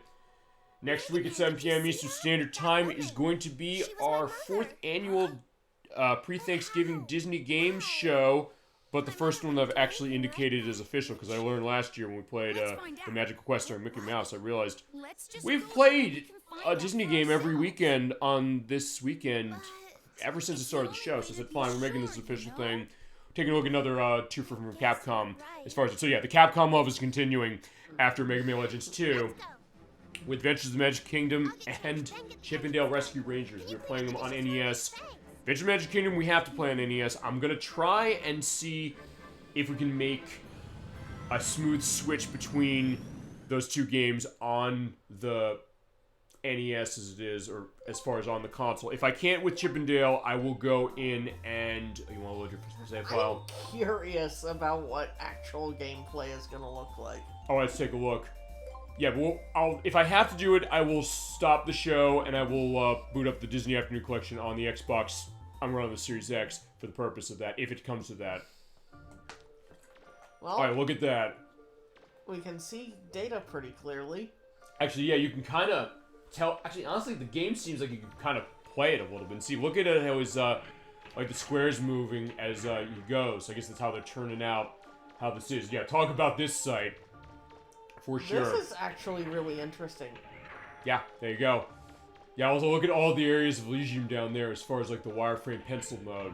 I know some games have codes to this, like the Turok games tend to, but for this, yeah, this is pretty damn neat. Okay, like, this. I find it remarkable that I can still tell exactly what I'm doing. Yeah, no, I get that as well. Okay, so yeah, back to schedule as it is. Yeah. We're doing those two Capcom games next week at 7 p.m. Eastern Standard Time. The week after that, Dolly Finn is coming back on the show. We're doing our Switch Puzzle Showcase. We also got another Capcom game. So 10, we've got 3 weeks of Capcom straight because I mentioned we're doing Super Puzzle Fighter 2 Turbo as part of that, which I talked to AJ about specifically, and he's like, yeah, I want to see this. I'm like, yeah, absolutely, you're getting your wish. Everybody on show or connected to show, we're part of the Super Old Game Saturday family, from chat to on show to myself, has made selections as far as a bunch of things. Nocturne's a couple. She's announced one of those. But we are going to have a bunch of games in a rapid succession. We are also starting that earlier, 5 p.m., just like we did on this program for this week. So that's another can't miss show of a bunch of games in a small sample case, but Dolly Finn's going to be with me for that one. The first guest we've had on the Thanksgiving Showcase program. I love doing these shows every year. And for puzzle showcases, or for the puzzle showcase here, puzzle games are her forte, so it's going to be her element as far as we've got a lot of good stuff to show you to celebrate Thanksgiving right. At the end of the week, or after the end of that long week, you've rested, you've had fun with family, had a great meal, you've had fun with friends, however that is. We're going to reflect the idea of the gaming feast, as we always do. Interesting, a bit of wireframe animation. When I land... Oh, there's like a shockwave. So I guess they have to. I guess they're kind of painting the idea of where the impact point is, maybe. As far as the way the graphics are, same with the square. I think there is a small bit of animation when he lands, but it's but you don't really notice it unless you're paying attention. Or if you have this on, where it's basically looking at behind the curtain, what is this game really doing? Which is fascinating. I think this is a interesting case. So yeah, the Game Shark is more than just cheat codes. Absolutely, it's definitely something interesting.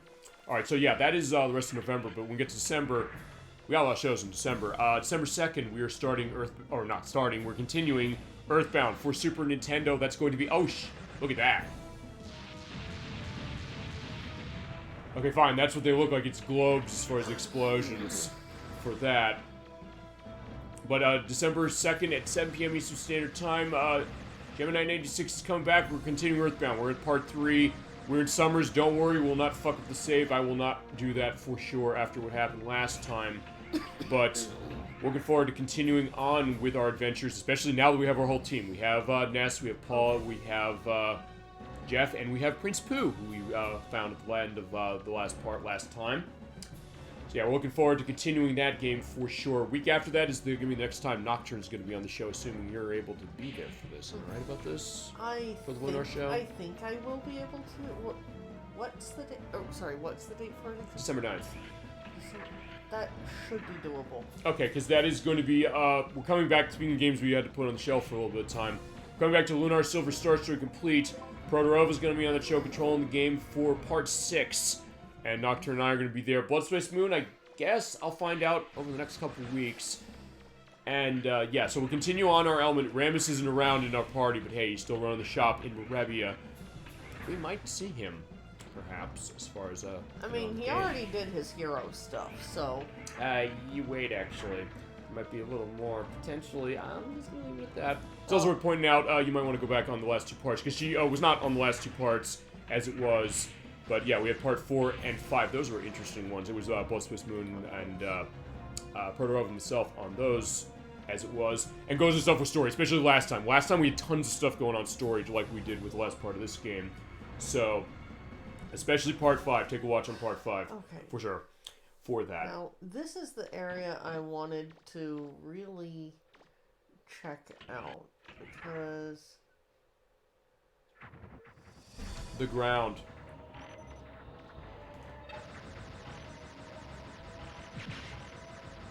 To see what they're doing. This also shows what's a wireframe in this game and what isn't. Anything that's like a 3D model is the wireframe, it looks like. Whereas other stuff, I guess that's like a... I don't know if the texture sprite for the Zenny. The point is, it's not showing as a polygon, which I would have thought on the surface it would be. I would have thought that it was a polygon as well. Feasibly. But either way, you're kind of getting a little bit of a dig underneath, specifically. Fine, we're doing the digging perspective into Mega Man Legends 2 more than I think either one of us expected. Specifically. But yeah, as I said, the next Lunar part on December 9th, that's 3 p.m. for that one, as is always the case for those. Then we get back to a game I know, not get back to, we do a game I had to push back a little bit as we've changed schedules this year, but we're gonna finally do it. Okay, that's interesting seeing. Actually, wait, can we even see underneath the ground where that was? I don't think it showed, did it? No. Okay, so it's still hidden. So this is not gonna reveal it. But December 16th, 7 p.m. Eastern Standard Time, I'm playing Tetrasphere for the Nintendo 64. Like first wanted to see that. I think I understand how we're gonna handle that. I'm gonna get unlocks going on the modes, because some of them have story stuff, and I will show them off as much, particularly like the hide and seek mode, for the purpose that will show off all the modes, all of the elements of that pretty complex but really interesting, and I think now the case of clicking game specifically for that. And yeah, where is Mega Man? He's there. Yeah, he's somewhere there. Yeah, this would be unplayable here. Fine, jump. Actually, try jumping. Okay, not completely. He's like, wait, oh, where is that? So there's a white perspective down there. Yeah, it's like, I can't see where. Okay, fine. We're going the flutter. Actually, what's the flutter look like? That's what we're finding out. This is gonna be interesting. All right, the flutter is enclosed, so yeah, there's just a black area for that. There she is. Oh, yeah. Mega Man, why are you a wireframe? Yeah, girl looks cute. Okay, fine. Let's go back quickly to what he says. Like, hey, how much is that thought? He has the thought. Maybe it's like how cute she looks. Fine. He loves her. She loves him. But also, he thinks she's cute. So there's that idea. There's something there. No question. You go to the Beauty and Beast perspective. I'm interested to go around the flutter from one room to another, because this could be interesting. Then you do that, and as I said, I'll finish off schedule. As far as what else we got, the rest of the year, the last show we're doing, the last 2 shows we're doing for the year, is going to be one game. We're going to be playing Strange Horticulture. We're previewing that in the Puzzle Showcase in 2 weeks. But Dolly Finn said to me, I'd like to show this game. She introduced me to this game. It is a very interesting one. We're going to be playing that over 2 weeks. We're playing that on December 23rd at 7 p.m. Eastern Standard Time. On December 29th, also at 7 p.m. Eastern Standard Time, I believe. I don't know if we need to start that one early or earlier. It's only 2 parts, so we're going to complete it as far as for the finale of the year. I also have another thing lined up as far as that finale. I'll say that. I'll leave you in a little bit of suspense. So you're going to want to tune in to our final program for 2023. I can't believe we're almost at the end of it, as it is, specifically. And then we hit the ground running, quite literally, in January. I might be moving this to January 5th, the Friday. I'm going to talk around, because actually, I might have to have something going on as far as on the 6th for the Saturday. But either way, it's going to be a 7 p.m. Eastern Standard Time show. We haven't taught Sonic this year, as you mentioned, so I'm going to be playing Sonic Heroes again. We're doing the super hard mode, so I have the Xbox version booted with the save file that comes off of the official Xbox magazine demo disc. It's the one that has Alias, the TV show, the game based on that, on it. I'll give an indication when we play that again of which one it is. To go through the game again on super hard, show where it gets really tough, and celebrate 20 years of that game, because January 7th is 20 years of Sonic Heroes. Not believe it's been that long, but we're going to be celebrating that. And then we get, as far as other stuff, where we're going to have... schedule's a little up in the air as far as some of this stuff, but our shows are going to be set for what they are. We'll have part 4 of Earthbound.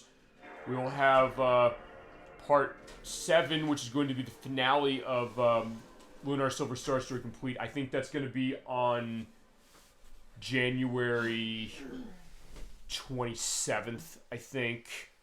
But we'll figure that. We'll know for sure when we do the next part of Lunar in a couple weeks. The other show is going to be the start of Metal Gear Solid 2 for the PlayStation, Running Substance, which is going to be really, really nice as far as how we go. All the extras will be going through as the time goes on. Then in February, I got a Friday show I got to do for one of those. Probably, it will be for the Metal Gear Solid 2 part. That'll be Friday at some point. We'll have the next part of Earthbound. And we also have... Nocturne, you, Protorova, and myself are going to talk about this specifically. And also Blood Space Moon this way. We're going to talk about the finale, the true finale of Lunar, because we're finishing the PlayStation version in January, I should say. Based on how that is. We're also going to show greatest hits of the PlayStation, of the PSP version, specifically, as a little bit of an extra. Kind of going over. It's going to be an intentionally short show. It'll be 3 p.m. as it is. It'll only be about 2 hours, so we can get a sense of like where our other projects can be lying when it comes to stuff with that for all of us. But we'll have that the end of that month. It's going to be on February. Think about this. The last weekend of February. It's going to be on a Friday as well. That's going to be Friday out along with the Metal Gear Solid 2 part for Freddy Fish. No, not Freddy Fish. We're not playing that. We played that one already. We're playing Pajama Sam, No Need to Hide When It's Dark Outside, and Putt Putt Goes to the Moon with Nikki. She's making her come back on the show, and Ed Wack, of course, will be back with her as well for the purpose of that, as it is. And then in March, as we got this working once more, Nocturne, your next game for the program, what are we playing? Snowboard Kids 2. Yeah, that's going to be on March 2nd. We're playing it on Nintendo 64. She has my copy as it is to run, to practice over the next couple of months as we get a sense. That's going to be a couple months, I know, on how that play is going to run. And after that, I guess we'll figure what we're going to do with the other project you have, like with Mega Man 7. Also, what you want to do on Super Mario Bros. 3, because I know you want to do that at some point. And also Nier Automata. And other stuff you're thinking, like how you want to organize that. So you have your thought through on what to think. I think I might... I think... You don't have to have an answer now, but feel free to have a thought through of what we want to do, how we want to order stuff. But Snowboard Kids 2 will be next as far as our stuff, and we'll definitely have Mega Man 7 going next year, and 8. I forgot 8 will go with that. So when we do 7, we'll have another part, and it'll be 8 for the next one. Running on the Saturn for Mega Man 8, and also running on the Wii U for the Virtual Console version for Mega Man 7. Because that means that we also get the Game Boy being able to be dug up. And I don't know if you can do that without... I don't know if you can do that in the other ones from what I understood. So that's going to be the thought of that. Other stuff we have for March is going to be the next parts of Earthbound. It might be the finale. I'll let you know, Nocturne, when that's going to be the speed run of the game. I will definitely give you advance warning on when that's going to be. We'll have the next part of Metal Gear Solid 2. There's going to be an open week. I'm going to figure if we're going to be able to go back to Game Dev Tycoon because Protorova and I have that's hanging. Got 2 more parts we got to do with that. Or go back to Pokemon Gen 9 for its next part because that's also hanging. And March 30th is Justice League Task Force for the Super Nintendo. The fighting game by Blizzard that is of DC characters of Batman, Superman, Wonder Woman, Flash, all of them. Not a great game as has been the case, but it's also something that is interesting and that's what I'm going to look at. And then going in future, that's going to be questioned. Most of the stuff is going to be open, I think, for February. Oh, not February. For April, except the stuff we have running full casing. Which option do you have now? Shades. Shades. Okay. So basically the shading, so it's pretty much without texture. Yeah. I think, basically. So there you go. Yeah. So that is what our schedule's looking like. And then the only other show I know for sure is going to be, I guess, probably the last weekend of May. We have our annual compilation program. We're going to be playing Title Legends for Xbox. I did put that in recently and gave a look as far as how that's operating. That's an interesting one. There's different stuff in that. We got your big stuff as far as Taito. We got Space Invaders. We have Operation Wolf. We have Bubble Bobble. We got other stuff as well. Very obscure stuff in some cases when it comes to some of those. But interesting stuff. We're going to have a fun time doing that one. Luckforce wanted to see that for our next compilation program. And yeah, I think that's the look as far as what it is, and I think we're done with shader and the other option. Yeah, the last one is flat. Flat. Okay, so fine. I don't know if you want to show the whole cutscene, you just want to show parts of this and show gameplay. Like, I kind of want to see how Gats looks. Okay. He's just such a distinct shape. My entire life working Yep. toward this. I get that. I can't turn. So in that case, I'll tell you this, also because the way the show's length is going to run, I'm going to try and...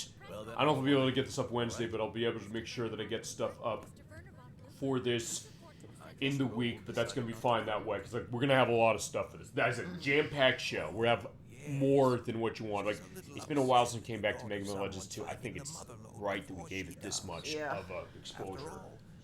Even if it was because of a lot of technical problems, I think this is the longest show I've played. It is. By a pretty substantial margin. After edits, it'll be over 8 hours. With edits, without them, after edits, it'll be over 8 hours. With them, it probably still will, well, close enough. But either way, we'll figure. But I think it works, because it also means that, hey, you get to have perspective of joining. We give the whole look of the show. It's also something that I've realized, this is the last element you're looking here. The fact that sometimes some of the shows we do are things that you can kind of soak in. We give you a lot, so you can kind of sit back. Maybe some people's like, hey, you want to run it just as far as cutting parts up as far as being shorter. Yeah, but it's also some of the things that, you can kind of live with the show. You can kind of just let it sit there and breathe. Watch the parts of it. Go through. See some of the stuff we got. And get the whole experience. Because that's the idea.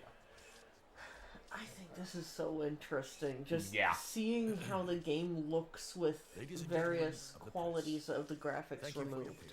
Which, I mean, this probably must be a fascination. I mean, this is a fascination for me, but especially for you, where you know this game so much. You think, like, I've never seen this game before. It's almost like playing it anew. Also, all the reporters in the audience are just, like, 2D images. There you go. Well, right now we're with Glide and Teasel. Yeah, and you can kind of see sort of coloring on the shading to get a sense of being able to tell them apart. We're just a little in the red this month, that's all. Just need a little extra cash to make ends meet. If you didn't buy only what But honestly, not too much even on Tron. It's like some of her colors are not showing completely. Traps. I'm trying to listen to what he's saying. Oh, fine. Look at Claymore though. He's showing fine. No squabbling till the job's finished. Remember, Teasel? Teasel. As I'm sure all of you are aware. I've heard like, wait a second, where'd the game go? It's like, okay, hold on. And then Von Booker comes in. It's like, okay, fine, here I am. No one that is, except Professor Beryl and myself. 30 years ago, Professor Beryl and I journeyed to that island. When it switches to looking out at the audience, there's like nothing there. Like you just see a bunch of rectangles. Okay. But now I intend. So nothing else is also the case. Like we've sometimes like, how do games get made? What are they doing on the background? Honestly, Nocturne, I think you gave. What? See? Yeah, look at that. This is kind of, when you really think about Nocturne, thank you for this in particular, because I think this is really doing. I think about. Whoa, that background looked so cool there. Yeah, it did. Like it almost looks like a stormy cloud case. But thank you so much for showing it this way, because in some ways, I think it's doing a little bit of a service of. We've always said we get in the guts of gaming. We are literally getting the guts of this game, no question. Seeing what is the game doing behind the scenes. So in some ways, we're kind of giving. I've said this before. We'll give a unique look that nobody else is going to give. I always make that promise when it comes to Super Bowl Game Saturday, whether it's myself doing a show or guests. But it's a case that, yeah, you're not seeing a Mega Man Legends 2 play like this. You're not going deep into maybe some of the elements of how the graphics of this game are operating. You're not seeing the way Nocturne's telling the story as far as this game, as far as playing it and all these things. Seeing like, oh yeah, look how she is. And while yeah, we don't have the full effect of the graphics, I think this is far more interesting. It's very, it's the kind of thing you probably would see in a lot of independent games now. And sometimes you have like the different graphical styles, like, hey, maybe look at like an artistic and almost minimalistic perspective of this, you know? Yeah. And there's our crowd of rectangles. Okay, there you go. Of our cardboard rectangles. Okay, I mean... Like, they're not cardboard cutouts, they're just panels of cardboard. They say that when you're really good at public speaking, you could feasibly speak in front of anything. So I think we're putting that to the test, along with find that reporter, who's the only one in the crowd who's like, fine, I'm here, I'm the real reporter. Clue as to what exactly the mother lode might be? Yeah, it's nothing, as we mentioned, as far as the way the game is, as you mentioned on part last time. Yeah, the mother lode was just kind of a myth, a legend, a kind of thought of maybe it's something, but we kind of got a sense that, no, it's not really too much, specifically, but that's the idea.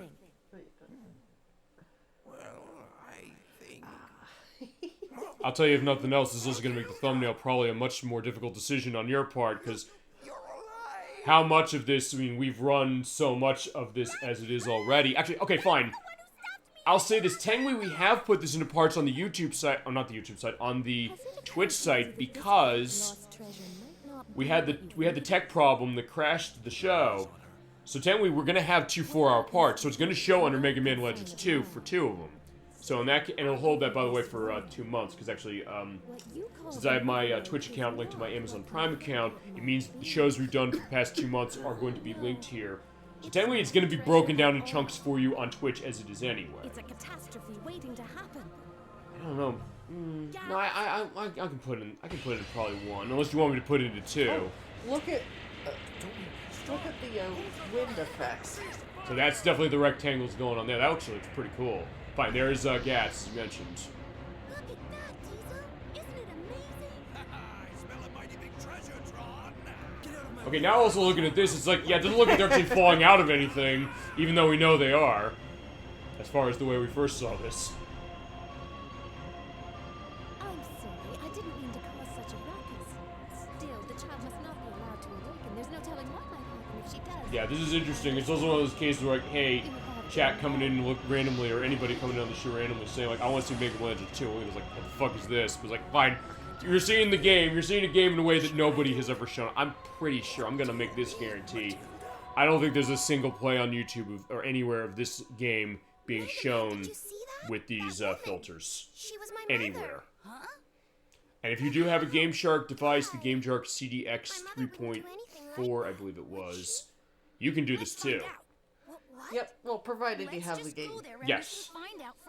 You can also feasibly do it with anything you got in your PlayStation 1 collection to see how it goes. They say it might not work with everything, but feasibly if it has 3D polygons, remember, on the PlayStation, it's probably a good bet it's going to have that. You can put it to application in a bunch of things. Can you clean up the dishes for me? What dishes? There he goes, a new day, blue sky for the flutter, and I guess also rectangles in the sky. Yeah, because it's not doing anything in the menu's looking fine. But then as far as running the game, as far as how this is looking, that's also the question. This is gonna be interesting. No question. And we still got 1 more to go, as it is. Okay. This is a little more basic. Okay. It's a bit more basic than the wireframes in terms of how it looks, but I would still say it looks interesting. Question though is this, which you're gonna have to look at the map to know where the door is, it seems like. Yes.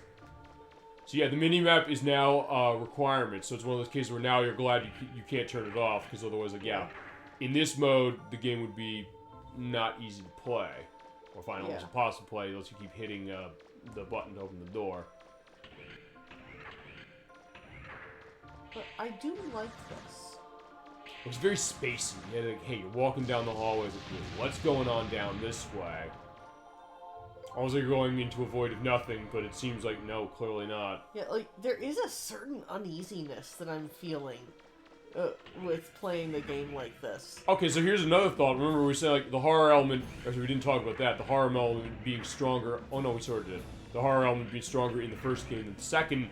But there's cases where I've been playing this, and you have as well, saying like, the horror's there. Honestly, fine. If you want to turn it into more of a horror game, turn this mode on, play the whole game this way, see what happens. Like, what are all these things that are going to come around? This seems like it could be potentially dangerous, because like it's just a black void there. I was like, uh-oh. Well, I did end up positioning myself right where the door was going to be before the door was visible on on the mini map. Yep. So, but that's probably just memory of how that room is. Yep. Well, because we have seen it a lot, so in that case, I think it's kind of good that we've gotten this game running the way that we've got it running as much as we did, because I think it shows that perspective to it very much. So yeah, you lived with it. You all out there in the best chat on Twitch lived this game with us, and I thank you, by the way, for that, as I always do, for sure. Yeah, we wouldn't be a show without all of you, and of course without the best guests as well. There's that landing animation.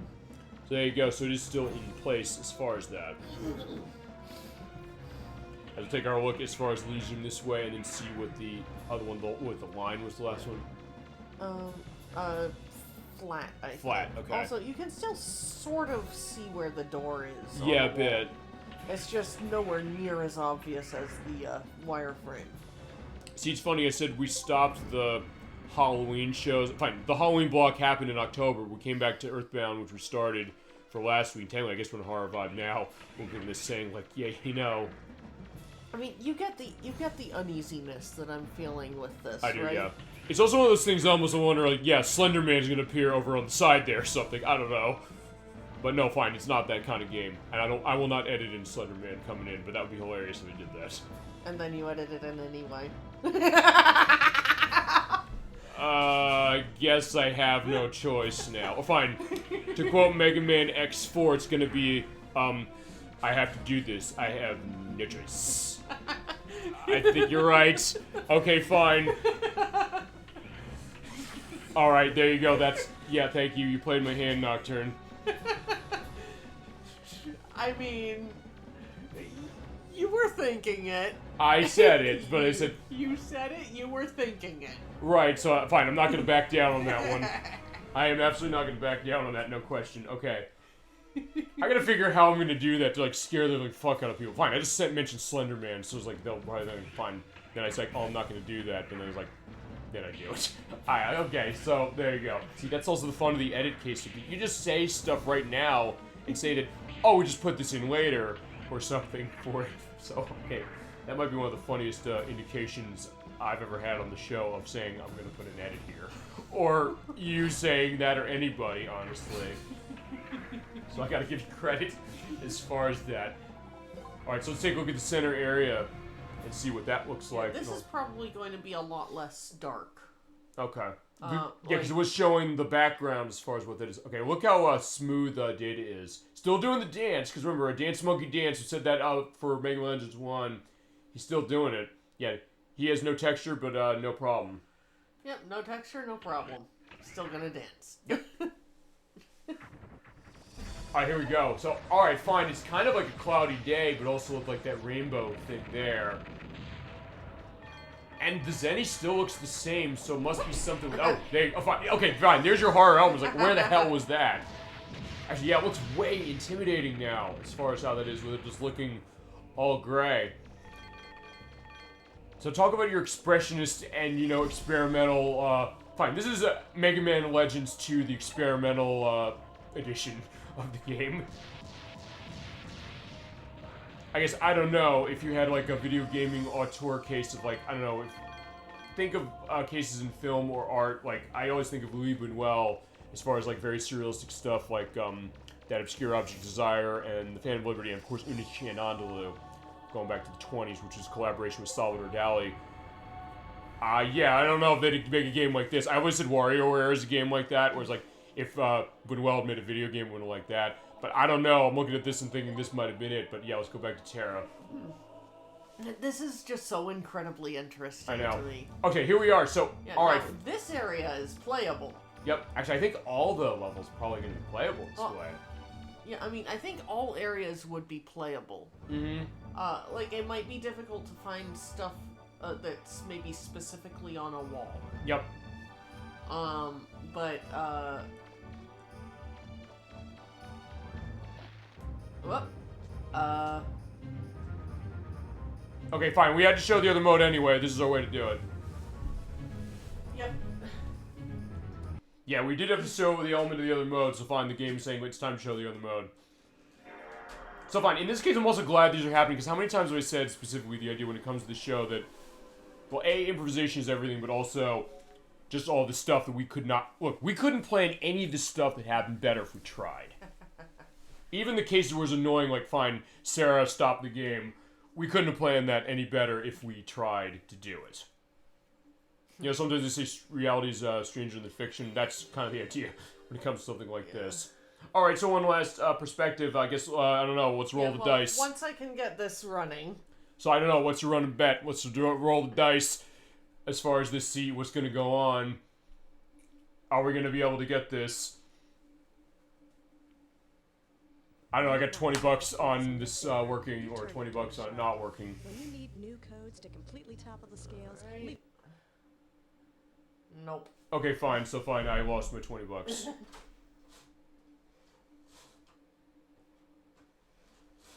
Alright, so yeah, this is absolutely fascinating.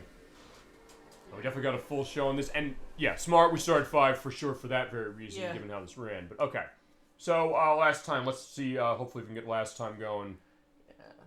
Or if I'll go the squeeze case, last time forever. Game Shark, please just work without too much of a fuss this one time. Yeah, just once more, Game Shark, and then we can, you know, we'll come back to you. I think there's going to be samples. Like, they're probably going to be games you'd want to show on the show that you'd want to show that way, or give a sense of how does this look. Honestly, the point where I think we probably, anytime we do a PlayStation game where it's going to have something like that, and you're involved, maybe we should do that. I mean, I'm going to assume, like, I'll say one thing, because since we're playing Lunar, I'm pretty sure Lunar would not have any effect to this because it's all 2D. Generally speaking, maybe some of the cinematics would. Maybe. And we'll see if this is working. Did it freeze or... it's perfect. Working. Okay, so there you go. So there's our last element. We don't have to watch that again, so we'll end on the flats. Alright, so last look as far as the cheat codes.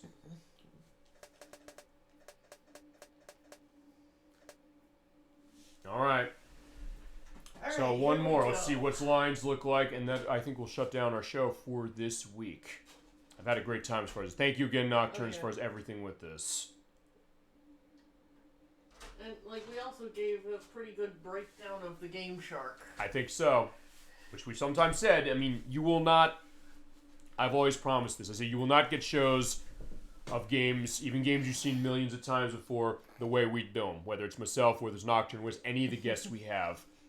For sure. And we won't have a chat the way that other people have. We have the best chat on Twitch. I always say that, and I mean that from the bottom of my heart. And I thank you all from the bottom of my heart for that. I feel like this is also a good showcase of why I embrace like cheat codes and cheat devices like this. I mean, we kind of touched that a little with Aladdin, but we didn't quite do it to this degree. Like, to me, it can make the game more enjoyable. And also, in this case, it's also kind of letting us peel back the layers, saying, how is a game like this being worked on? I think this is probably the only cheat device I have that lets you do this. I've never had any that lets you do this, so this is absolutely an invaluable thing. So okay, I find whilst that's loading, I want to see something, which is as far as this case. I want to see then. So if you're liking what you're seeing on the screen, as far as the Game Shark CDX device on the PlayStation. I'm gonna do a little bit of a look as far as how much this costs. Actually, this costs...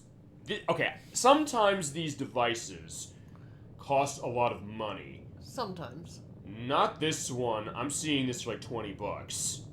As far as how brand it is. New, or...? Not brand new. I'm seeing... Oh, I don't think this is brand new. Fine. I'm looking Game Shark CDX. This is line mode.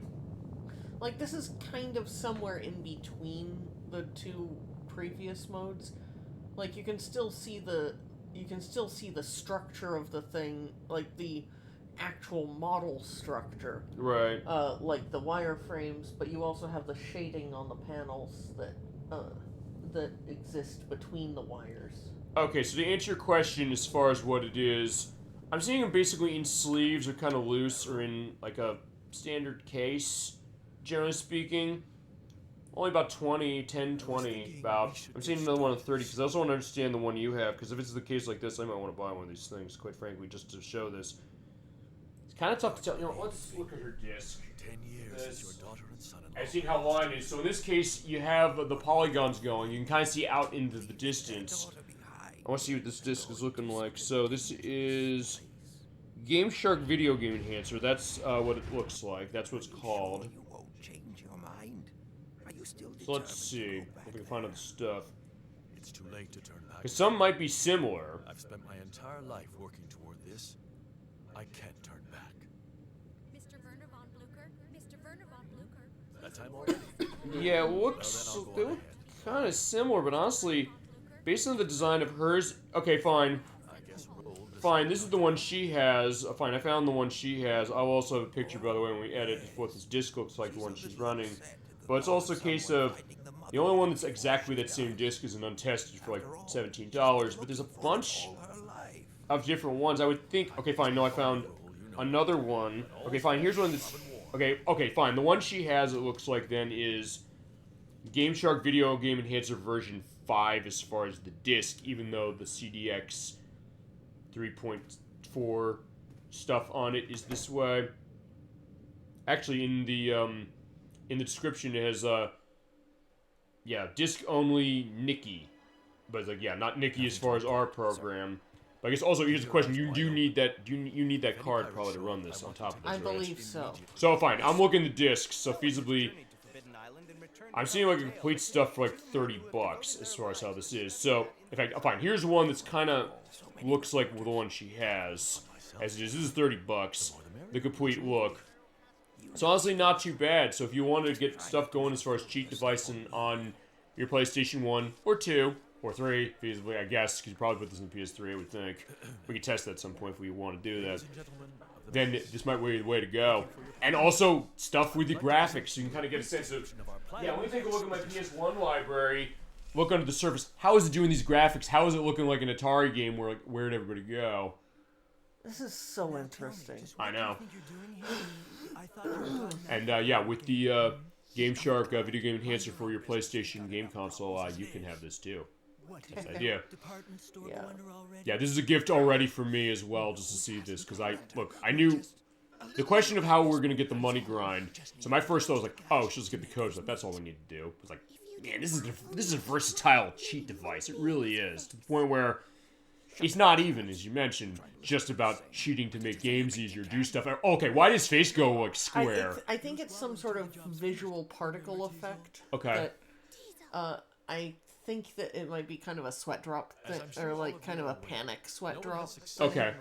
Because I was saying, okay, how does it handle those graphics? So this is getting the question as far as how does it handle the graphics? So fine, yeah, there you go. I could also imagine, yeah, just tossing a lot of polygonal games on PlayStation to this. Hell, let me toss a 2D one at it just to see what's it do, if anything. I mean, even some 2D games still have some hidden 3D elements. Yeah, I mean, or fine if it's like polygonally based. One of the games on the list I know was Wild 9, which I know is fully polygonally based as far as a 2.5D game. I wouldn't be able to show Klonoa because I don't have, well, no I wouldn't because I don't have it physically. And it's like $400 physically as it is. But I almost wonder, here's another thought, I'll say this. I wonder if there's like a record feasibly of showing off every game that people can find on the PlayStation through something like this with these filters. But remember, that is like almost 1,000 games as far as the PlayStation is concerned, because there's tons of games on the console. So what that's necessarily going to look like.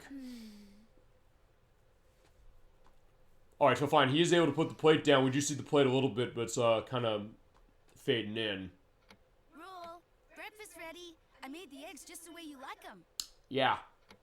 Hey, look, it's Gramps. And it's fitting, I think we're watching this cutscene a couple times, getting that full effect, and then also looking at what we got, and then, yeah, at that point, then that'll be the end of the show. Can't be found that easily. Yeah, don't worry, Roll. I will say, when I saw that, actually, when I first saw the element of this cutscene, when I saw her depressed, I was like, I kind of felt that weight. It's like, man, it's kind of heavy as far as how sad she looks, but it's also the case of what this is really doing. So, as I said, it's like a happy return, really, of all the stuff we've had, all the memories that I've made that you've helped make. Nocturne with this game. My understanding, my memories of this game going forward are always going to be me with you, Nocturne, on this show, us having the experiences with the game, the stuff with Game Shark, and also understanding the visual effects. Like, yeah, this is definitely an unforgettable look of this game, no question. Yeah. Now, if I suddenly booted up the game and without the Game Shark and saw it looking like this, or the shader, or the wireframe, then I would be very, very concerned. Feasibly, unless they said, like, made this as far as like an artistic thing, because you can imagine like an indie game doing that. But back then, I mean this particular game. Yeah, the thought that it would have a case of that. But since it's a feature of the Game Shark, and not a problem with the game, like, it's something I deliberately did with the Game Shark. Right. It's actually really cool. And to think also, here's the other thing. We're talking about getting the guts of a game specifically. The developers probably looked at the game this way to a certain extent as far as how they started this up when they were building this cutscene. Undoubtedly. Undoubtedly. Right. Mm-hmm. Keep your eyes on the people who made the game probably did see it like this at some point. Yeah, in fact, we showed that, actually the very first show you were on, Nocturne, we showed actually one of the cutscenes from Sonic Heroes, as it was. The one for Team Dark Story when we opened the game up. Because remember, they were showing in sort of similar concepts this as far as how the polygons were not completely built yet. And also they had like storyboards for ideas of what do they want to do with the camera cuts. I was seeing all those squares go. Yeah, Andros from Star Fox Super Nintendo is back, as it is. And he's like, but instead of, and he's sucking up the triangle or the squares again. Also, yeah, where'd everybody go? Yeah, we can't see what they're going. We're gonna have to take their word for it, saying they're getting killed. Because the way the element of the background there is that, yeah, we can't see anybody.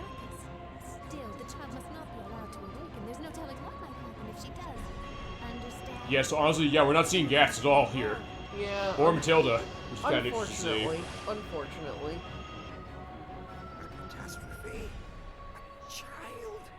I'm a little disappointed by that, honestly. Not if we see that. No, I get that. Megaman, did you see that? That woman. Yeah, we didn't see that roll. Sorry. We wish you did. How? Why? My mother wouldn't do anything like that. No, that's true. As we saw in plot, so fitting we're coming back to that. What? Let's just go there and we can find out for ourselves. All right. But yeah, one more aspect as far as Susan Roman as Mega Man here. Guess you're right. I'll say one thing going back to the voice acting, because I know we talked this as far as the beginning of the game, the idea of Susan Roman is the next good step for Mega Man Volnut over Corey Seaver. Honestly, I think because like there's like the young boy perspective of Mega Man in the first game. In some way, I kind of get the raise, although I guess it's also the case of, I don't know, would we keep a perspective of Seaver in the plot? I mean, that could have been interesting too, as far as how it was with it. Although I do think Susan Roman does a good job, and fine, maybe it's also like for said, I like Susan Roman as far as voice performer, as far as that, for sure. Alright, flashlight warning there, by the way. Sorry about that. No, don't worry. I did not know that was going to happen. It's fine, it doesn't matter. Fine. Point is that everybody who comes to the show, they're going to be taking a risk to some degree or another, but when it's a case of it, fine, when I edit, I'll do it. So it's whatever. I mean, when you're... And one last time. Yep. Well, that was because I wasn't paying attention. But yeah, we're kind of going into uncharted territory with this last, half hour, 45 minutes. Yeah, because actually in that way, it's like, yeah, we got so much. We were able to go through everything. We were able to go into the perspective of the next game in this franchise. I mean, I'd like to see it going back to that. I think we all would. And I think they've got some ideas feasibly could do. Okay, so here's what it looks like with the texture there, yes. Data's there. So what's Data got? Okay, he's kind of not distinct. Okay, so like the other mode, like the last one we saw. I look at him doing the dance with like just the two hands, or fine, the squares. They're the keys. There's a question of like, how do we get to where we need to get to? Well, like you can kind of see where the door is going to be. Mm-hmm. I mean, it's not completely evident or anything to that extent, but you can tell from how from the pattern of how things lighten and darken. Yep. Where the door is. No, I get that absolutely. Which I think is very interesting. Definitely is. And he said that after we show this part off, that will be the end of the program. But yes, I've had a great time for sure on this one. And Nocturne, thank you as far as all of your elements for this game.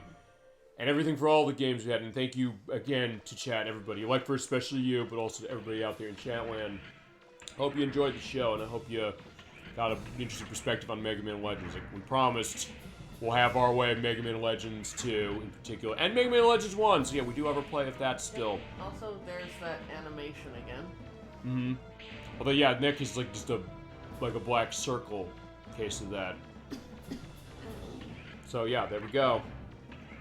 I just think that animation is interesting. I know. I guess the fact of how it handle like the impact of the land. So in some ways it's also fascinating this way because it kind of puts us, I guess, in like the seats of like the developers of this when they were making it. As we mentioned, that would probably be the thought for it, which is just a massive fascination. Yeah, like I love seeing, like the more. Like, I love seeing the unfinished product, and not just of video games. Right, just to see, like, where to come from. So, I mean, that goes back, I guess, to the Mega Man Legends 3 thing, which is that, hey, it was a prototype for it. So the idea of, like, what was that looking like? And the thought of, it's always been sometimes a fascination for me, a game where... And sometimes we've had this when games get leaked, where it's like, hey, they did a prototype and it never got finished, or it never got released. It's like, what were they doing... Even when it was a case where like, you have to look at something like this, you're kind of fast. It's like, okay, what would this... Or early versions of games that did get released when they said, fine, we're going to change it massively. Resident Evil 2 was a case of that, where that game changed completely as far as how they developed it, but then looking like, what did it look like before? What was the thought of how it was going to potentially be? What could it have been going the other way? Or what? And same, I think, with something like this. Like... I do think the wireframes were the most enjoyable of these settings. Mm-hmm. But there are issues with whatever the background might be. Like, if it's colored too light, the white wireframes just disappear. Sure. Whereas you can at least get a sense of what's going on around you with these settings. Sure. So in that case, it is interesting, guys. Yeah, they all have their merits. I think it is also something that is absolutely fascinating to watch. Something that, honestly, I'll tell you, it's kind of appreciating or enhancing my appreciation of this game, but honestly, just of gaming, period, to kind of understand. As you mentioned, it's not easy to do game development or stuff with this. What does that necessarily look like? Yeah. And it's kind of interesting, kind of just to pull the curtain back a little bit, see like what is the thought of this. And sometimes we've seen that. Sometimes we'll see like documentaries of things like, hey, they're working on a game, or they'll go to a studio to tour it or something. Yeah. Like, what are they doing with early stuff to eventually get to the game that we pay the money for and see, you know? Yeah, like, I feel like a lot of games with 3D graphics instantly become much more interesting to me once you peel away the textures. Yeah, you get to see what's underneath that. Like, yeah, I like seeing the technical details and stuff. Or, well, okay, maybe not. I guess it might not technically be technical details. Well, it sort of is. But I like seeing underneath the surface. No, but I mean, it sort of is technical details a little bit, because there's like, okay, what is not showing this way? Like, in this case, we're seeing, as we constantly across all these things, the indicators, I guess those are 2D sprites, I guess, or there's something where they're not something that's rendered in, like, a polygon. So the way that the engine is running, like how it's kind of splitting those things together, and how the map is also not shown that way, or the texture of that door also isn't going. Whoops.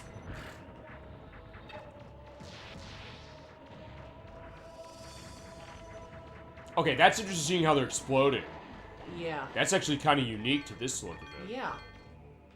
I actually kind of like that. Even like the way the explosions are there, like boom, boom, boom, there you go. Almost like a mini Virtual Boyish look a little bit, but also kind of like the pink there, so it's fine. We had the pink as far as the Game Shark not loading, but it's like, fine, we're getting one last shot of it looking really, really nice. Alright. Oh yeah, also like the green there's almost like it's bleeding. It's flailing. So I guess then fine, you have the choice, you're gonna kill it. Okay, okay, fine, in that case you are. And also when you hit it, basically it's putting a square up there as far as how it's, I guess, handling censoring things. Yeah, well fine, censoring it, but it's also, I guess, getting a sense of how it handles a shot impact. Saying like, okay, it has to be happening when you hit that, and basically doing a register. Like, the joke way of talking about it is it's censoring things. That's true, but I mean, it is also interesting to see that actually, what is it really doing? Think like, what is it really doing, you know? Yeah. And I'm just fascinated by this whole thing. Me too. I don't think I would play through the game the whole way in any of these settings. But that doesn't mean I wouldn't be interested in seeing it. Also, in some ways, you can kind of see through her outfits a little bit, sort of, kind of, as far as seeing like where it's kind of like black down there. Oh, but we do still have blue sky. And there's data there. Yep, and I think a cloud is... Yeah, we get to see clouds. Alright. See how it's darkening and then lightening? Alright, so there you go. That is that idea. And also how it's doing lighting. Because honestly, with this game, I never really kind of sat back to think about the lighting. Alright, how it's handling that and how the clouds are kind of going across the meshing at the bottom there. Yeah. Alright. Like, I find all this very, very interesting.